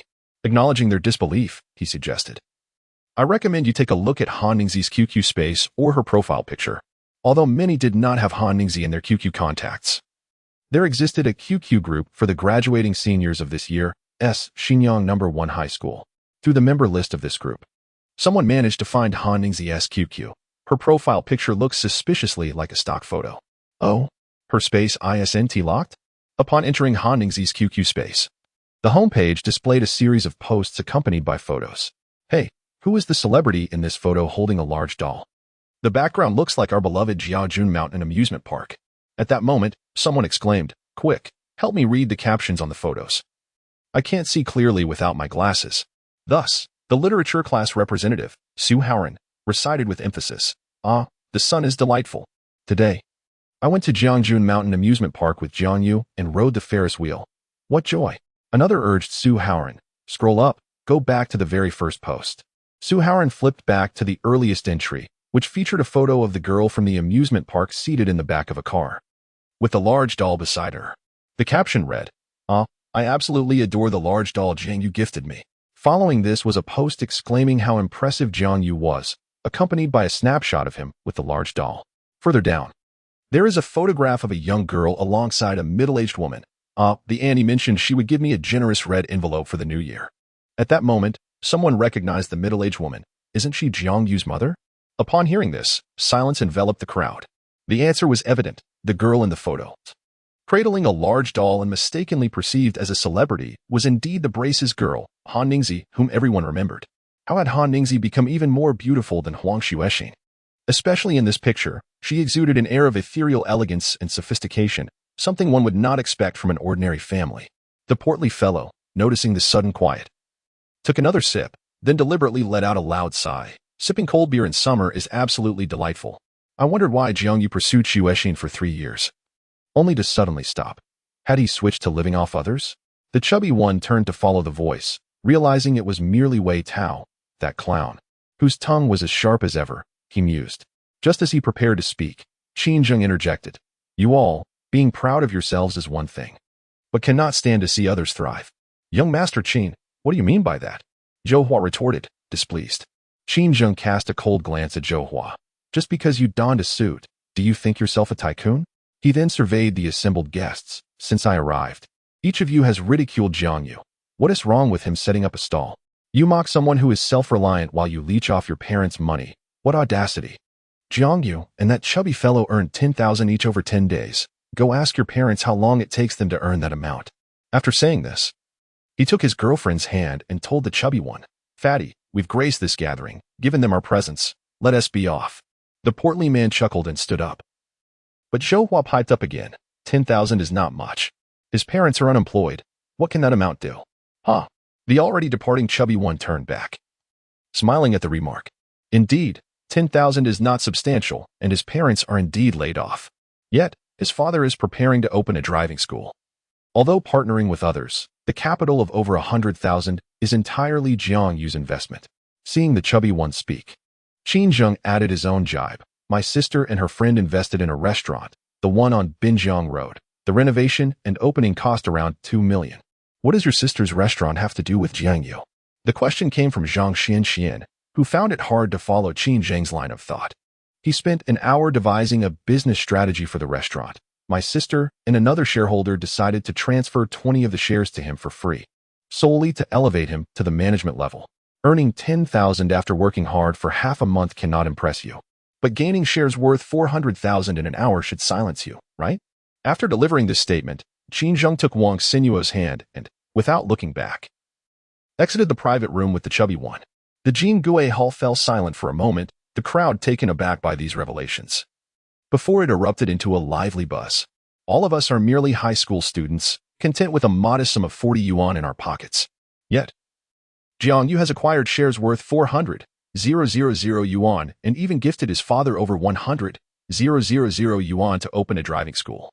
The most astonishing part is Huang Xuexin, who, after being rejected by him last time, has seen Jiang Yu remain silent for over half a month, only to achieve so much. It turns out that his absence from the class reunion was not out of embarrassment from selling goods or facing himself, but rather due to his relentless pursuit of wealth. Moreover, in such a short span, he amassed an impressive fortune without boasting or flaunting it, as if it were merely an ordinary occurrence. While others indulge in travel, dining, dating, and gaming, Jiang Yu has quietly laid the groundwork, creating a significant distance between himself and others, including myself. The thought of this fills Huang Xuexin with panic, accompanied by a tinge of regret. Chapter 59. If I were to act like a shrew, what would you all do? Oh, my husband is so handsome. Even more so than Jiang Yu. Upon exiting the hotel, Wang Sinuo eagerly planted a kiss on Qin Zheng's cheek, then turned to the portly gentleman and said, I feel reassured knowing that my Qin Zheng maintains ties with both you and Jiang Yu. Wang Sinuo, your compliments make us feel quite bashful, the portly man replied, his face once again adorned with a sincere smile. What is there to feel bashful about? You two are diligent, striving individuals with commendable principles.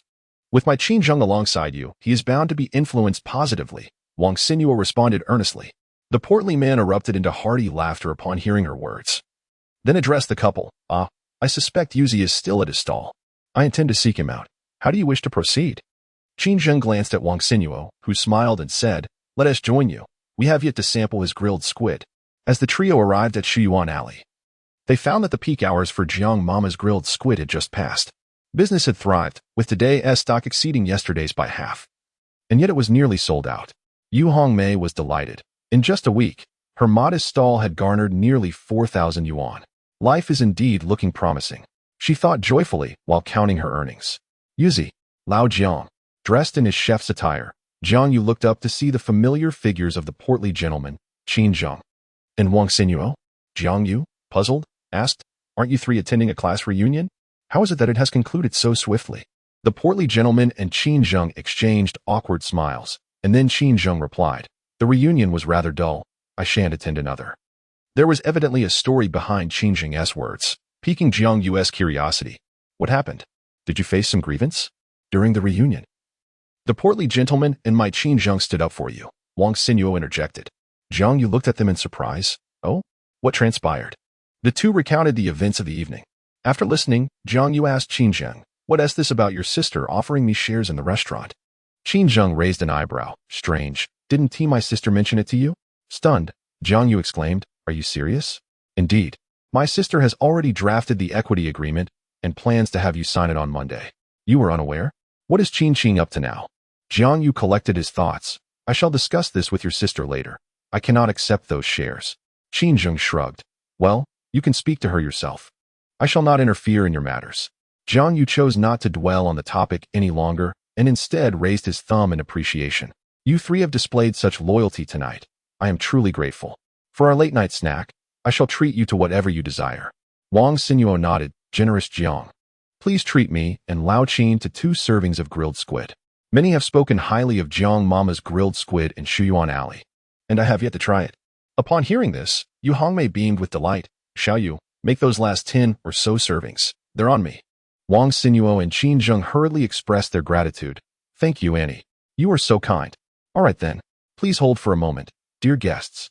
Jiang Yu donned a chef's hat and promptly placed the last few skewers of squid onto the iron grill. The freshly cooked squid was met with unanimous praise from Qin Xiao and Wang Xinyuo as they savored the delicacy. The couple bid farewell to Jiang Yu and the portly fellow, heading off to engage in the romantic pursuits befitting their relationship. Once Wang Xinyuo and Qin Zheng departed, Jiang Yu began to pack up, with the portly man assisting him, while Yu Hongmei engaged in conversation with a nearby vendor.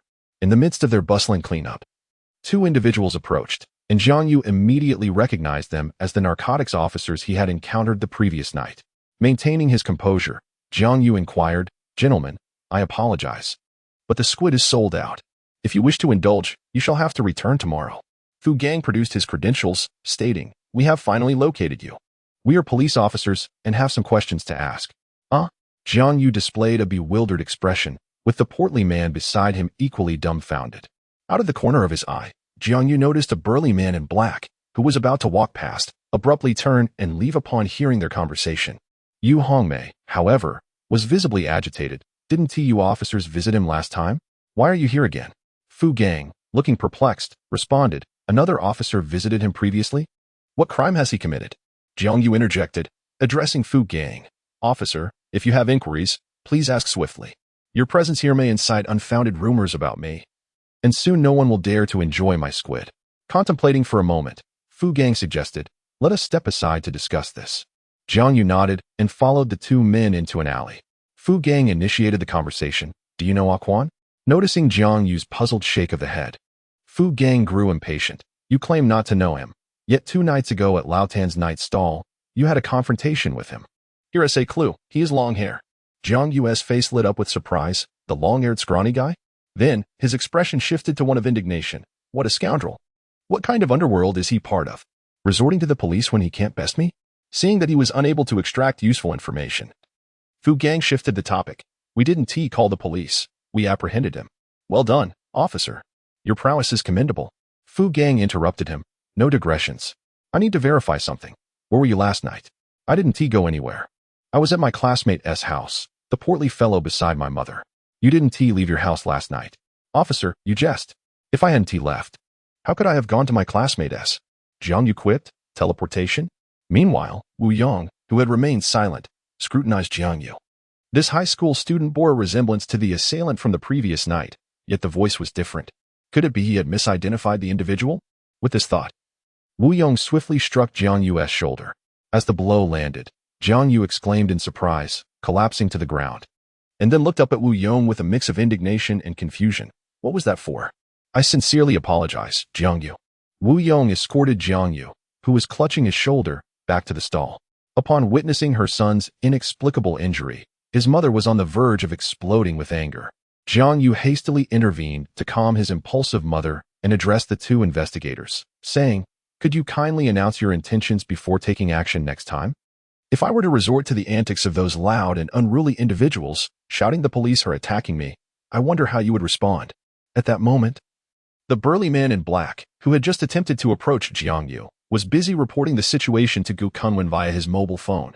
Indeed, there was no opportunity to act tonight. The 2 individuals who had approached him were law enforcement. From the implication of their words, it seemed this young man had committed some transgression. Very well, I shall seek another opportunity to see if I can take action against him. Chapter 60. The ledger in Yang Weihong's office. After wrapping up, Jiang Yu and the chubby friend returned his mother's car to the staff dormitory, and then they made their way to the chubby friend's home. The 2 seized a brief moment to rest. At midnight, Jiang Yu glanced out the window and noticed a van parked at the entrance of the apartment building, a sight that had been absent in recent days. In the dim light, Jiang Yu beckoned to his friend, pointing downstairs. Do you see that vehicle? The chubby friend rubbed his eyes and asked, What is the matter? Is it the police? Are they following us? Jiang You nodded. 2 men are blocking the entrance. How do we get out tonight? After pondering for a moment, the chubby friend replied, there are windows at every corner of the stairwell, all facing the back of the building. We can jump down from there. Jiang You agreed. All right. By the way, Yuzu, are you certain there's an issue with the canning factory? I'm not sure, but the factory has been struggling for years with declining sales. Yet the transport team is busier than ever, which strikes me as odd. As they conversed, they changed into black clothing and packed spare outfits into a backpack. They stealthily made their way to the corner between the first and second floors, where the window was less than 2 meters from the ground. Jiang You jumped first, followed closely by the chubby friend.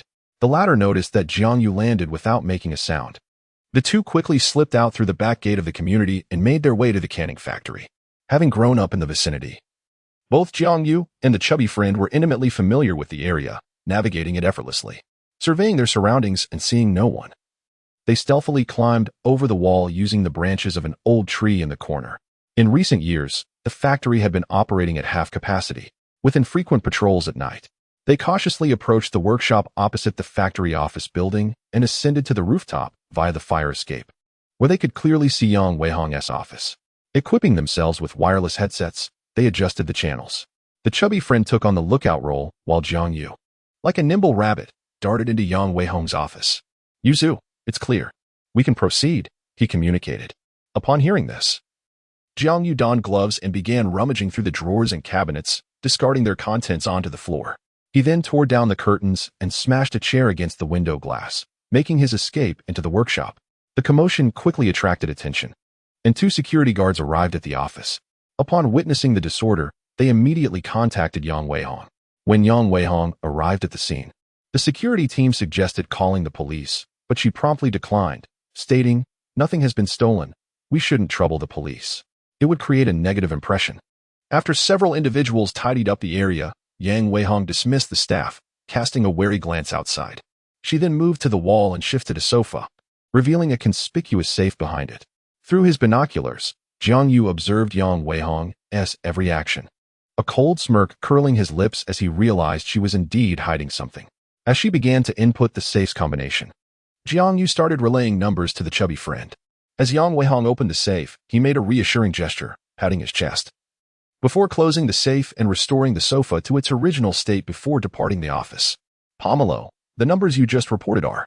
The stout man handed over a note. Jiang You took the note and replied, all right, let's rest for a while. After 2 hours, I will take action. After 2 hours of resting with their eyes closed, Jiang You stealthily re-entered Yang Weihong's office, a small tactical flashlight clenched between his teeth, discreetly inputting the safe's password and swiftly stuffing everything into his backpack. He then concealed a listening device behind the wall clock, preparing to flee when he heard the stout man's voice in his earpiece. Pomelo, someone is approaching the office. Upon hearing this, Jiang You quickly hid behind the door. The footsteps drew nearer, followed by a beam of flashlight illuminating through the window, wavering back and forth.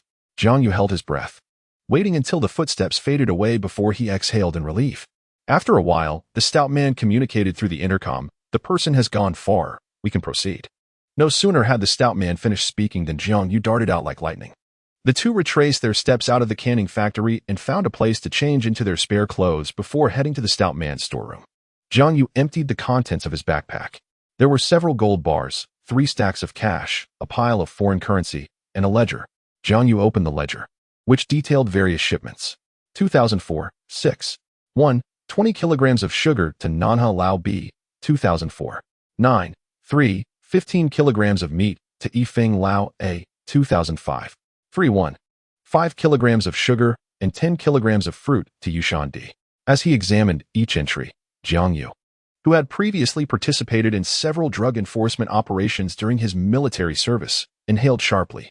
Just these few pages were enough to warrant the execution of Yang Weihong multiple times over. Noticing Jiang Yu's grave expression as he scrutinized the ledger, the stout man curiously leaned in for a look. Why is Yang Weihong involved in selling sugar and meat? Even so, there was no need to keep such a ledger in the safe, right? Jiang Yu looked up at the stout man and said, tonight's events must remain confidential, otherwise, we may lose our lives. The sugar, fruit, and meat mentioned here are all code names for different drugs.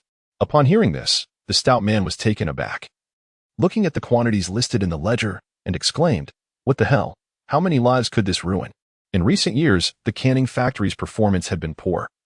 Yet the factory's fleet still frequently delivered goods.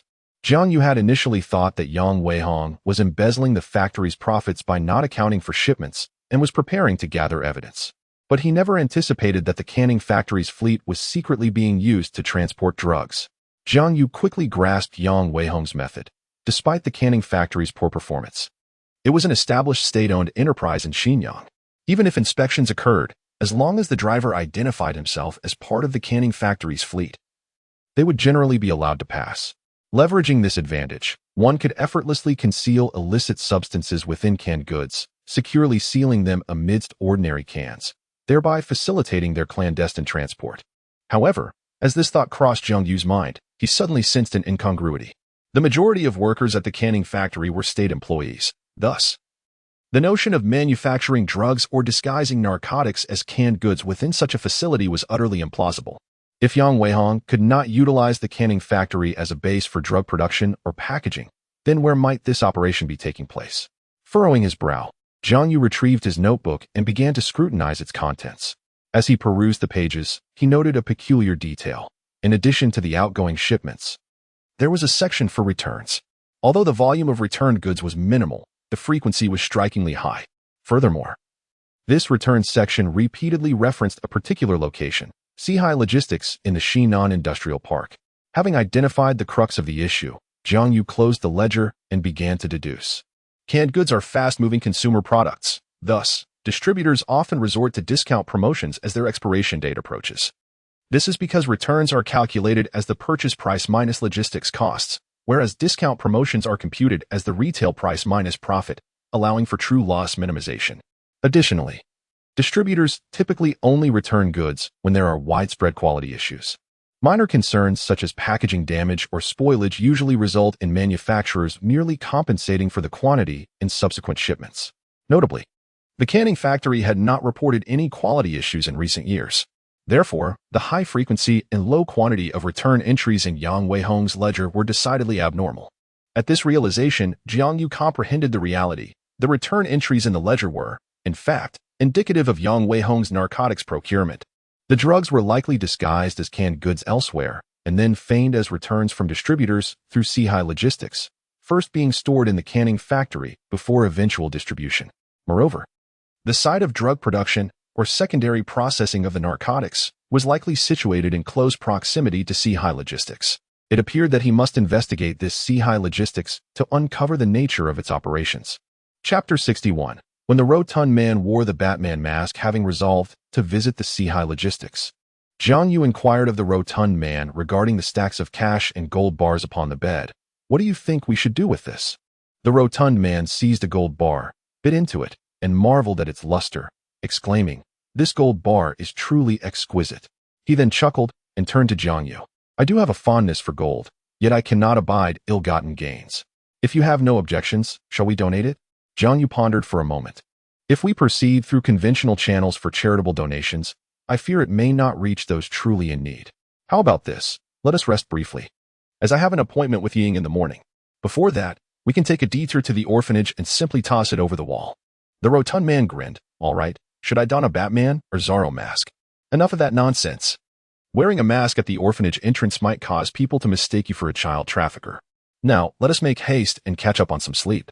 The following morning, the rotund man retrieved the second-hand motorcycle he had purchased from teacher Jiang and, with Jiang Yu as his passenger, arrived at the back entrance of the Xinyang orphanage. Noticing that the surroundings were deserted, they approached a corner where Jiang Yu prepared to toss the package containing the gold bars and cash over the wall. Suddenly, the rotund man called out, "Wait a moment. Allow me to throw it." Though perplexed, Jiang Yu handed the package to him. However, instead of acting immediately, the rotund man pulled a mask from his pocket and placed it atop his head. Observing the pointed ears atop the mask, Jiang Yu retorted, "Did you truly bring a Batman mask with you?"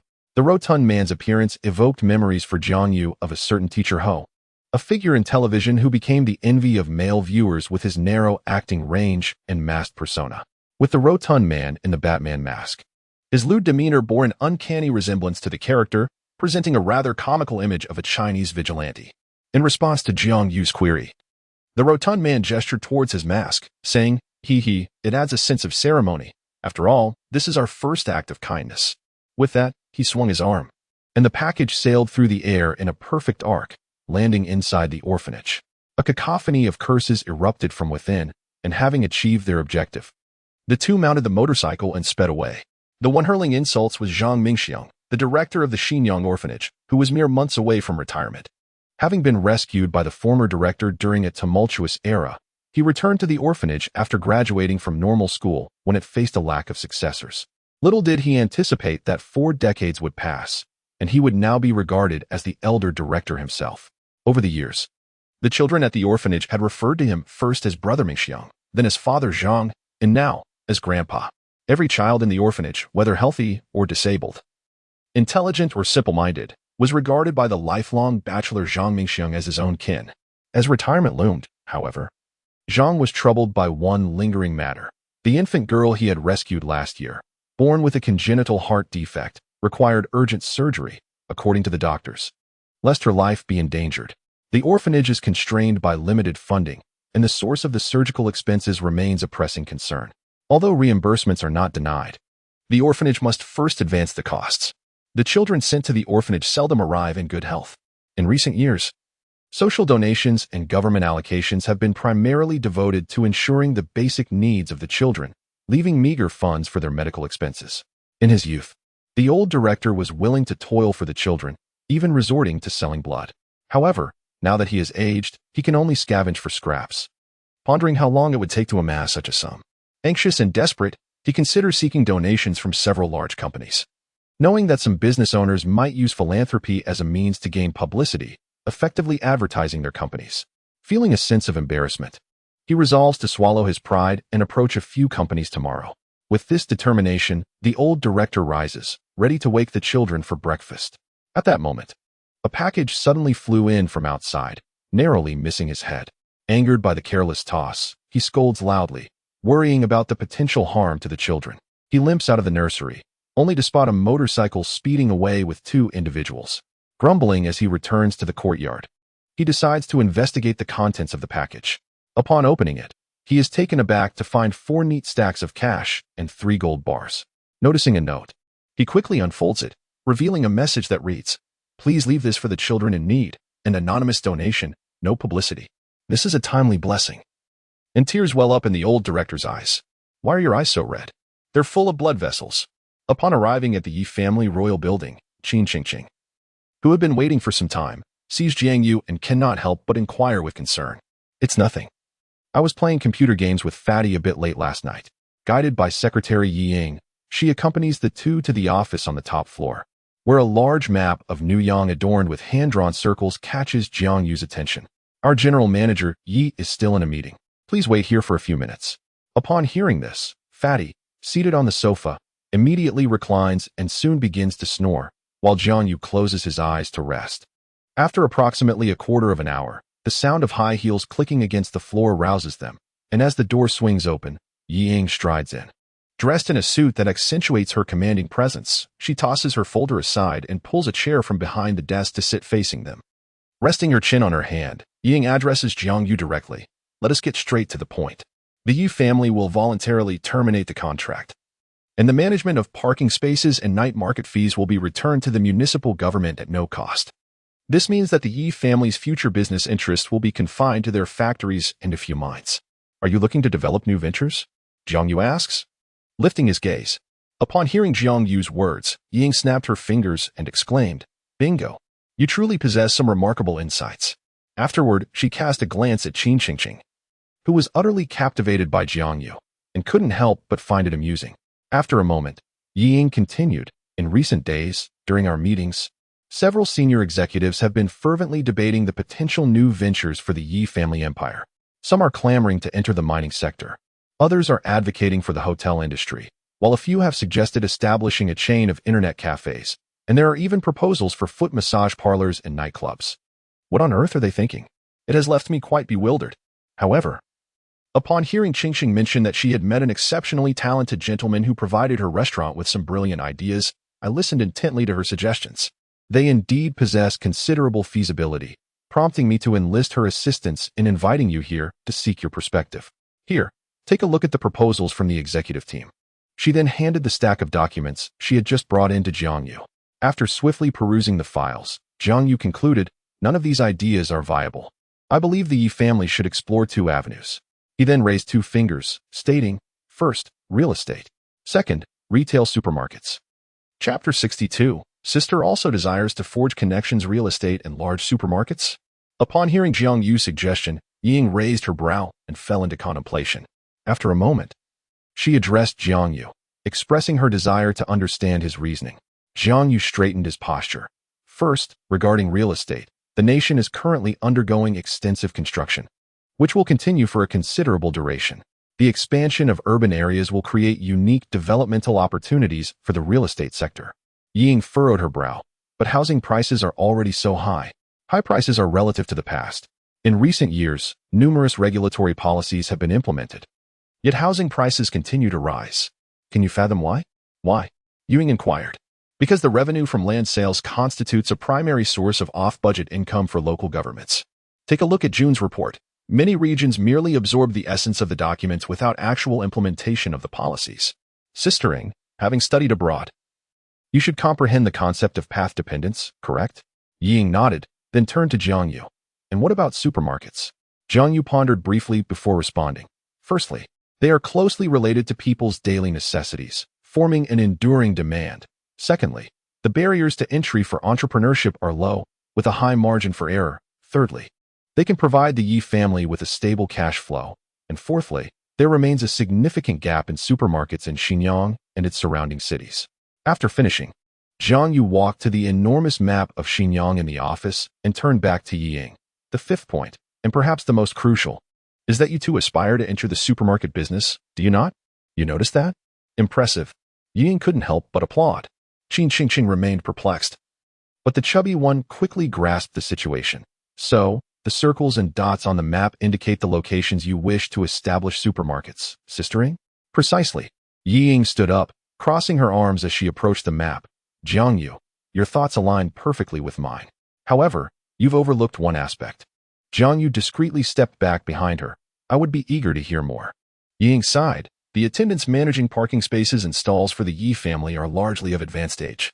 To provide for them, establishing supermarkets could generate more suitable job opportunities compared to other industries, such as stock clerks, security personnel, and warehouse managers.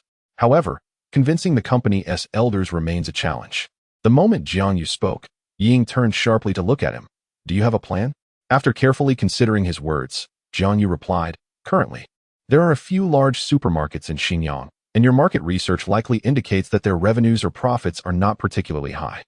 The elders probably believe that the Yi family should engage in more lucrative ventures that yield quicker returns, which is why they oppose your proposal. Am I right? Ying's eyes sparkled. How do you articulate this as if you were present at our meetings? What is your idea? Jiang Yu remarked. I believe your research is misguided if it only focuses on Xinjiang, as the existing supermarkets merely reflect the past landscape of retail in Xinjiang. You ought to contemplate the future of Xinjiang and envision the types of supermarkets that will emerge. At this juncture, Jiang Yu lifted his gaze to meet Ying's eyes directly. Did you know, he continued, that there are supermarkets in our country that can achieve an annual turnover of 500 million yuan per store? Ying appeared incredulous. Really? Jiang Yu chose not to respond directly, but instead addressed her. Sister Ying, if you genuinely aspire to establish a supermarket that becomes indispensable to the people of Xinjiang, I recommend that you seek insights from Central Plains Province. Ying, perplexed, inquired, Central Plains Province? Indeed. There exists a supermarket in Xuchang that you could visit with the company elders to observe how a retail establishment in a fourth-tier city operates at such a level. Once they witness a tangible example, I am confident they will support your vision. Moreover, their procurement practices, employee management, compensation systems, and service philosophies are among the most advanced in the nation. Learning from them could resolve many of the challenges the Yi family may face in the supermarket venture. For further details, I suggest you conduct some research online. Ying promptly opened her computer and entered the name of the supermarket Jiang Yu had mentioned into the search bar, subsequently disregarding the others present. After browsing for over half an hour, she dialed her secretary's number. Please notify Uncle Luo, Uncle Wang, and Uncle Mu that I will be traveling with them tomorrow to Xuchang in Central Plains Province. Make sure to book the tickets, and you must accompany us as well. After concluding the call, Ying turned to the group and apologized. I am terribly sorry. I was engrossed in my research. She then addressed Jiang You, saying, I find that supermarket you mentioned quite intriguing. There are indeed numerous aspects from which we can learn, particularly regarding employee compensation and benefits. Jiang Yu nodded and then posed a question to Ying. The consumption potential, population, and per capita income in Xinjiang surpass those of Xuchang. Yet many of the supermarkets here hardly achieve 1/10 of the turnover of Fat Donglai, do they? Not quite, Ying replied. The highest grossing supermarket in Xinjiang, Zinklong, located near People's Square, only managed to reach 90 million yuan last year. Hence, I am particularly curious about how that supermarket in Xuchang achieves such high turnover and garners such a favorable reputation. Engaging in this dialogue with Jiang You had illuminated a potential direction for Ying, filling her with exhilaration. After having lunch with Ying, Qin Qingqing offered to drive Jiang You and Fatty back, but since Fatty rode a motorcycle, she had to forego that plan. Before departing, Jiang You asked Qin Qingqing, Sister Qing, I heard you intend to transfer a portion of your restaurant shares to me? You've heard? I forgot to bring the equity agreement today. I'll come find you tomorrow. Jiang Yu hastily waved his hand. I must decline. Qin Qingqing's beautiful eyes narrowed. Is it that you look down upon this small sum? Or is it me? After a moment's contemplation, Jiang Yu responded, If you have matters regarding the restaurant, just ask me in the future. Given the deep ties between me and Qin Zheng, I will certainly assist you whenever possible. If you grant me shares, wouldn't that merely invite complications? Should you insist on giving more, I may have to cease reaching out to you.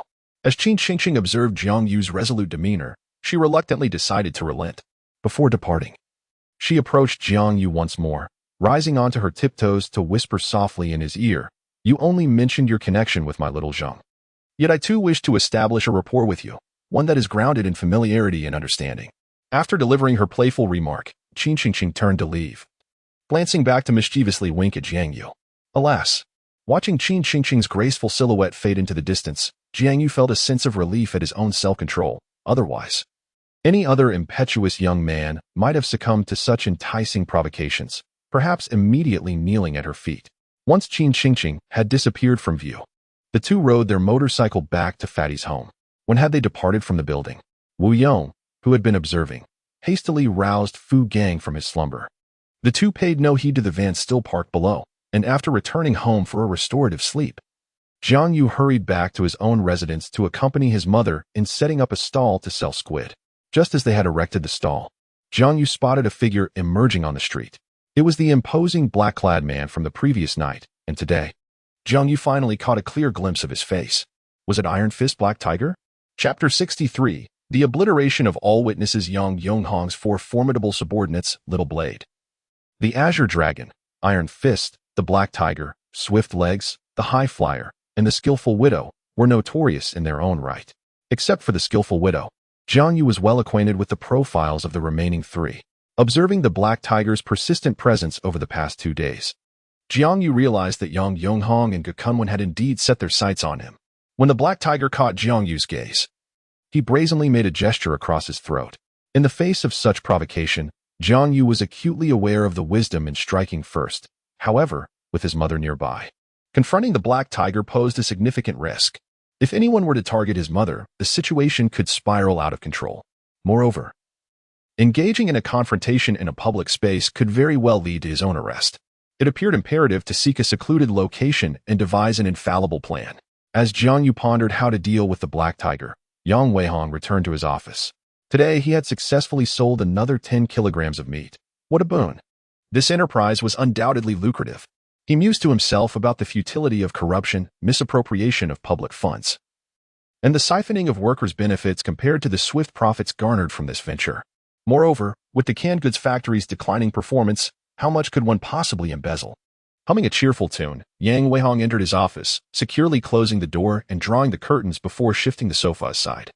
He intended to record today's accounts and tally the sales for July while inputting the safe's combination. With a click, the lock of the safe opened. But he was immediately struck dumb by the sight that greeted him. The safe was utterly barren, devoid of cash or gold bars. Yang Weihong failed to notice the absence of funds. His mind was consumed by a singular thought. Where had the account books gone? Realizing the gravity of the situation, Yang Weihong hastily dialed Gukunwen. Old dog, our account books are missing. What do you mean? Gukunwen responded, bewildered. The books where I recorded the shipments and purchases are gone. Yang Weihong exclaimed, his voice rife with agitation. Gukunwen quickly grasped the situation. Are you joking? The squid sold even faster tonight than it did yesterday. We set up at 6 and sold out by 9. That evening, Jiang Yu's father joined him. And on their way home, the father and son took turns pushing the market stall. Jiang Yu noticed the black tiger lurking closely behind them. Damn. I wish I could just take him out, he thought grimly. Jiang Yu sent a text message to Fatty. Are those two still downstairs?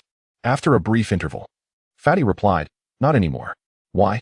Upon receiving this news, Jiang Yu breathed a sigh of relief, though the dual scrutiny from both sides was exceedingly burdensome. With only the black tiger to contend with, the situation seemed more manageable. He rummaged through his storage area, retrieving 2 concealed collapsible batons, a dagger, and a newly acquired voice recorder, stowing them in his backpack. Turning to his parents, Jiang Yu declared, I'm spending the night at Fatty's.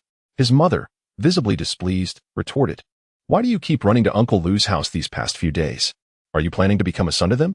Hey, if you both are willing, I'll start calling Uncle Lou and Aunt Lou Dad and Mom tonight, he jested. Feigning nonchalance after a light-hearted exchange with his mother, Jiang Yu emerged from the door, his demeanor shifting to one of grave seriousness. As he stepped outside the gates of the workers' residential complex, he immediately spotted the sneering figure of Black Tiger. Upon noticing Black Tiger advancing towards him, Jiang Yu took flight, and the latter promptly pursued him. Jiang Yu dashed towards the outskirts of the city, leading Black Tiger through a labyrinth of alleys. After half an hour of frantic running, they arrived at the crumbling walls of a dilapidated factory district slated for demolition on the outskirts of Xinyang City. Seeing Black Tiger panting heavily, Jiang Yu finally halted. Why are you chasing me? To kill me? Black Tiger sneered, donning a pair of claw-like weapons. Very well. Come at me, Jiang Yu retorted, leaping into the factory area from a gap in the wall. Black Tiger followed suit, but as he landed, a sudden gust of wind rushed past his head, prompting him to duck just in time to evade the attack. Damn, this little brat is truly devious, Black Tiger cursed inwardly. It turned out that upon his entrance, Jiang Yu had crouched in the corner, waiting for Black Tiger to leap in so he could deliver a fatal strike from behind. Missing his target left Jiang Yu lamenting the lost opportunity as the cunning opponent had narrowly evaded his assault. Black Tiger, no novice himself, swiftly countered with a powerful kick. Jiang Yu, caught off guard, instinctively crossed his 2 batons in front of him to block the lethal blow. Despite this, the force of the kick sent him staggering back several paces. Both combatants momentarily retreated, panting heavily. Jiang Yu, with a cold smile, taunted, Are you going to fight? If you're too afraid to attack, how do you plan to kill me? With that, he lunged forward, unleashing a flurry of strikes towards Black Tiger. Observing Black Tiger's agile evasions, Jiang Yu's instincts flared with caution. How could this opponent maintain such stamina? Realizing this, Jiang Yu feigned an attack and swiftly turned to flee. Glancing back, he saw Black Tiger grinning maliciously as he pursued him at a brisk pace. Jiang Yu quickly deduced that the earlier display of exhaustion had been a ruse, a ploy to bait him into attacking and deplete his energy. Cursing under his breath, Jiang Yu recalled the misinformation he had received, which labeled Black Tiger as a mere brutish fool. Darting into a factory building, Jiang Yu noticed that Black Tiger, having been wary from their earlier encounter by the wall, hesitated to follow. What kind of Black Tiger are you? So timid? Perhaps I should call you Black Cat instead. Come inside, and I shall fight you to the death, he mocked. If you don't come out, I'll just wait here for you, foolish one. However, as soon as he finished speaking, Black Tiger heard the sound of shattering glass and objects falling inside the building, startling him. He rushed in, only to find a window wide open at the back of the factory. Peering outside, he saw nothing but an expansive field of grass, devoid of Jiang Yu's presence. Damn it! He escaped again! Black Tiger scowled, irritation etched on his face, but then his expression shifted. In such a short time, who could possibly cross such a vast expanse of grass? Just as he sensed something amiss, Jiang Yu's baton struck him squarely in the lower back. Seizing the initiative, Jiang Yu unleashed a relentless assault with his baton against the iron fist Black Tiger. At that moment, Black Tiger stood by the window, while Jiang Yu remained cloaked in shadows, making it difficult for Black Tiger to discern his movements. However, aided by the glow of the city lights outside, Jiang Yu could faintly perceive the silhouette of Black Tiger. As he pressed the attack, Jiang Yu taunted, back in the day, when you and your companions conspired to kill Gu Chunhua, did you not resort to every scheme and stratagem to succeed? much like I do now. This statement left Black Tiger flustered. Who the hell told you about that? He exclaimed. The old dog mentioned that your group's assassination of Gu Chunhua was a ticking time bomb. All involved, yourself, Zhang Lei, Qi Long, the widow, must be silenced. Or else Yang will never find peace. Oh, by the way, Yang refers to Yang Weihong. See, I'm already aware of this. Black Tiger roared, that's impossible. Yang Weihong has already taken action, and he even used Zhang Lei's knife. How dare he? Taking advantage of Black Tiger's distraction. Jiang You struck his leg with the baton once more. With a cold smirk, Jiang You continued, regardless, you are as good as dead now. Let me enlighten you. If I were indeed just an ordinary student, the old dog could easily dispatch 2 men to deal with me. Why send you specifically? And alone at that? Upon hearing this, Black Tiger's eyes widened in disbelief. Knowing you doubt me, let me share another secret. Jiang You swung the baton towards Black Tiger's face. As Black Tiger lay on the ground, Jiang You coldly declared, Zhang Lei has already been incapacitated by my hand. You are the second, and next in line is Little Knife Qi Long. Chapter 64. At 4 o'clock in the morning.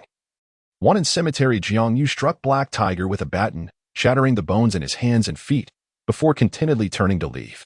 On his way, he stumbled upon a telephone booth and dialed Gao Yan's number. Do you wish to uncover the truth behind the Gu Chunhua case? On the other end, Gao Yan was taken aback. Is that you again? At 4 o'clock in the morning, in front of Gu Chunhua's grave, I shall await you. Jiang You inquired. Excuse me, what is the number of Gu Chunhua's grave? After hanging up, Jiang You hailed a taxi to Xiushui village, then walked for 20 minutes to one in cemetery. It was rather unthinkable to ask a driver to take him to a cemetery at such an hour. It would surely frighten the poor man. Gu Chunhua, 1948 to 2000. At 4 o'clock, the dawn light began to break. Arriving at the grave, Gao Yan gazed at the inscription and recalled a winter night when this person hurried from home to the workplace merely to bring him a portion of dumplings prepared by his wife. At that moment, Master had hidden the lunchbox in his embrace, and when revealed, the dumplings were still steaming. Gao Yan vividly remembered Master's kind and concerned smile. In his childhood, when his parents were busy with work, he would often dine at their respective canteens. And it was only later that he felt the warmth of parental care through Master and his wife.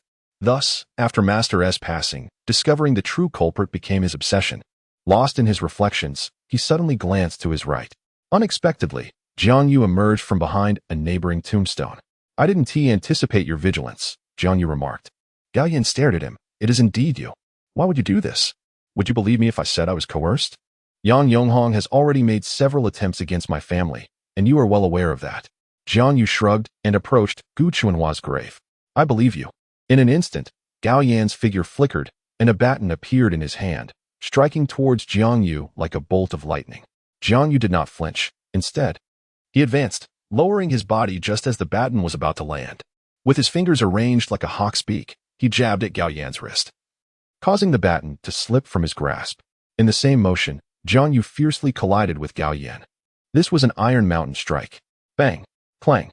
Both Gao Yan and the baton fell to the ground simultaneously. The entire exchange transpired in the blink of an eye. Whether you believe me or not is inconsequential. What matters is that you must trust me now. Do you think your little group can secretly investigate the Yang family without their knowledge? Lying on the ground, Gao Yan's heart surged with turmoil as a murderous glint filled his gaze directed at Jiang You. You need not look at me that way. You cannot defeat me. Qing Guizhang and Mao Shui are in the open, while you remain in the shadows. After investigating for so long, it is evident that the flow of drugs from Xinjiang to neighboring provinces is increasing. A little common sense would reveal that there is a mole among your reporting channels. Enough. The reason I summoned you was for you to hear this. Now, please rise. With that, Jiang You pressed the play button on a recorder. Back in the day, you all killed Gu Chunhua. Who the hell told you about this? The elder dog stated that all those involved in the matter must be silenced. This is inconceivable. At that time, Yang Weihong also took action, and he had the audacity to use Zhang Lei's knife. How could he dare? Hearing the conversation emanating from the recording device, Gao Yan's hands trembled with rage. His own master, an esteemed veteran investigator who had tackled numerous significant cases throughout his lifetime, had fallen victim to a group of insignificant wretches who conspired against him, while the perpetrator remains at large. Jiang You, witnessing Gao Yan's fury, felt a pang of distress within himself. He sighed and handed a notebook from his backpack to Gao Yan. What is this? Gao Yan wiped away the tears at the corners of his eyes. Evidence. Last night, I infiltrated the canned goods factory and retrieved this from Yang Weihong's office. You should take this to Mao Shengwei and Cheng Guozhong. They will know what to do with it. By the way, the Sihai logistics appears suspicious. You need to investigate it promptly. I fear Yang Weihong may have already discovered the missing ledger, and if they attempt to relocate, it will pose a significant problem. I will find a way to contact him and keep him stable. Gao Yan casually flipped through the pages, furrowing his brow as he inquired. Why are there only entries for drug shipments and no incoming goods? The returned canned goods listed above are actually their drug imports, Jiang You clarified. Upon hearing this, Gao Yan understood. They packaged the drugs within the cans, feigning them as returns from the distributors, which then re-entered the factory, ultimately being transported out by the factory's fleet. Jiang You gave Gao Yan a thumbs up. As expected from the academic top scholar in criminal investigation for 3 consecutive years, you truly are remarkable, old Gao. Noticing Gao Yan's gaze upon him, Jiang Yu shrugged nonchalantly. Come on, brother, could you please stop looking at me like that? It's no secret that the deputy director of the provincial department has an academically gifted son. By the way, don't lose that recording device. It is crucial evidence. It would be best to create a backup, Jiang Yu instructed. Gao Yan nodded, then sighed. Unfortunately, mere recordings cannot stand as solitary evidence. Upon hearing this, Jiang Yu had a moment of inspiration. Play back what S on the recording device. Gao Yan complied and pressed the play button again. This is impossible. Yang Weihong also acted, and he had the audacity to use Zhang Lei's knife. At this moment, Jiang Yu shouted, "That's the line." Seeing Gao Yan's confusion, Jiang Yu explained, "Gao Yan, when I confronted Zhang Lei, he wielded a dagger. As the first to reach the scene, did you not see a dagger?" Gao Yan became excited. There indeed was a dagger at the scene. Is this the very knife mentioned in the recording? I sent it to the technical department of the city's criminal investigation team. Jiang Yu shook his head. I am uncertain. But I recommend you and Cheng Guozhong devise a plan to secretly send the knife to the provincial office for verification, to see if it matches the wounds on your master's body. Gao Yan nodded. Very well. I shall seek out Team Leader Cheng and Team Leader Mao immediately. By the way, concerning Zhang Lei, Jiang Yu smiled slyly. Officer Gao, do you have evidence to prove that I was involved? Moreover, I possess an alibi. Gao Yan could only manage a wry smile and nod. That settles it then. I will keep tonight's events confidential for you. Having concluded his speech, Gao Yan prepared to rise and depart when Jiang Yu tapped his forehead and called out to him. Old Gao, look at my memory, the Iron Fist Black Tiger. Oh, that fellow from the recording device is currently lying in the old bearing factory in the southern part of the city. His limbs are crushed beyond repair. You must hasten to instruct Cheng Guozhong to rescue him. By the way, we must ensure utmost confidentiality this time. We cannot afford another incident of silencing. Upon hearing this, Gao Yan's lips twitched slightly. Observing Gao Yan's discomfort, Jiang Yu chuckled heartily a few times before turning and exiting the Wan'an cemetery. Upon returning to the city, the sun had fully risen. Jiang Yu sought out a telephone booth and dialed Yang Yonghong's number. Good morning, Mr. Yang. Startled awake by the voice, Yang Yonghong replied with a shiver. It's you again? What do you want? With an intentionally altered tone, Jiang Yu grinned sinisterly. I merely wish to inquire about your young master's addiction. Has it been cured? Hearing this sarcastic salutation, Yang Yonghong retorted coldly. Life and death are fated. There's no need to fret. Jiang Yu continued. I am quite perplexed. You protect your precious son so meticulously. Who would dare to provide him with such vices? Moreover, the average person lacks access to such indulgences. One might ponder if it were someone close to you, say, Dog Yi or factory director Wei Hong. Deliberately gifting such a thing to your esteemed son wouldn't that be rather intriguing? After all, it was once rumored that you were incapable of bearing children. This leads me to wonder, is the child at the Jingxi Gongwen truly yours? Jiang Yu's words struck Yang Yonghong like a bolt from the blue. As the call ended abruptly, he immediately rose from his bed and drove towards the provincial capital, intent on questioning his son about the origins of his addiction. Chapter 65, Jiang Yu and Chi Kai Lai. Luo Yuezis and Momo. After ending the call with Yang Yonghong, Jiang Yu returned to the home of his stout friend, took a refreshing shower, donned a clean set of clothes, and then hailed a taxi to Qinan Mining, located 30 miles outside of Xinyang. Wake up, young man, we've arrived. The driver gently roused Jiang Yu from his slumber. Rubbing his eyes, Jiang Yu settled the fare and stepped out, making his way towards the entrance of Qinan Mining. Hey, what do you want? The security guard halted him. I have an appointment for an interview with General Manager Qi this morning, Jiang Yu replied. The guard nodded. That is correct. Please register.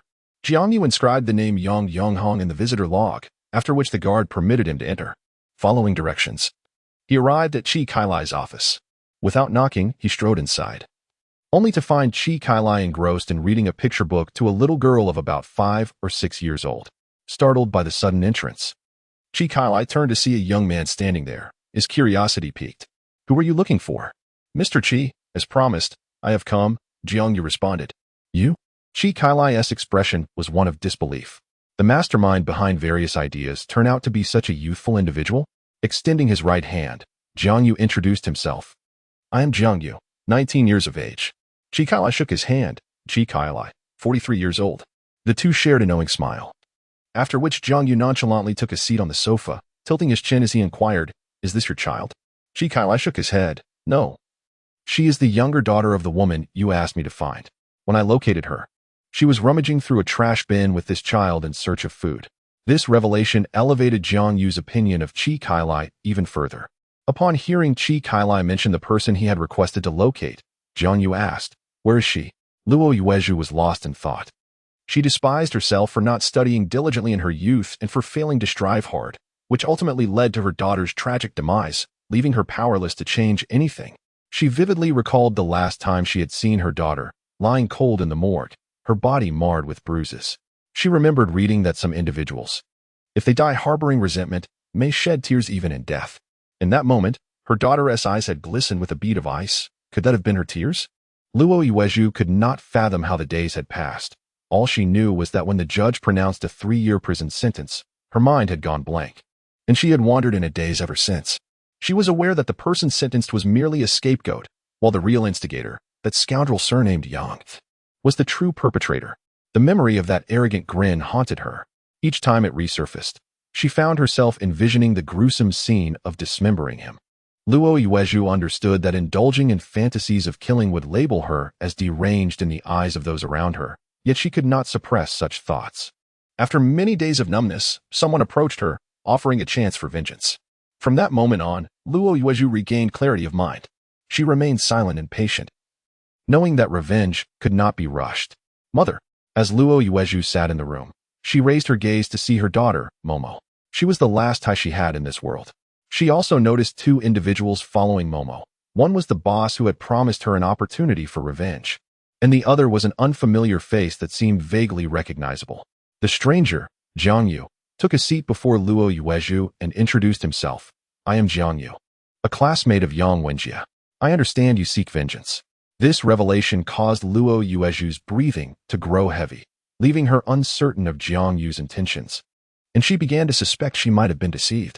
Sensing her anxiety, Jiang Yu grasped her hand and softly reassured her, "Do not be afraid. Many students from our school feel that the situation involving you Wan is unjust." Tears welled up in Luo Yuezhu's eyes, and upon noticing, Momo hurriedly threw herself into her mother's embrace, wiping her face with her small hands. "Mom, don't cry." Wiping away her tears, Luo Yuezhu gritted her teeth and addressed Chi Kai. "It is inappropriate for the children to hear about today's events. Mr. Chi, please take my daughter outside and ensure she is settled." Old Chi extended his arms to carry Momo out of the room, arranging for someone to escort her back to his office. Once Chi Kai returned, Luo Yuezhu spoke up. "Now, tell me, how can I achieve my revenge?" An eerie silence enveloped the room. After a long pause, Jiang You finally spoke, prompting Luo Yuezhu's impatience to surface. "Speak," she urged. Jiang Yu began, "Firstly, I know you wish to kill Yang Wenjie, but that would be unwise." Luo Yuezhu retorted, "Indeed, I dream of killing him. I fear not death. If it were not for my daughter, I would have already sought out Yang Wenjie. You claim I do not fear death, but if I die, what becomes of my little girl?" Jiang Yu's words rendered Luo Yuezhu speechless, and after a moment, she looked to Chi Kai for assistance. Chi Kai replied, "My wife and I have always wanted a daughter, but after 2 attempts, we only had sons. To be frank, I feel a connection with this girl. She is so understanding it tugs at my heart. Sister Luo, if you agree, and if she is willing, I would like to adopt her as my daughter, sharing my estate with her in the future." After Chi Kai expressed his intentions, Luo Yuezhu turned to Jiang Yu. "My daughter will bear the surname Chi. Now, you may tell me what I must do." Jiang Yu, bemused, addressed both Chi Kai and Luo Yuezhu. "You both have misunderstood my intentions." Seeing their displeasure, Jiang Yu continued, "If you were to kill Yang Wenjie, you would face the death penalty as well. I fear not death." Luo Zuezhu interrupted him with conviction. No. I understand that you do not fear death, but the problem is that killing Yang Wenjie will only cause Yang Yonghong pain. Once Yang Wenjie is gone, what more can happen? What I want you to do is ensure both of them suffer for a lifetime. Moreover, this method guarantees that you will witness your daughter grow up. Luo Yuezhu was perplexed, but Qi Kai, having witnessed Jiang Yu's capabilities, felt a spark of hope in his eyes. Jiang Yu continued, listen closely, Luo Yuez. Yang Wenjie has already succumbed to drug addiction, and Yang Yonghong will never send him to a rehabilitation center. Currently, Yang Wenjie resides in the provincial capital, but as soon as he returns to Xinjiang, he will undoubtedly seek out the Jinyuan Club, where he likely procured his narcotics. Qi Zong, devise a strategy to secure a position for Luo Yuez as a cleaner at the Jinyuan Club, and keep an eye out for Yang Wenjie's return. Once he is back in Xinjiang, inform Luo Yuez to be prepared. Luo Yuez, I reiterate, if you take Yang Wenjie's life, you will forfeit the chance to witness your daughter grow up. I detest the thought of anyone being led to their demise by my encouragement. Thus, my counsel will ensure his existence becomes a living hell, distorting his psyche, while also inflicting lifelong torment on Yang Yonghong and Ding Mulan, the two who shield him. At this point, Jiang Yu leaned closer, locking eyes with Luo Yuez. When Yang Wenjie arrives at the Jinyuan Club, sees the opportunity to emasculate him. Chapter 66 Momo. Call Uncle Qi Daddy, Jiang Yu suggested. Upon hearing this, Qi Kailai could not help but strike the table with his hand. Luo Yuezhu's eyes sparkled with renewed hope as she turned to Qi Kailai and said, Boss Qi, could you please fetch Momo for me? Before long, Boss Qi returned, cradling Momo in his arms. Luo Yuezhu spoke softly to Momo, Momo, come here. Perhaps sensing the unusual atmosphere in the room, Momo obediently approached. Mother is going to a faraway place for a long time and may not be able to take you with her. Would you like to go home with Uncle Qi? Momo nodded and then shook her head, saying, I like Uncle Qi, but I cannot bear to leave Mother. Mother's journey is important, and it's inconvenient to take you along, Luo Yuezhu explained. At this, Momo looked up and asked, is Mother going to avenge Sister? Seeing her daughter's understanding demeanor, Luo Yuezhu nodded. All right, then I will go home with Uncle Qi and wait patiently for Mother to come for me. After saying this, Momo smiled sweetly at Qi Kailai, narrowing her eyes in delight. Momo is truly obedient, Luo Yuezhu said, gently stroking her daughter's head.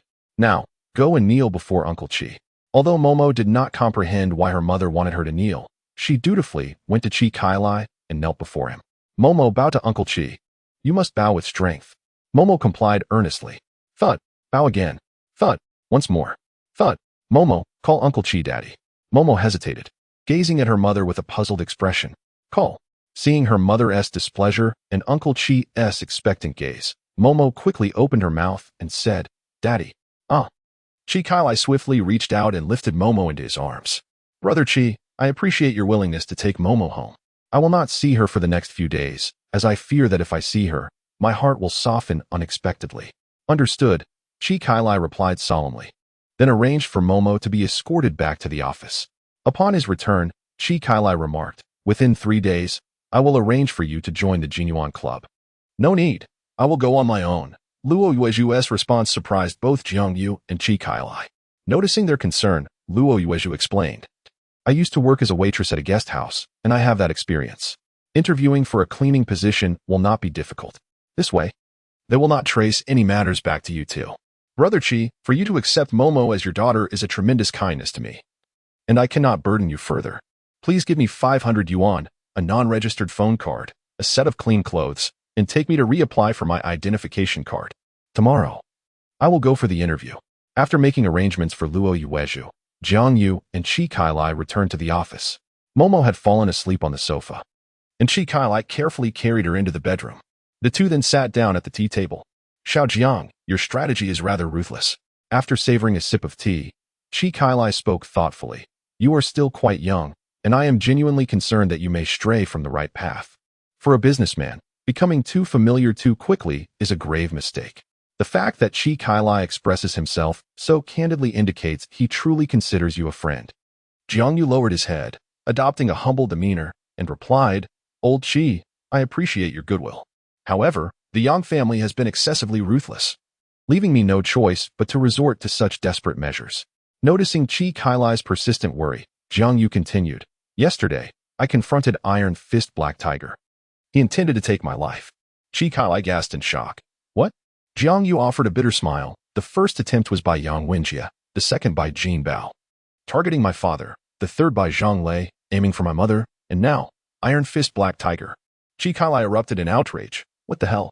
What enmity exists between your family and him that he would go to such lengths? My father, Jiang Dai, you've heard of him, right?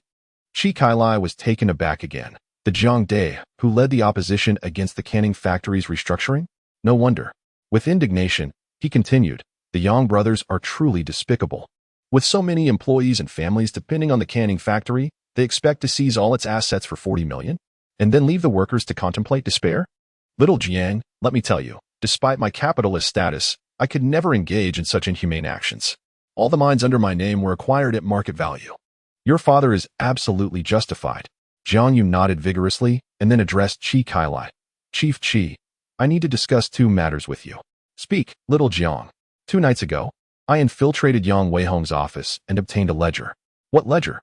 Chi Kai, noticing Jiang Yu's empty teacup, quickly poured him more tea. It details Yang Weihong's drug trafficking activities over the years. Crash. Upon hearing this, Chi Kai was so stunned that he nearly dropped the teapot, which clattered onto Jiang Yu's cup. They are involved in drug trafficking? Is that true? Jiang Yu replied with a wry smile. I would not just with you about such serious matters. Concerned, Chi Kai inquired, what will you do with the ledger? I handed it over to the police. You need not worry, but confidentiality is paramount. That's acceptable. This is indeed a hot potato. After a moment, Chi Kai asked Jiang Yu again, you mentioned 2 matters. What is the second? I am offering you a chance for wealth. Chi Kai's eyes sparkled with intrigue. What opportunity? The new restructuring plan for Yang Yonghong's canning factory is valued at 200 million. If you acquire the canning factory for that amount and pivot to real estate development, you could potentially earn 500 million. You should seize this opportunity. If you manage to secure it, I can help turn that profit into 700 million. Little brother, why does the Yang family place such importance on that land? The municipal government is about to approve the planning for the new Yang district, which will also be the new site for the city government, right near the canning factory. The property values in that area are bound to soar. You may inquire with the powerful connections behind you. Since 2008 and 2009, Shenyang City indeed relocated the Shenyang New District to the vicinity of the canning factory, leading to a dramatic surge in property prices, which soared to 15,000 yuan per square meter by 2010. This is an undeniable fact etched in Jiang Yu's memory. With this in mind, Jiang Yu continued, furthermore, the land surrounding the canning factory is not a priority for the Yang family, but rather for the Wang family of Baidu. Cough. Chi Kai sputtered water in surprise. Do I appear to be in a position to offend the Wang family? Jiang Yu smiled faintly. As for the Nanha copper mine incident, have you not already crossed that line? Indeed. Chi Kai sipped his tea, his expression troubled. Brother, I am a man who could die for wealth. Yet where am I to procure such funds now? Jiang Yu chose silence, instead tracing a character in the tea on the table. Cool. Upon seeing the character, Chi Kai suddenly understood. Are you suggesting? Jiang Yu nodded. The Ku family of Baidu and the Wang family have always been at odds. You have already established a connection with Kaziming. Inform him of the Wang family's significant interest in this land, along with the profits I mentioned. The Ku family will not let this opportunity slip by. Have them secure a formidable ally who can then confront Yang Yonghong on behalf of the canning factory's land. Chapter 67. The storm approaches. Upon observing Chi Kai deep in contemplation, Jiang Yu opted not to disturb him. After a considerable while, Chi Kai finally lifted his gaze, exclaiming, it's done. Yang Yonghong's support comes from the Wang family and Baidu. He has already botched the copper mine affair, if he fails again with the canned goods factory. I cannot fathom how the Wang family would continue to protect him. Chi Kai spoke with a fierce intensity. Once Jiang Yu had successfully persuaded him, he inquired before departing. Old Chi, do you have any connections within the urban management team? Indeed, Chi Kai replied, I used to work with their captain, Li Gaowen, at the bearing factory. Could you do me a favor? Have him find a way to temporarily ban the street vendors on Shuyuan Alley, Jiang Yu requested. Why? My mother operates a stall there. Chi Kai studied Jiang Yu closely. Are you concerned that Yang Yonghong might send someone to trouble your mother? With a furrowed brow, Jiang Yu nodded in affirmation. All right, I will arrange it immediately, Chi Kai assured him without hesitation. After a night and morning of fervent activity, Jiang Yu returned home and fell into a deep slumber, not awakening until the afternoon. Meanwhile, At the villa purchased by Yang Yonghong in the provincial capital, chaos reigned. Yang Yonghong could never have anticipated that it was Liao Jinzong from the Jinyuan Club who had lured his son into the clutches of addiction. Have Heihu eliminate Liao Jinzong. He seethed, issuing orders to Gu Kunwen via phone. Yang, I've dispatched the tiger to deal with that kid named Jiang, Gu replied. Then send Qinglong. ISNT the little blade Qinglong? Have him slice the flesh from Liao Jinzong's legs piece by piece. Gu Kunwen found this peculiar. Yang, may I inquire as to what transpired? He lured my son into drugs. Yang fumed. And if I recall correctly, Liao Jinzong is one of your subordinates, ISNT he? Gu Kunwen felt a wave of dread wash over him. I truly had no knowledge of this. It must have been Liao Jinzong acting independently. I will arrange for Qinglong to take action immediately. 3 days. Within 3 days, incapacitate him. Yang commanded. Understood. Once Gu Kunwen ended the call, he stood in shock for a moment before violently smashing a vase onto the floor, shouting, Liao Jinzong, you fool. Why drag me into your reckless demise? After venting his frustration, he pressed another number on his phone, instructing, find Qinglong and have him come to the office urgently. As he hung up, Gu Kunwen recalled that Heihu had mentioned preparing to target Zhang's young lad. Why had there been no further communication? He began dialing the number Heihu had provided, but no one answered. After several attempts with no response, a sense of foreboding crept into Gu Kunwen's mind. Was that number indeed Gu Kunwen's? Mao Shenwei asked Zheng Guizhong. Affirmative. Gao Yin and Mao Shenwei exchanged a knowing glance, sensing the unusual implications. After listening to the recordings and reviewing the notebook's contents, both Mao Shenwei and Zheng Guizhong were taken aback, leading Gao Yin early in the morning to the home of the newly appointed director, Chu Chang. Once Heihu awakens, commence the interrogation. Begin while he is still in bed. Chu Chang decisively ordered after hearing the recorded content. Will we be able to extract information? Gao Yin expressed his doubts. We will. Zheng Guizhong resolutely replied. Listen to the final segment of the recording. It is evident that Black Tiger has come to believe the claims made by the other party, that Yang Weihong sent someone to kill him. Otherwise, he would not be so agitated. Chu Chang nodded in agreement. As for this other individual, his voice sounds quite youthful. Yet he possesses the expertise of a psychological warfare master. It strikes me that he must have studied interrogation techniques. With this thought in mind, he inquired of Gao Yin. Do you know the person who delivered the recording device? Noticing Gao Yan's hesitation, Chu Chang nodded knowingly. I understand. Your confidentiality is assured. He then instructed, Mao team, Qing team, gather trustworthy individuals to secretly establish a special task force for the significant drug manufacturing and trafficking case, designated 8-10. Mao Shenwei will serve as the team leader, with Zheng Guizhong as the deputy leader, and the investigation will be combined with the case of comrade Gu Chuanhua's murder. Xiaoyan, you will join us. Yes. The three responded with resolute voices. Upon returning to the police station, Zheng Guizhong discreetly handed a dagger, concealed within a forensic evidence bag, to Gao Yin. Drive my car. We are heading to the Provincial Evidence Appraisal Center right now. I've already made arrangements with Old Qin. After some contemplation, Gao Yin replied, I will take my own vehicle. Yours is too conspicuous. Zheng Guizhong nodded in agreement. Very well. As Gao Yin drove towards the provincial headquarters, Qi Kailai also set off on the highway towards the provincial capital. By around 6 or 7 in the evening, Qi Kailai arrived at the provincial mining group. Ku Ziming, sporting glasses and slicked back hair, upon hearing Qi Kailai's thoughts, made a phone call to his uncle, Ku Xiaoming, right in front of him. After hanging up, it wasn't long before Ku Ziming received a message from his uncle. Maintaining a composed demeanor, he read the message and then addressed Qi Kailai. The matter is indeed true. The plan will be officially announced this October. Where did you acquire this information? Qi Kailai appeared troubled, prompting Ku Ziming to wave his hand dismissively. Tomorrow morning at 9, you will pick up a few individuals at the airport. Led by Wang Zhilin, the CEO of Tongda Real Estate. Take him directly to Xinyang for an on-site inspection of the canning factory. Understood, Qi Kailai responded eagerly.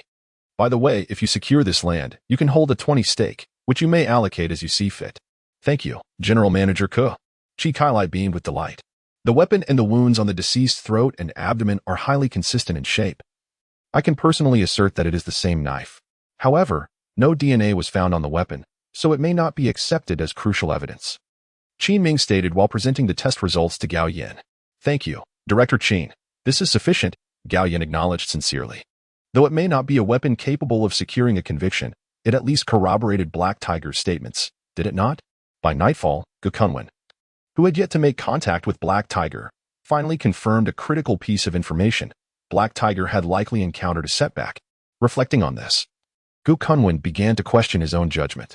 Could that Jiang family's young man truly have the capability to bring down Black Tiger?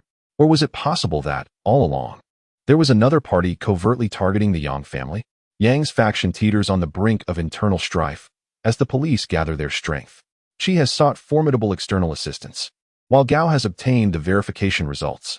The various forces in Xinjiang are on the verge of an impending storm. Unbeknownst to Jiang You, upon awakening to find his mother absent from her stall, he inquired with feigned ignorance, "Mother, it hasn't rained today. Why aren't you out selling? Don't even mention it." I don't know which spineless wretch reported us to the authorities, claiming our stall disrupts the city's aesthetics and environmental hygiene. The rectification notices are plastered all over that area, instructing us to refrain from setting up our stall for the next few days until the uproar subsides. What a despicable scoundrel. How dare they? It's not easy for me to start a business. As Ru Hongmei vented her frustrations, she went from door to door, leaving Jiang You alone in place, bemused by his mother-as tirade. Chapter 68. The truth behind Gu Chuanhua's death. Captain Qing, that scoundrel Black Tiger has regained consciousness. Early the next morning, upon hearing the report from his subordinate Xiao Zhang, Mao Shui, who had been catching up on sleep, immediately donned his police uniform and hastened outside. As he dressed, he inquired, "Is he aware of his surroundings?" "Yes, he is awake." When I informed him that we are the police, he fell silent. "Have them wait. I shall interrogate him personally." Additionally, notify Director Chu and Captain Cheng. Black Tiger, rendered incapacitated and lying on the hospital bed, vacantly stared at the ceiling. At that moment, anger towards Gukunwen and the young brothers consumed him. After risking his life countless times, was he now to be silenced? Even if it required a bribe to escape to the Golden Triangle, how could the young brothers and that wretched Gukunwen choose to eliminate him instead? If it were merely a matter of silencing him, it would be one thing. However, the hired assassins they employed had cruelly tortured him. Black Tiger harbored suspicions that they had deliberately instructed the assassins to ensure his demise was particularly gruesome. He seethed with hatred, lamenting his current inability to act. Otherwise, he would ensure that Yang Yonghong's lineage would be extinguished. Upon Mao Shui's entrance, Black Tiger cast him a dispassionate glance and, in a hoarse voice, uttered, "You may begin recording.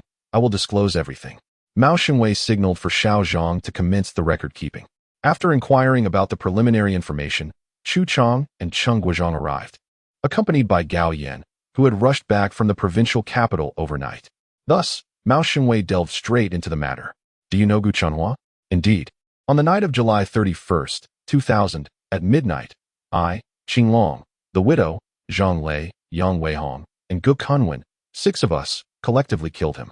You have brought me here to ask about this, and I am aware. That is good to know. Where did this occur?"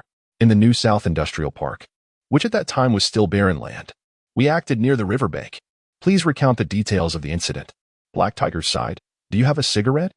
Considering Black Tiger's incapacitated state, Mao Shui lit a cigarette and personally placed it between his lips. Black Tiger inhaled greedily, and once Mao Shui withdrew the cigarette, he began. Gu Chunhua was a man tougher than iron. Noticing Gao Yan's distressed demeanor, Chu Chang gestured to Black Tiger. "No need to rush. Finish your cigarette before continuing." He then patted Gao Yan on the shoulder, urging him to regain his composure. After Black Tiger finished the cigarette and gauging that Gao Yan had calmed down, Chu Chang signaled for Black Tiger to proceed. Black Tiger lifted his gaze, lost in memories. Everything began in mid-July 2000. One day, Gu Kunwen, known as Dogmaster, summoned me, Qi Long, and Zhang Lei, instructing us to accompany him and Yang Weihong to the riverside in the south of the city by the end of the month. That area, now the New South Industrial Park, was still undeveloped land. Mao Shui interjected, "What were you instructed to do?" He mentioned that Wei Hong had a batch of goods to trade at night, with the buyer planning a blackmail scheme. We were to eliminate this individual. After Xiao Zhang completed the recording of this passage, Mao Shui inquired, "What kind of goods? Who is this person?" "Gu Chunhua," he replied, who at the time was using the alias Lao Gao. It was only midway through the events that we discovered he was a police officer. "Wait a moment," Cheng Guizhang interjected, interrupting their dialogue. "You only mentioned yourself, Qing Long, and Zhang Lei. What about the widow?" He let out a bitter laugh. "The widow was lying in ambush among the reeds by the riverbank. None of us ever laid eyes on her." Upon hearing this, Cheng Guizhang gestured, "Please continue." "Upon arriving at the scene, I sensed something was amiss. The opponent was an elderly man in his 50s, standing alone on the riverbank. Who in their right mind would come alone to a black market deal? The dog lord called him Lao Gao, and he seemed taken aback upon seeing Yang Weihong. Noticing his momentary daze, the dog lord signaled for the three of us to strike. His martial prowess was formidable. Zhang Lei charged at him with a knife, but was swiftly taken down in one move. Then he drew a gun and demanded to know our intentions. The dog lord remarked, "Lao Gao, you truly intend to engage in a black deal? I thought you were merely a buyer." He harbored no suspicions and lowered his gun. Preparing to explain, Mao Shui pressed. What happened next? He was then shot through the back by a crossbow bolt. He fell. The shot was fired by the widow. Mao Shui interrupted. Hey, how do you know the archer was the widow? Because the dog lord remarked, the widow is indeed formidable. She had us all figured out, which led us to realize that she had been hiding in the reeds all along. Mao Shui gestured for He to proceed. Lao Gao was struck by the arrow, and his gun fell to the ground. Yang Weihong then commented, indeed, you are a seasoned officer of the provincial drug enforcement team. You nearly fell into your own trap. At that moment, we comprehended that we were dealing with a police officer. Upon hearing this, Chu Chong, Mao Shui, and Qing Guozhang exchanged glances, while only Gao Yan's gaze remained fixed on He. Although we operate within the underworld, we dare not lay hands on a police officer. Upon hearing He's words, Cheng Guozhang coldly questioned, yet you still killed him. Why? It was because Gu Kunwen informed us that drug trafficking is a capital offense. If we did not eliminate that police officer tonight, we would face death by dawn. If we killed him, we might at least postpone our demise by a few years. With a sigh, He lamented, such rhetoric is too incendiary. We, who navigate the underworld, all fain being desperate outlaws, yet how many truly fear death? By the way, Yang Weihong said something next that may be of assistance to you. Mao Shui inquired, what did he say? Yang Weihong told Lao Gao, Gu Chunhua, if you must place blame, let it be on the informant who led you to impersonate a buyer from Xiangdao. There was never a buyer from Xiangdao.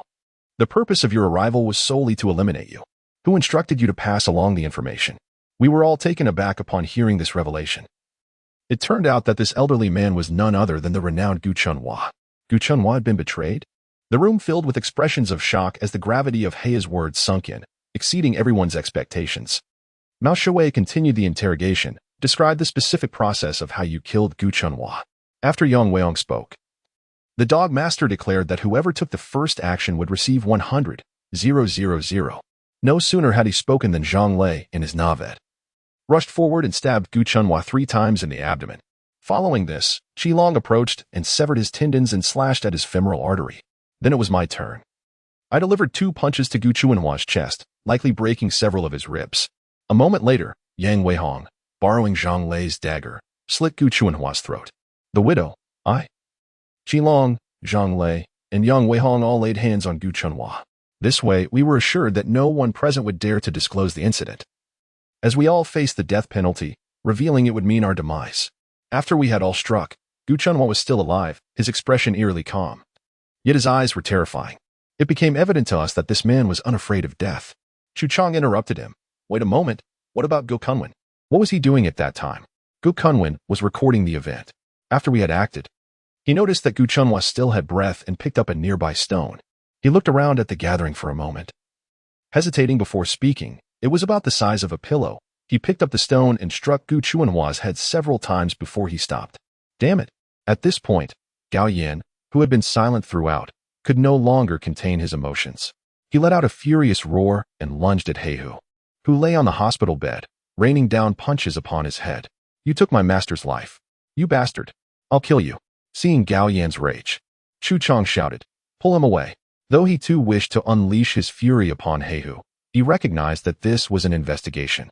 He could not allow his old comrade's last disciple to make a mistake before his very eyes and then face the consequences. As Mao Shengwei and Cheng Guizhang restrained Gao Yan, Heihu had already succumbed to unconsciousness. Chu Chong, his face ashen, berated Gao Yan. Think of your master. He always wanted you to be a good cop. Is this how you honor that? What about discipline? At that moment, Gao Yan broke into tears. Uncle Chu, I am in so much pain. Chapter 69. To kill the enemy without regard for life or death. Upon hearing the harrowing details of his master's demise, Gao Yan sank to the ground, overwhelmed with grief. The others present were equally moved, tears streaming down their faces.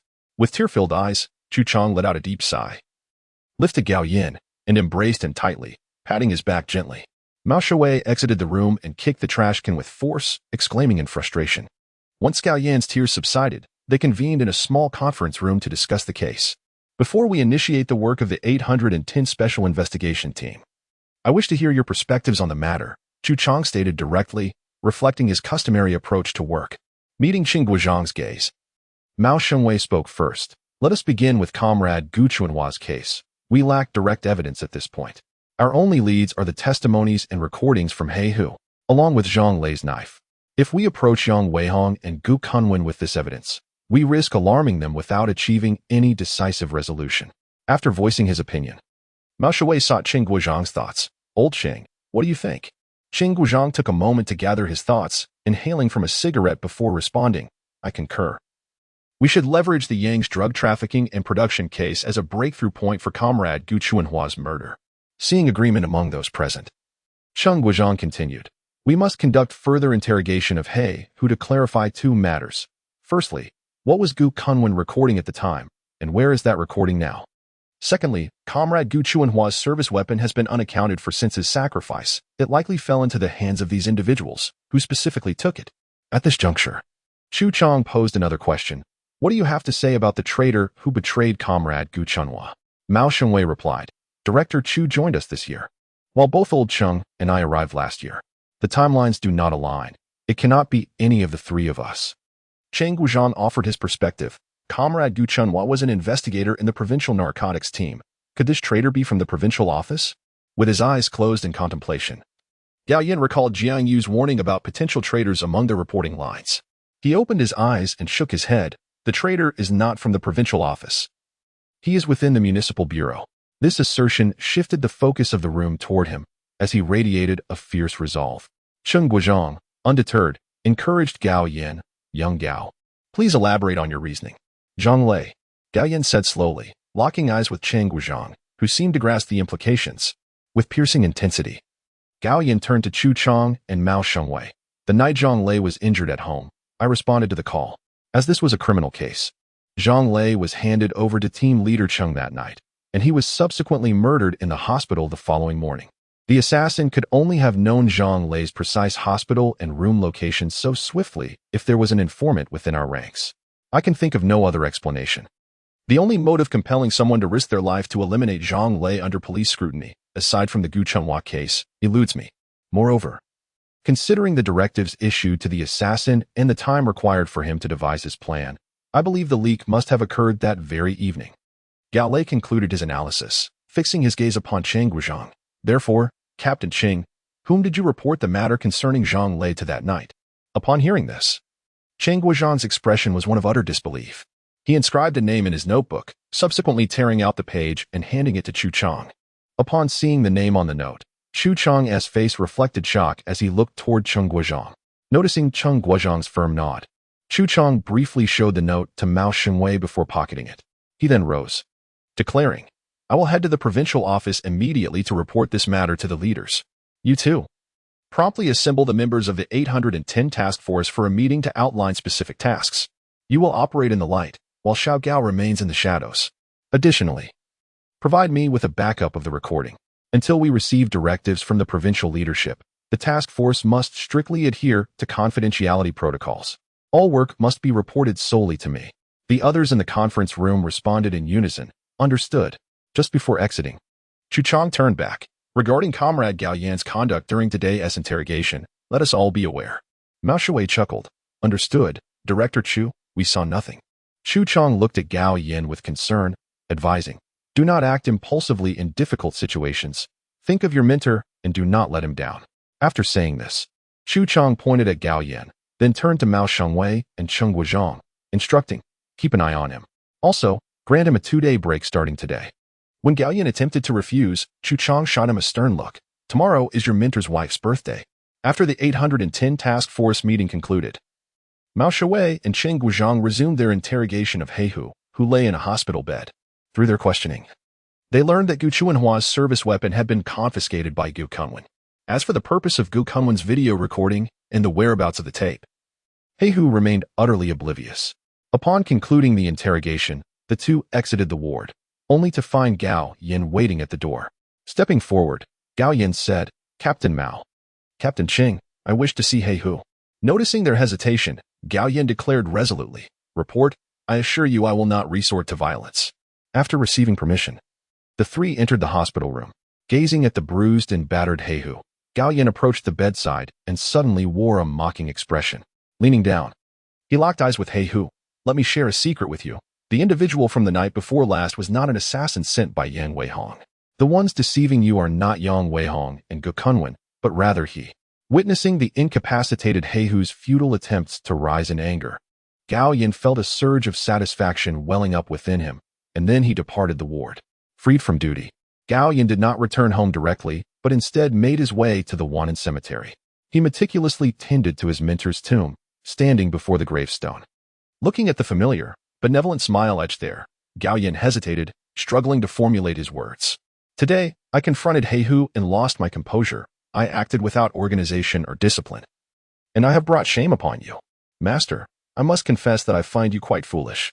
Approaching retirement, you have repeatedly disregarded the advice to transition to a less strenuous role. And now, look where that has led you. I recall how you urged me daily to attend the training in the northern capital, only to abandon me while you recklessly pursued danger yourself. At your age, what folly it is to tempt fate. This has left your beloved disciple burdened with sorrow, constantly pondering where to seek vengeance on your behalf. With a sigh, Gao Yin raised his gaze and closed his eyes momentarily before continuing, his eyes glistening with unshed tears. Fortunately, I have discerned the identity of your assailant. Rest assured, I shall avenge you. Today, in addition to discussing the case with you, I have brought a bottle of fine liquor, which cost me nearly half a month's salary. So do savor it slowly. He uncapped the mount he had brought and poured it generously over the gravestone, then opened a pack of Zhonghua cigarettes, lighting them one by one and placing them in the incense burner. By the way, tomorrow is your beloved's birthday. If there is anything you wish to convey, do not forget to send her a dream. Master, I must take my leave now to seek retribution on your behalf. With that, Gao Yin patted the gravestone and strode purposefully down the mountain. Once unable to find the murderer, he now knew their identity and felt compelled to confront them, even if it meant facing certain death. As he descended, Gao Yin recalled that his master, hailing from the Sanxin province, had a profound affection for a particular opera, Blood and Tears of Revenge. There is a poignant passage within that sings, before the dawn breaks, I shall traverse mountains and borders, to slay my enemies without regard for life or death. In my dreams, I often long for home, yet tonight, we meet not as strangers. The flickering candle stirs the hatred within my heart. I cannot find peace until my enemies are vanquished. Chapter 70. Jiang You finally accumulates a fortune exceeding 100 million. I have always been a person of leisure, possessing a profound understanding of history and the mysteries of the universe. The late emperor summoned me to Nanyang 3 times, foreseeing the Han dynasty's triumvirate. This Thursday morning, Jiang You cheerfully hummed the empty city stratagem as he stepped out of his home, heading towards the bank near the securities trading office. At long last, the funds from selling stocks arrived at around 9 o'clock, and it was time to transfer money to his companions. The large transactions required counter-operations. So Jiang Yu called upon Fatty, Qin Zheng, Qin Qingqing, and Zhang Zhiyun to join him at the bank. Each of them was to receive a considerable sum. And Jiang Yu believed that handling the transfers in their presence would bring them even greater joy. Perhaps this was what one might call a delightful sense of ritual? Reflecting on the notion of ritual, Jiang Yu recalled Fatty's previous enthusiastic demand for it, donning a Batman mask and striking an amusing pose. Oh, Fatty's rather terrifying interpretation of ritual truly was something to behold. Once he had the authority to conduct large transfers, Jiang Yu began processing the payments at the counter, ensuring that each recipient personally input their account number. First, he transferred 200,000 to Zhang Zhiyin, followed by 720,000 to Fatty, and then 2 million to the Qin siblings. Lastly, he personally entered the password for Han Ningzi's 36 million. As the funds were deposited, the excitement among them was palpable. Thank you, brother, Qin Qingqing exclaimed, leaping up to hug Jiang Yu and planting a kiss on his cheek. After completing the transfers and accounting for the fees, Jiang Yu's account now boasted an impressive 129.78 million. He had finally crossed the threshold of 100 million. He promptly transferred over 700,000 into his frequently used card and opened a new one, depositing 20 million into it. Cousin, let me treat you to a meal, Zhang Zhiyun, Fatty's cousin, suggested once they exited the bank. Allow me to treat you. Let us go to my shop, which is reopening tomorrow. Today, let Xiao Yu lend me his discerning eye. Qin Qing chimed in, reaching to link her arm with Jiang Yu's. However, she noticed Jiang Yu discreetly pulling out a stack of printed documents from his bag, evading her advance. A fleeting glimmer of disappointment flickered in her eyes, unnoticed by anyone. Jiang Yu waved the documents and said, "Sisters, I apologize, but I have matters to attend to today. Enjoy your feast and drinks with your newfound wealth." With that, he hailed a taxi and swiftly departed from their company. Upon arriving at Qin and Mining Company, Jiang Yu produced the special entry permit given to him by Qi Kailai and confidently entered the premises. Making his way to his office. Through the window, he observed a middle-aged woman playfully making faces at a little girl who was laughing heartily in response. Qi Kailai watched the two with a look of contentment and satisfaction. Just as Jiang Yu prepared to greet Qi Kailai, he was suddenly bumped into by two small boys rushing into the office. The older boy shouted excitedly, Sister, look what I caught. A cicada for you to play with. Such a dirty thing, take it away." The middle-aged woman scolded. "And keep your voice down. Don't you fear startling your sister?" At that moment, Jiang Yu gently cleared his throat, catching Qi Kailai's attention. "Ah, here comes Xiao Jiang. Allow me to introduce my wife, Han Xiuhua. My dear. This is my friend, Xiao Jiang." Upon hearing this, Jiang Yu promptly greeted the woman who had just made a face at MOMO hello, sister-in-law. Han Xiuhua smiled at Jiang Yu, and Qi Kailai urged the two children, "Quickly greet your uncle." "Hello, uncle." They chimed in unison. Jiang Yu, feeling a bit awkward, turned to Qi Kailai and said, "Old Qi, calling me uncle makes me feel quite aged. I haven't even prepared a red envelope." Qi Kailai laughed heartily, pulling Jiang Yu outside. "Let us find somewhere else to talk." Once seated next door, Jiang Yu gestured towards Qi Kailai's office. "MOMO has a good relationship with sister-in-law, doesn't he, she?" Qi Kailai replied, "Initially, I thought MOMO was a child from outside wedlock. After explaining her situation to my wife, she immediately took a liking to MOMO. Next Monday, we'll be taking her to register her household. We plan to name her Qi Mingzhu." After expressing his sentiments, Qi Kailai turned to Jiang Yu. "Now, let us discuss serious matters. Yesterday, Wang Jiling, the owner of Tongda Real Estate, spoke with me. They believe the land occupied by the canning factory is ripe for development and are preparing to participate in its restructuring." Upon hearing this, Jiang Yu felt a surge of excitement. Qi Kailai continued, "Wang Jiling proposed a restructuring plan of 250 million, which surpasses Yang Yonghong's offer. Moreover, Tongda intends to establish a real estate branch and property management company in Xinyang, aiming to absorb a number of eligible or financially distressed employees from the canning factory into this initiative. This will also be included in the restructuring plan. However, there is a caveat." Noticing Qi Kailai's gaze fixated on him, Jiang Yu inquired, "What is the issue?" "I shared your idea from that day about consolidating large commercial centers. Pedestrian streets, five-star hotels, office buildings, apartments, and similar concepts. However, I didn't elaborate fully. His stance is that if the urban complex concept you proposed proves to be feasible, he will elevate the restructuring plan to 300 million. With this arrangement, I would contribute 40 million for a 20 stake in the project." After speaking, Qi Kailai looked to Jiang Yu. "Could you lend a hand, old friend?" Jiang Yu smiled, retrieving documents from his bag. "This is a proposal I drafted after returning home the other day, outlining some thoughts on the urban complex in Xinyang. Familiarize yourself with it. Then take it to meet Wang Jiling."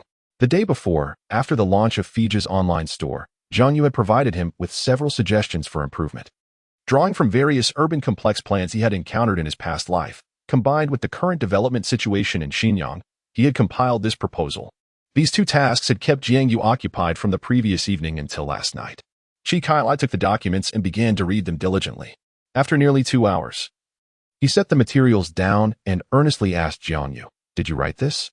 "Indeed, I did," Jiang Yu affirmed.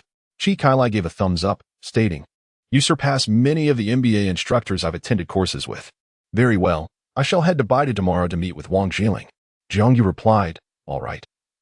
Old Qi, you take your time. I have matters to attend to, so I must leave. Feel free to call me anytime if you need anything." As Jiang Yu stood to leave, Qi Kailai intercepted him, saying, "Wait a moment." Qi Kailai rummaged through a drawer and produced 4 pristine motorcycle keys. "Last time you asked me to assist you in acquiring 2 off-road motorcycles. Here are the keys." Jiang Yu accepted the keys and inquired, "How much do I owe you?" "I can transfer the payment." "You want to pay?" "Once you retrieve the motorcycles from the canning factory, I'll give you half of my shares." You can choose one or the other. Which do you prefer? Jiang You clasped his hands in gratitude, replying, so. Your suggestion is to secure both the large and the small? In that case, I shall opt for the smaller one. I desire the motorcycles. By the way, where are they? I had someone load them into a van last night. They've been secretly delivered to the parking shed of your residential complex. Both are KTM 640s. I've even affixed second-hand license plates for you. Old Chi, you truly are a man of refinement. Jiang You exclaimed sincerely. Before departing, he reminded Chi Kailai to remain vigilant regarding his own safety and that of those around him. Yang Yonghong and his group are quite suspicious by nature. Given the recent events, if they direct their suspicion towards you, one can only imagine what these scoundrels might do. Chi Kailai solemnly assured him of his caution. After bidding farewell to Chi Kailai, Jiang You returned to the city, first locating a train ticket agency to book round-trip sleeper tickets for his parents to Baidu for the following morning. He then arranged a 10-day hotel stay in Beijing for them through a travel agency. When his parents returned in the afternoon, Jiang You bent down, holding the tickets high above his head with both hands. My dear father and mother, please accept this humble token of my affection.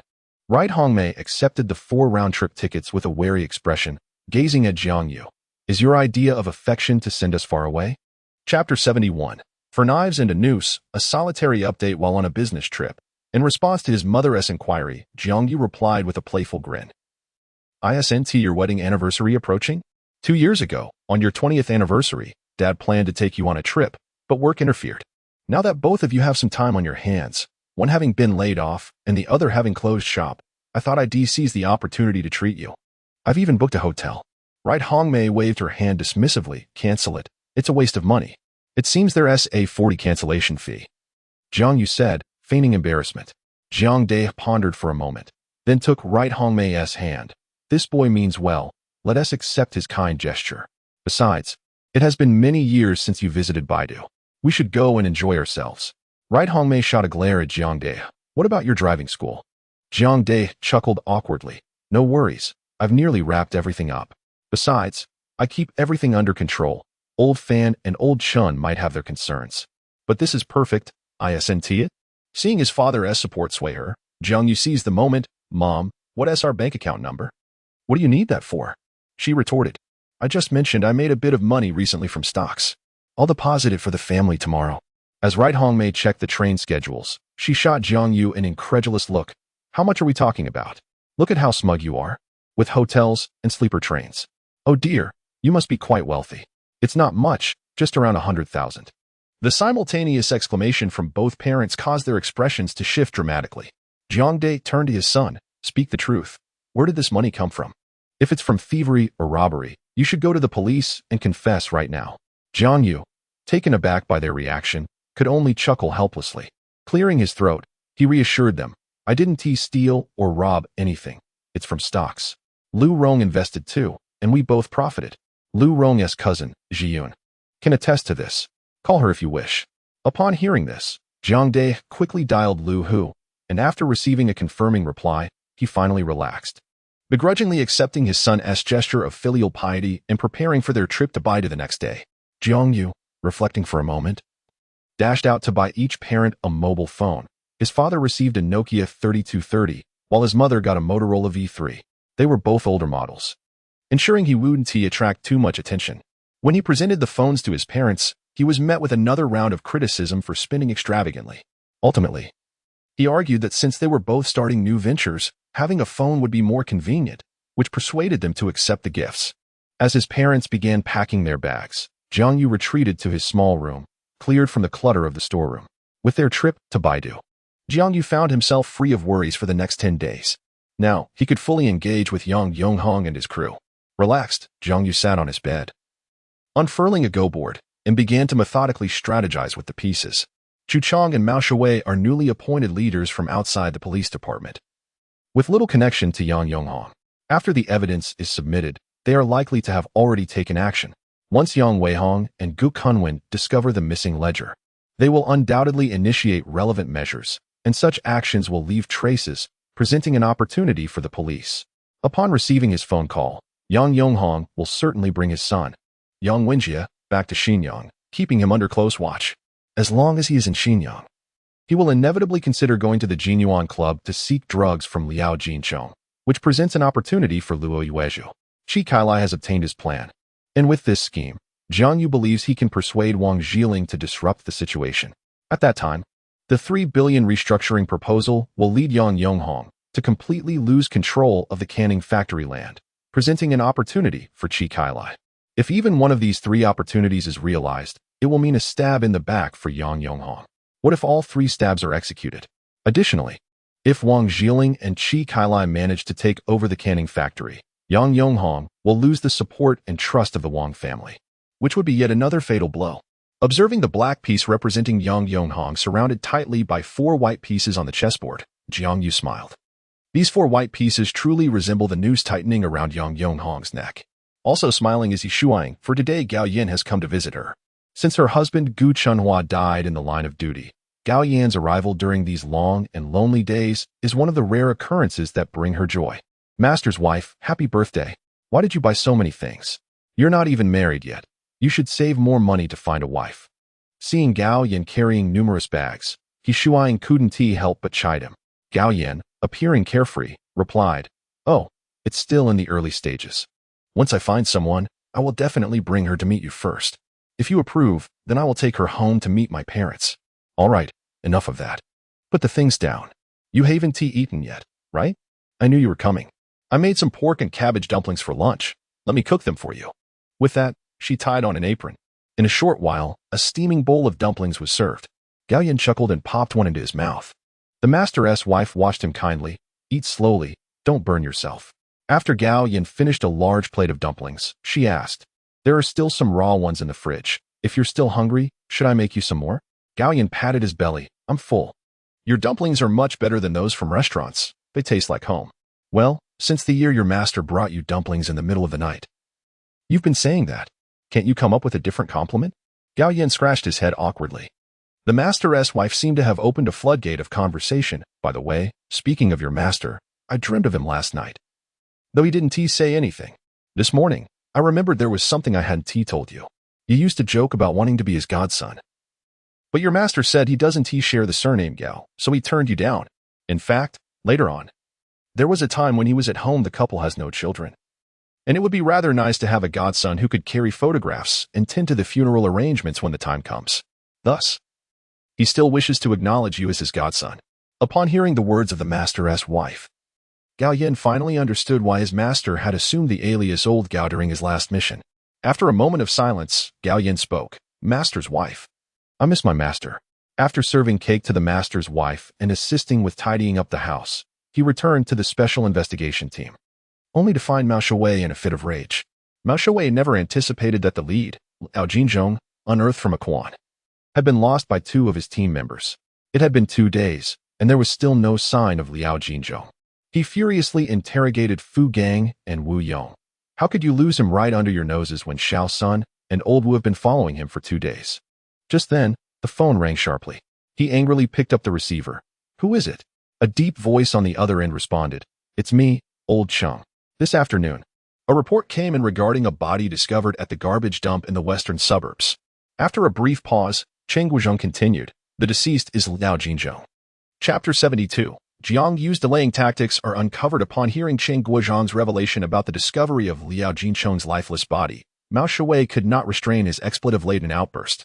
After regaining his composure, he inquired of Cheng, "Have the culprits been apprehended?" "Not yet. The scene yielded no evidence. Preliminary assessments indicate that the site of the body was merely a dumping ground." "I mainly wanted to keep you in the loop," Cheng responded. "Very well, thank you." Lao Chung. After ending the call, Mao turned to the recently arrived Fu Gang and Wu Yong, stating grimly, "Liao Jinchong is dead." Upon hearing this somber news, the 2 men lifted their gazes in shock. Frustrated by their reaction, Mao lashed out. "Do you still have the audacity to look at me? Before the end of the day, each of you is to submit a handwritten report of 3,000 words. Now get lost." Once Fu Gang and Wu Yong had exited, Mao quickly donned a congenial facade, inquiring, "Xiao Gao, have you visited the teacher's wife?" The following morning, en route to the station to bid farewell to his parents, Jiang You found a bank and, in their presence, transferred 120,000 yuan to them. "Mom and Dad, safe travels, have fun, and enjoy good food." He cheerfully reminded them at the entrance of the station. Also, both of your phones have camera functions. Remember to take plenty of photos and send them to your dog of a son, so he doesn't worry at home, he added with a playful grin. All right. Enough of that. Just ensure you eat on time, dog of a son. Jiang You stood tall at his mother's admonition, responding, yes, dog of a son obeys. As they approached the security checkpoint, his mother suddenly turned back, exclaiming, and make sure you don't go looking for that Huang Shuixin again. If you do, I'll break your legs. With that, she widened her eyes and pointed a warning finger at him before elegantly striding into the station. Left behind. Jiang You stood in a bemused state. Once the couple boarded the train and settled their luggage, Jiang Dai noticed his wife's unusual demeanor and inquired with concern. What's wrong? Right? Hongmei furrowed her brow in contemplation. I seem to have forgotten to do something. What is it? Think hard. Did you forget to turn off the gas? Jiang Dai prompted. Of course I did. Otherwise, how could I have smoked in the kitchen without an explosion? She retorted. Did you forget to wash the clothes? Not at all. I did that this morning. Then, did you forget to lock the door? I locked it. Didn't you see me twist the knob? Oh right. Could it be that I forgot the keys? The keys are right here. Right, Hongmei exclaimed, raising the keys she retrieved from her bag. Then you're merely overthinking it. Put your mind at ease, Jiang Dai remarked, returning to his phone. Moments later, he heard Right Hongmei slap her thigh in realization. I remember. Dai, we both left home, and there's no one to cook. We forgot to leave some money for Xiao Yu. Jiang Dai, exasperated, set down his phone. Oh please, all the money in our house comes from Xiao Yu now. Do you really think he'll go hungry? Right, look at my memory.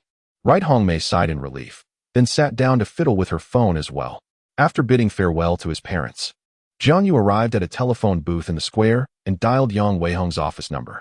However, there was no answer. After a moment's contemplation, Jiang Yu retrieved his phone book and called the mobile number of Yang Weihong that he had gathered. Once the call connected, Jiang Yu intentionally altered his voice and spoke. Hello, Boss Yang. I found one of your notebooks. How shall I return it to you?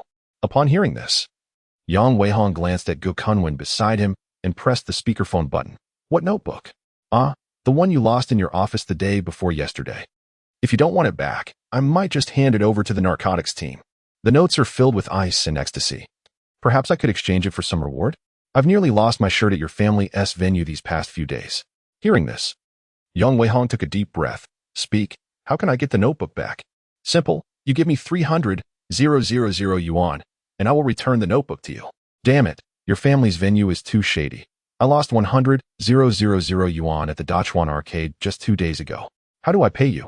In response, Jiang Yu let out a sinister chuckle. How about this? 11 p.m. the day after tomorrow, beside the police station at People's Square. We'll exchange cash for the item. Yang Weihong shouted. Beside the police station?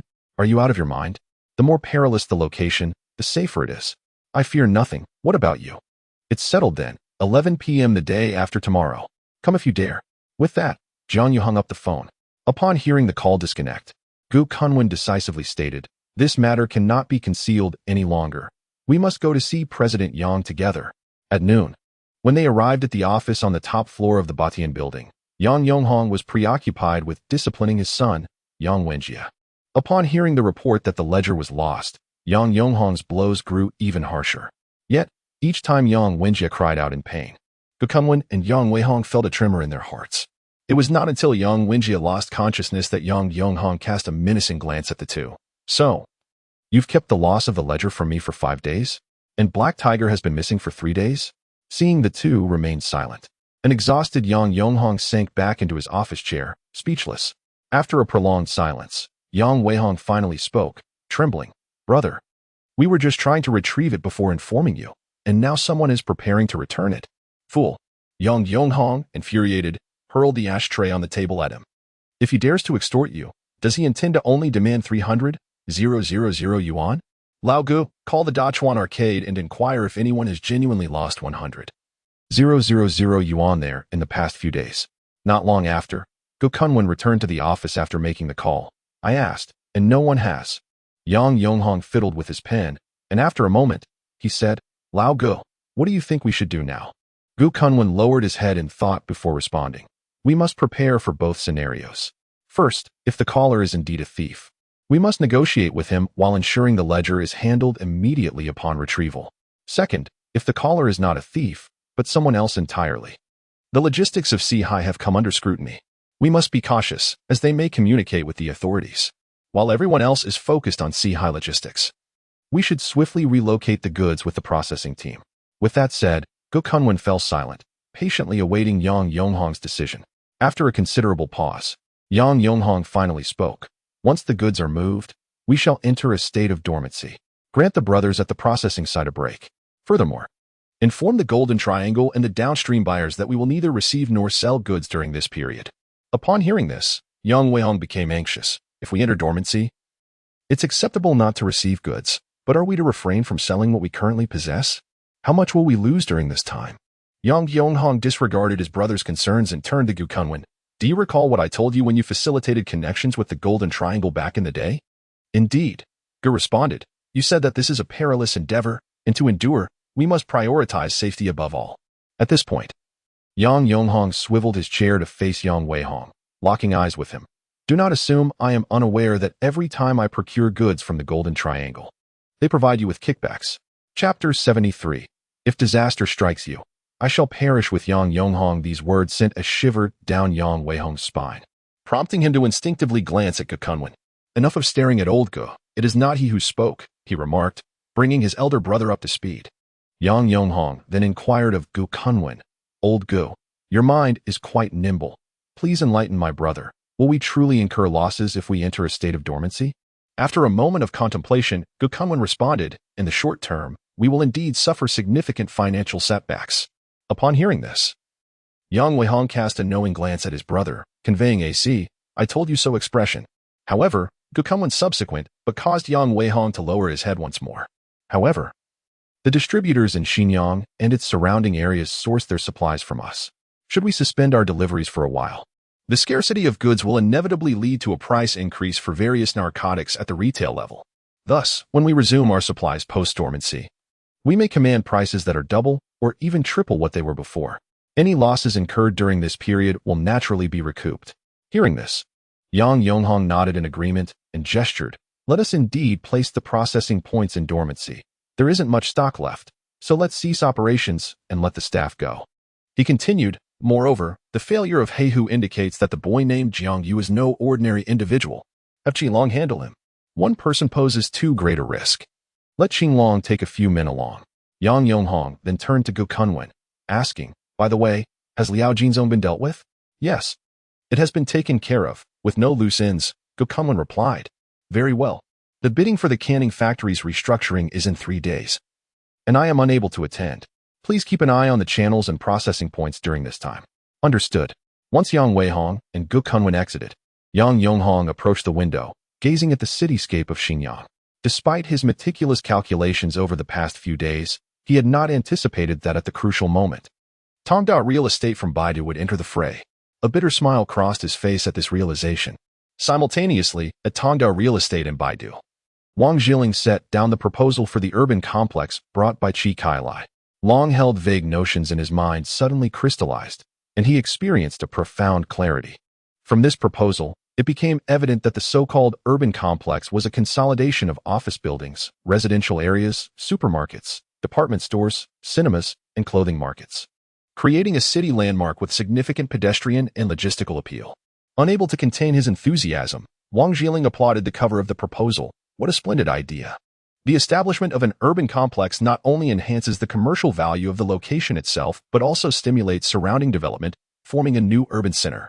In other words, if this proposal is realized, the transformation of the canning factory site into an urban complex will also propel the construction and development of the Xinjiang New District, something both the Xinjiang municipal government and the provincial authorities would undoubtedly welcome. Mr. Qi, am I correct? Qi Kailai gave Wang Zhiling a thumbs up, exclaiming, President Wang, you are remarkable.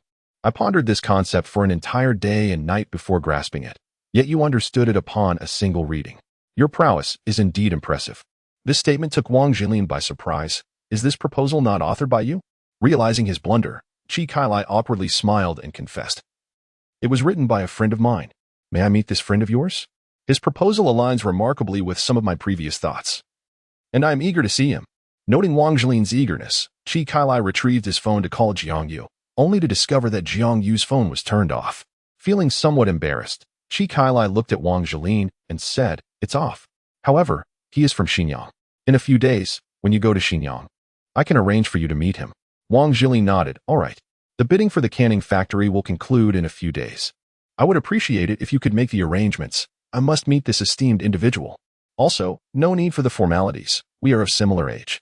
You may call me Lao Wang, and I shall refer to you as Lao Qi. Afterward, Wang Jilin summoned his subordinate. Please coordinate with the strategic department to prepare a bidding proposal for the Xinjiang canning factory at a total price of 300 million. Also, make copies of this document for all vice presidents. I want to gather their opinions in tomorrow afternoon's executive meeting. Just then, Chi Kailai's phone rang. Hello, Lao Qi. What prompted you to call me? Chi Kailai glanced at Wang Jilin before speaking to Jiang You. I am at Tongda Real Estate. Well, Wang Zong has reviewed your proposal. Upon hearing this, Wang Jilin perked up. Oh, what about the proposal? Did he find it unsatisfactory? Overall, Wang Zong is pleased. But he wishes to meet you when he visits Xinjiang in a few days. Jiang You chuckled. He, a titan of the real estate industry, wishes to meet me. A mere caterpillar barely aware of the world? Is he intending to flaunt his wealth before me? Lao Qi, you must have inadvertently sold me out. All right. I won't put you in a difficult position. Just call me when the time comes, and I shall go. After hanging up, Jiang Yu led his hefty friend toward their humble abode. He handed the house key to his friend. Open it. There's a vehicle inside that belongs to you. Receiving the key, his friend looked puzzled. Is it a Lamborghini or a Phoenix 28 bar? Why not just say it's a Leopard 2 tank from Germany? Jiang Yu retorted, visibly unimpressed. Enough of your chatter. Just open it already. Upon opening the door, 2 motorcycles were prominently displayed within. His friend exclaimed, wow, the favorite of mud enthusiasts, KTM 640. With the exuberance of a lover, he spread his arms wide. He approached the motorcycles, first testing the clutch and brakes, then carefully inspecting them from all angles. Jiang Yu, where did you procure these bikes? Jiang Yu pointed to the orange one. Enough about where they came from. This vibrant color suits your flamboyant personality. The all-black modified one is mine. His friend grinned. You really understand me, Jiang Yu. However, these bikes cannot be given without conditions. I have 2 requests for you. Let's south head to my place to discuss. Upon arriving home, Jiang Yu handed 2 bank cards to Fatty. One card contained a sum of 109 million, while the other held 20 million. Keep these safe for now, he instructed. Fatty appeared utterly bewildered. What is the purpose of this? Jiang Yu proceeded to elucidate the situation regarding He Hu and Gu Chunhua, explaining the current circumstances. With He Hu's arrest, Yang Yonghong and Gu Kunwen would undoubtedly suspect that I was orchestrating events from behind the scenes. Is that why you devised a plan to send my uncle and aunt on a trip to Baidu? Was it to avert disaster? Jiang Yu nodded and solemnly informed Fatty. If anything were to happen to me, you are to give the 20 million card to my parents for their retirement. The one with 100 million is to be entrusted to Han Ningzi. Fatty, puzzled, inquired, why give 100 million to Han Ningzi? 20 million is sufficient to support my parents, but Han Ningzi's family is complex. I doubt that even 100 million would truly assist her in a crisis. It seems more symbolic than anything. She has aided me greatly, and this is my form of gratitude. When the time comes, please convey my apologies to her. By the way, ensure that Han Ningzi gives you the remaining 900,000 when the time arrives. Just tell her it was my request. What do I need that money for? Fatty outright rejected the notion and looked at Jiang Yu with an unprecedented seriousness. Yuzi, we have been brothers since our days in the hospital. If something were to happen to you, I would resort to explosives and confront Yang Yonghong at Badian Building, ensuring we both meet our fates. As he observed Fatty's grave demeanor, Jiang Yu recalled a past life, where the hot-tempered Fatty, upon discovering that Yang Wenjie had plotted against him, had taken matters into his own hands with a shotgun, leaving Yang Wenjie in a grievous state. Ultimately, Fatty had been imprisoned for a full 7 years. Reflecting on this, Jiang Yu stepped forward and embraced Fatty. Please, do not act impulsively. If I were to encounter any misfortune, it is still you who must look after my parents in their twilight years. Chapter 74. The only escape lies upon the mountain. After assuring the portly companion, Jiang Yu rode a motorcycle to a military goods store on the outskirts of the city. Upon entering, Jiang Yu was momentarily taken aback. The exterior of the shop appeared unremarkable, yet the shelves inside were astonishingly well-stocked. Not only were there authentic military uniforms and boots from both domestic and international sources, but also helmets, binoculars, and even 2 recently introduced night vision devices from the United States. It is worth noting that this was still the year 2005, as Jiang Yu stood in disbelief. His companion quietly informed him that this establishment was owned by the heir of a mining fortune. The proprietor, a seasoned military enthusiast, had a knack for sourcing exceptional items through various channels, making the store the most recognized military goods shop for enthusiasts from several nearby cities. Without uttering a word, Jiang You selected a camouflage uniform, a tactical vest, a beret, and a multifunctional headscarf, as well as a pair of 511 tactical boots, both of which were current military gear with an impeccable reputation among aficionados. His discerning choices prompted the young shopkeeper to exclaim that he was indeed a connoisseur, leading to a casual exchange between the two. Just before leaving, Jiang You unexpectedly inquired, "Do you have any fine knives? I wish to add one to my collection." The shopkeeper, upon hearing this, smiled mysteriously and said, "Follow me to the back." The rear of the shop revealed a courtyard, where the proprietor led them to a modest building. Upon opening the door, a cabinet filled with military knives came into view, ranging from the Hanyang-made bayonet to the 56-style three-edged dagger, and an array of American combat knives, all meticulously displayed. Even for someone as worldly as Jiang You, he could not help but exclaim in astonishment. The shopkeeper remained silent, beaming with pride akin to an artist showcasing a beloved masterpiece. Jiang You pointed to an M10 military knife complete with its original scabbard and inquired about its price. The owner, handing the knife to Jiang You for inspection, eventually stated, "Others sell it for 3,000. For you, I will let it go for 2,000. Without hesitation, Jiang You agreed to purchase it. The M10 military knife, crafted from high-carbon steel, could effortlessly pierce through 10 to 11 layers of Kevlar material and featured a 4.5-centimeter serrated edge, making it capable of easily cutting through small branches, far superior to the inexpensive dagger in his backpack. In summary, the price the owner offered was indeed a remarkable bargain. As they prepared to leave the military goods store, Jiang Yu noticed his companion had taken 2 military helmets from the shelf. Puzzled, he asked, "What do you need helmets for?" "During the evening rush hour. If we encounter traffic police and are caught without helmets, what shall we do?" "Here, you take one, and I shall take one," replied the portly friend as he handed a helmet to Jiang Yu. With their newly acquired gear, the duo transported the black motorcycle into a dilapidated van and drove southward to Gaoquan village. Located alongside the national highway and separated from the Xianan Industrial Park by a mountain, in search of a loosely regulated lodging for drivers. Jiang Yu managed to check in using the identity card of a rather corpulent individual. As the clock struck midnight, he entered the van to don the equipment he had purchased earlier that afternoon, putting on the helmet bought by his hefty companion, and set off into the mountains on his motorcycle. In this era, motorcycles and bicycles dominate the transportation scene in villages and towns, and riding a motorcycle at night is a common occurrence, so Jiang Yu felt no apprehension about arousing suspicion. The KTM 640, prepared for him by Chi Kai Lai, is truly a classic among off-road motorcycles. Jiang Yu navigated the mountain paths with it, astonishingly reaching a spot halfway up the mountain. Concealing the motorcycle within the woods, he, now adorned with the helmet, climbed over the peak and descended to a location near the foot of the opposite side. After a prolonged search, he finally discovered a vantage point with a decent line of sight, whereupon he set down his helmet and retrieved his binoculars to observe the operations of Sihai Logistics below. Sihai Logistics occupied a separate courtyard, but due to the limitations of his position, Jiang Yu could not see the entirety of the yard. A few hundred meters away, atop a factory's office building, stood an ornamental clock tower directly facing the entrance of Sihai Logistics. Jiang Yu lamented the fact that the view from the clock tower was far superior to his own. Lying prone and propping his elbows on his backpack, he silently observed for half an hour until a man sporting a goatee appeared within his line of sight. The man was toying with 2 butterfly knives, and Jiang Yu recognized him as the infamous Qing Long. When a delivery van entered the courtyard, Qing Long glanced at his phone before retreating to a blind spot from Jiang Yu's view, never to reappear. The arrival of this vehicle stirred a sense of unease within Jiang Yu. Had he truly frightened this man by masquerading as a thief negotiating with Yang Weihong for a ledger in exchange for money?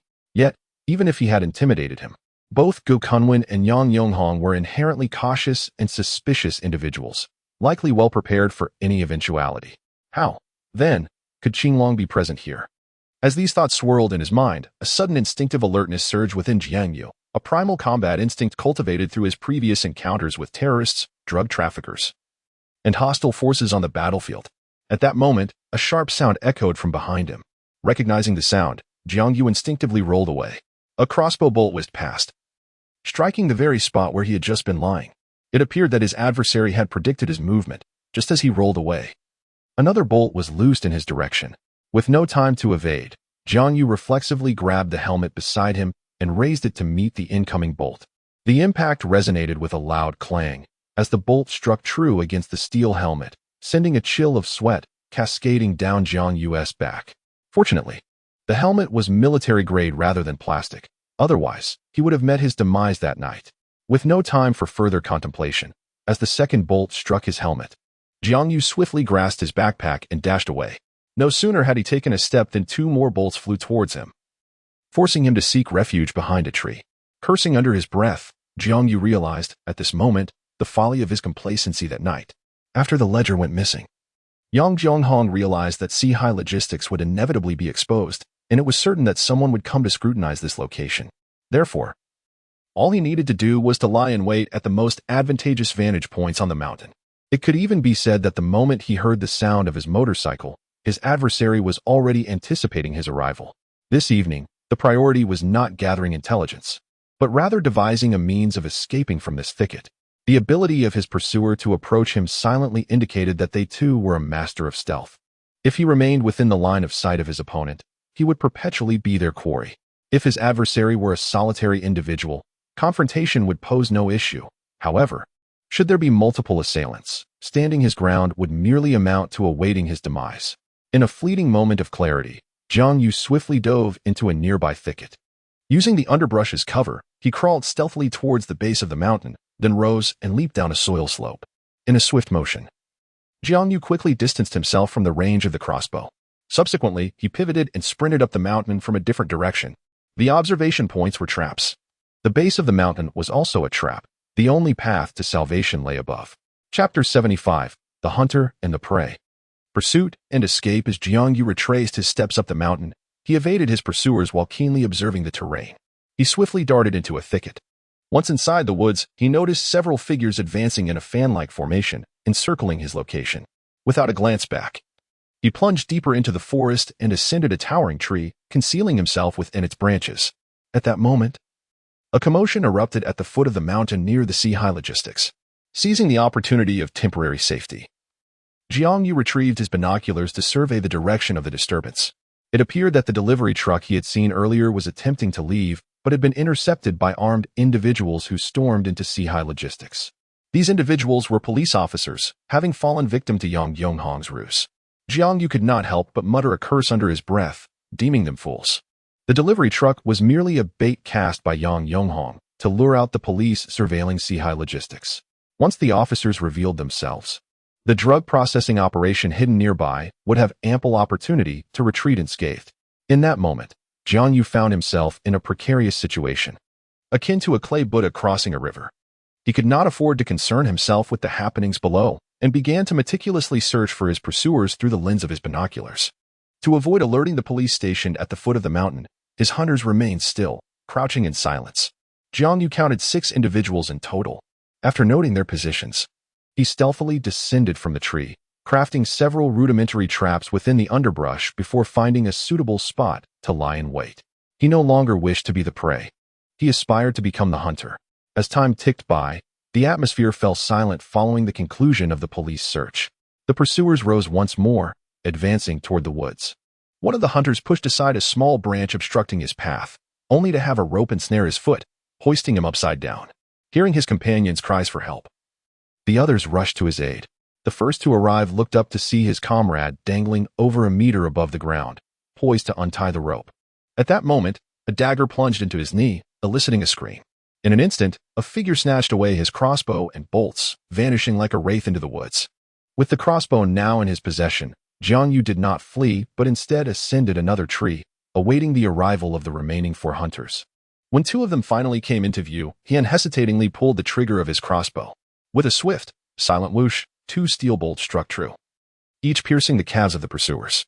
The remaining 2, hearing the agonized cries from behind, hesitated, standing back to back in a state of uncertainty. Observing this, Jiang You descended the tree with stealth and approached the wounded assailants, incapacitating them with ease before seizing their crossbow and bolts. He then climbed to another nearby tree. Noticing that the last 2 remained rooted in place, paralyzed by fear, Jiang You found the ease of this counterattack somewhat disheartening. It dawned on him that ambush experts in jungle warfare would undoubtedly possess skills in counter-ambush tactics as well.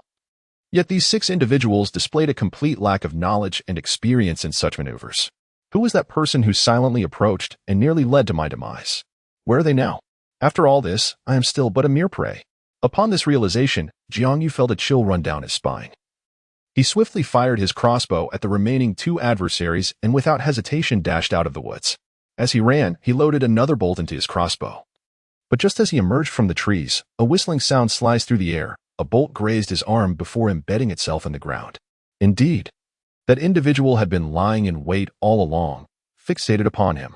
With no time to assess the injury to his arm, Jiang You dropped to one knee and swiftly aimed in the direction from which the bolt had come, pulling the trigger with fluid precision. He distinctly heard the sound of the arrow piercing flesh. Had he struck his target?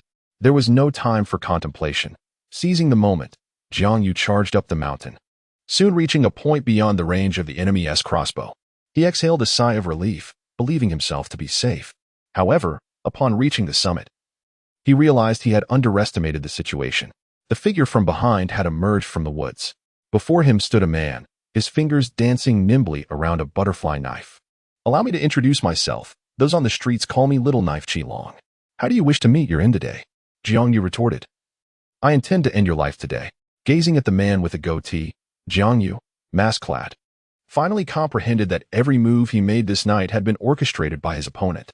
From the initial failed ambush with the crossbow, to being driven into the underbrush by 2 bolts, it was clear they intended to force him down the mountain. Should he proceed towards the Xianan Industrial Park, it would be akin to walking into a trap. Even if apprehended by the police, it would be difficult to clarify his situation and could expose his identity. But what if he chose to ascend the mountain? Descending from the thicket would inevitably lead him through the woods, where a few minions would likely detain him, allowing the crossbow expert to strike when he felt secure and complacent. Even if he managed to escape, Qilong awaited him at the summit, poised and ready. A series of lethal maneuvers, each intricately linked to the next, a truly cunning scheme, a masterful trap. The only flaw was the failure to lay an ambush in the small grove. Jiang You couldn't help but admire his opponent's strategy, with foes both ahead and behind. Jiang You aimed his crossbow at Qilong. The moment the bolt was released, he simultaneously drew the M10 military knife from his waist and lunged toward Qilong. Dodging the crossbow bolt, Qilong met Jiang Yu's charge with his knife, parrying the initial strike, a mocking grin on his face. "Playing with knives in front of me?" Jiang You wasted no words and pressed forward with his assault. The military knife clashed against the smaller blade. The latter danced with agility while the former struck with brute force. After a rapid exchange of 3 to 5 blows, Jiang You discerned that Qilong employed the Filipino knife techniques. Qilong spoke again. "Interesting. You wield that knife quite well. Do you not possess 2 butterfly knives? Where's the other one?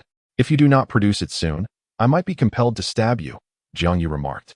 Upon hearing this, Qilong complied, revealing another butterfly knife in his other hand. Observing this, Jiang You also drew an old dagger from the side of his backpack. The 2, each wielding dual blades, clashed once more. Qilong attacked with a series of perilous moves, while Jiang You employed a strategy of distance to counteract the threats. After exchanging several blows, Jiang You altered his technique, executing the southern style of the clasped knife. This unexpected maneuver left Qilong momentarily stunned, resulting in Jiang Yu's dagger piercing his wrist. Seizing the opportunity and noticing that an adversary was in pursuit, Jiang You made a hasty retreat, leaping down the mountainside until he reached the wooded area where he had concealed his motorcycle. He mounted the bike and sped away. Upon reaching the roadside, he encountered the awaiting Fatty. The 2 lifted the motorcycle into the van, at which point Fatty noticed the injury on Jiang Yu's hand. "Shall we go to the hospital?" he inquired. "No, I have bandages in my backpack. Please fetch them to help me dress the wound, and let us return to my home first." While Fatty tended to his injury, Jiang Yu seized his phone and dialed Gao Yin. "Old Gao, the Sea-High Logistics is a decoy. You have fallen into their trap. If possible, swiftly investigate the new South Industrial Park. The drug processing site must be located within the premises." Chapter 76. The Spectre at the police station. While Jiang Yu and Gao Yin were engaged in a phone call, Yang Yonghong received a call from Qilong as well. "What? The person has escaped? With so many of you, how could you allow him to slip away alone?" Yang Yonghong exclaimed in disbelief, and Go Kunwen shared his astonishment. With Qilong, the widow, and a plethora of others laying in wait for an ambush. How did the target manage to evade capture? After ending the call, the two in the office exchanged glances. Qilong had mentioned that the individual stood over 1.8 meters tall, matching the stature of Zhang's young scion. This confirmed that the black tiger had indeed fallen victim to Zhang's cunning. Gokungwen then concluded. It appears that from the very beginning with Hong Wu to the later incident involving Zhang Lei, it has been this young man orchestrating the events. Yang Yonghong, puzzled, responded. But even if this young man is skilled, he is still just a high school student. How could he possibly be privy to such intricate details? Could it be that someone is manipulating him from behind the scenes? At this, Yang Yonghong inquired, is it Zhang Dai? Or perhaps Zhang Changchun, the deputy director of the canning factory? After a moment of silence, both Yang Yonghong and Gu Kunwen simultaneously raised their heads to look at one another, uttering the same name in unison, Chi Kai Lai. Gu Kunwen elaborated on his deductions. Previously, when Hong Wu and Zhang Lei encountered difficulties, the assailants demanded that we abandon the Nanha copper mine, after acquiring the mine from the provincial mining group. A significant amount of transportation and equipment procurement business fell to Haoxing Mining Equipment Company. This company was established just a week prior to the bidding, under the auspices of Chi Kailai and several other mine owners. It is evident that he was the primary beneficiary of this bidding process and likely had prior knowledge of the inner workings of the Nanha copper mine. Upon hearing this, Yang Yonghong hurled his cup to the ground in frustration. What have I done to offend that old fool? Damn it, after all these years. How many times have I proposed collaboration only to be met with refusal? He continuously opposes me. Lauga, once this tempest subsides, gather a few individuals and deal with his two sons. Gokungwen nodded solemnly, understood. By the way, our people withdrew last night, correct? Yang Yonghong adjusted his tie, striving to regain his composure. Everyone has withdrawn, and the goods have been taken as well. Thank goodness for your suggestion to widen the sewers back in the day. At this juncture, Yang Yonghong directed Gokungwen, you should head to finance and collect your bonus. It's 3 million.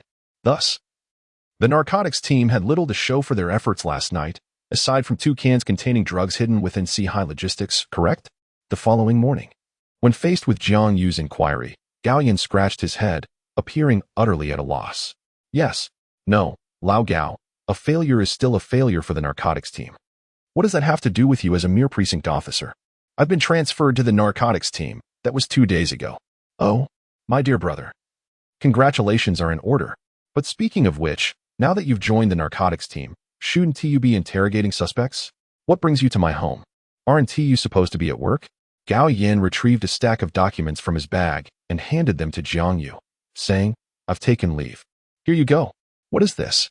Jiang Yu inquired. It's the interrogation transcript of the Black Tiger, which I secretly photocopied. There are some matters I need your counsel on. Brother, this is against the rules. I dare not. Jiang Yu hesitated. Rules are meant to be broken, Gao Yin replied, casting a glance at the plump man and Jiang Yu. You two have committed perjury and intentional harm, not to mention sneaking into Yang Weihong's office to steal. Have you not engaged in enough rule-breaking already? Upon hearing this, the plump man chuckled and took the documents from Gao Yin, studying them intently. Half an hour later, he handed the transcript copy to Jiang Yu, stating, Yuzu, the expert you encountered last night must be the widow. Jiang Yu took the transcript and began to read. Gu Chunhua was ambushed by the widow, who lurked in the reeds and attacked with a crossbow. And the skilled assailant who ambushed you last night is also adept with a crossbow. Upon hearing this, Jiang Yu found the section of the transcript regarding Gu Chunhua's demise. And as the plump man had mentioned, he could not help but shake his head. The Green Dragon, the widow, and 6 bait. A calculated ambush and encirclement. Yang Yonghong certainly spares no expense. After patiently reading the entire transcript, Jiang Yu looked up at Gao Yin and asked, I finished reading. What comes next? Gao Yin poured himself a glass of water and then addressed Jiang Yu. I have 2 matters I wish to hear your thoughts on. The first is regarding the drug manufacturing side of the Yang family, which I have been unable to locate. What is your perspective? The second pertains to the ghost within the police station. What are your views on that? Upon hearing these 2 inquiries, Jiang Yu pondered for quite some time, while the plump man and Gao Yin remained silent. After a considerable pause, Jiang Yu raised his head and said to Gao Yin, I have always believed that the Yang family merely transports and distributes drugs, rather than engaging in the actual production. Gao Yin raised his eyebrows in curiosity. What leads you to that conclusion? Jiang Yu posed a question to Gao Yin. Have there been any new types of drugs on the market recently? After a moment of contemplation, Gao Yin affirmed. Yes, there is the Magu. Is it associated with the Quan's group? Gao Yin was taken aback. How do you know? Jiang You evaded the question, stating, a Quan supplier is Liao Jinzhong. A Quan's Magu likely comes from him. Who do you suspect is Liao Jinzhong's supplier?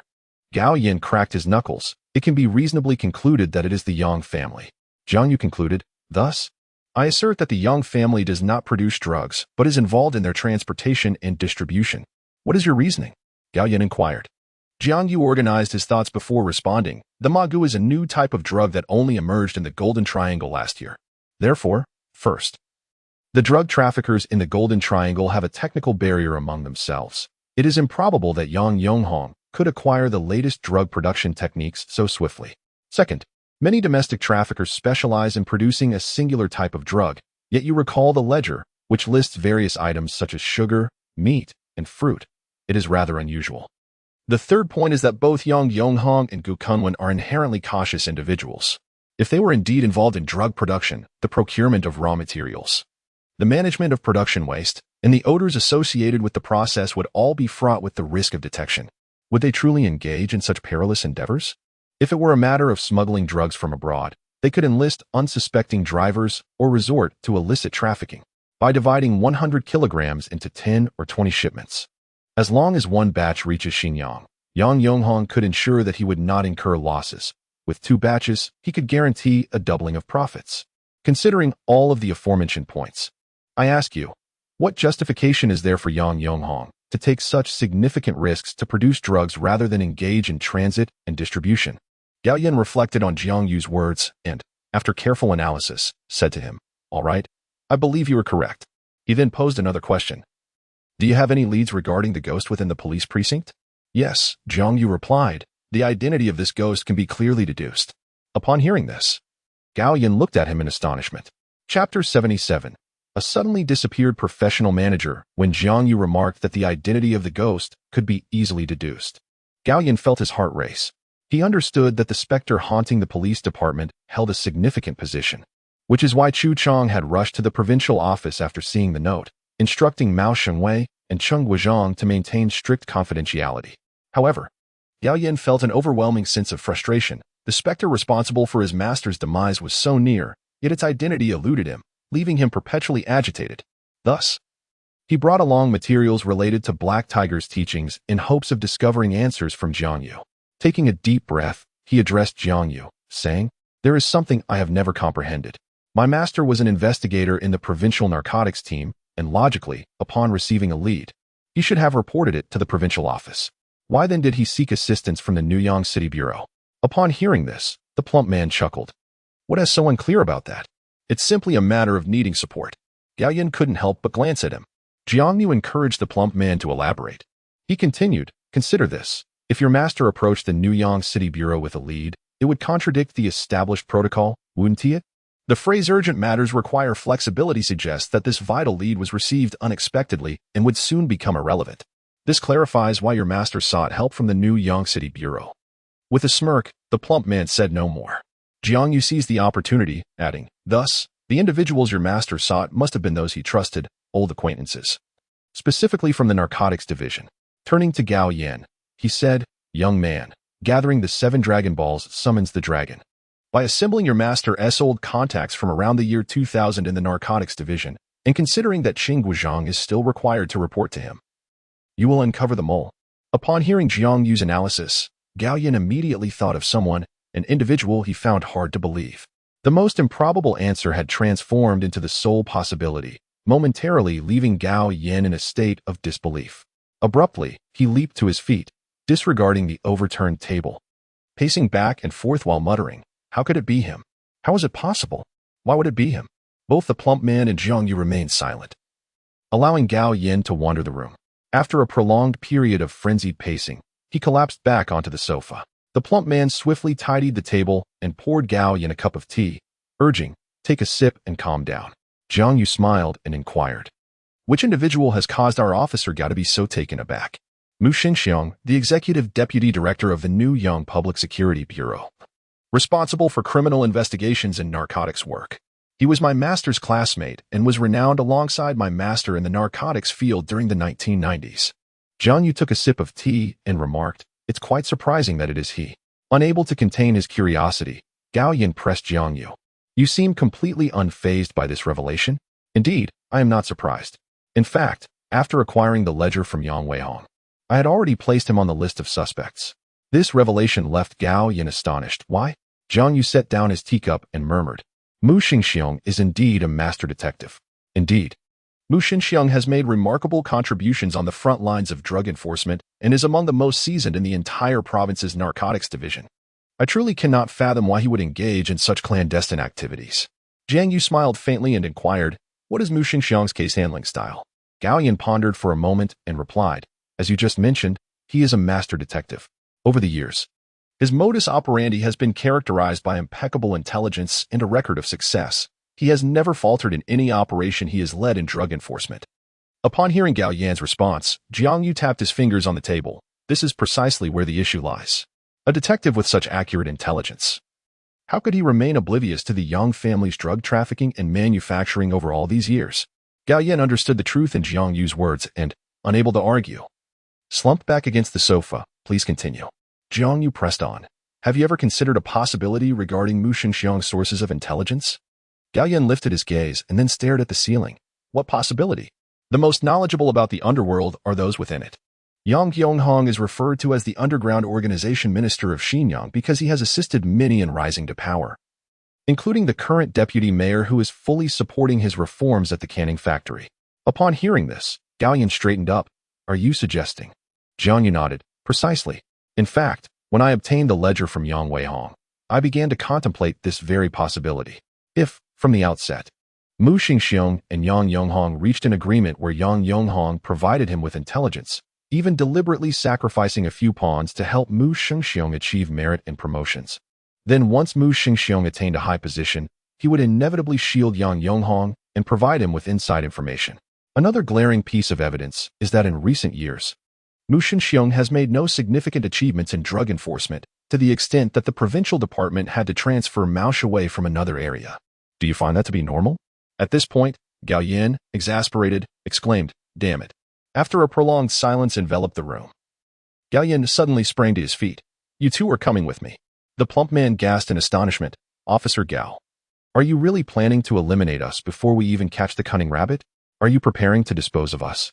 Gao Yan retorted irritably. What nonsense are you spouting? When did you two become my lackeys? The plump man wiped non-existent sweat from his forehead. Then why do you want us to accompany you? Gao Yan, glancing at Jiang Yu, stated, I need you both to come with me to Xinan Industrial Park. Jiang Yu halted the plump man, who was about to speak, and asked Gao Yan, didn't you find 2 cans containing drugs at Xinan Industrial Park last night? Yes, we did, but the owner was completely unaware. This left Jiang Yu astonished. What? How so? The owner of Sihai Logistics, surnamed Kong, recounted that in previous years, he had been persistently harassed by Yang Yonghong's underlings. Subsequently, a so-called professional manager, accompanied by a small team, approached him and signed a performance-based contract with the logistics company, ensuring a minimum annual profit, with additional earnings distributed proportionately. All operational matters were to be managed solely by this professional manager. Given that Mr. Kong was already engaged in numerous business ventures, he agreed with a mindset of tentative exploration. To his astonishment, the business of Sihai Logistics not only stabilized but also witnessed a yearly increase in profits. Thus, he was more than willing to adopt the role of a hands-off owner. Gao Yan added at this juncture, we inquired with others, and it appears that Mr. Kong has been unable to visit Sihai Logistics for 2 months in recent years. What he stated is fundamentally true. The affairs of Sihai Logistics have been entirely dictated by this professional manager during these years.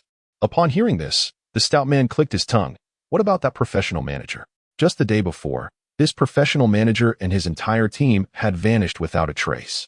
Mr. Kong arrived at Sihai Logistics yesterday to reassure the employees, which fortuitously led to our capture of him. The identities of that professional manager and his team members were entirely fabricated. Following this, our investigation into the Xinan Industrial Park yielded no results whatsoever. Chapter 78. Spring and Summer Food Factory. After Gao Yan finished speaking, he and the heavy-set man turned their attention to Jiang Yu. Jiang Yu stroked his chin, contemplating for a considerable time before addressing Gao Yan. This professional manager and his small team are undoubtedly affiliated with Yang Yonghong and his associates. Initially, they resorted to intimidation And with this manager's intervention, the proprietor surnamed Kong, upon weighing his options, will naturally acquiesce to the manager's proposal to take charge of everything. It appears the police have inadvertently alerted the snake, yet the serpent moves with purpose. Let us proceed to the New South Industrial Park for further investigation. Upon hearing Jiang You mention the New South Industrial Park, the heavy-set man instinctively inquired, "How do we get there? Should we take my old van?" Jiang You firmly declined, saying, "Absolutely not. Considering the number of activities we've conducted in your vehicle, it has likely drawn unwanted attention."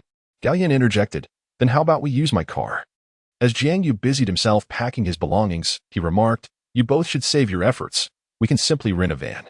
The heavy-set man chimed in, "Old Gao, please provide me your clothing size, and I shall purchase a few camouflage outfits from the labor protection store." En route to rent a vehicle, Jiang Yu led the two back to the military goods store they had visited the previous day. He quietly asked the proprietor, "Do you still have that M10 military dagger from yesterday? I would like another one, please." The owner stared at Jiang Yu as if he were foolish, replying, "Do you think such authentic imported goods are as plentiful as cabbages? The one I sold you yesterday was a considerable sacrifice." Jiang Yu chuckled, "What about domestically produced ones?"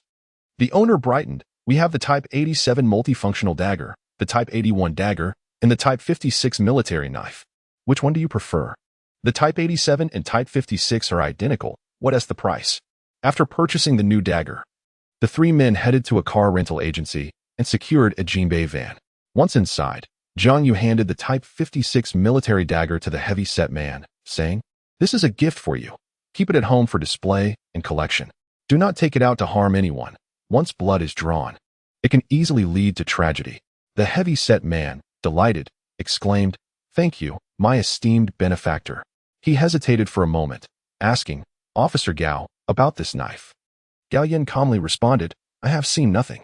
Jiang Yu turned to Gao Yin and lamented, "It's a pity you're no longer at the station, otherwise I could have requested your assistance with a matter." "What matter?" "I installed a listening device in Yang Weihong's office and plan to retrieve it tomorrow." Gao Yin looked at Jiang Yu, asking, "When did this happen?" Jiang Yu grinned mischievously, "The night I infiltrated his office to steal the ledger. I intend to go directly for it tomorrow." Gao Yin began to understand. "I see what you intend to do. Very well, go ahead with your plan tomorrow, and I will be at the station to assist you." Arriving at the New South Industrial Park, several individuals disguised as movers drove around the area. Yet they found nothing of interest. After some thought, Gao Yin suggested to the heavy-set man at the wheel, "Shall we check out Sea-High Logistics?" Upon hearing this, the heavy-set man drove off, but upon reaching Sea-High Logistics, he reversed the vehicle and stopped in front of a factory door. Jiang Yu peered out the window and recognized the clock tower atop the building, exactly the one he had seen the previous night. Regardless of the thoughts of Gao Yin and Jiang Yu in the vehicle, the rotund individual leapt from the car and ambled about for a while, eventually returning with 3 bottles of chilled beverages. After quenching his thirst with a hearty gulp, he exclaimed, shaking his head and gesturing towards the clock tower, "This clock tower offers an excellent vantage point. As the tallest structure in the park, it not only provides a view of Sea-High Logistics, but also of several entrances and exits of the industrial park. Moreover, it is, quite ironically, a food factory." Upon hearing this, both Gao Yin and Jiang Yu grasped the implication. Gao Yin inquired of the rotund man, "What is the name of the factory?" "Chuanxia Food Factory," came the reply. Jiang Yu pulled out his phone and searched for information about the factory in the online yellow pages. They produced items such as 8 treasure kanji, canned soda, and mango preserves. At this point, Jiang Yu turned to Gao Yin and asked, "The 2 cans containing drugs that you discovered last night from the Shenyang canned goods factory, could they possibly be mango preserves?"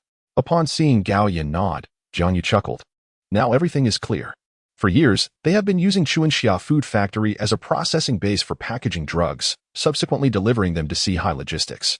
Shenyang does not produce mangoes. The mango materials required for their canning must be transported from Yunnan. Gao Yin couldn't help but curse, "Damn. Under the lamp, it's dark." He retrieved his phone and called Mao Shengwei, stating, "Captain Mao, this is Xiao Gao. I have made a significant discovery." After hanging up, Gao Yin turned to Jiang Yu and posed another question, "But there is still one issue. If they are monitoring Sea-High Logistics, this food factory is within the surveillance of the investigators. How do they evade detection? They can't possibly fly away, can they?" Just as Gao Yin uttered the words into the ground, all 3 of them had a simultaneous realization: underground. Jiang Yu promptly exclaimed, "Fatty, by the river." The rotund man abruptly started the vehicle, and the Jean Bavin sped off, reaching the riverside outside the industrial park in just 2 or 3 minutes. Jiang You was the first to jump from the car, urging the others to follow closely. The municipal project for the Xinyang Industrial Park was undertaken by Badian, and the drainage pipes lead to this river outside the park. They must have escaped through the sewer and made their way here, then vanished. As the trio ascended the riverbank, they indeed discovered a chaotic array of footprints leading towards the river at the sewer outlet. Damn, these scoundrels left by boat. Gao Yin fumed, stamping his foot in frustration. Upon hearing Gao Yin report the situation over the phone, Mao Shengwei and Cheng Guozhang were left stunned. So, it turned out that the Yang family had been orchestrating their plans since the very year the Xinyang Industrial Park was constructed. The two of them instinctively approached the map of Xinyang on the wall, analyzing where this group might have fled after escaping from the riverbank of the Xinyang Industrial Park. Observing Gao Yin fixated on the river's surface, Jiang You lazily remarked, "They probably took a boat to another location. There's no trace to be found on the water. Let us go. It's futile to exert ourselves." With that, Jiang You turned and walked away, followed closely by the rotund man. "Yuzi, what are you up to this afternoon?" he asked. "Going home to sleep. I'm nearly dead from exhaustion," came the reply. "Tomorrow morning, there is another operation. Have you forgotten?" After Jiang Yu spoke, he turned to Gao Yin and said, "Oh right, Lao Gao, remember to come to the police station to bail me out tomorrow. I certainly do not wish to meet an untimely demise in there." Upon hearing this, Gao Yin couldn't help but give him a middle finger. Observing that Gao Yin's mood had improved, Jiang Yu let out a hearty laugh as he descended from the riverbank.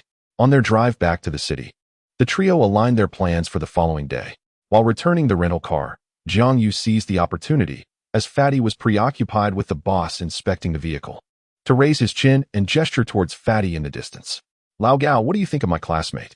Your tone resembles that of a matchmaker at school." Gao Yin retorted, "Stop digressing. I am being serious." Gao Yin glanced at Fatty and replied earnestly, "He has a simple appearance, a loyal character, a fiery temperament, yet possesses a keen attention to detail." Jiang Yu nodded, somewhat surprised, and looked at Gao Yin. "You hold such a high opinion of my classmate?" "Roughly.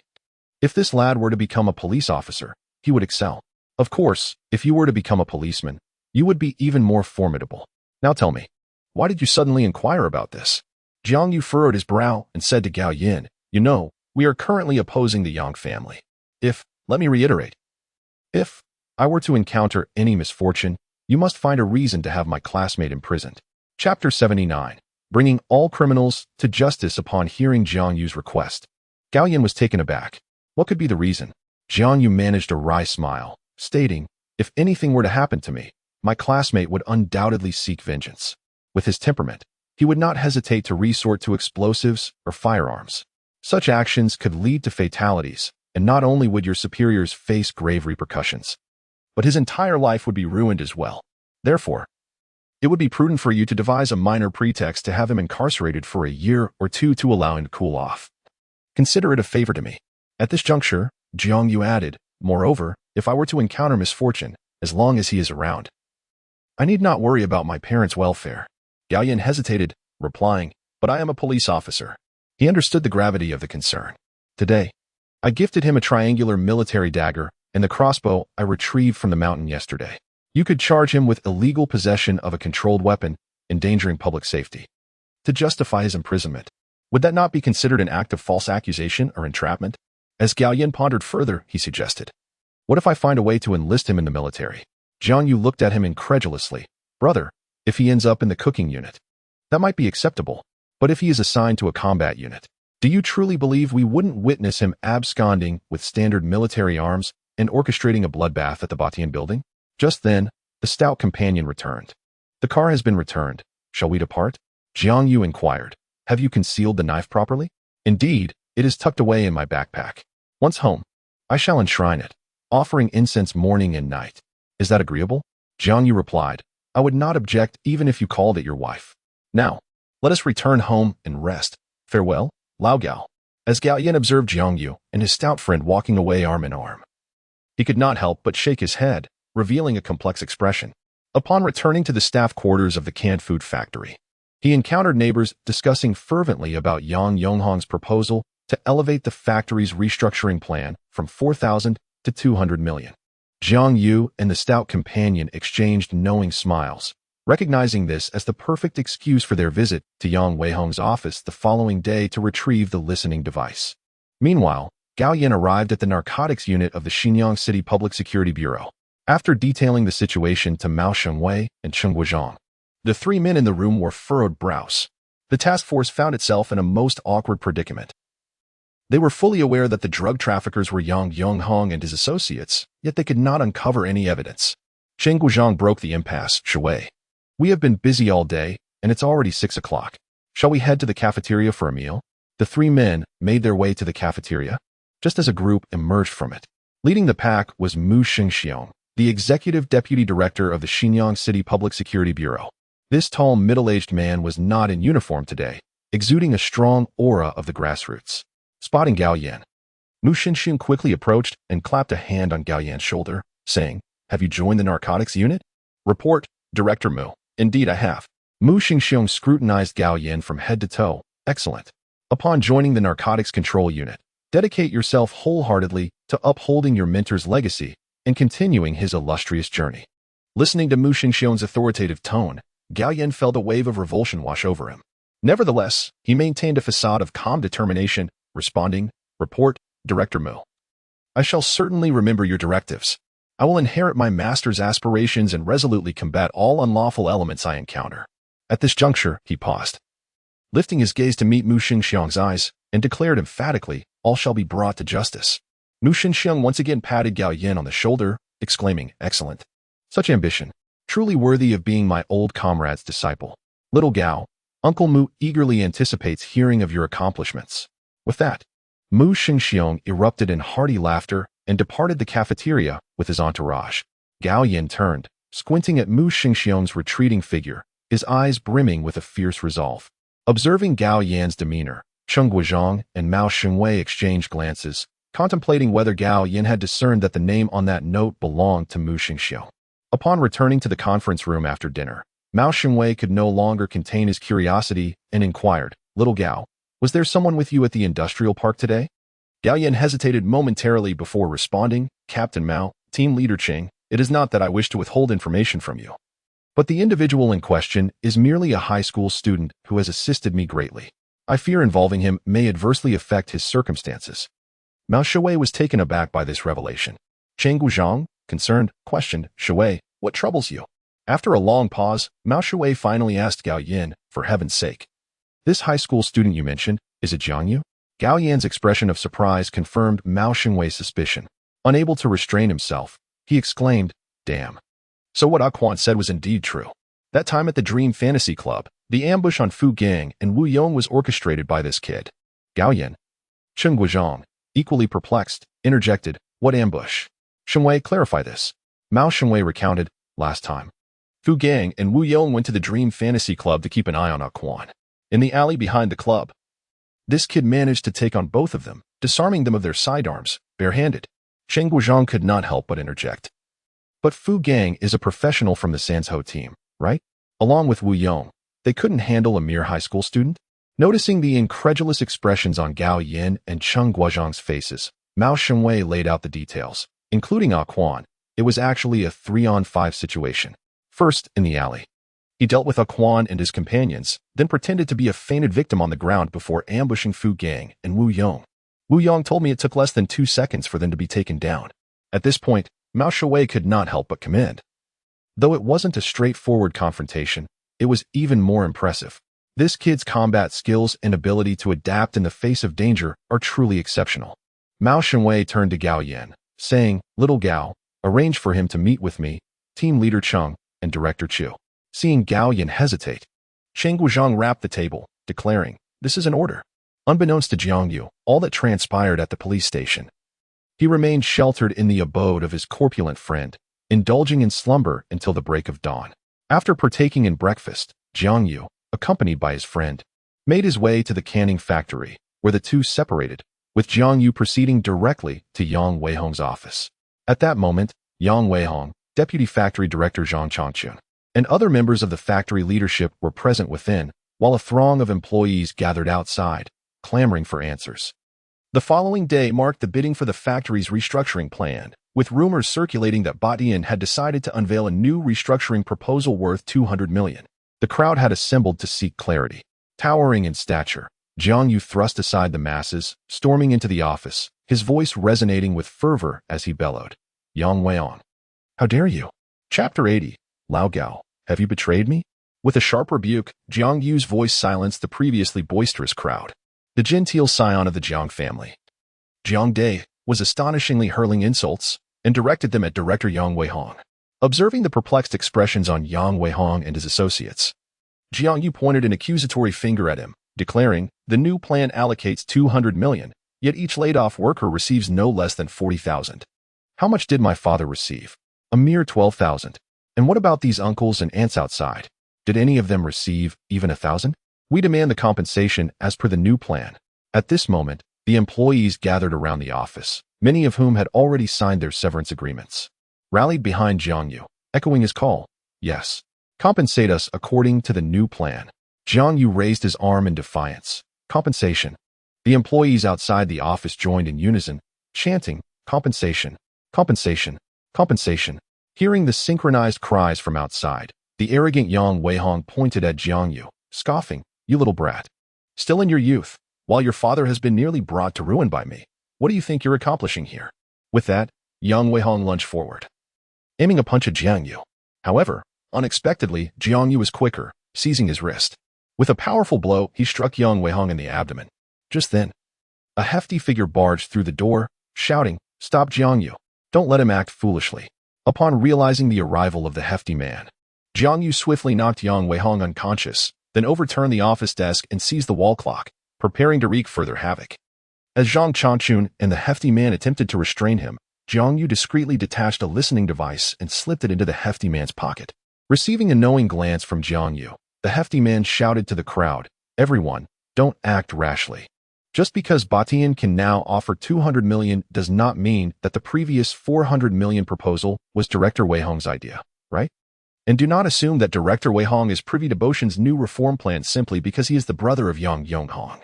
You can only claim a mere 1,000 in severance. Why should the later employees receive tens of thousands? Shouldn't you reflect on your own circumstances? Are you truly going to blame Director Weihong for deceiving you into signing those agreements?" Upon hearing the hefty man's words, the aggrieved employees could no longer contain themselves and surged into the office. Some of the laid-off female workers even seized Yang Weihong by the hair, engaging in a scuffle. Amidst the ensuing chaos, the hefty man discreetly slipped out of the canned goods factory to call Gao Yan. Meanwhile, within the factory, as the situation spiraled out of control, Zhang Changchun, though harboring intense resentment towards Yang Weihong, directed the management team to protect him while also calling the police. Before long, the station chief, Wu Qingji, arrived at the scene with officers. With the combined efforts of the factory leadership and the police to restore order, the tumultuous atmosphere gradually calmed. Zhang Changchun, representing the management, assured the laid-off workers who had signed severance agreements that a compensation plan would be researched and implemented. After a morning of diligent efforts, the incident was finally subdued. As the crowd dispersed, Jiang Yu and Yang Weihong were summoned to the police station. "What? This little rascal had the audacity to strike me several times. And you expect me to mediate?" Upon hearing Gao Yan's suggestion for mediation, Yang Weihong abruptly stood up, only to sit back down, clutching his stomach, and shouted, "I refuse to mediate. I demand a medical examination. I want to file a lawsuit. I want this little brat behind bars." Witnessing Yang Weihong's resolute stance, Gao Yan responded, "Director Yang, since you refuse mediation, I have no choice but to escalate this matter. Today's incident at the canning factory will not remain under wraps." Upon hearing this, Yang Weihong's expression wavered. At that moment, Wu Qingji slammed the table. "Old Yang, your canning factory is involved in a collective incident occurring in my jurisdiction. If you escalate this matter, it will not only affect the restructuring but will also lead to my own reprimand." Wu Qingji pointed a finger at Yang Weihong's nose. "Yang Weihong, after all these years, I have not taken a single cent from you. And I have resolved countless troubles for you. Today, after helping you with such a significant matter, you plan to stab me in the back this afternoon. Is that it?" Under the pressure and persuasion from Wu Qingji and Gao Yan, Yang Weihong, albeit reluctantly, ultimately acquiesced to mediation. "Thank you, Officer Wu," Gao Yan sincerely expressed to Wu Qingji as they watched Yang Weihong exit the police station. Wu Qingji shot a glare at Gao Yan, Now that you've gone to the narcotics division, how can you still call me Officer Wu? Embarrassed. Gao Yin pulled out a pack of Zhonghua cigarettes and handed it to Wu Qingji, grinning. Uncle Wu, I subconsciously still consider myself part of our station. Wu Qingji pocketed the Zhonghua, then took out a soft Hongmei cigarette, and Gao Yin promptly produced a lighter to ignite it for him. After exhaling a puff of smoke, Wu Qingji patted Gao Yin on the shoulder. Do well at the narcotics division. With a sigh, he added, and remember to take care of yourself. Hearing Wu Qingji's admonition, Gao Yin nodded. Quickly take that kid away. Let him not be so impulsive in the future. What if he jeopardizes his university education? As Jiang You sat in the car alongside Gao Yin, the rotund man already inside passed a listening device to Jiang You. Old Gao, find a place. Let us analyze the contents of this. All right, but before that, you need to meet a few people, Gao Yin replied as he started the car. Who are we seeing? Team Leader Mao from the Narcotics Division and Team Leader Chung from Criminal Investigation. Jiang Yu was taken aback. What the hell? Old Gao. After all the good I've done for you, you're selling me out? If I expose you, it would be my wrongdoing, but rest assured, it's not a bad thing. Gao Yin glanced at Jiang Yu through the rearview mirror. Team Leader Mao mentioned that although you incapacitated 2 of his subordinates, as long as you go meet him, he won't pursue this matter. When did I incapacitate his subordinates? I am a law-abiding student. Convey this message to Mao Cheng, as well as Fu Gang and Wu Yong. Reflect upon your actions at Dream Fantasy Bar. Gao Yin, how dare you? My grandfather was an only child. And my father is likewise. In any lineage, I have no uncles. Gao Yin drove Jiang Yu and the portly fellow to a military compound. This location was secured by Chu Chong through connections for the Special Task Force's operations. As Jiang Yu alighted from the vehicle, a swift punch rushed toward him. Instinctively, he raised his hands to block and retaliated with a counterstrike. After a flurry of exchanges, the assailant leaped out of the fray, sneering. So it was indeed you last time. Jiang Yu, momentarily perplexed by the figure before him, was at a loss. Meanwhile, Gao Yin stepped forward, producing a listening device from his possession. Mao, this is what Jiang Yu and I acquired from Yang Weihong's office. Chapter 81. The dilemma facing Jiang Yu when Gao Yin uttered those words referencing Mao, Jiang Yu finally recognized the man before him. A striking figure with sharp brows and bright eyes. Mao Shengwei, the captain of the Xinjiang Drug Enforcement Team, was also the youngest captain of a drug enforcement team in the entire Xiang'an province. Engaging in a contest of skill was particularly exhausting in a short span of time. After wiping the sweat from his brow, Mao Shengwei remarked to Jiang Yu, your abilities indeed surpass those of Fu Gang. Jiang Yu responded with an icy demeanor, Captain Mao. The same can be said for you. Fu Gang, who was handing a towel to Mao Shengwei, overheard their exchange and wore an expression of indignation. Nearby, Cheng Guizhang chuckled. Gongzi, don't hold a grudge just because he caught you off guard last time. That kid showed restraint when sparring with your team. Cheng Guizhang's comment caused a flicker of surprise in Jiang Yu's eyes. Mao Shengwei noticed this subtle reaction, but paid it no mind. He took the listening device from Fu Gang and informed the team members at home to convene in half an hour. He then turned to Jiang Yu and the stout man, saying, you two, accompany me. Director Chu wishes to see you.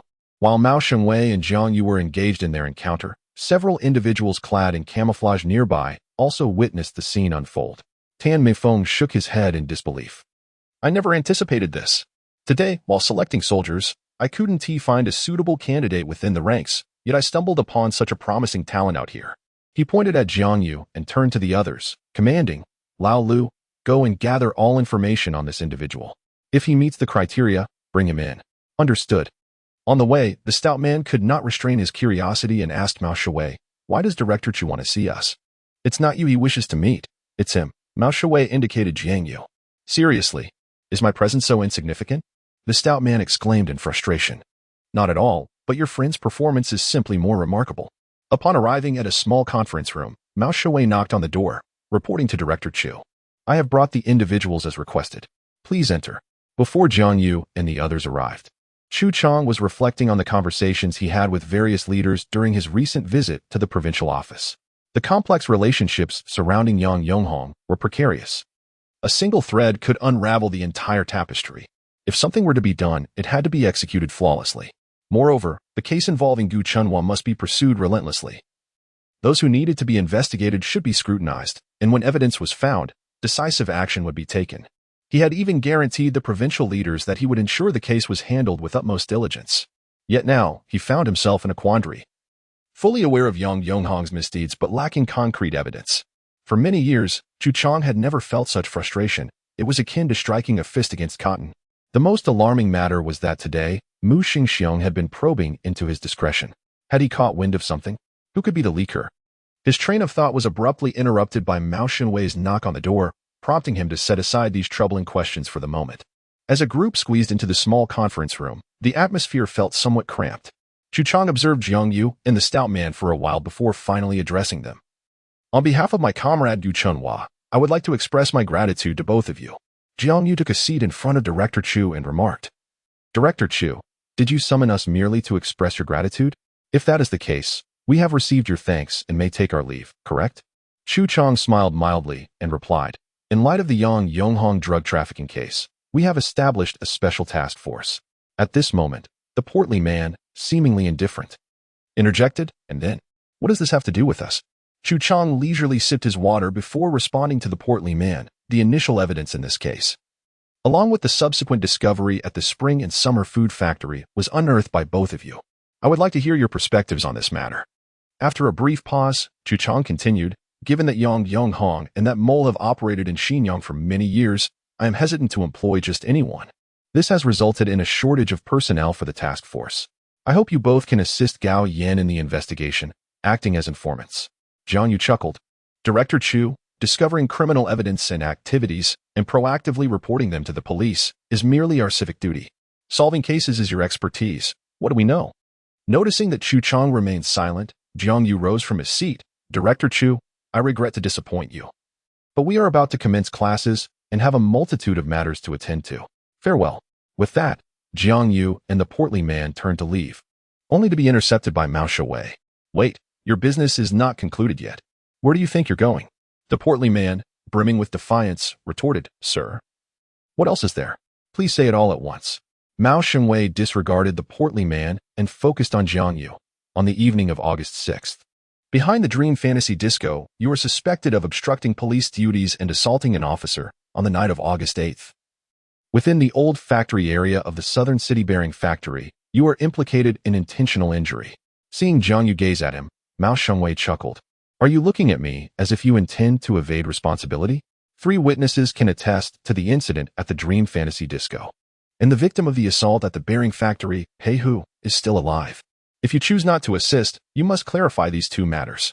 You can either face imprisonment or become an informant. The choice is yours. Chu Chang intervened. Enough of that.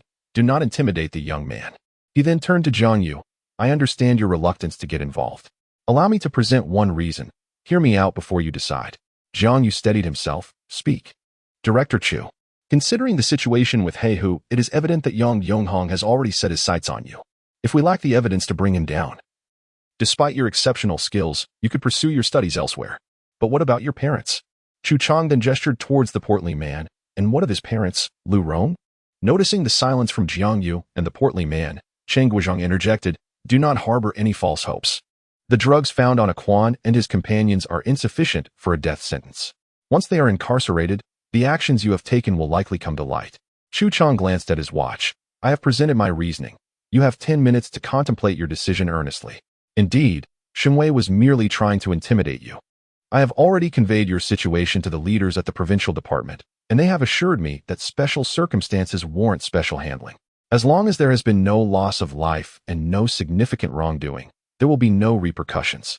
Jiang You fell into contemplation, acutely aware that Chu Chang was speaking the truth, leading him to waver in his resolve.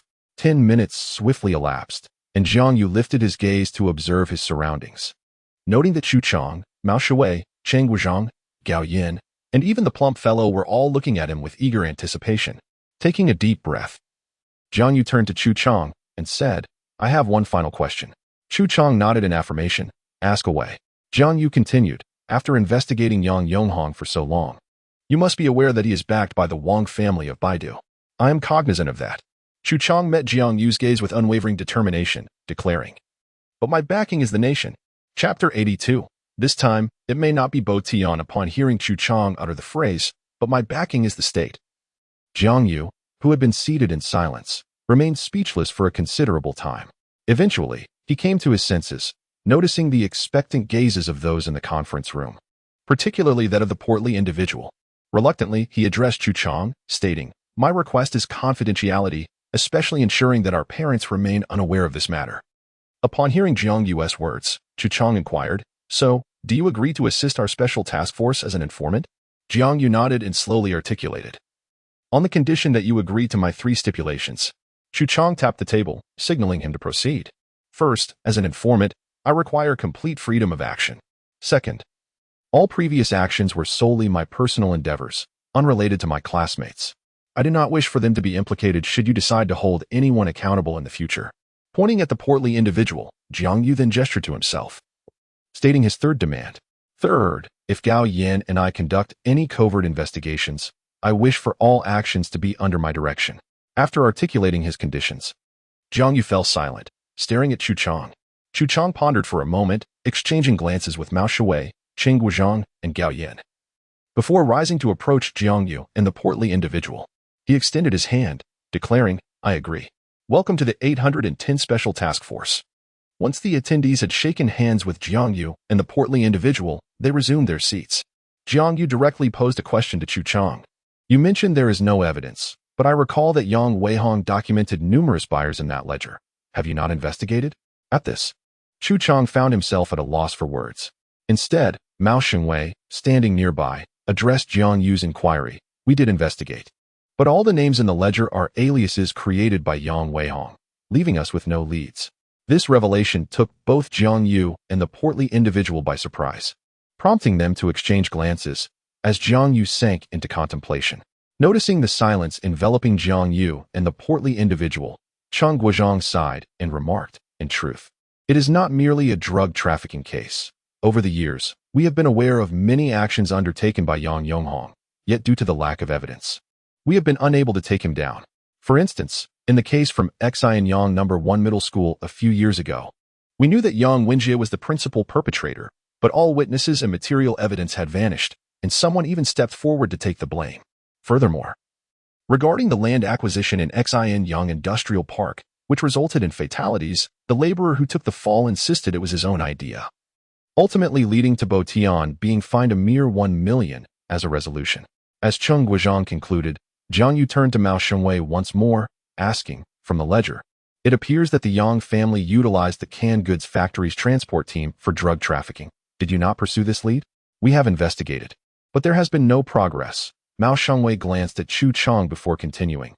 "We feared that openly examining shipping orders might alert them, so we could only discreetly investigate the drivers of the transport team." "Are you investigating those drivers who spend lavishly, their financial status evidently exceeding their income?" Jiang Yu queried. "Indeed. We also discreetly examined their account balances, yet we found no clear suspects." Jiang Yu furrowed his brows, his fingers rhythmically tapping on the table as he fell into deep contemplation. After a considerable pause, he finally spoke. "Let's refrain from investigating the driver for now. In a couple of days, we can openly scrutinize the shipping documents and transport records of the canned goods factory." His statement took everyone present by surprise. Gao Yan was quick to inquire, "What do you mean by openly investigating the factory?" "Tomorrow marks the day for the restructuring and bidding of the canned goods factory. Once the bidding results are announced, we can assign personnel to the audit team of the receiving enterprise. Under the guise of an audit, we can directly inspect the factory's documents. We need not conduct a comprehensive investigation. We can simply cross-reference the dates and locations in the ledgers to identify the corresponding shipping documents and transport records. The fewer people involved in such matters, the safer it is. I suspect that, given the varied routes, there might only be 1 or 2 drivers involved in the drug trafficking. The driver whose delivery records overlap most significantly with the factory's shipment records is likely the prime suspect." Mao Shengwei took over the conversation. Qing Guozhang hesitated, saying, "That may be the case, but with the factory's restructuring, the winning bid will likely go to Badian. How can we investigate?" Jiang Yu shook his head. "It may not necessarily be Badian this time." Mao Shui appeared skeptical. "If not Badian, then who could it be?" Jiang Yu smiled enigmatically at Mao Shui and Qing Guozhang. "Tomorrow, you shall discover the answer." At that moment, the portly man spoke up. "Your focus seems to be solely on the drivers. But what if they are entirely unaware of the situation?" Feeling the gaze of the group upon him, he faltered, but Chu Chang encouraged him. "Please, continue." The portly man gathered his thoughts before articulating, "The profits from drug trafficking must be substantial. However, as Mao just mentioned. We've already investigated the driver's assets and social connections and found no obvious suspects. Is it possible that the drug trafficking is conducted without the driver's knowledge? Upon posing this question, the office fell into a heavy silence, with only Jiang You tapping thoughtfully on the table. After a while, Cheng Guizhang asked, how could they conceal it? There must be someone responsible when delivering to their own subordinate drug dealers, right? Are you suggesting they hand over the goods to a distributor, who then passes them on to the dealers? Jiang You interrupted. What the portly man is suggesting is not about distributors, but rather the sales personnel of the canned goods factory. The portly man chuckled. The factory supplies goods to downstream distributors. If a few scattered cases exhibit quality issues or transportation damage, the sales personnel will compensate by delivering extra items on their next visit. The number of damaged cases and the subsequent replacements are ultimately determined by the sales personnel. If we were to verify with the distributors, it might offend them. Therefore, as long as the quantities are not outrageous, the factory would not verify them. So, I wonder, could it be possible that the sales personnel, under the pretext of compensating for damaged goods, discreetly removed cans filled with drugs from the warehouse? Then, while on the delivery route, they could covertly hand over the drug-laden cans to the dealers under the guise of smuggling or unauthorized sales without anyone being the wiser? Convincing the drivers is, in fact, quite straightforward. One merely needs to mention that the profits from selling these canned goods will be shared equally. A single box of canned goods costs several dozen yuan, and 10 boxes amount to several hundred. If this occurs once or twice a month, the additional earnings over the course of a year could be substantial. In light of the lackluster revenue at the canning factory, which ordinary driver could resist such an enticing offer? Moreover, who would notice an extra 1,000 or 2,000 yuan a month? This discourse from Fatty prompted those present to contemplate the feasibility of such an idea. The first to react was Cheng Guizhang, who inquired of Mao Shui, shall we investigate the sales representatives at the canning factory? Yes. We shall assign this task during the upcoming meeting. At this juncture, Mao Shui addressed Chu Chang. Director Chu, we must convene a meeting. Jiang You, Lu Rong. Shall we eavesdrop on the content of the listening device? Jiang You politely declined, stating, the recording duration of the listening device is 36 hours. I do not have that much time to expend with you here. Since we are intervening in this case as informants, it is better for us to remain inconspicuous. Please compile the content, and let Gao Yin present it to us tomorrow. With that, Jiang Yu and Fatty rose to depart. Upon reaching the doorway, Jiang Yu turned back to look at Mao Shui and Cheng Guizhang. Team Leader Mao, Team Leader Cheng. I have an operation tonight and require the assistance of one of you. It is needed immediately. Chapter 83, Misfortune does not befall family. What do you mean? Upon hearing Jiang Yu's sudden request for assistance, Mao Shui and Cheng Guizhang wore expressions of bewilderment. Assist whom? Do you not already have Gao Yin? Gao Yin would attract too much attention. It is unsuitable. I require Fu Gang, and he must heed my commands. He must come with me at once. So urgent? What are your plans for tonight? Jiang Yu responded with a mysterious smile. Fishing. Just as Jiang Yu revealed his plan, the forensic expert called Cheng Guizhang, mentioning new developments in the Liao Jinzhong case. Thus, Mao Shui and Cheng Guizhang, with a mindset of trying their luck, summoned Fu Gang away from the meeting. Fu Gang's face was a canvas of resistance as Jiang Yu interrupted his work. Jiang Yu. As they approached the entrance of the military base, Jiang Yu heard Fu Gang calling him from behind. Instinctively turning around, he found Fu Gang launching a left hook towards him. Jiang Yu raised his hand to block the punch, while Fu Gang followed with a right knee strike and then a high kick with his left leg. Faced with Fu Gang's relentless barrage of punches and kicks, Jiang Yu continued to retreat, blocking while gathering his strength. When Fu Gang attempted a spinning back fist, Jiang Yu, evading to the side, seized the opportunity to execute a counterside kick, causing Fu Gang to stagger backward. As the two ceased their sparring, the stout man glared at Fu Gang. Is this how you uphold martial ethics, resorting to sneak attacks? Fu Gang, however, gave Jiang Yu a thumbs up. Team Leader Cheng said you held back against Team Leader Mao, and I was skeptical, but it turns out to be true. Jiang Yu restrained the stout man who was about to charge forward, noticing several individuals in the distance on the training ground observing them. He smiled lightly at Fu Gang. Let us find a place to talk. Excellent. Once Jiang Yu exited the office building, several individuals, including Tan Mingfeng, had been observing him from the training ground. They witnessed the entire exchange between Jiang Yu and Fu Gang. Behind them, we summarized that sneak attacker is quite skilled. Tan Mingfeng nodded in agreement and asked Hui, Monkey, if you were to be sneak attacked like that, could you perform better than this young man? Seeing Ho Wei reluctant to respond, Tan Mingfeng continued.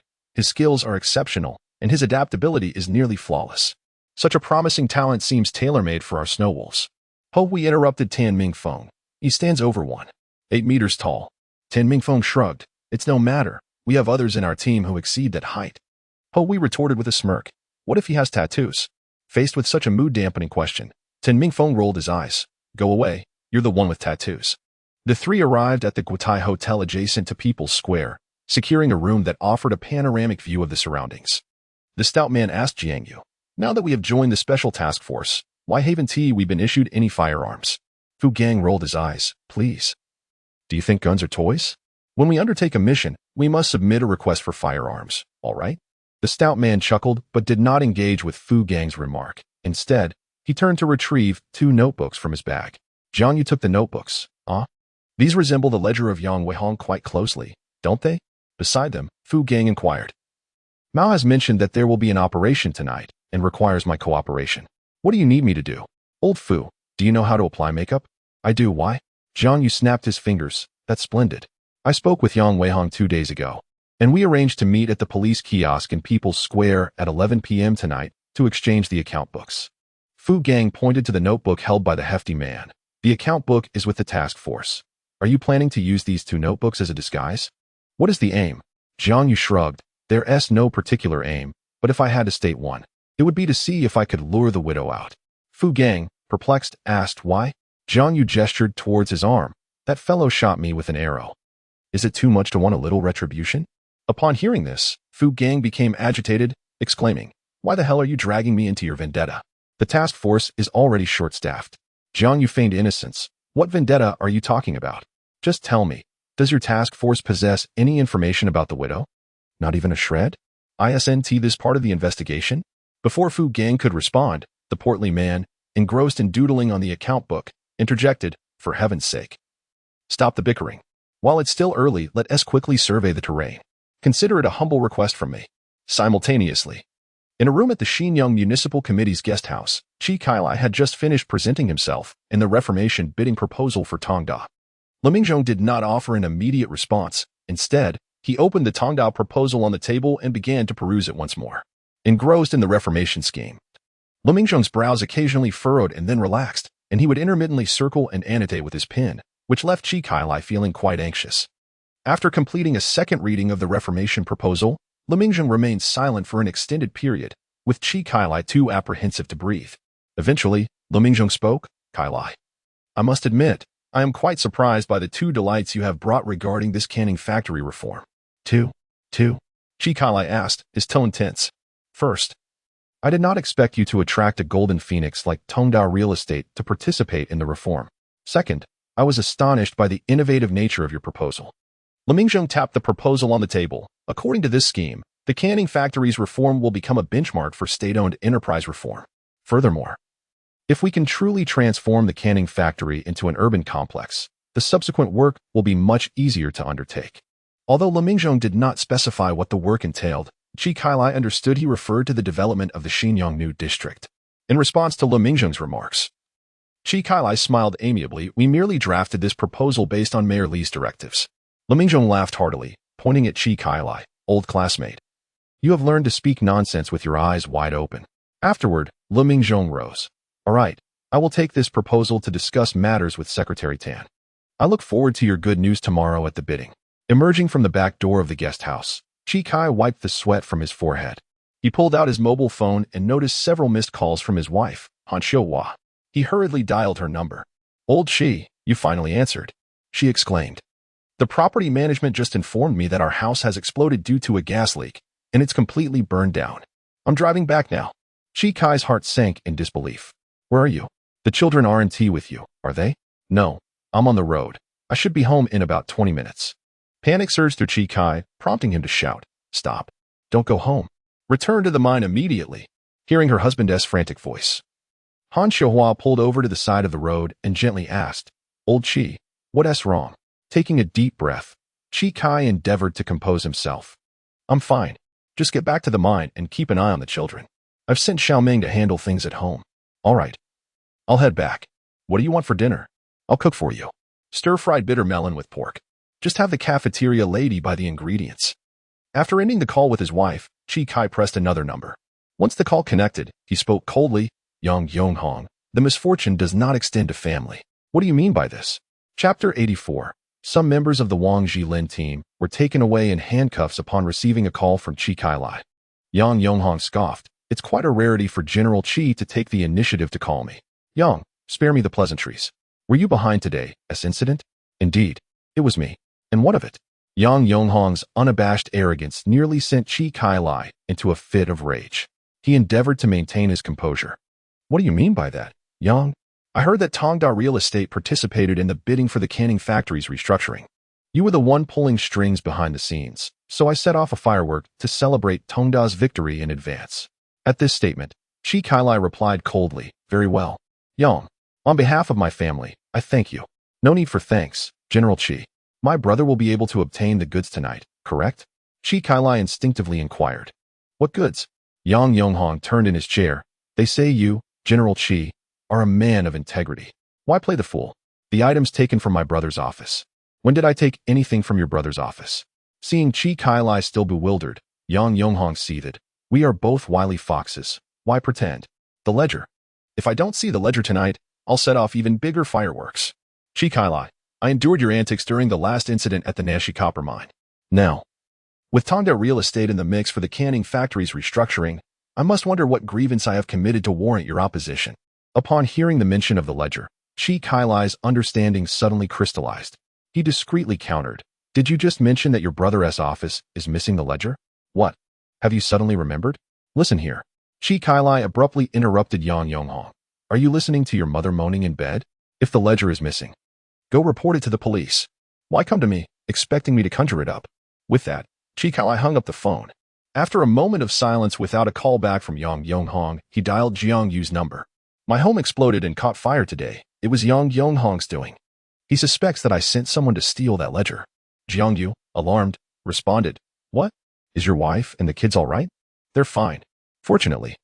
I followed your advice and moved them to the mine a couple of days ago. Jiang You let out a sigh of relief. That's a relief. On the other end, Chi Kai Lai exclaimed, Xiao Jiang, I can't take it anymore. Damn it, I just want to kill that dog. Jiang Yu quickly reassured him, Old Chi, my brother. Please. Calm down. How can I remain calm? After 1,000 days of vigilance, I managed to thwart him today, but what if I can't tomorrow? After a moment of contemplation, Jiang Yu suggested, how about this? Arrange for your wife to take the kids and stay in Baidu for a while. Chi Kai Lai pondered this for a moment before agreeing. All right, that's a good plan. I will make arrangements today. Jiang Yu encouraged him. Old Chi, Yang Hong's actions indicate that he's panicking. The advantage lies with us. Do not be afraid. Chi Kai nodded slightly, acknowledging the gravity of the situation. I understand. This is a critical period. Those who falter or succumb to fear shall inevitably lose. Whether you harbor doubts about me or not, it may serve your purpose. Seeing Chi Kai regain his composure, Jiang Yu cautioned, Old Chi, at your core, you are a businessman, while Yang Hong is fundamentally a criminal. You are aware that over the years, Yang has not hesitated to resort to underhanded tactics against competitors. Now, during this pivotal bidding phase, you must safeguard yourself. I would hate for me to topple him only to end up at your grave, burning incense and paper to convey good news. Upon hearing Jiang Yu's words, Chi Kai chuckled. Are you cursing me to die young? Rest assured, he has attempted to undermine me several times over the years, yet he has never succeeded. In fact, I almost welcome his attempts. He then added, by the way, General Manager Wang Jilin from Tongda is currently in Xinyang and wishes to meet you. Shall I arrange it for tonight? Jiang Yu replied apologetically, Old Chi, I have an operation tonight. Please convey my apologies to General Manager Wang. Jiang Yu emphasized the term operation deliberately. Chi Kai paused, clearly grasping Jiang Yu's hint, and responded, Very well, I wish you success tonight. I shall take my leave. Just then, Jiang Yu called out, Wait a moment. Chi Kai, puzzled, inquired, What is it? Do you have more business, Xiao Jiang? Jiang Yu pressed, I ask you. Old Chi, is Wang Jilin currently in Xinyang? Indeed. With the bidding tomorrow, how could he not be here? He personally brought his bidding team, Chi Kai confirmed. How many are in the team? Did he bring bodyguards? Where are they staying? Jiang Yu queried urgently. They are staying at the Hepping Hotel. With a team of 7 or 8, and it seems he has only one bodyguard. Why do you ask? Chi Kai replied. Jiang Yu, exasperated, exclaimed. How can Wang Jilin only have brought one bodyguard? Sensing Jiang Yu's anxiety, Chi Kai asked, "Are you worried that Yang Yonghong might target Wang Jilin? That seems excessive." After all, he is the owner of Tongda real estate. Jiang Yu asserted confidently, what is there that Yang Yonghong would not dare to do? If he wants, he could easily have his subordinates find a few thugs to carry out an attack. Has he been known to do such things over the years? Realizing the gravity of the situation, Chi Kai responded, I will call him to inquire about his whereabouts and send a few people to protect them. Agreed. Also, please communicate to Wang Jilin that he must keep his bidding team in check over the next couple of days. Jiang Yu's request surprised Chi Kai. Why? How should I enforce that? Tell Wang Jilin and his team to remain in their hotel rooms tonight and to ensure that no women, including service staff, enter their rooms. If they are framed in a scandal, the bidding tomorrow would be doomed. After hearing Jiang Yu's thorough analysis, Chi Kai felt a shiver of anxiety and hastily dialed Wang Jilin's number. As Jiang Yu hung up, the plump individual handed Jiang Yu a completed notebook, saying, Yuzi, I've finished writing, take a look. Jiang Yu glanced at the notebook and remarked, I asked you to write freely, yet this content resembles a genuine ledger. Similar to the previous pages, the remainder is entirely fabricated by me. At this moment, Fu Gang had transformed into a laborer with a face adorned by a thick beard. Jiang Yu handed him both notebooks. Just then, Jiang Yu's phone rang again. It was a call from Chi Kai Lai. Xiao Jiang, Wang Jilin has returned to the Peace Hotel, and my team and I are on our way there. Jiang Yu let out a sigh of relief. That's good. Chi Kai Lai hesitated before speaking. He is fine. But Jiang Yu's heart sank. But what? 2 members of their team, who were scheduled to speak tomorrow, have just been taken away by the police at the hotel on charges of solicitation. Chapter 85. Tomorrow morning's bid. We shall face it together. Damn, that scoundrel Yang Yonghong. Upon hearing this news from Chi Kai Lai, Jiang Yuan was utterly astounded. Despite meticulous calculations, he never anticipated being a step too late. How could Yang Yonghong act so swiftly? His methods are so despicable. He hastily inquired of Chi Kai Lai, what is Wang Jilin's current reaction? Has he expressed any intention to withdraw from this project? Wang Jilin was furious, incensed by the situation. He declared that this project was his to claim, preparing to summon people from Baidu overnight. Though he was concerned about the time constraints, Jiang Yuan sighed in relief. As long as Wang Jilin had not abandoned the project, all was well. He questioned Chi Kai Lai. It's not merely a matter of time, is it? Can the hastily called individuals truly comprehend this proposal? Upon hearing this pragmatic concern, Chi Kai Lai fell silent on the other end of the line. After a moment, Jiang Yuan spoke again. Very well, for tomorrow's bid, I will be on site. We shall tackle this together. Chi Kai Lai was taken aback. Are you truly coming? Jiang Yuan affirmed with unwavering resolve. Yes, I will fill in. Please provide me with Wang Jilin's phone number. I shall speak to him directly. Chi Kai Lai pondered for a moment before replying. That is indeed a viable approach. I have been involved in the pricing aspect throughout, and the overall concept is primarily yours. Very well, we shall face this together. Jiang Yuan then asked Chi Kai Lai, do the 2 individuals who were apprehended know the bid proposal's pricing? Initially, President Wang instructed his team to draft a proposal with a price of 300 million, but later, citing excessive costs, he had them redo it at a standard of 250 million. The 2 versions differ only in price. Everything else is identical. At this point, Chi Kai Lai chuckled. The proposal currently in everyone's possession reflects the 250 million pricing. Only I, President Wang, and his assistant, along with the proposal prepared for tomorrow's review, possess the version priced at 300 million.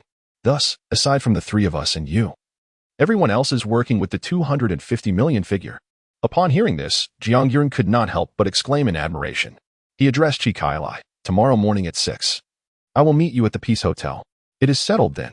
Remember to arrange for someone to prepare a formal suit for me, including shoes and a tie. Additionally, please discreetly arrange for the rental of an GL8 and a minibus, parked in the Peace Hotel's lot ahead of time. We shall not use the previous vehicle when heading to the bid. Lastly, Chi, ensure you take adequate safety precautions. I fear that Yang Yonghong may have further schemes in place. Chi Kai Lai responded with utmost seriousness. Understood, I will prepare as you have instructed. Receiving the phone number from Chi Kai Lai, Jiang Yuan promptly called Wang Jilin. He skipped the pleasantries and got straight to the point. President Wang, I am Jiang Yuan, a friend of General Chi Kai Lai, and the author of that urban complex proposal. Ah, you are teacher Jiang? I wouldn't dare call myself a teacher. I have heard from General Chi about the challenges you are facing today. Tomorrow, regarding the bidding presentation, I will take over from General Qi and will be responsible for explaining the urban complex section. What do you think? On the other end of the line, Wang Jilin remained silent. After a moment, Jiang You inquired, could it be that the urban complex portion of Tongda's bidding proposal significantly diverges from mine? Only upon hearing Jiang Yu's question did Wang Jilin come to his senses. He chuckled. No, Teacher Jiang. The urban complex section in the bidding proposal is essentially a direct replication of your plan. I just didn't expect you to personally take the stage. You've been a tremendous help to me. Thank you. Understanding Wang Jilin's implication, Jiang Yu replied, all right then, I will meet you at the Peace Hotel at 6 tomorrow morning. And we will head to the bidding directly from there. Great. I will be eagerly awaiting your arrival, Teacher Jiang. Wang Jilin responded. Given the magnitude of this situation, you and your team should refrain from wandering about. Wang Jilin acknowledged, I understand. Thank you. After hanging up, Jiang Yu summoned Fatty and Wu Gang to the window. The three of them, using binoculars, focused on a homeless man in the square. Fatty introduced, this is the individual I have selected, terminally ill with cancer, a gambler, and in need of money. Every night from 8 to 10 p.m., he scavenges in the square, returning promptly at 10:30 p.m. to sleep. Jiang Yu instructed Wu Gang, discreetly hand him the blank notebook tonight, but be careful not to make a mistake. Noting Wu Gang's nod, Jiang Yu advised both men, rest up and conserve your energy. At 9 o'clock tonight, we will proceed as planned. Meanwhile, at the Batian building, Yang Weihong had just briefed Yang Yonghong on the latest developments. Brother, you did well this time, Yang Yonghong remarked upon hearing that the police had detained Wang Jilin's team. Oh, it was all old Ji's idea. By the way, has old Ge returned yet? At that moment, Ge Kunwen entered the office, holding a stack of documents. President Yang, the two individuals provided identical statements. Tongda's bid will be 250 million. After speaking, Ge Kunwen handed Yang Yonghong the documents in his hand, following your directive to set our bid 1 million higher than Tongda. We have proposed 251 million. Here's the revised plan for your review. After carefully reviewing the documents, Yang Yonghong inquired, have the arrangements for the two women been finalized? Considering the hardships faced by our dormant team, I sent them to the rest point with double pay, Ge Kunwen replied. Yang Yonghong nodded. We also need to ensure that the brothers at the rest point remain discreet. Rest assured, President Yang, these brothers have been with us for many years and know what should and shouldn't be said. Yang Yonghong twirled his pencil thoughtfully and said, that will suffice. Yang Weihong interjected with a smile. I wonder what expression Tongda will have upon learning of our bid. I look forward to seeing how Qi reacts. Yang Yonghong then asked Ge Kunwen, have you prepared for tonight's ledger transaction? Ge Kunwen straightened his posture, declaring, we are prepared. Our people have already arrived at the square. Qinglong, Gao Fei, and the widow have also made their way there. Furthermore, those at the police station have been arranged by Old K to be our allies. Upon hearing this, Yang Yong displayed a satisfied expression, saying, all right, let us disperse. We should all take a moment to rest and fully prepare for tonight's operation. At 8:30 in the evening, within the Guitai Hotel, Jiang You, Fu Gang, and the corpulent man had awakened. The stout man transcribed a number from Jiang Yu's phone memo before departing the hotel. He made his way to a newsstand situated a considerable distance from the square, which was currently manned by a lone child. The stout man utilized the newsstand's phone to dial the number written on the slip of paper. Once the call connected with a couple of beeps, he spoke in a gruff voice. Hello, is this Mrs. Yang? I am from the custom children's room at Joy Castle. I have arrived at the Jinxiu mansion, but the security guard is not permitting me to enter.